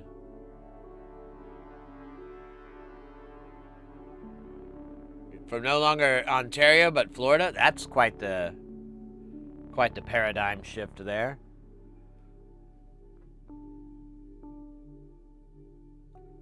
Doing great, mate. We got this module built. We took some measurements earlier of some other modules to kind of see what they do.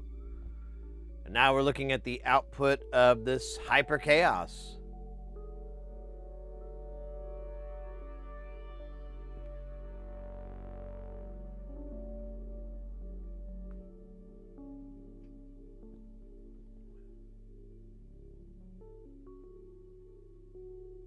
Yeah, if we do a, we can do an XY. We can do that. from the 2 points.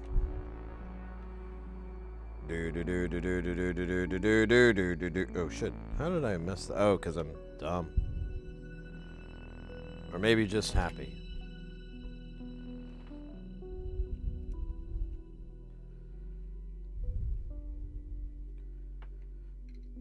Alright. Turn channel 2 back on. And let's do XY.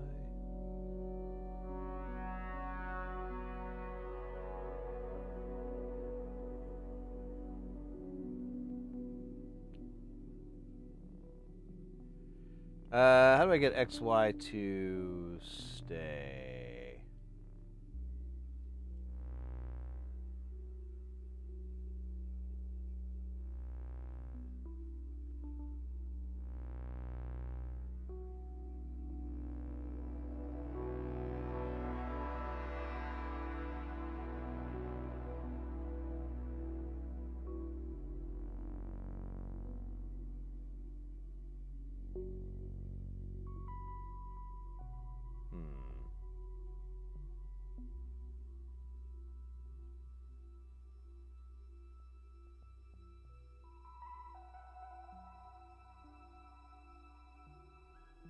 I don't know what this transparency is.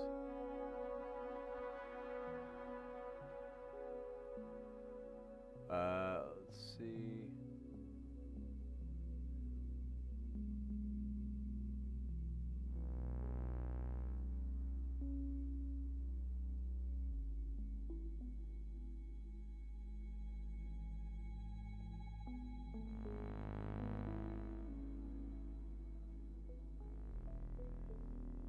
Well, let's go, mate.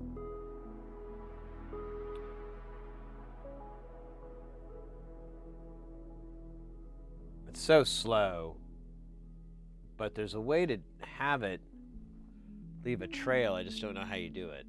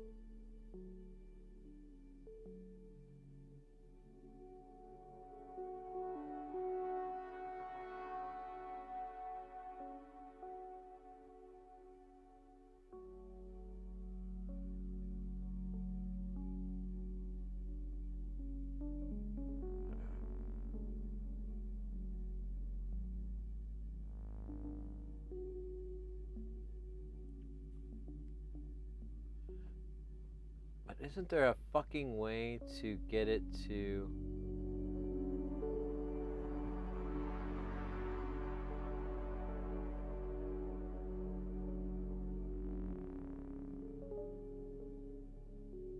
That scales that, but... Oh, here we go.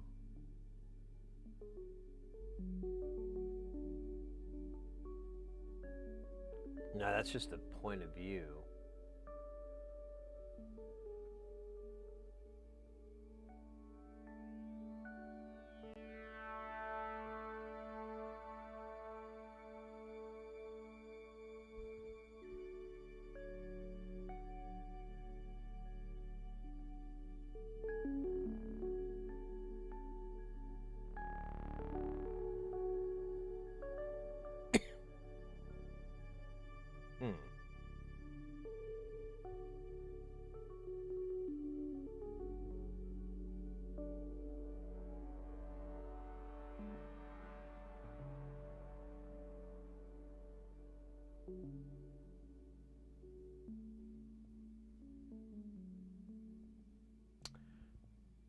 Yeah, I don't know how to get that. I know how to get it on my other scope, but I don't know how to do it on this one.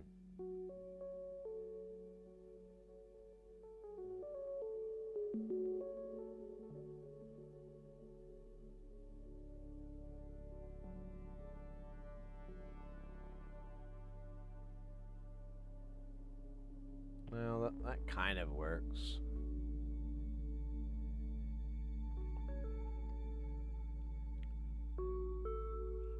So this is the Analog Discovery 2 from Diligent. They don't make the 2 anymore, so you'd have to buy it used. They make the 3, which is still pretty good. It's a little different though, but you can get the software, or the software runs on PC or Mac. It runs really, really good. Like I really like it.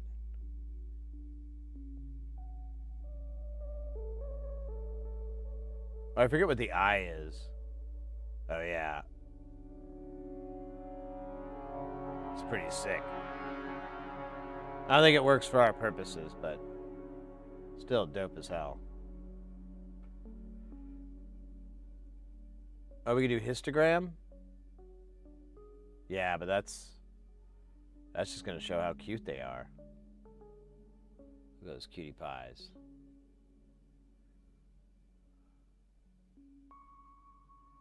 Although it looks like it's making points, I guess I'm being...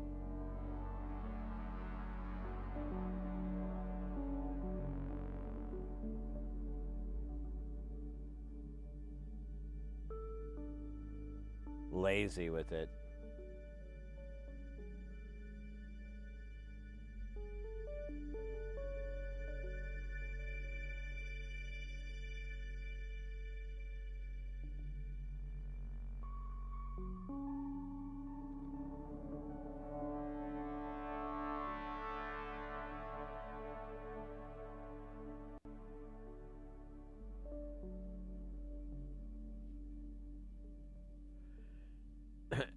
That reminds me of my favorite Kevin Nealon joke. It is in, and 4 out of 5 doctors leaves just 1 doctor.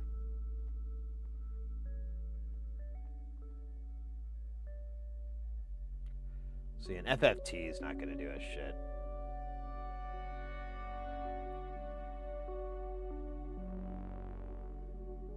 Yeah, that's our XY3D, but it... What is Zoom? No. Thought it was going to be like a conference call.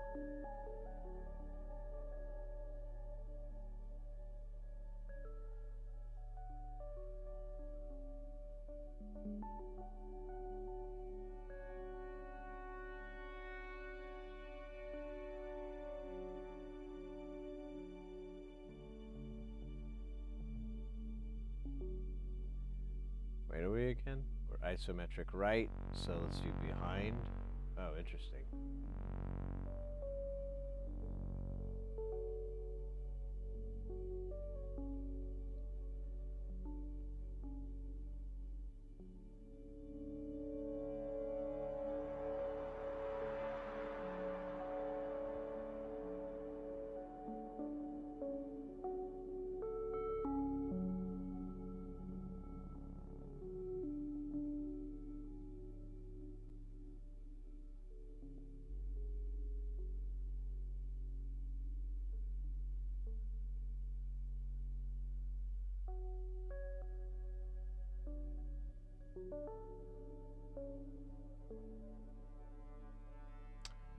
I don't know if this helps so much as it just looks cool.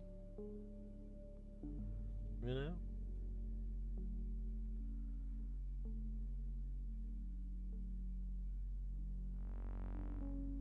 What is this button for?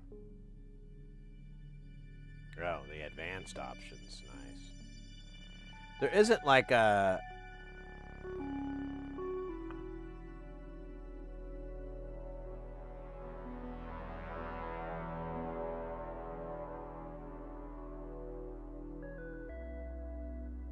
I think logging, yeah, it's just a file.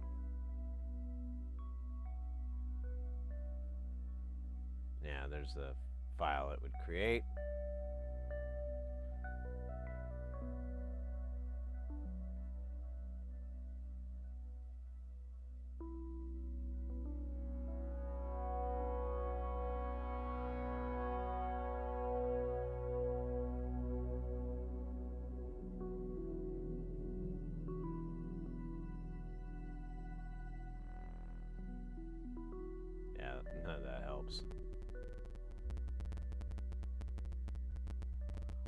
zoom. Yeah.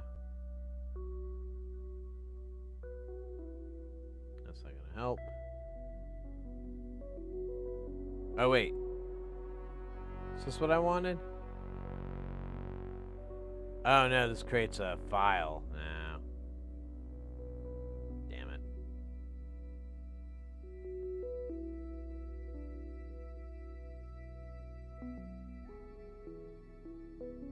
Yeah. Maybe there's a different mode on this that I'm not familiar with.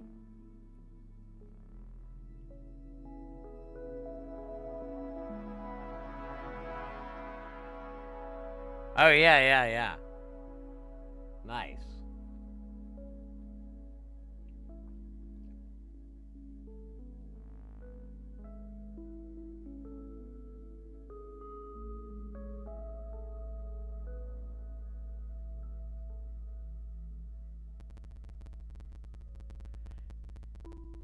Yeah, the XY, it's not going to work because it's so slow. I mean, we could try sending a gate.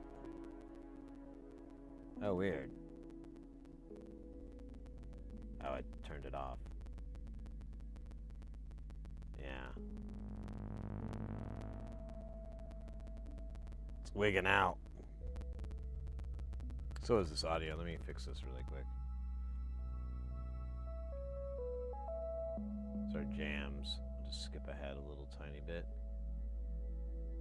to the next day.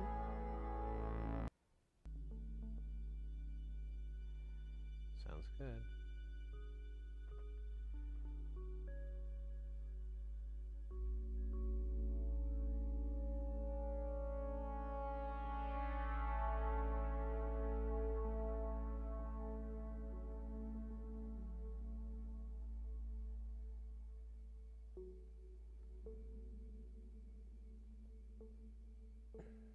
This is great.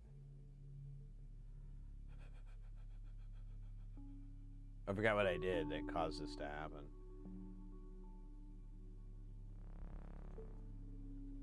But it looks cool.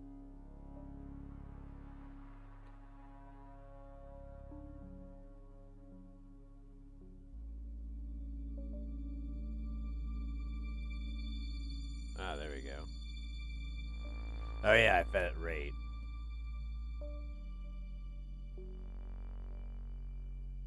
Oh, there you go.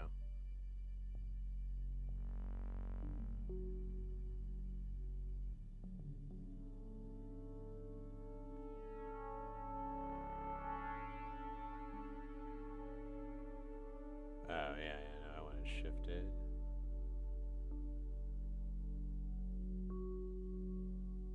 No trigger.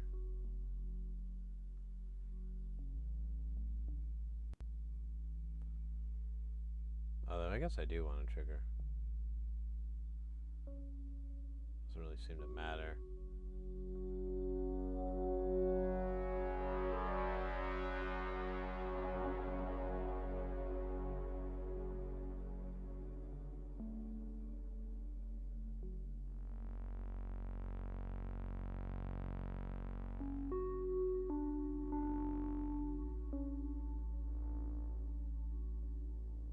We actually do a slower time.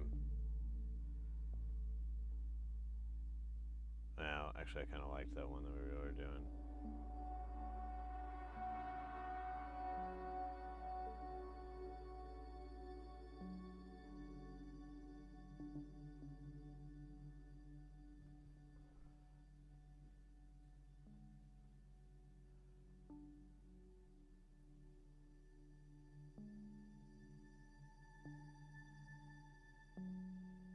Pink LEDs are dank. Yeah, I like them.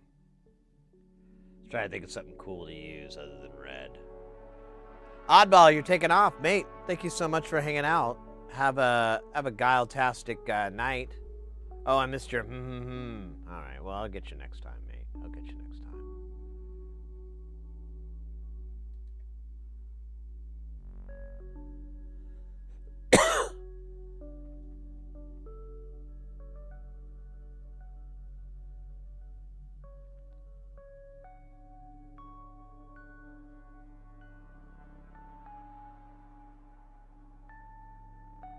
There we go. I had to click outside of that box. I guess they weren't symmetrical.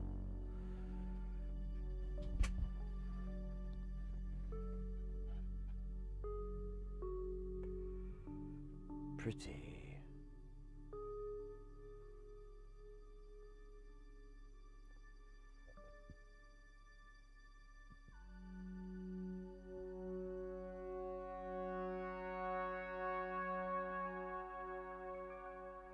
Yeah, this is actually dope as fuck. Let's try a different output here. That was W by the WWs.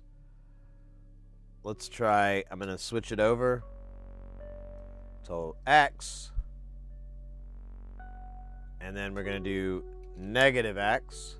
Oh, we're going to have to get a wider range, it looks like. We have to go to 2V. What if I could do 1.5V?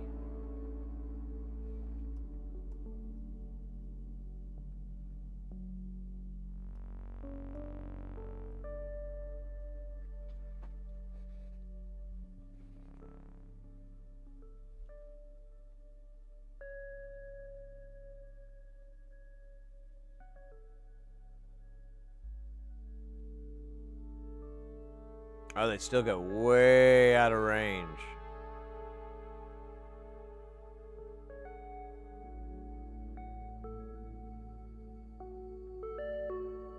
It shouldn't go higher than 10. Otherwise, I got another problem.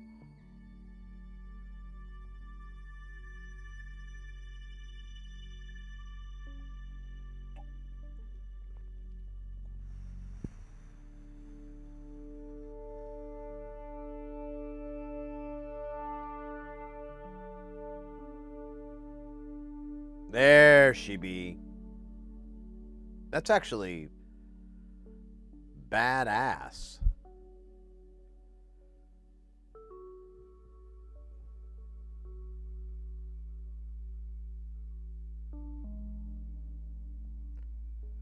Oh, the fast ripple? Yeah, we could do that.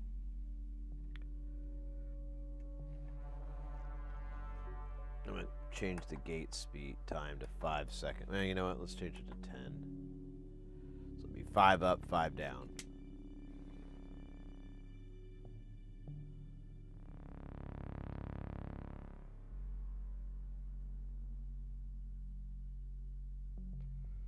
That's actually pretty interesting. I don't know about... I'm going to get rid of this scope here. I find this far more informative.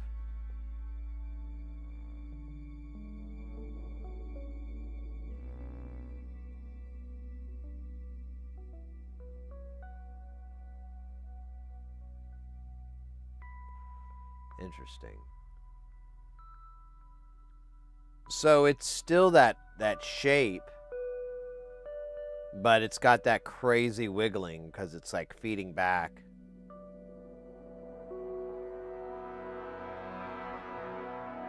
All right, now I'm going to take that out, and I want to see what climax does. I'm going to turn climax and bifurcate all the way up. See if that changes anything. It really doesn't seem to. Oh, wow, we went way out of range there. That was over 10 Vs.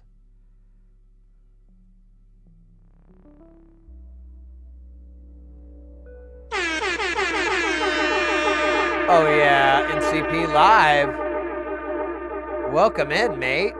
I hope you're doing well. It's been a minute. I love that. Yeah, I know, mate. Me too. So climax increases your range. So I'm going to turn climax all the way down.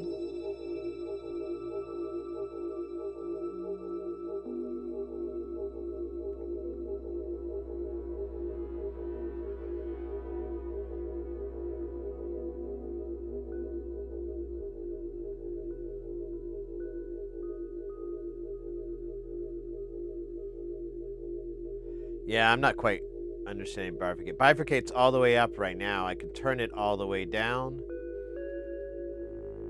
And I don't really notice anything. It's weird. What module is this? This is the Hyper Deluxe Chaos. You can't see it.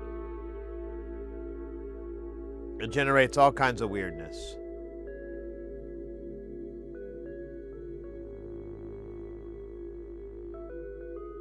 What bifurcate does when it's going fast, that's a good point.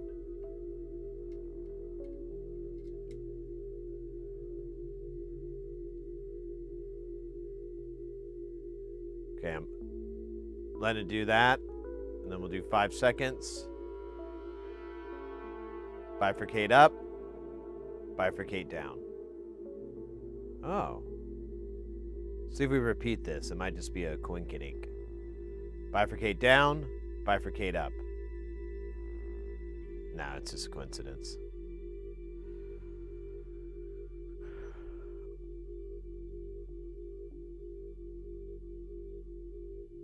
All right, let's check out the Signum outputs.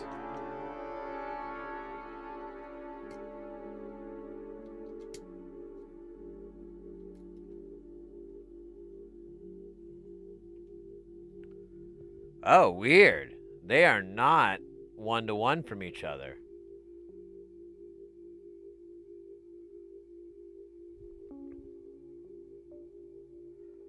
Oh, interesting.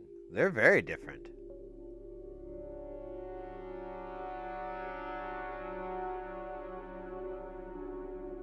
I just got the ST modular good and evil. It does a nice chaos too. Oh, nice. I haven't checked that out yet. I need to look at ST modular stuff. I know they do some DIY kits.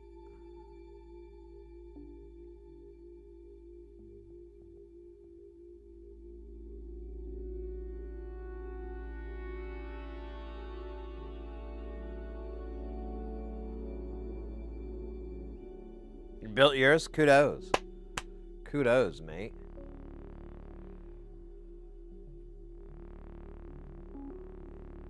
Let me look at these other outputs. We have Y. We're going to get basically the same thing, but it's really pretty to look at. The gentle dance.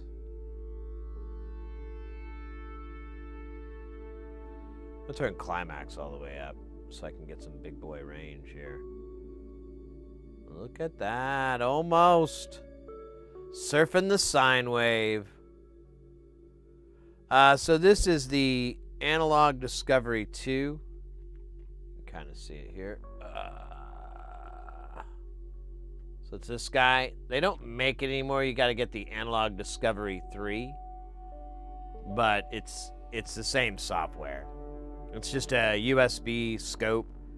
It has a ton of features. Like we're just looking at the waveform, but the scope, but yeah, you can't really see it here. There's like a ton of different things that it does. It's a logic analyzer. It's a friend, a confidant.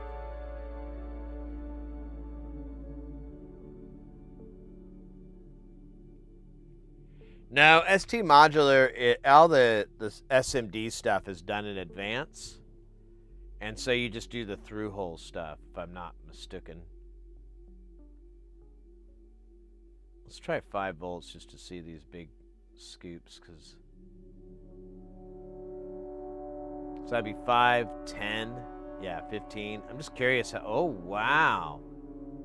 Oh, so it's at 12. There it is. So those make it all the way to 12, and then they get chopped off. And now you can divide that.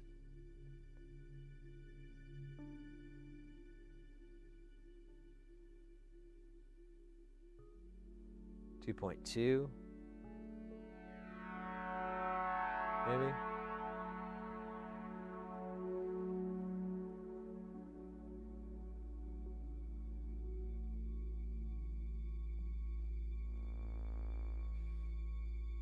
No, they still go out because I can't do math. 2, 4. Oh, what's the top there? Oh, I need a little bit more.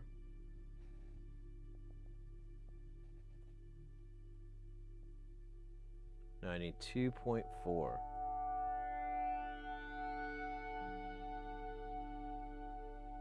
There it is. So there's 12, and it'll stop on the top because it...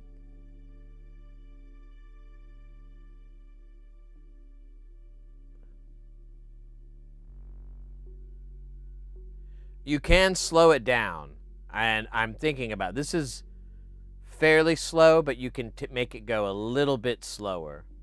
I'm kind of debating it because I kind of would like it to be slower. I mean, we could just do it and find out, right?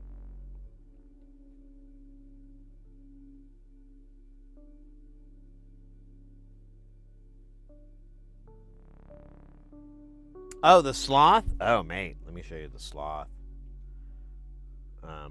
It's in space station right now. You can kind of see it. The camera's not very good. So, oh, here, let me full screen me. So it's this module here. You can see the lights. Like right now, no lights are off. Then there's a green. Now there's another green. There's a light in between as well. So the one over here is the fastest. The one over here is second fast. And the one in the middle is really slow. It's slowly getting a red. Green is positive voltages. Red is negative voltages. So it does kind of what this is doing. Like it's a sinusoidal kind of wave that's moving around. Like it's not jagged or anything. Well, except that it's bottoming out on here. We can fix that. We'll just turn this climax down. But it'll move like that, like in a slow slew movement. And there's different ones. This is the triple sloth. And it's great because, like, same here. So we'll turn off channel 2 for a second here so you can just see channel 1. So it moves around.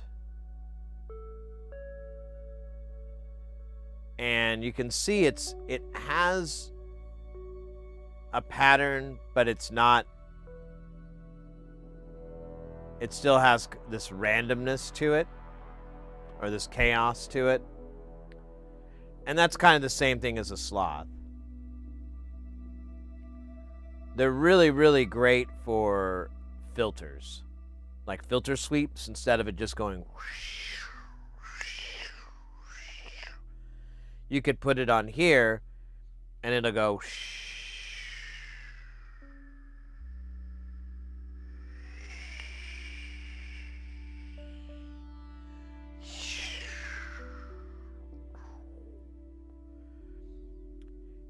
I love it because it's better than this like on off 1 2 1 2 kind of pattern that LFOs would produce. All the ST modular stuff I've done required me to do all the... Oh, okay, then I'm wrong.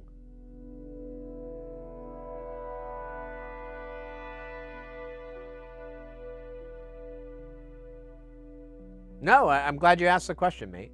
It's a good question. Damn it, tried to hit brake on the brakes.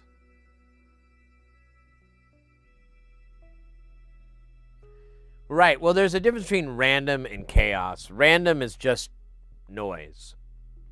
But chaos, there's pattern without repetition.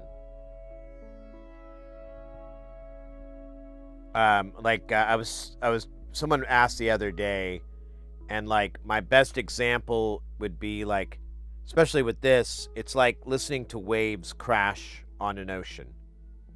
If you've ever heard that sound, it's a pattern, but it's not repetitious. Like the waves don't hit every time the exact same way. And sometimes it'll do something that you kind of remember from before, and it sounds nice to our ears. Like we enjoy that as humans, like this kind of pattern, or wind cutting through like the forest or whatever, rainfall, all these things that are chaotic systems, but there's still a pattern within it, and that's what this makes. Oh yeah, right. Sorry.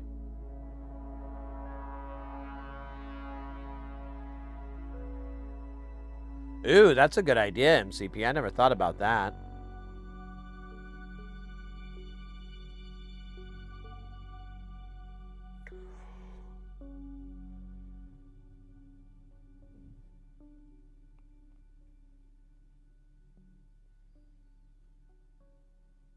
All right, let's do the last outputs here. This is Z and Z.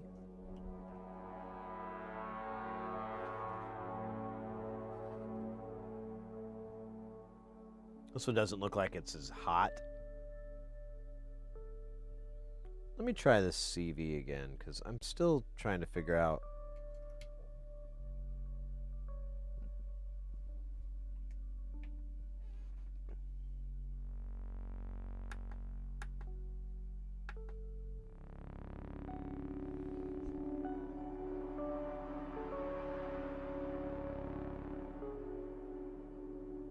Okay, so there's 1 second. I'm actually seeing some differences there. Yeah, now let me change it from 1 second to 20 milliseconds. Something going on. Let me go back to 10 seconds here. Yeah. So it puts a little bit of wobble in there. There's 1 second. Yeah. There's half a second. There's 200. 100 milliseconds. It's probably not going to show up because it's so teeny tiny. Okay, so CV does work. It's just monstrously confusing.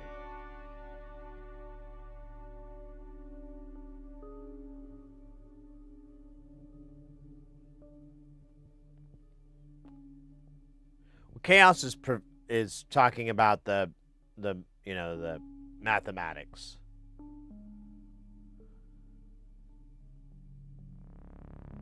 Well, there's a pattern without repetition.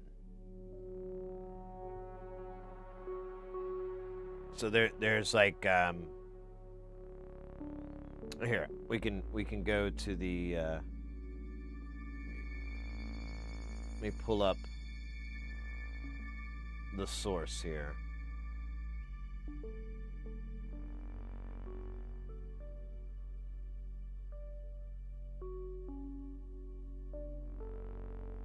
What is the difference between chaos and randomness? There are a lot of sites and resources dedicated to this topic, so I'll just discuss it in terms of synths.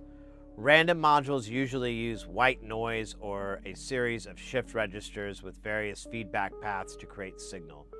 Random signal sources tend to be uninteresting to listen to or follow after a while, as there is no discernible pattern and we get bored. Chaos creates patterns but never repeats itself, so there is a path for our ears and minds to follow, and we have some idea of where it will go, but it always changes and it's unpredictable. It keeps us interested. Oops.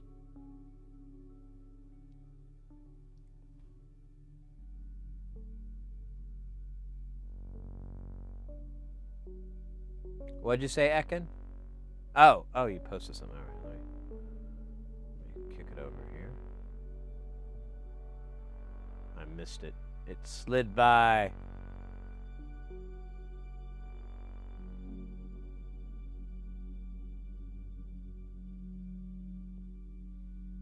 So what am I looking at here? Is this yours?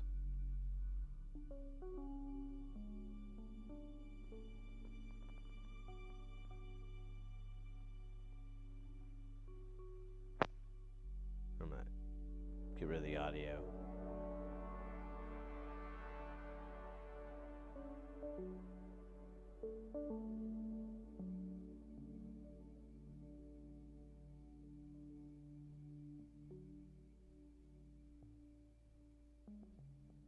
Power off. Power on.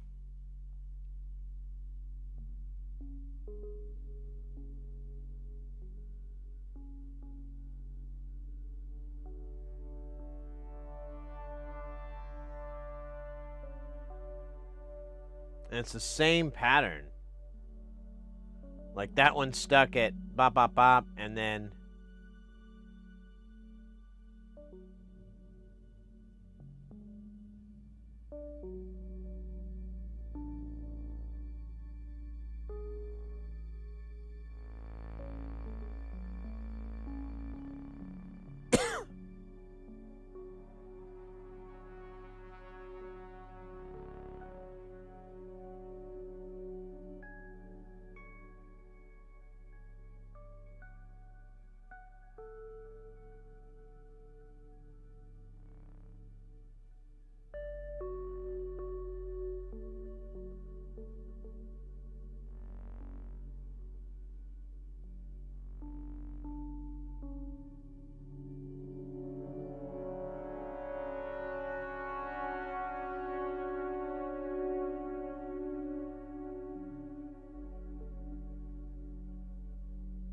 Yeah, the top LED never lights up. I don't know if that's just a coincidence. But it's interesting that it falls into the exact same pattern as before. Like that's dot, dot, dot. Oops, it's going to go out, isn't it? Yeah, and it's the same pattern.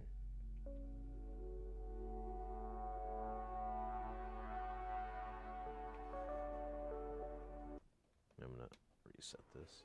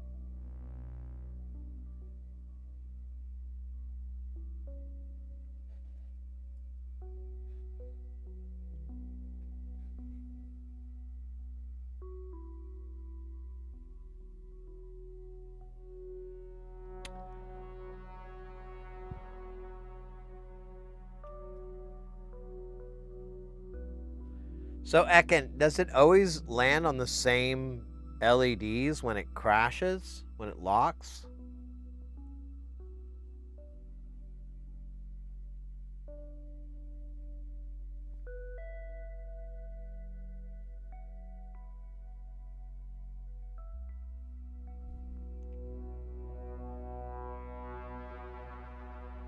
And you also said that you had them out, and so you put them back in. And I'm assuming that's within the last half hour or so. That's recently.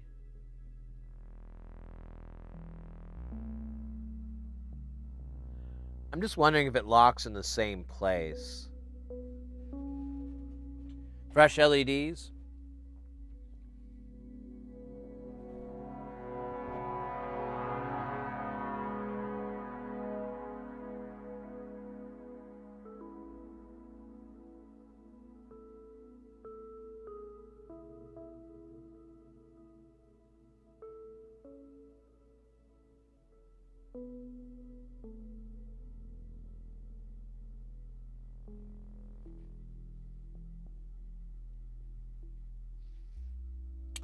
I wonder if it's one of these diodes.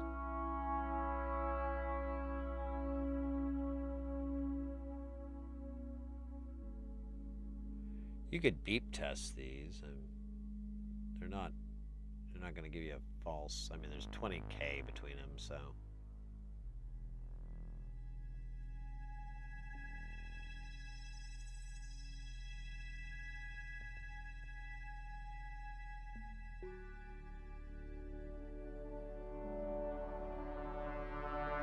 What's a good one?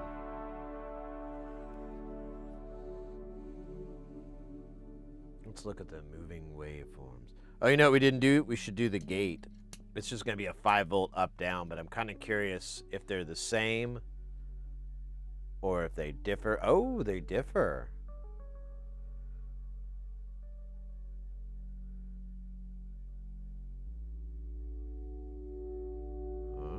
There's blue up, yellow up. Channel 2 down, channel 1 down. So they have like that staggered position from each other.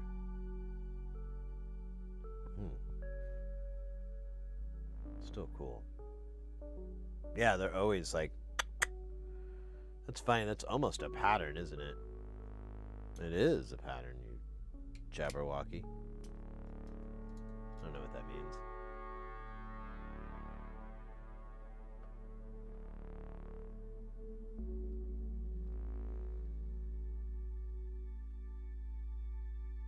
Yeah, I wonder if it's one of those diodes. Because I keep thinking it's locking up because it's like running into, like something stops it from completing its next stage.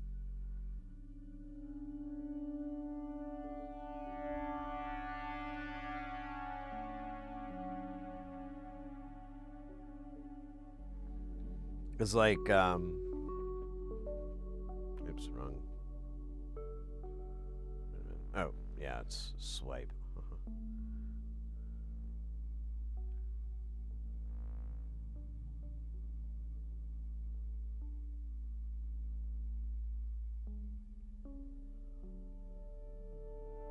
Right, but I mean, if it stops dead,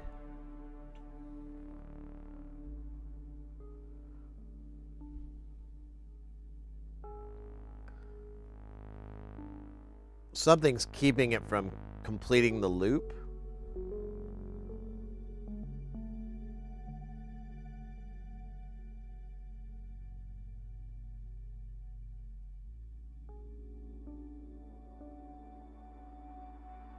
No worry, Akin. Take your time, dude.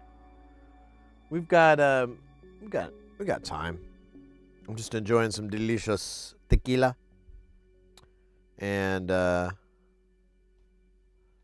enjoying my new like relaxation machine here. Ooh, I wonder if I could take the time out longer. Let's do like 2-second divisions. There. Yeah. Sexy.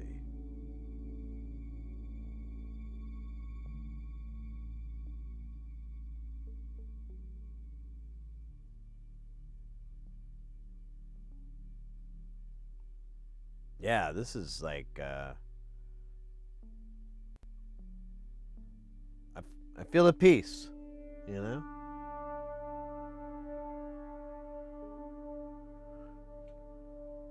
Works with the music too.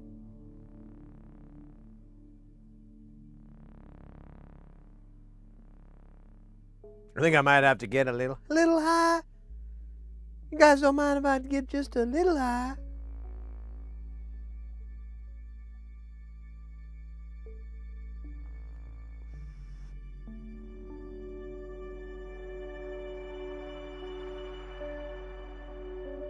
Now I'm kind of curious about some other modules. They didn't quite get their output, and I didn't think about just putting it on the analog discovery in slow-mo. Yeah, it's like a electronic lava lamp.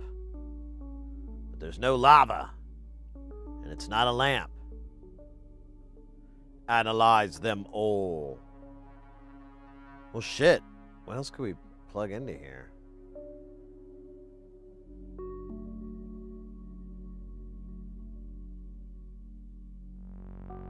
Ah.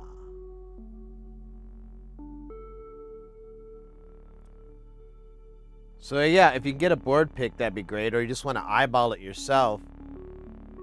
I'm leaning towards these being an issue. It's an easy mistake to make. I've done it more times than I have hands. And easy fix too. Yeah, if it's locking up the same way,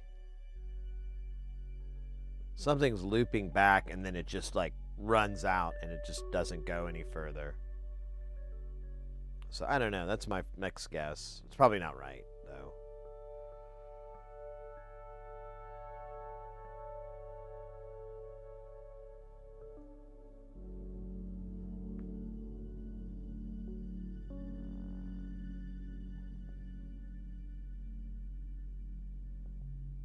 Let's try a little slower. What would 5? I think.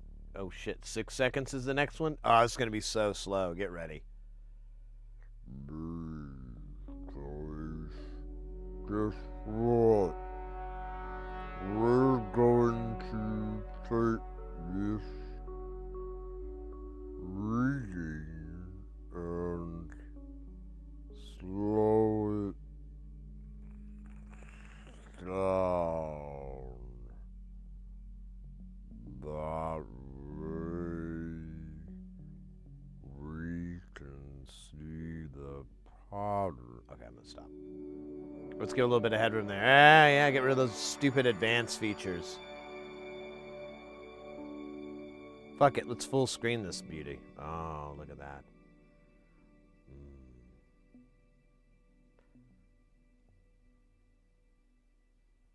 See, there you go. You have like this chaotic pattern. It's just always kind of like, nah, I'm good.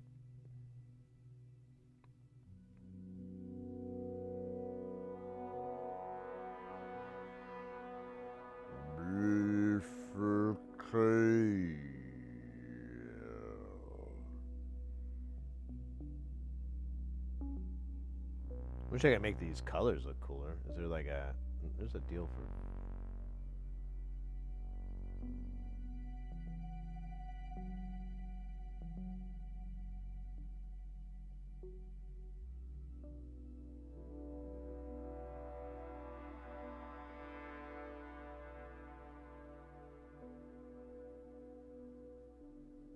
Ow, sorry. There we go.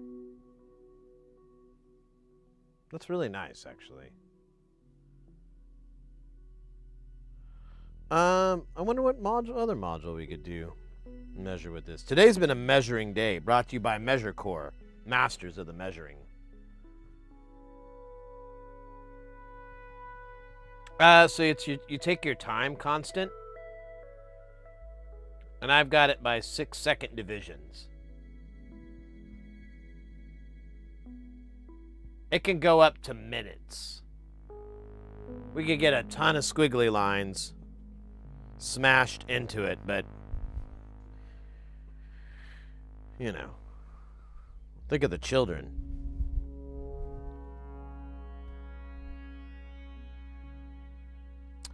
Well, there is the Signum Hyper Chaos. We just finished that not too long ago.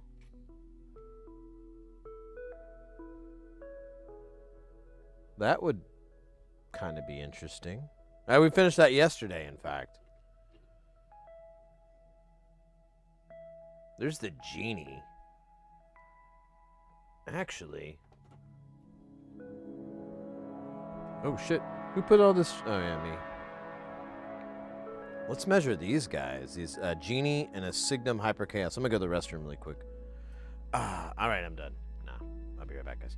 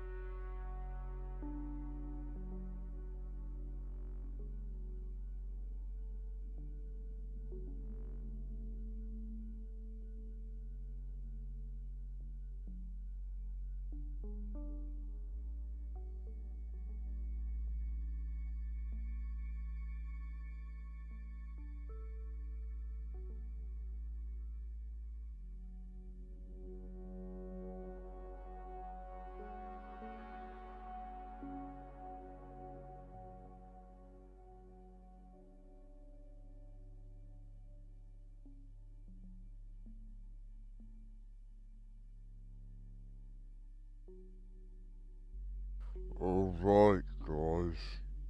Let's do it. Because now I'm super curious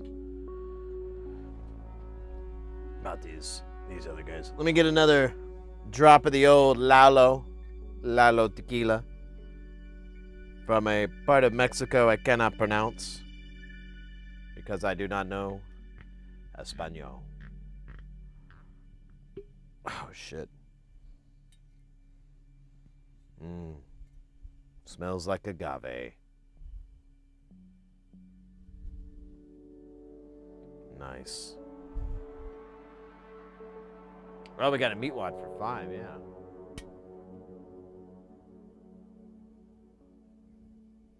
No, it's the measurement. So you get a longer time on the history of it. If we speed it up, it'll be like before where you just see the lines moving up and down. Like for each block of division, it's so each one of these is 6 seconds. Each one of these lines. So it's 6, 12, 18, 24, 30, 60 seconds.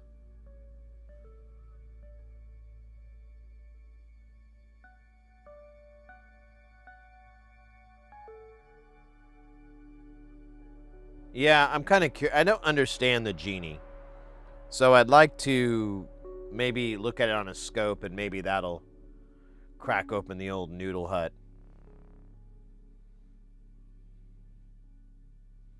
Oh, wow. I have it like on every I really like this thing, though. I'm looking forward to patching it in. I'm sorely tempted to slow it down more, but let's just roll with it for a bit and see how bad it is. So let me do this Signum Hyper Chaos first.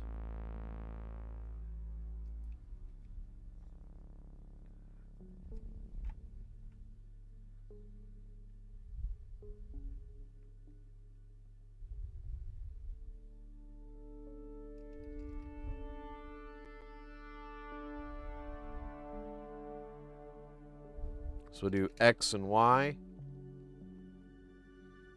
Probably need to speed it up a little bit.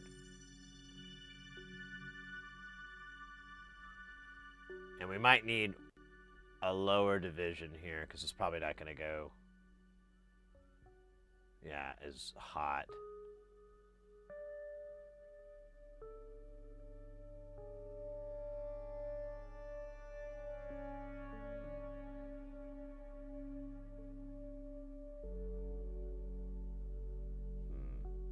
I wonder if it's even going to get to 10. And I should shut the fuck up. Dude, that is wild. That's like a haircut I wanted to have when I was a teenager. And again, when I was in my late 30s.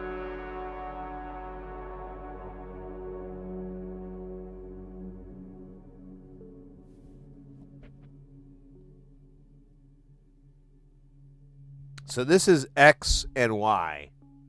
They're, we can go to, there's X, Y, Z. Yeah, it does those quick changes, which are kind of neat. Now I'm a little bit curious what would happen if we put something into the input. We've got climax and bifurcate all the way up. I'm going to turn climax down. I'm going to turn bifurcate all the way down. Scrain, welcome in. Does it do anything to this signal? Whoa, we dropped way out of range there. Let me go back to 2.5. Was it 2.5? Yeah, I think it was 2.5. Yeah, they're going to hit the top. And there's a little bit of extra for the 12 volt. Wild. All right, now I'll let it run for a second, but I'm very curious what Z is going to look like. We'll let it run for a minute, and then I'm going to have to I want to feed it some CV. So we're looking at the output of this module right now. We're looking at 2 signals, the X and the Y. There's no input on this yet, but we're getting there. In fact, I think I'm going to add the CV now. Now. That one's running 10 seconds. But we'll tinker with it to see if it's doing anything. I really don't. I can't tell it doing anything. Oh, wait, we got to turn CV up. My bad. Okay, now CV's all the way open. Still kind of looks like a pattern.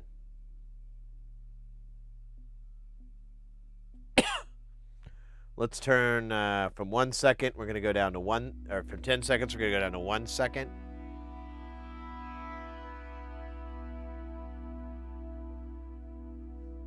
We'll go to 20 milliseconds. See if we can get it like a little bit of a wobble. Yeah, I don't really see it. So I feel like the CV end doesn't really affect it in a noticeable way.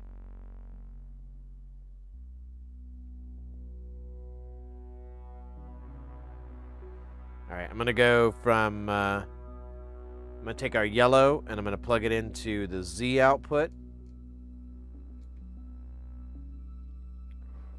So now we're looking at X is the blue, Z is the, or I'm sorry, not X. Y is the blue, Z is the yellow.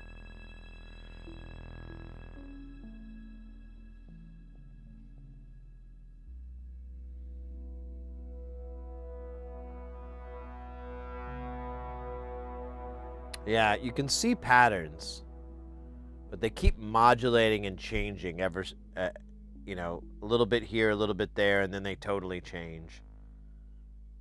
Yeah, now you got 3 peaks on the yellow instead of 2. And then it just does a bunch of shit. This is great. Now I want to look at inverted Z, because we should have, yeah.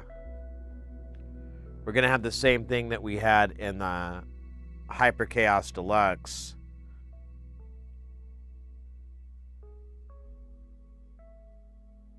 Or we're just going to have that symmetry going because they're equal to each other. Ooh, you know what I wonder now? If we did XY. Yeah. Now, let me plug this back into... Yeah, we're just going to get goofy.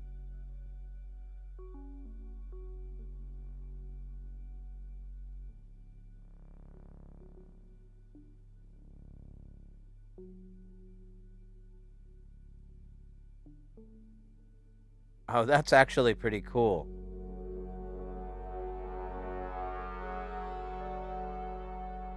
It does kind of have a pattern, but it keeps mutating.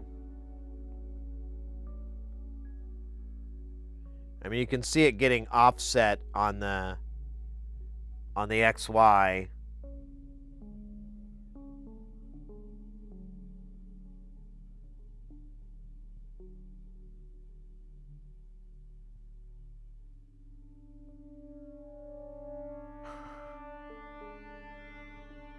That's actually really, really fucking cool.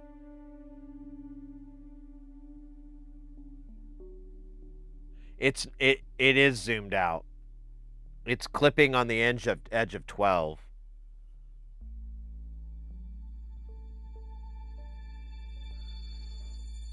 Like we have a little bit of headroom. It's at 12.5. So it stops right at 12 volts. And just brick walls. Kind of annoying. I'd like to so I was trying to do that earlier. The only way I can do that is to increase the time on it. So instead of 2-second divisions, we could go back to 6-second divisions.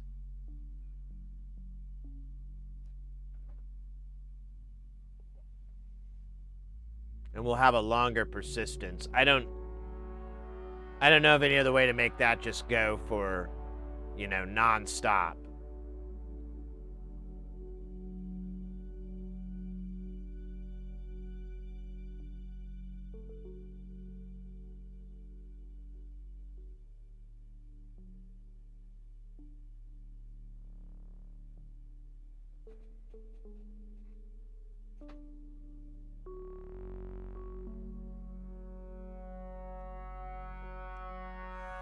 So you could set up a video recording that plays over itself on that part of your screen.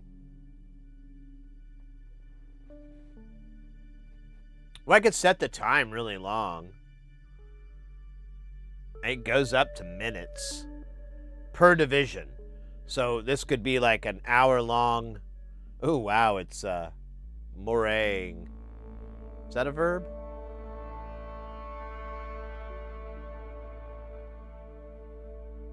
Because it looks fine on my screen, but oh, you know what? It might just be showing up on yeah, it's showing up on my monitor because it's scaling it all funky.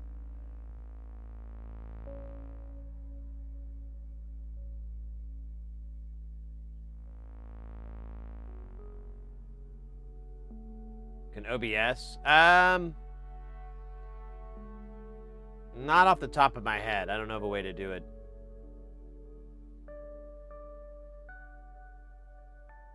We're almost cleared out our little unplug, replug.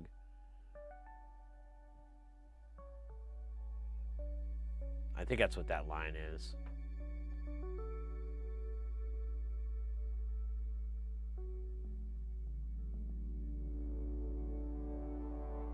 Oh, we're getting some funky. Mates, this is great. I should just make some fucking ASMR videos for YouTube of just these patterns.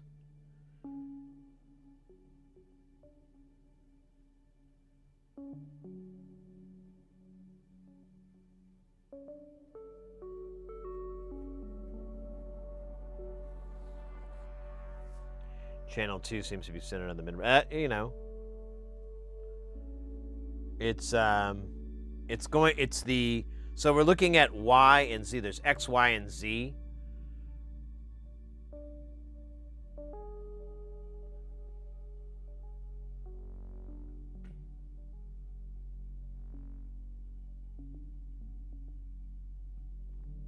There we go. Well, wait a minute. I'm trying to get rid of that line, but maybe that's part of the pattern.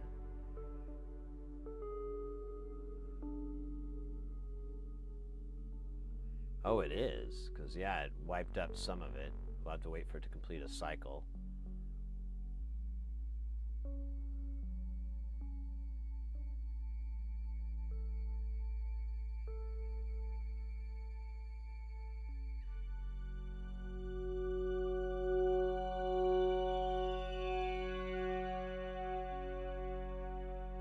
DJ Cornsweat, welcome in.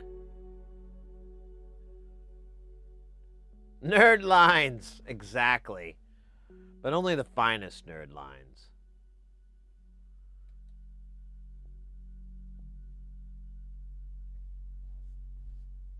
Welcome in, mate. Hope you're doing well.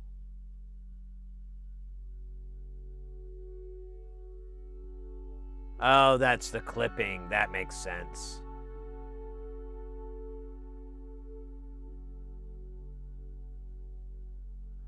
Well, here, let's take out the channel 2 and plug it into the X. So now we have X and Z.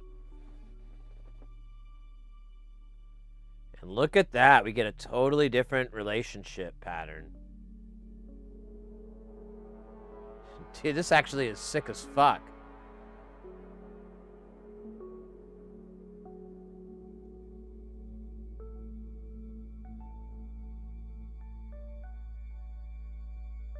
Yeah, it's not the readout though. It's in the design. I mean, I could try turning climax up, and that might fix it.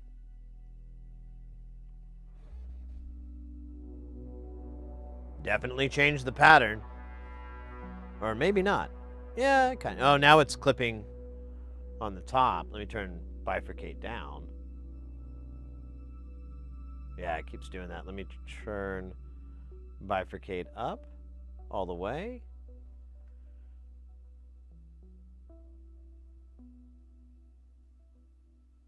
Yeah, it doesn't seem to make any fucking sense. Yeah, this is Signum Hyperchaos, Porphyry. We're looking at the X and the Z outputs right now.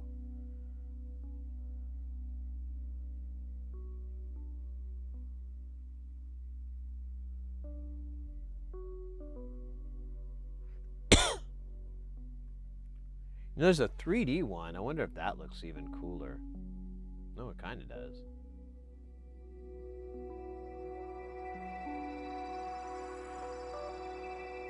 Although we don't have a third, we don't have a Z plane, so it's kind of stupid. We'll go back to this one.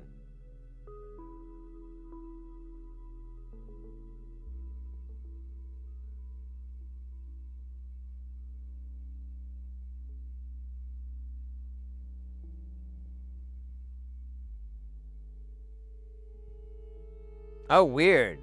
It's making like a spiral. That's wild.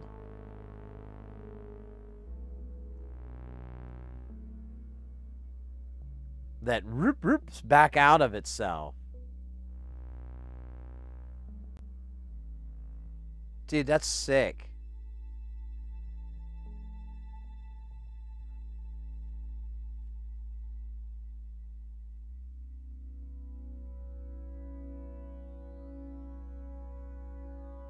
The triple sloth? We can pull that out. I'm trying to look at stuff that I've never seen before. You know? Like, I don't understand how they work. Like, the next we got the genie up on the table. I think we're going to check on that next. But we can pull the sloth out. I'm down to clown. Now I want to see what... so now we've got that pattern. I'm going to turn bifurcate all the way up. And I'm going to turn climax all the way down. And yeah, it totally changes that pattern. Now what if I turn them back the other way? Can I get it back to what it was?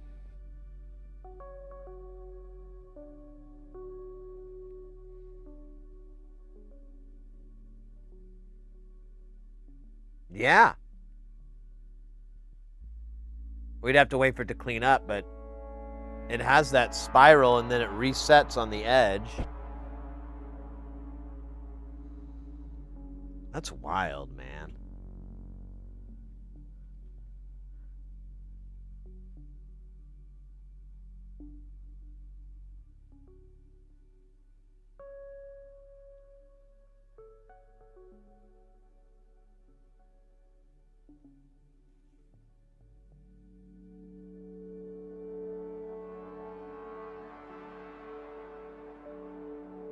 We've grown too powerful as a species. We should have stopped at straws, damn it. You got the Charlton Heston screaming at the buried Statue of Liberty. You blew it up! You blew the damn thing up! I have a non sequitur. Better be funny then. Do you know of the electronic duo Altekra? Oh, fuck yeah. Love Altekra. We were talking the other day about Music Has the Right to Children. That's probably my favorite record of theirs. It's probably the most accessible record of theirs, in my opinion. Like, you could pop that in for, like, anybody who likes electronic music, and they're like, whoa. Is this how all their stuff is? No. I mean, in spirit. Yeah, so if we have climax all the way up, it does that spiral thing. So if I turn bifurcate all the way up with climax all the way up, is it that's creating the spiral? Oh, now it's all weird.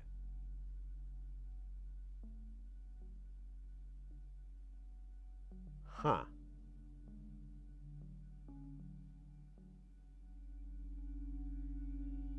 Perfect art. I came in the other night.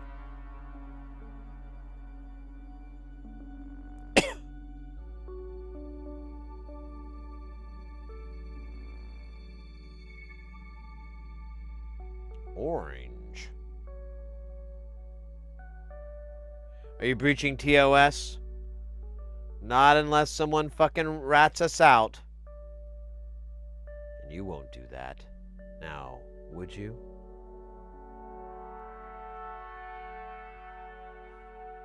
making crackling noises because my knuckles don't crack.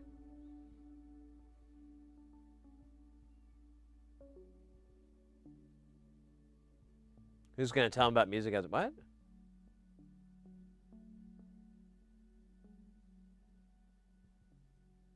Oh, right, it's Boards of Canada. My bad.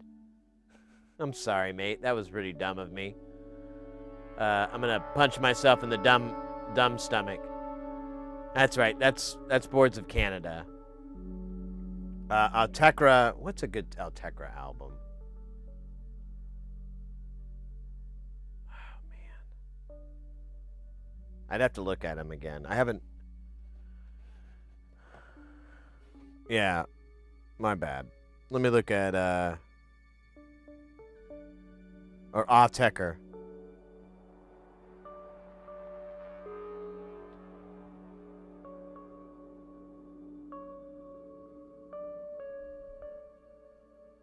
Some albums though.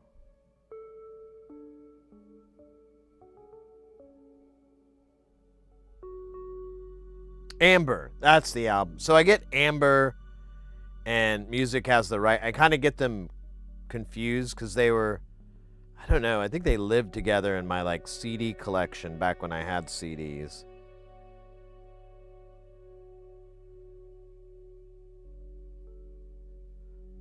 Yeah, so Amber, I like that record.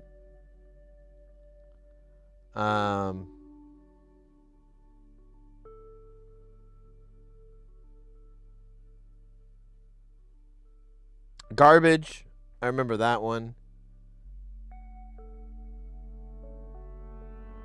Anvil Vepri.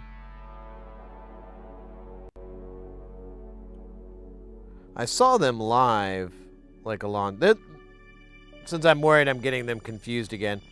Ateker like plays in the dark, right? Or is that Boards of Canada again?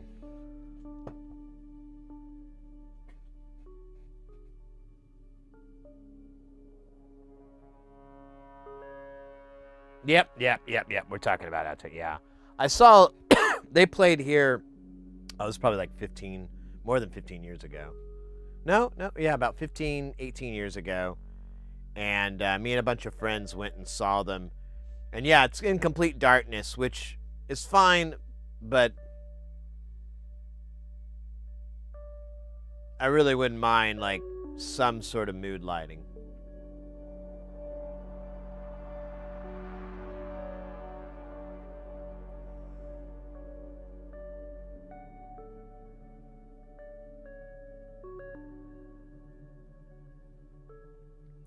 All right. Now I want to see what the Signum output is. That's going to be the blue.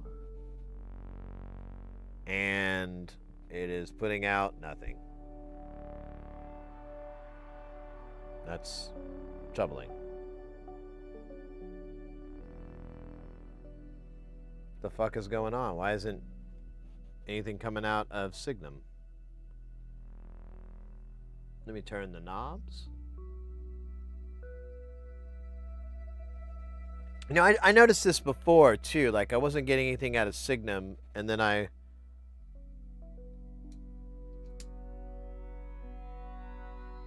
yeah. Oh well, I'm fucking done with this. Let's do Genie now.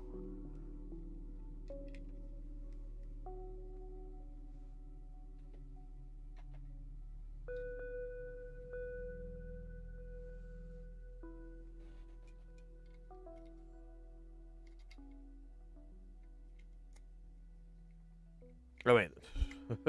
God, I just grabbed. I thought it looked weird too. I was like, All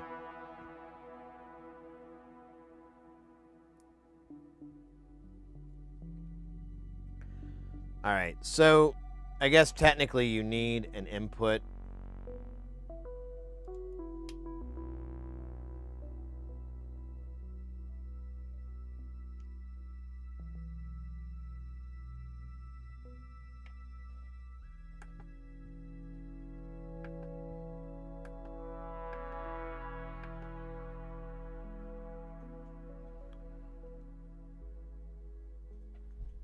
wait, you gotta turn input up.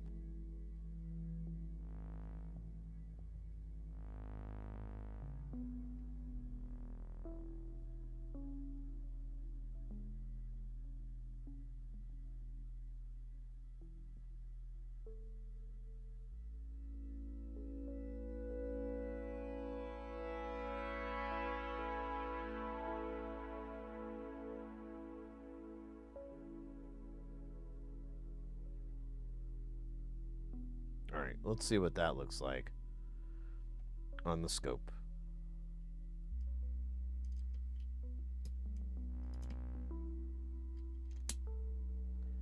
This will be 2 inverses.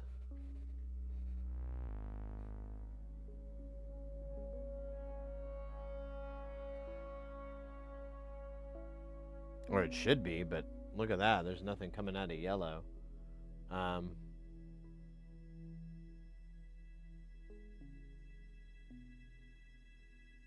Wow, that's really small. And yeah, yellow doesn't have anything. So, did I disconnect this?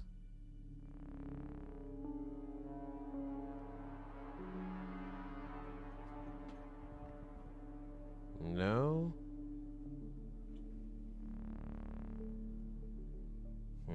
Let's check out 2. But we should be getting something out of out 1. But it's really gatey looking, which I guess that's what it's supposed to be. Let me look at... Oh, it says out... Oh, right. So if we really wanted to do a positive negative, we'll use output negative and output positive. Out 1, 2, and 3 are all going to be their own little thing. And yeah, we definitely have a wider, hotter signal here.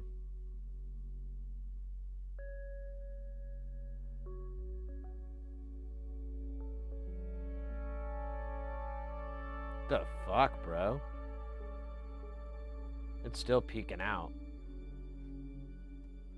I need to figure out a way to make this a division that's built into it.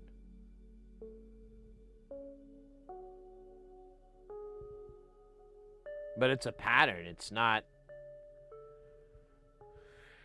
It's not any randomness.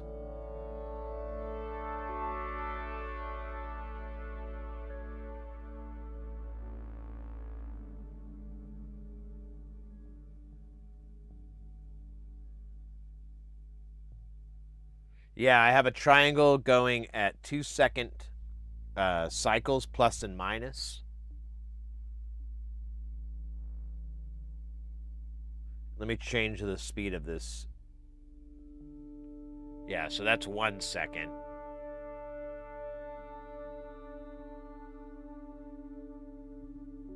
Now, the negative does have a little bit of a variance. Let me go back to 2 seconds.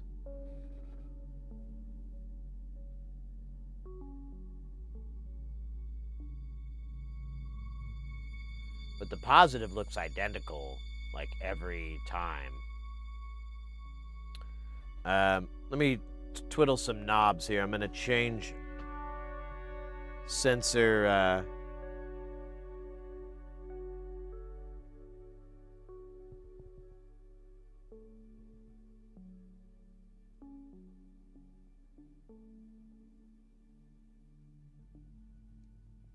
Can't get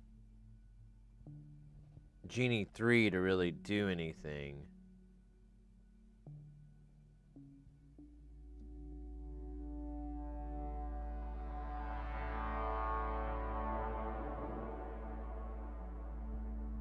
But yeah, like once you set it, it's pretty unremarkable. We could try sending, I think I have a low frequency audio. Oops.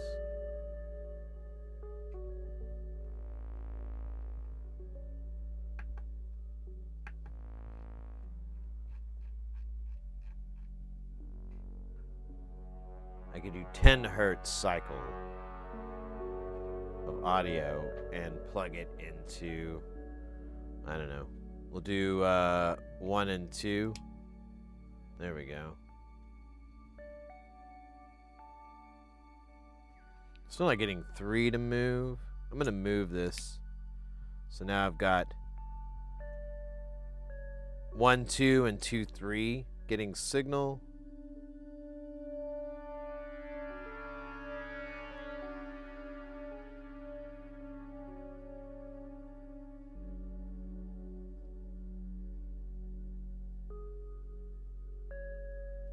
Can't get 3 to really wiggle. Like if I play with this, I can't get this third one. Oh, nice.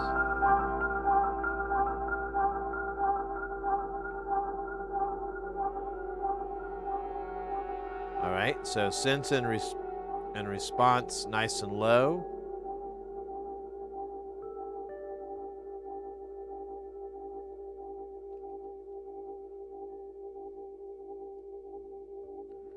Yeah, I can't get 3 to move at all.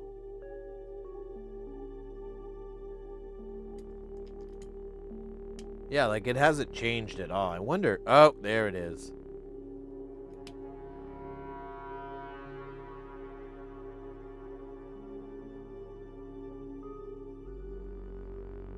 There we go.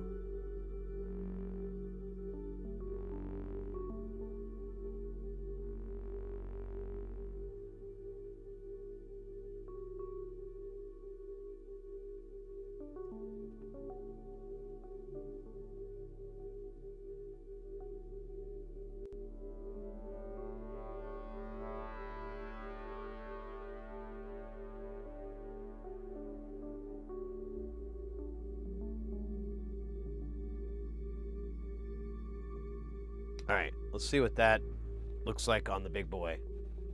Oh.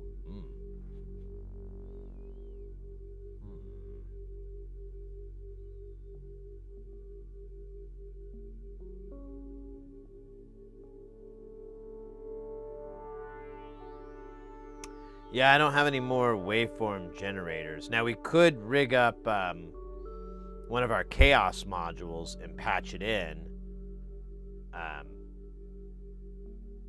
I don't know if it's going to help me understand it, though. Planted digital corn. The crops are good. Yeah, look at this shape here. That's funny.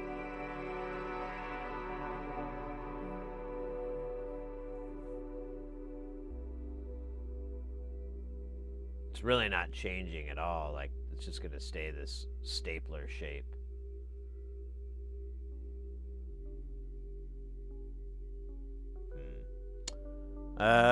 Well, yeah, we could do. Let's get weird with this thing. Let's try feeding it some hyper chaos here.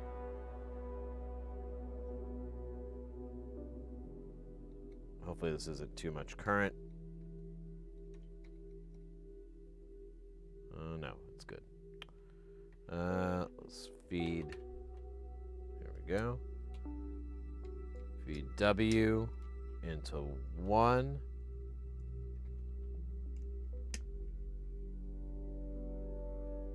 X into 2. Y into 3. And then Z. These are all the positive ones. Into let's do 1 to let's do 2 divided by 3.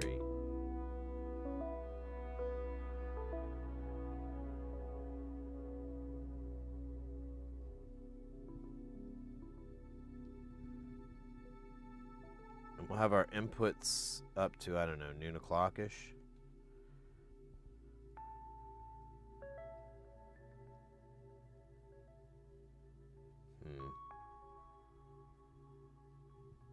There we go. We're getting some movement.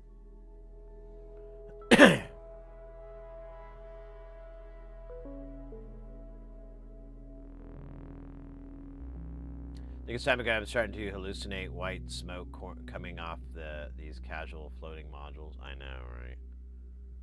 All right, mate. Well, if you're not joshing around, you're actually hitting the hay. Have a good rest of the night. Hope to see you next time. We'll be streaming more than likely on Saturday.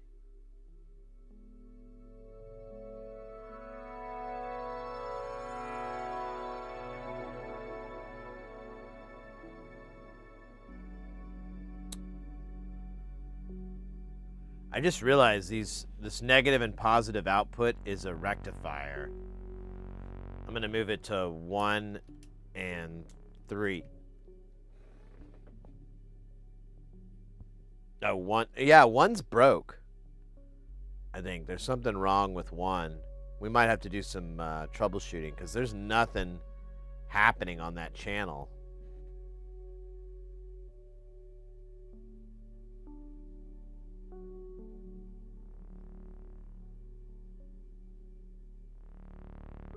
Of course, it is. Let me try a different input, maybe. Yeah, nothing's happening to channel 1. And it just shows 0 on there. So let me switch over to 2. And yeah, there we go. 2's got some action. But it's like a... Yeah, it's like a weird... Well, I don't know.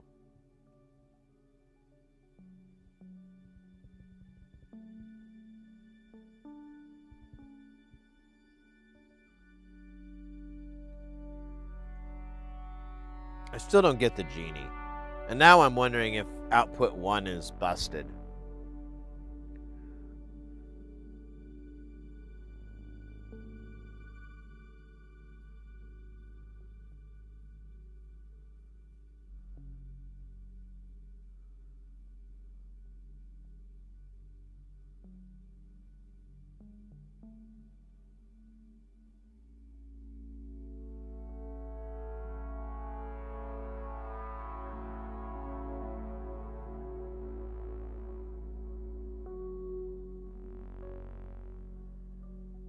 Yeah, take care, mate. What time is it? Yeah, it's getting there.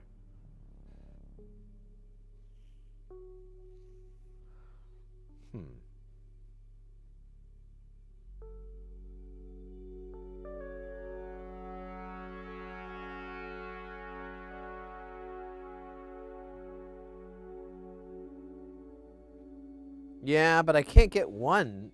I don't know. I think there's something wrong with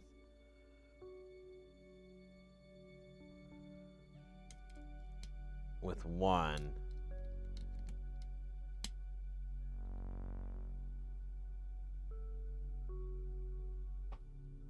Okay, now it's switching on and off at least, so let me try looking at it now. Yeah. Oh, there it goes.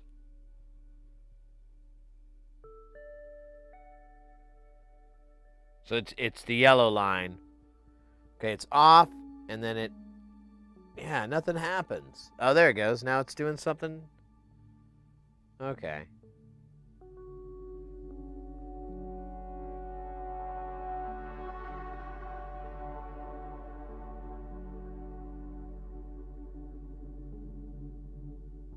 I don't know. I like,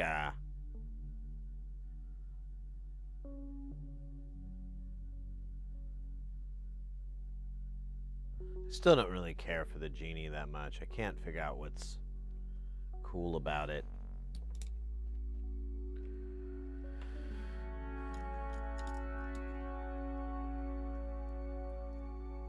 Can't figure it out. But I do know I like this Hyper Deluxe quite a bit.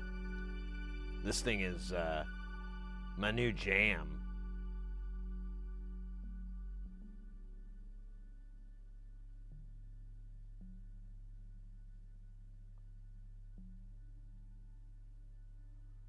Clear this up.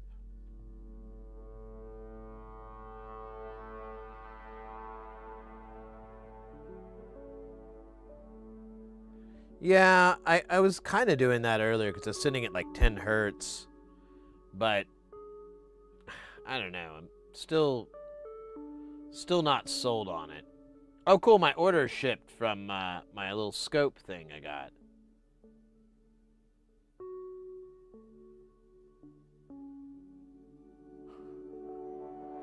It has such a weird title. I don't understand. It says 3-in-1. 3-in-1, 2-in-1.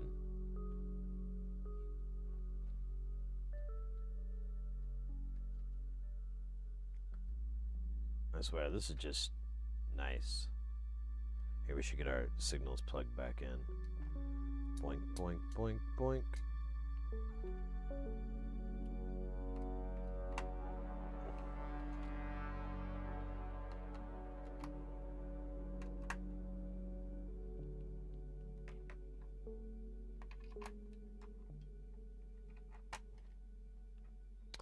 And we'll go back to...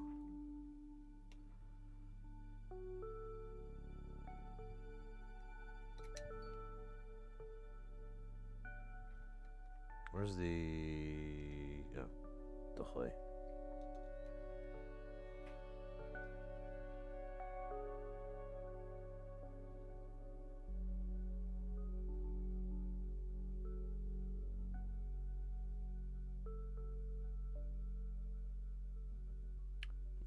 Give me just a second. I'm going to look at the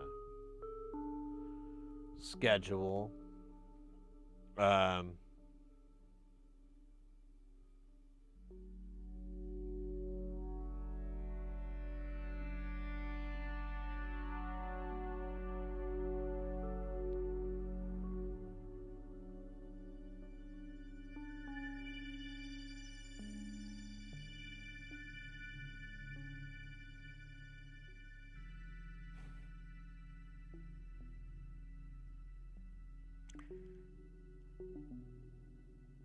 I know it's off topic, but should I bring the snow back? We do have snow for the holidays. And it does pile up at the bottom. It's kind of neat. We'll let it go for a minute. Let it snow. Let it snow. I find it ironic because I live in Phoenix and it doesn't really snow here very often. It does, but not very often. You need like a really crazy set of circumstances. It's happened once when I was, once since I've lived here. It's up in the north, and I was actually working up there. And this big, like, just blanket of snow just dumped. And you had all these fucking Phoenicians who have never seen snow or whatever, and they're driving down the road, and they've got like a big blanket of it on the top of their car, and it's just flying off and hitting your windshield, and you're getting angry because you're like, you're going to cause a wreck, you dumbass. But then you realize you're not really mad at them. You're mad at yourself. You're +1 for snow? All right, well then. I mean, unless we get a dissenter here, I don't see why we shouldn't. I kind of, like, for video content, it's kind of annoying because, like, then you have this shit falling on it. So when you're trying to edit videos and whatever, it's kind of sucky, but, you know, I have, like, tons of content I need to edit down, so it's not like I need more.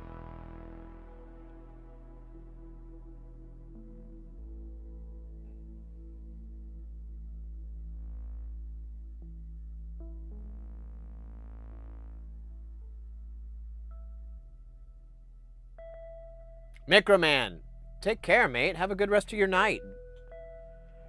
Thanks for hanging out. Merry Christmas, Happy Holidays, all that good stuff.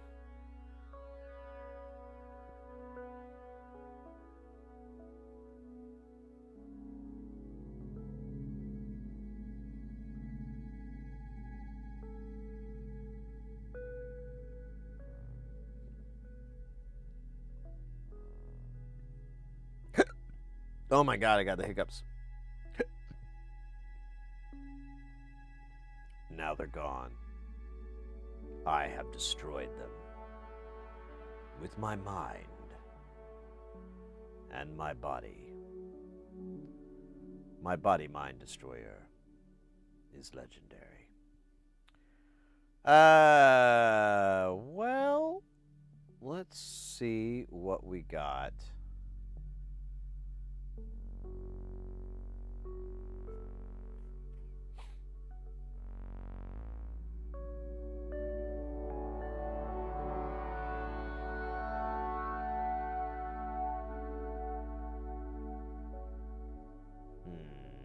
I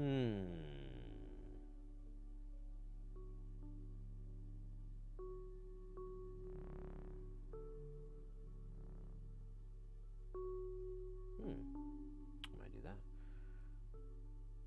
Pull this up.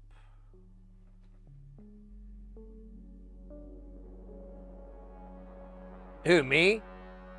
Am I dipping, or are you talking to Microman? Microman.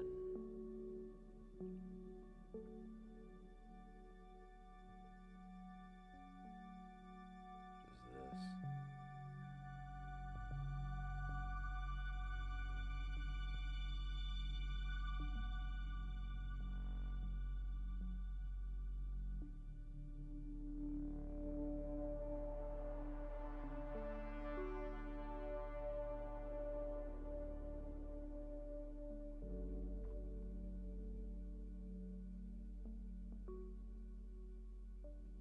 Oh, you got the board pick?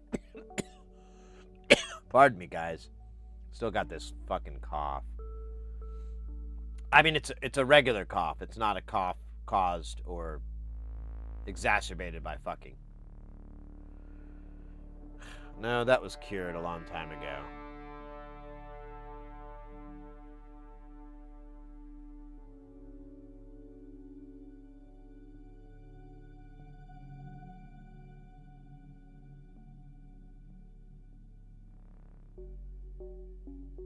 Use a DG202 in in that yeah, whichever one is the slower of the two.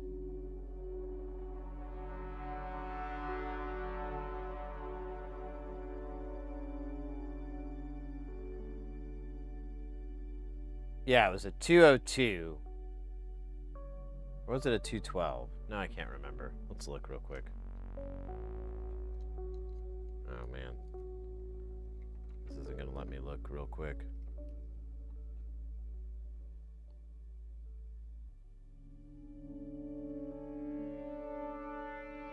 $212.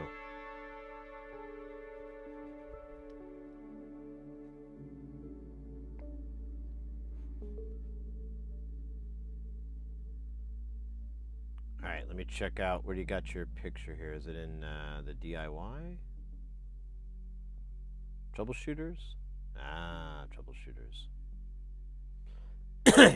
Whoa. What the hell is going on over in tape?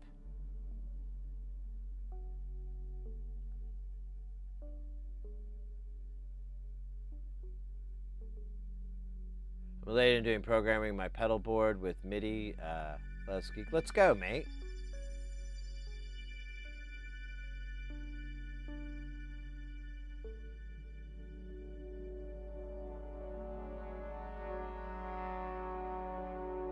Is that what happens?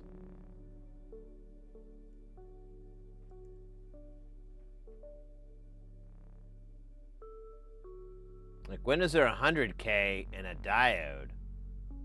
Oh, there. Never mind.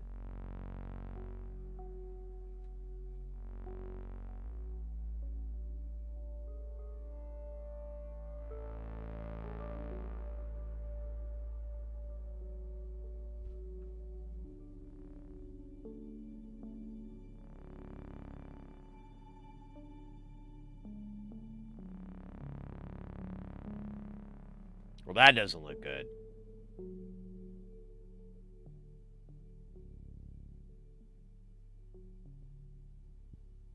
No, you can't see it. That doesn't look good. I don't know if that's the light or what, but that doesn't look good. Looks like these guys are... so it's supposed to connect? Fair enough.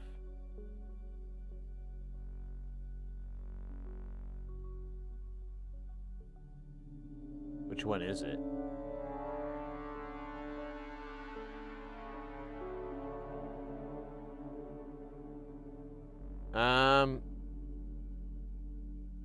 Are you sure?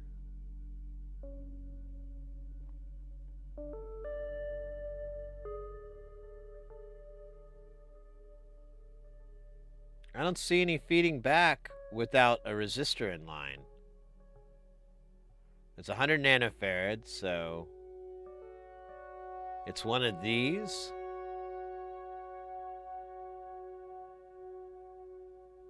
Yeah, I don't think so.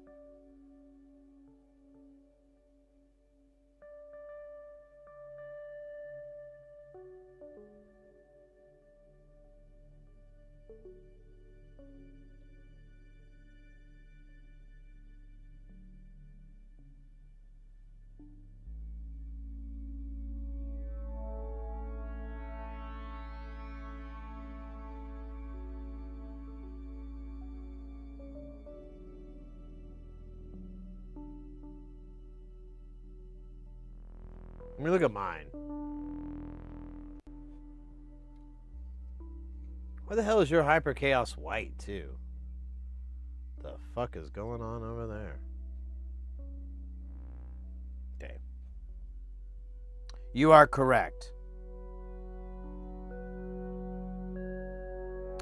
Oh, it's up. Mine is going the other direction. That's why I'm confused.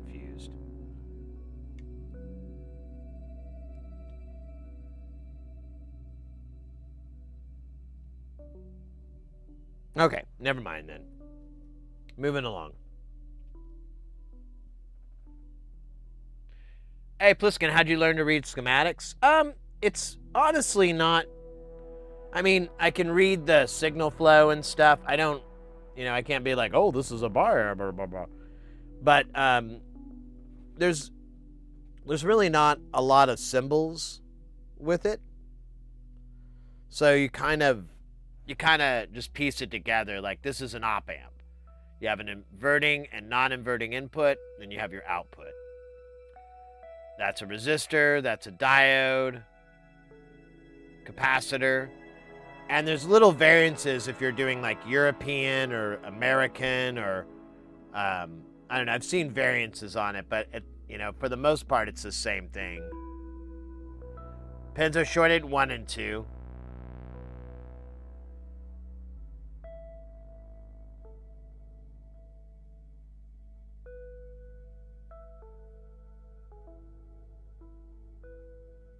But it's shorted on mine.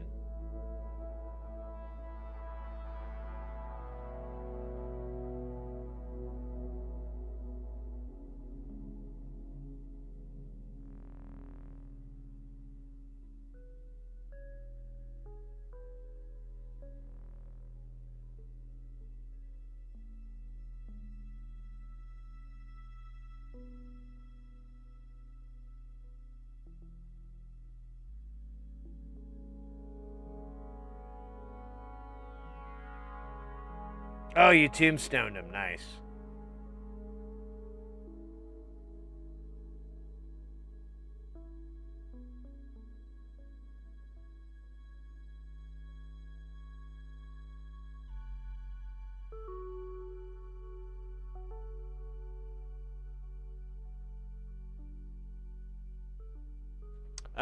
Let me double check. I'm going to look at mine real quick. Yes. Man, if you had the green one, it'd be so much easier to troubleshoot. Like...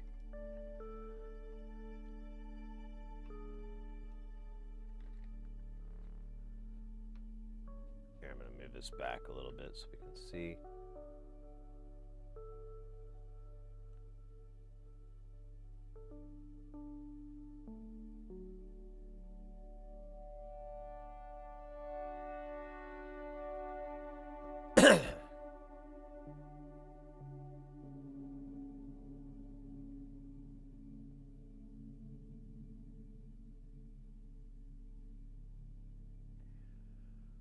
From where starting input coming in the schematic? I'm sorry? This is the Hyper Chaos Deluxe.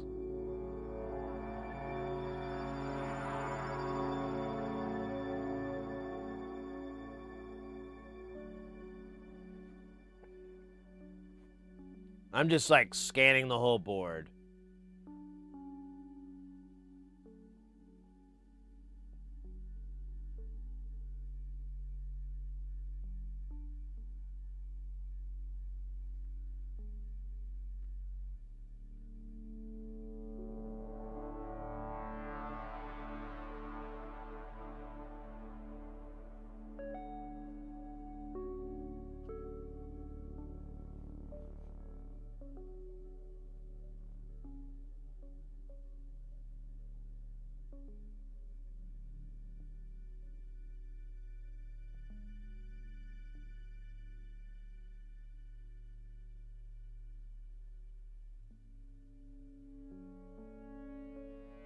All right, your diodes look good. I mean, none of them are turned around, which is what I was low-key hoping that was the problem.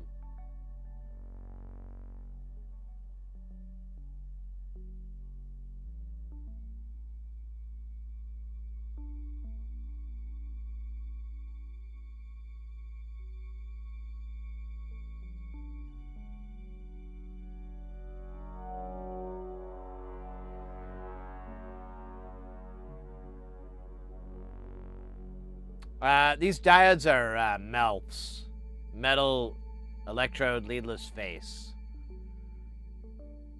They are comical.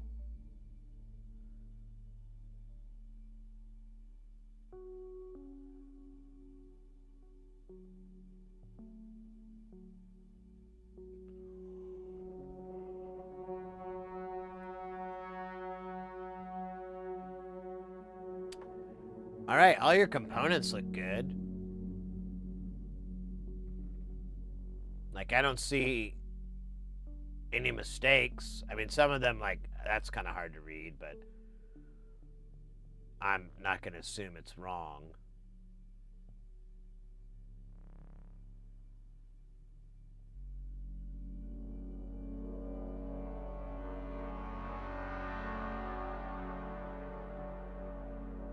Oh, yeah. The 100 and the 10 have a physical difference.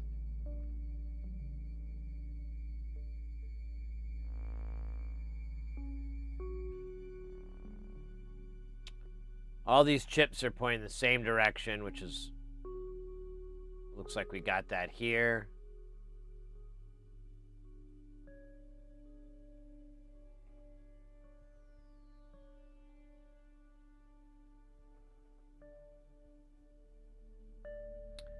Yeah, I kind of feel that way too. Like, you know, this is coming from the heart, but your joints are pretty gnarly at times.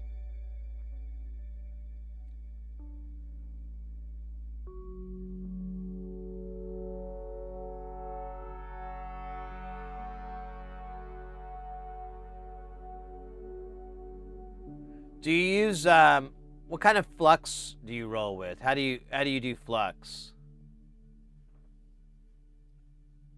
Do you do tachyflux? Do you use the rosin core? Do you use the Kester 951?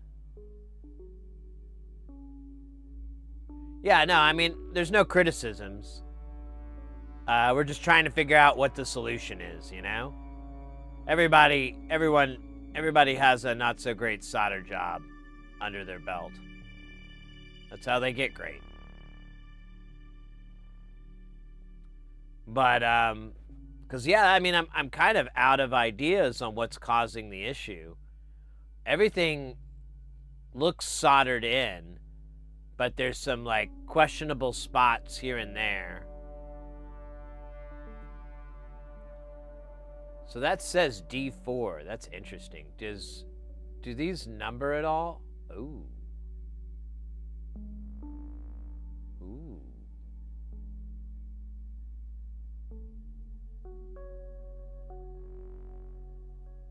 Yeah, that's right. There's D4, there's the 100. Okay.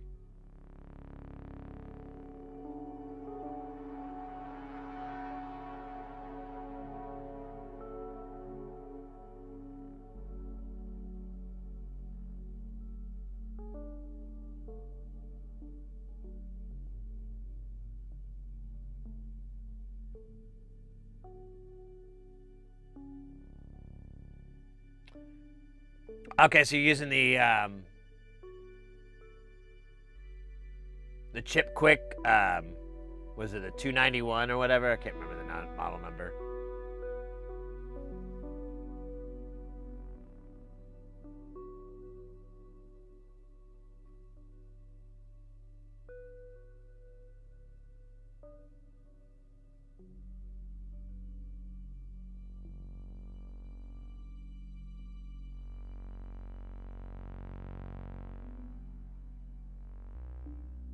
I don't think he has DRC.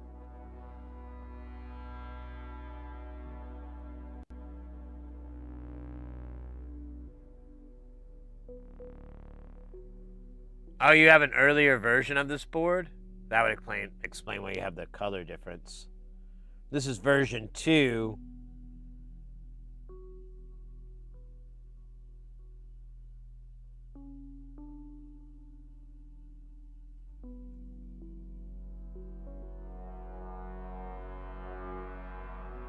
Yeah, version 1 and 2 PCBs.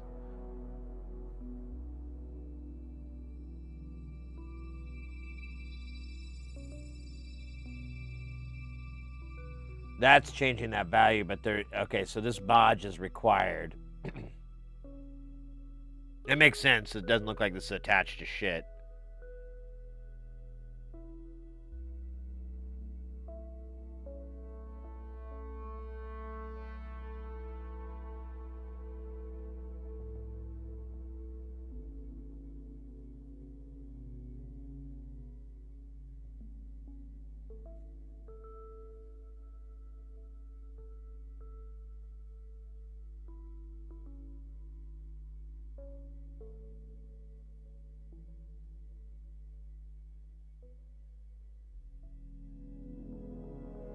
Oh yeah, which one do you have? The 202?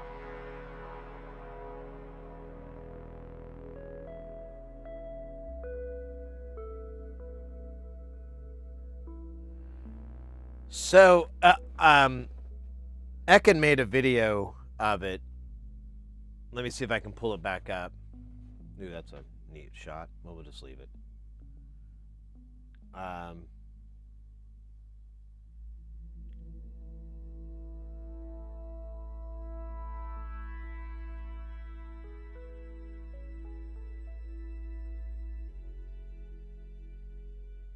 Yeah, here we go. So it locks like that. We're going to skip ahead to when the power cycles.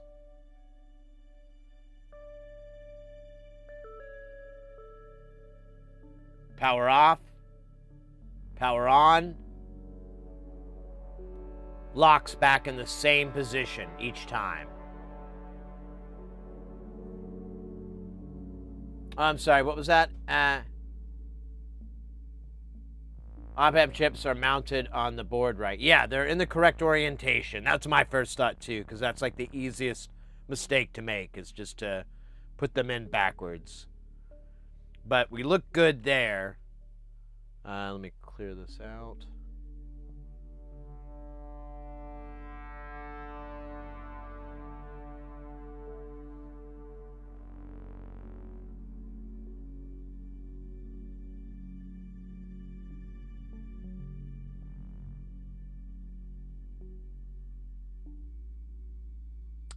That LED, it's hard to tell, because there's not like an easy marking. It'd have to get probed out, I think, to figure out which one. Oh, you know what, though? They are explained here, and you can coincide that with here. Cathode, anode, cathode, anode. But knowing which is a I don't know. I don't know how you...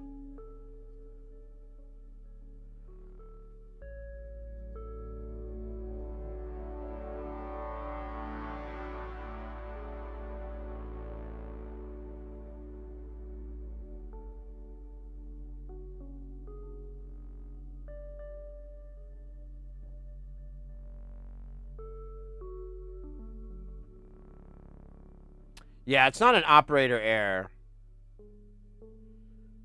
That's for sure, but see, the DG part is just this.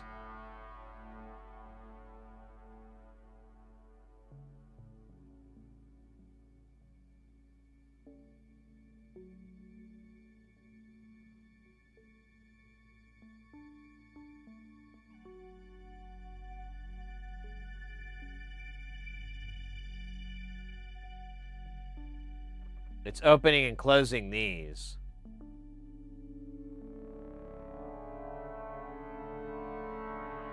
So it only really happens when you're using the rate.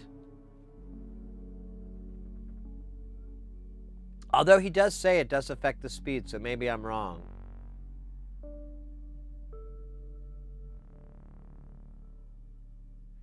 And he does have this here with the 100K.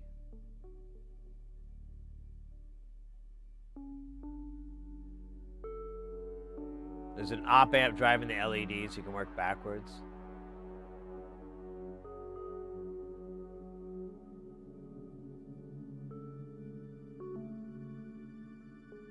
It's D and B, which I don't think are marked on here.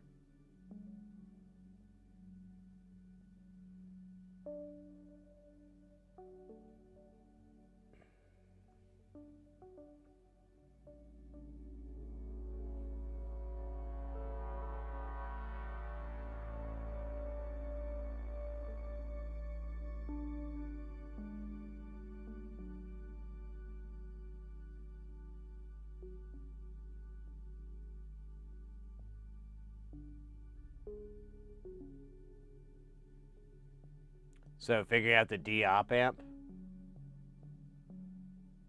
Are we sure about that?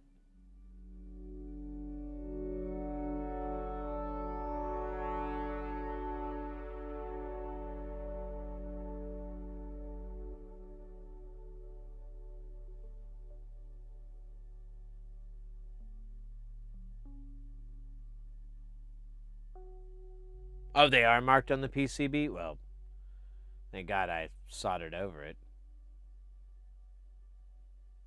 Oh, hey, yeah, you're right.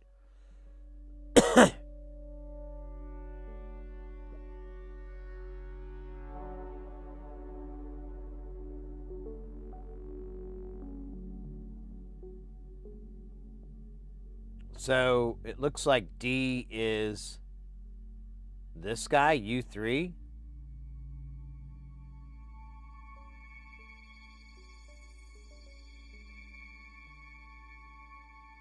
Although I only see it feeding one diode.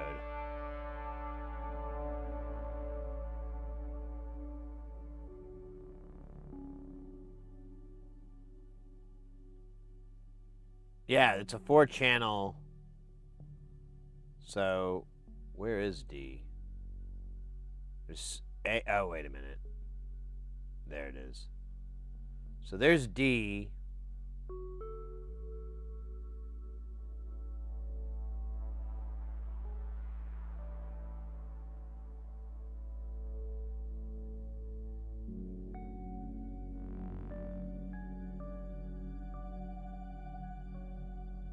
There's the 2 diodes for this channel. Which one are we looking for? Yeah, we don't know.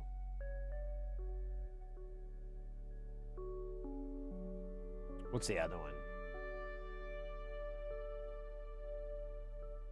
So it's Bravo 1 and 2. So D 1 and 2 and Bravo 1 and 2.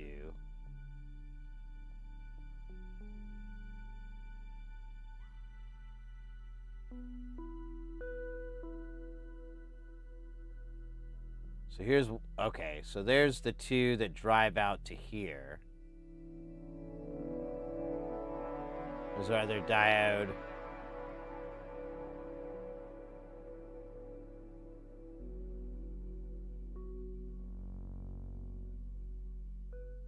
So knowing that,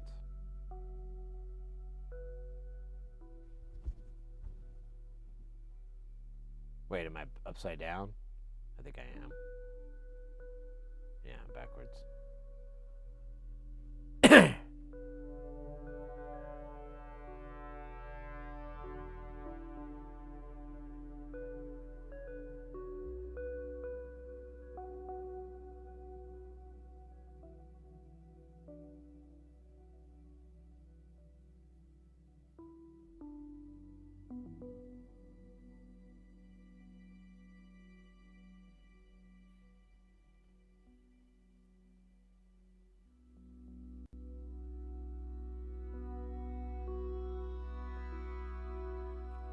I be free, tell me about it.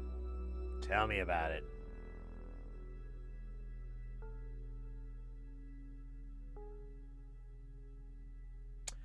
Please can you show the reverse biased and forward biased current and op amp in the schematic?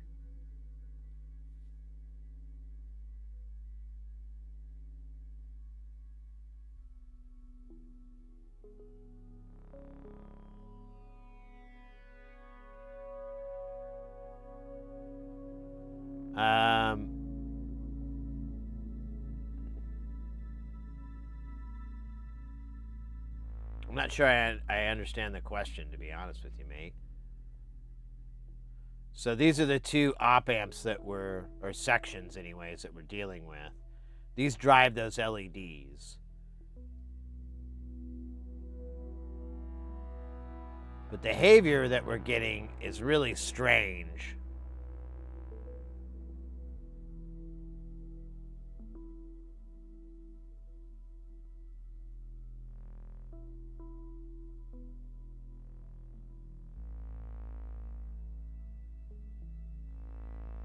Yeah, I think, yeah, you'd want to be able to probe along here.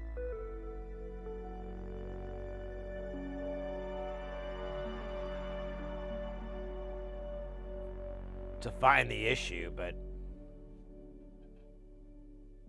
Oh, D7? Oh, let's go. That is... not on here. Here we go, D7, cathode, anode.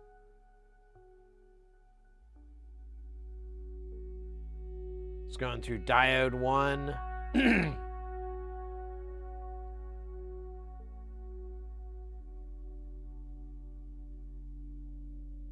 we have our LEDs for D7.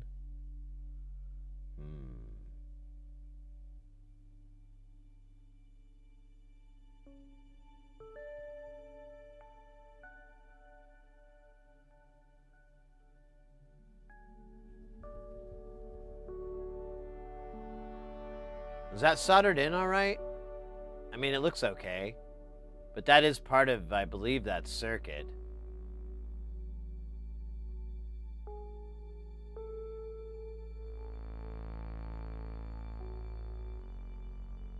D6, 14, and 15 are stuck. So 6 is over here. But 7's the one you said that fades out, right? You're sticking to that one, right? That looks a little sus. I don't think that's it, but... you know, hitting it with some flux and a hot iron might just be a good idea for peace of mind. So 16, 15 are over here.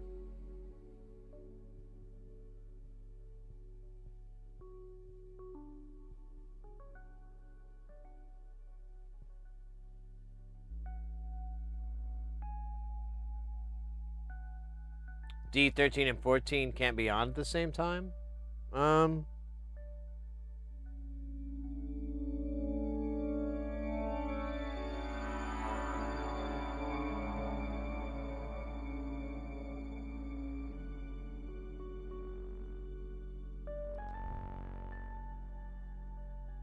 they are marked here. It's hard to see, though. See 14, 15, 7, 8, 9. So 13 is... Okay, so it's the LED.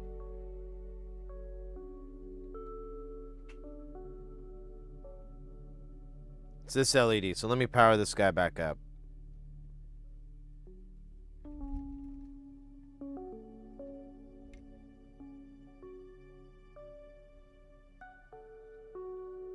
Okay, let's see if that happens.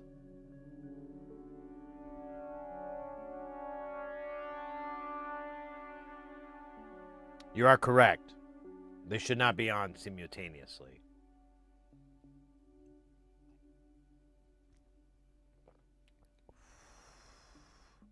Yeah, it's either or.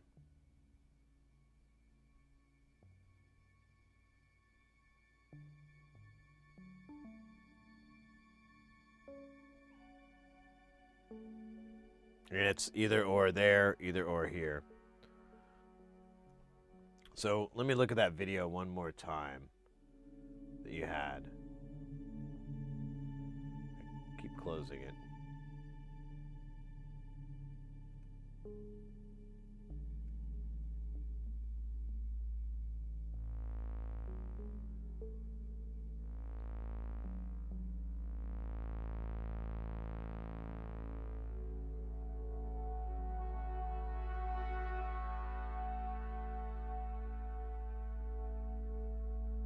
Yeah, they're not playing two at once.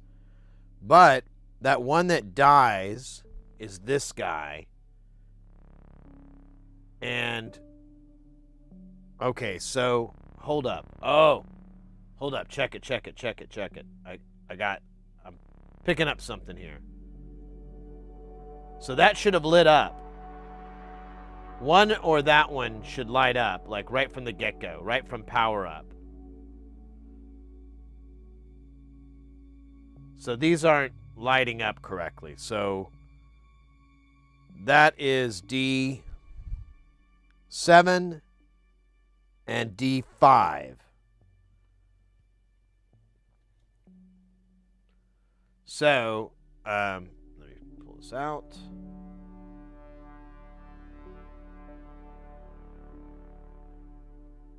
Oh. That doesn't make sense. Am I wrong?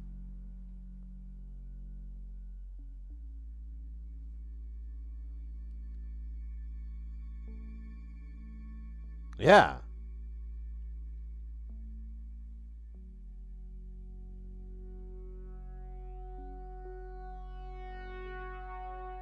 I'm confused again.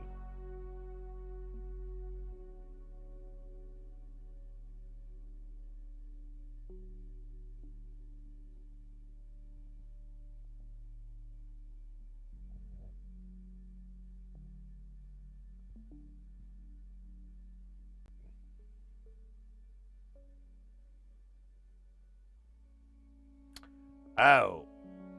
Yeah, I see.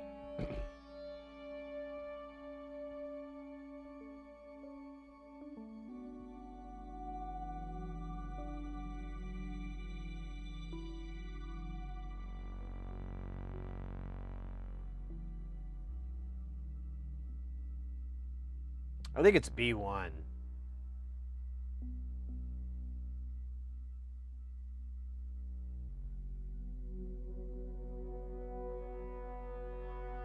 I can't remember which side that was.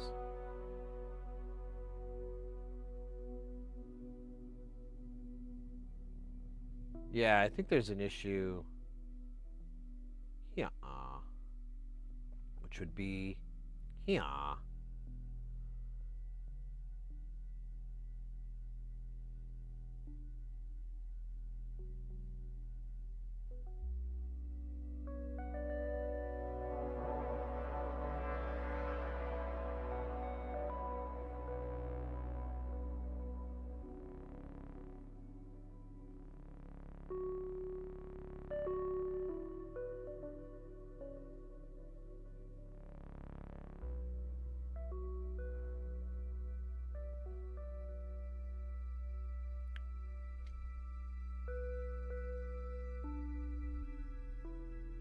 So 7 and 5 are on this side.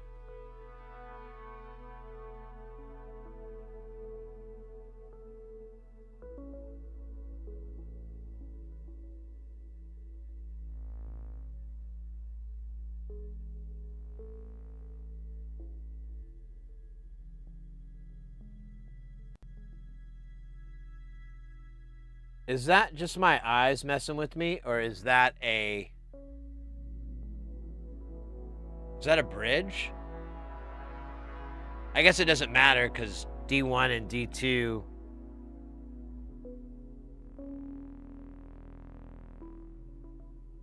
bridge together, right? Yeah, they bridge together anyway, so it's not a big deal.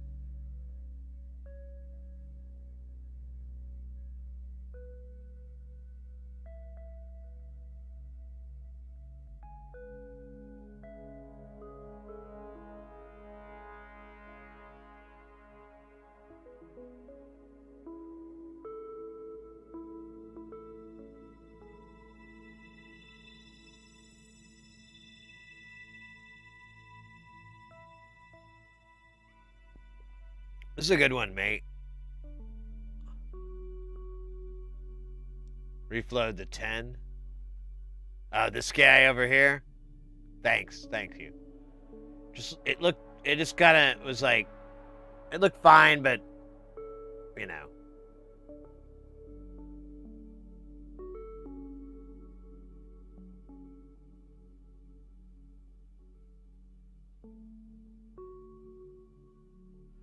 Ivy Freed, this thing is really cool. All of Andrew's stuff is really cool. It's well,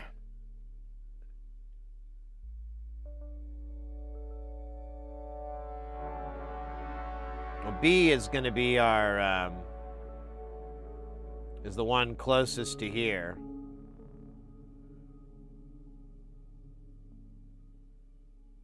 It does look a little funky, doesn't it?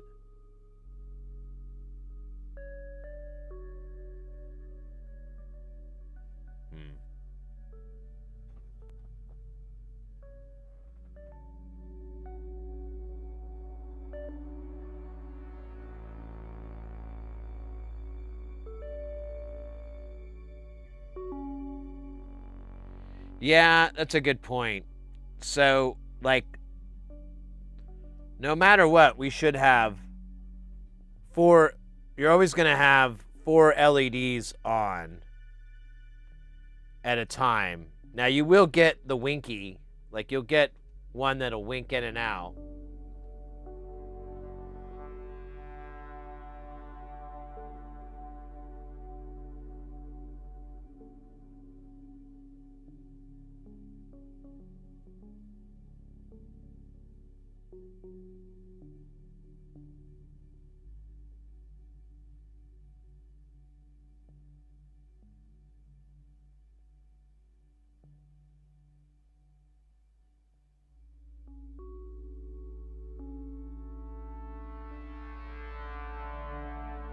Oh yeah, that's a good idea.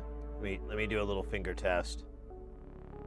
Yeah, my op amps, all these chips, cool to the touch. Really not even kind of warm.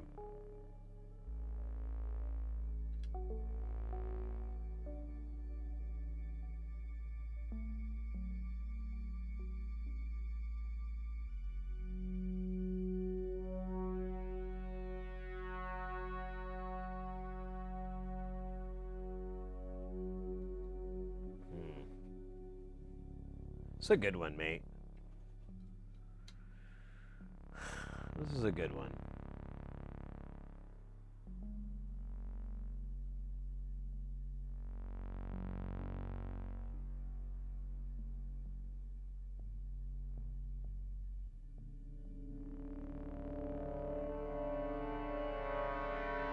What time is it?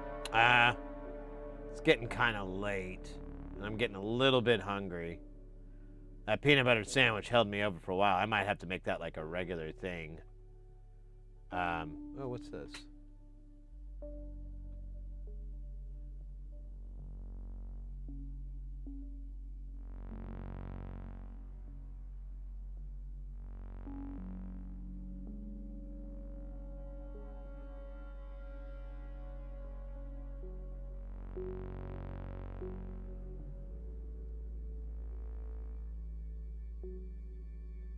Yeah, I agree. Yeah, if there's a short, those op amps are going to be pretty hot.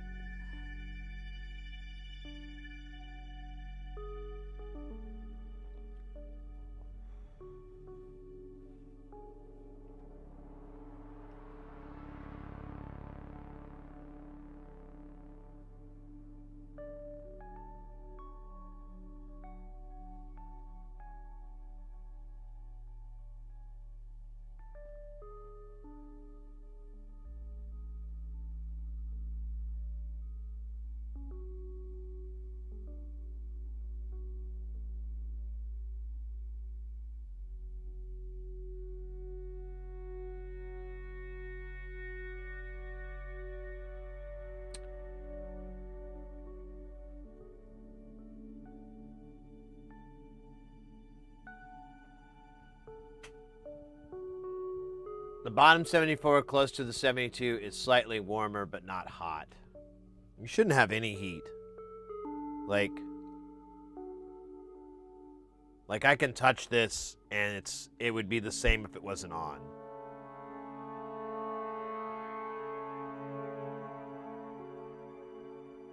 Like there's no thermal difference. So you might have an issue with that chip. You could try yeah, if you're having a short, it's going to heat it up since that top LED, what was it? D5 never lights up.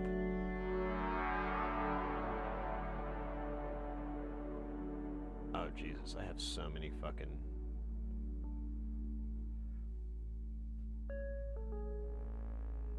yeah. Since this light never lights up, we're going somewhere in here. So you might try replacing the diode. You might try also measuring to see if you're getting anything on this, but like the fact that D6 lights up but D5 doesn't is kind of weird.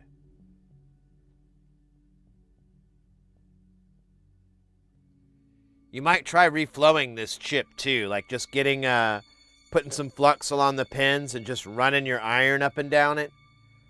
And then when you're ready to remove the iron, move in the direction of the pins. I'll show you what I mean.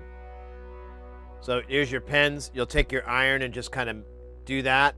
And then when you're done, move that direction when you take it away. So that should get rid of, any chance of, or it'll help reduce your chances of any bridges or anything like that.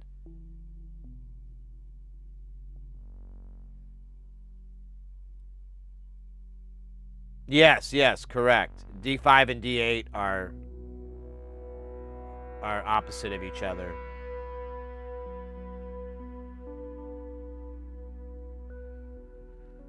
But if that op amp is wonky, or there's a short here, or something's tying it down, something's pulling it, then you're gonna have a bad time.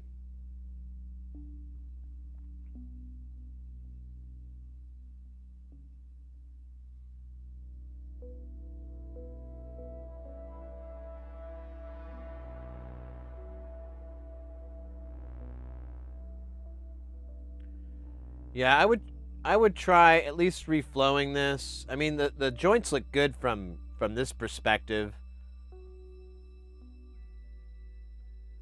You might also just replace what was the diode? Well, you replaced D5 multiple times, so you're not worried about that.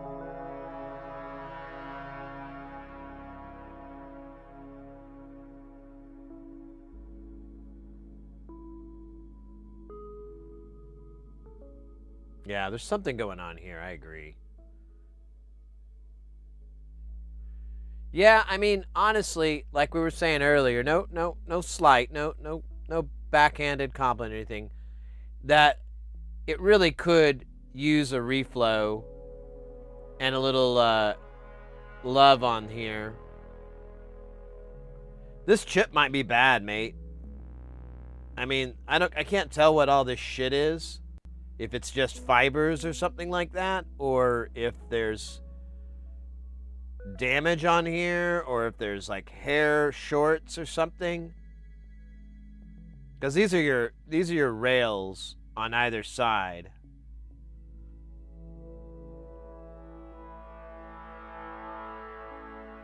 I don't know. Yeah, I'm gonna stick with that. And then you could also say, can you put one of your TLO 74s in frame? What, mine? That sure. What, you're talking about like this, or do you want the microscope version?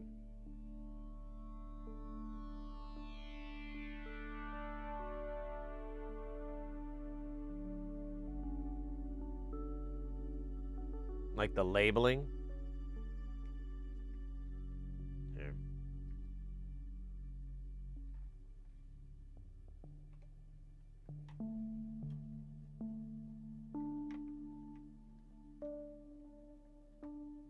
I'm going to power this off so you can see it better.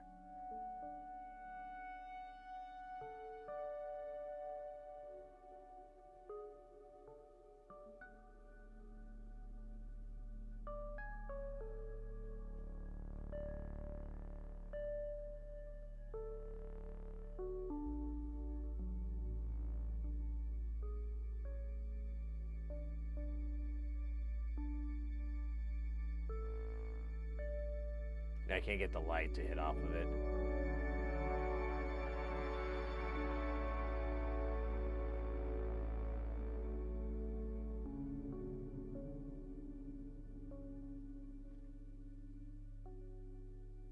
Here, I'll flip it around so it matches the orientation in the picture. And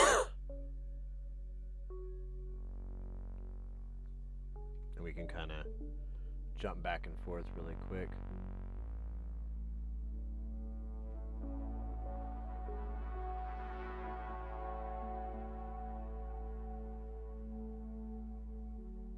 And then let me move this up.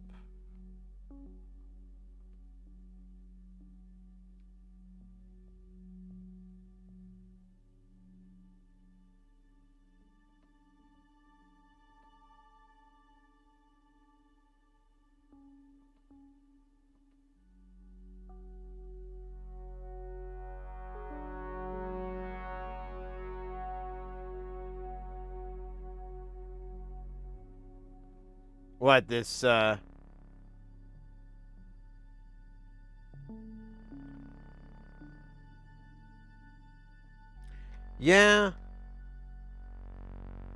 I feel like I used to have those, but it's been, I buy, you know, I'm buying them all the fucking time, so.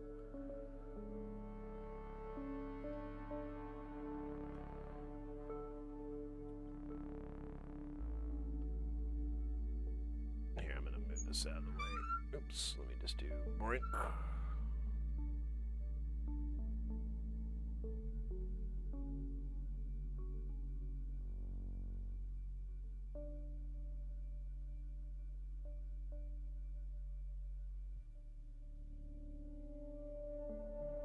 Oh, so that's a kit? Interesting.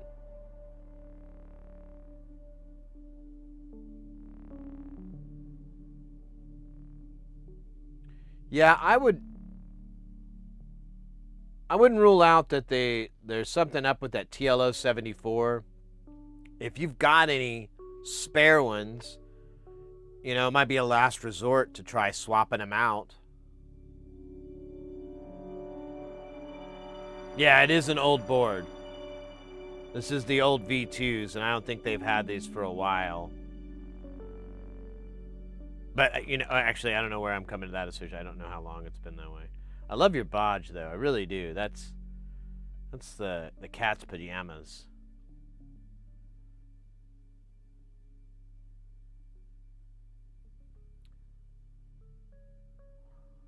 Well, feel free to hit me up in the Discord if you want like a picture of my board, if that's gonna help you at all, or Or anything, mate. Just go ahead. Pump in there.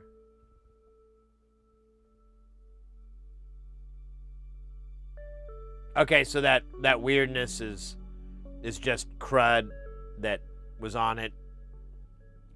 Non-functional crud.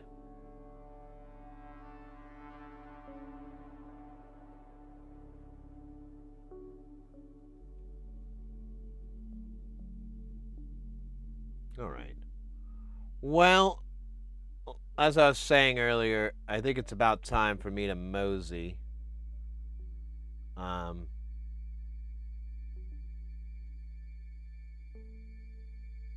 See something here.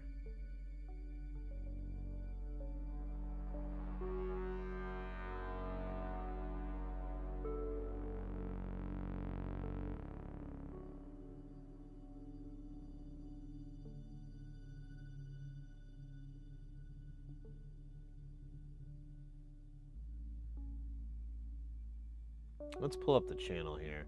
How are we doing so far this on our stuff? Yeah, you bet, mate. Like I said, keep troubleshooting. You can use the Discord as much as you need to help you with that. And like I said, if you want some pictures of my stuff, or if you need me to take a measurement of anything, like, hey, Sid, are you getting 17 volts? You know, ask me, if you're getting something, you're like, wait, why is that different? Because definitely you'll want to probe around with a meter and try to see if you can kind of see what's going on. Yeah, there you go too. That would help as well. But I'm more than happy to keep working on that. But tonight would not. We're almost at 12 hours, so. Oh, my TLO 74? What do you mean? Yeah, I guess. I mean, here, let me do it like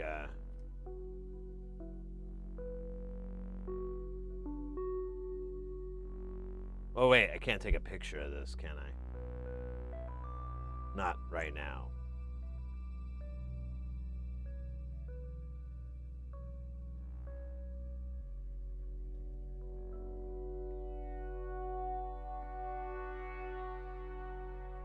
Yeah, this is a TLO 74 that was bought in the last 3 months.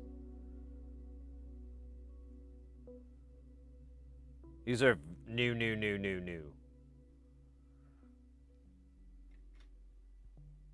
That looks cool.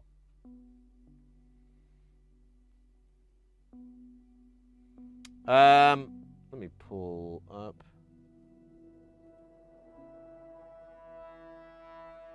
We put our social media links in the chat. If you like social media, you'll love, oh shit, the link.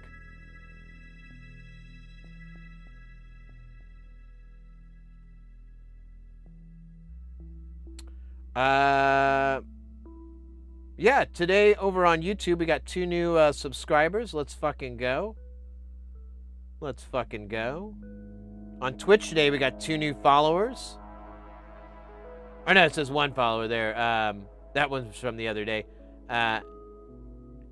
Amateka, thank you so much for that follow. Resub from Adromulus, 44 months, mate. 44 months. A nice gift sub from Anonymous to start off the stream, gifting a sub to the user We Love Boobies. Don't remember that person, but whatever. Del Dude giving us 200 bits as well, and then us getting a raid from DJ Doey, an Artbox stream, and Sander Klepper. Let's go. That's nice, mates. Fucking A. We got a lot done today. Lots of measuring. Kind of made me want to make videos of just showing the measurements. They're kind of hot. I'm awake less hours and you're online.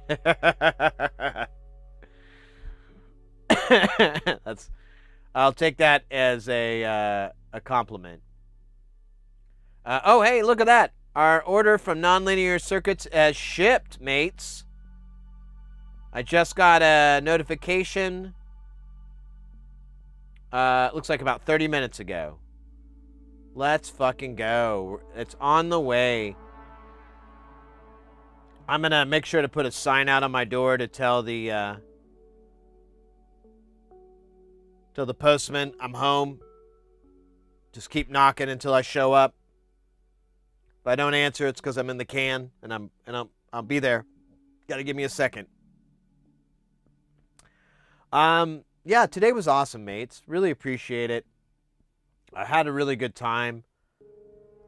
Over on YouTube, I don't see anybody online right now to raid into, but over on Twitch, we do have our good friend Julie. Julie is one of my favorite Twitch streamers, so it's a real nice treat to be able to go in and raid her.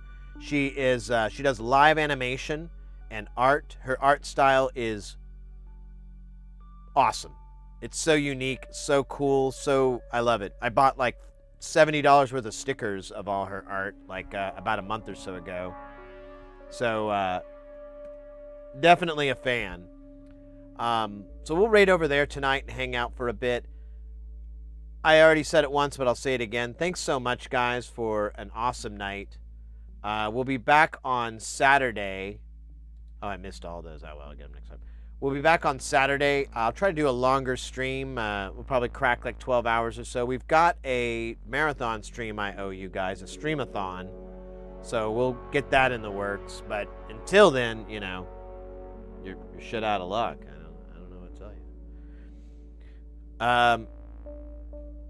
Let's get this raid rolling. There we go. Julie, on the way. Do your raid calls and all that good stuff. Tell her hi. I'll be there too, but, you know, it's nice to say. It's polite, you know. Be polite. Come on. Yeah, guys, have a good rest of the week. Have a good weekend. If I don't see you Saturday, hope to see you next week. We will be not streaming on Thursday next week, so I might try to do it on Wednesday. We'll see. We will see. I don't know what we're going to do, but we'll do it for sure. Let me do the classic fade out. We'll bump our jams up a little bit, and we'll get our sweet, sweet logo kicked up there, courtesy of DJ Doey. And yeah, mates, party on.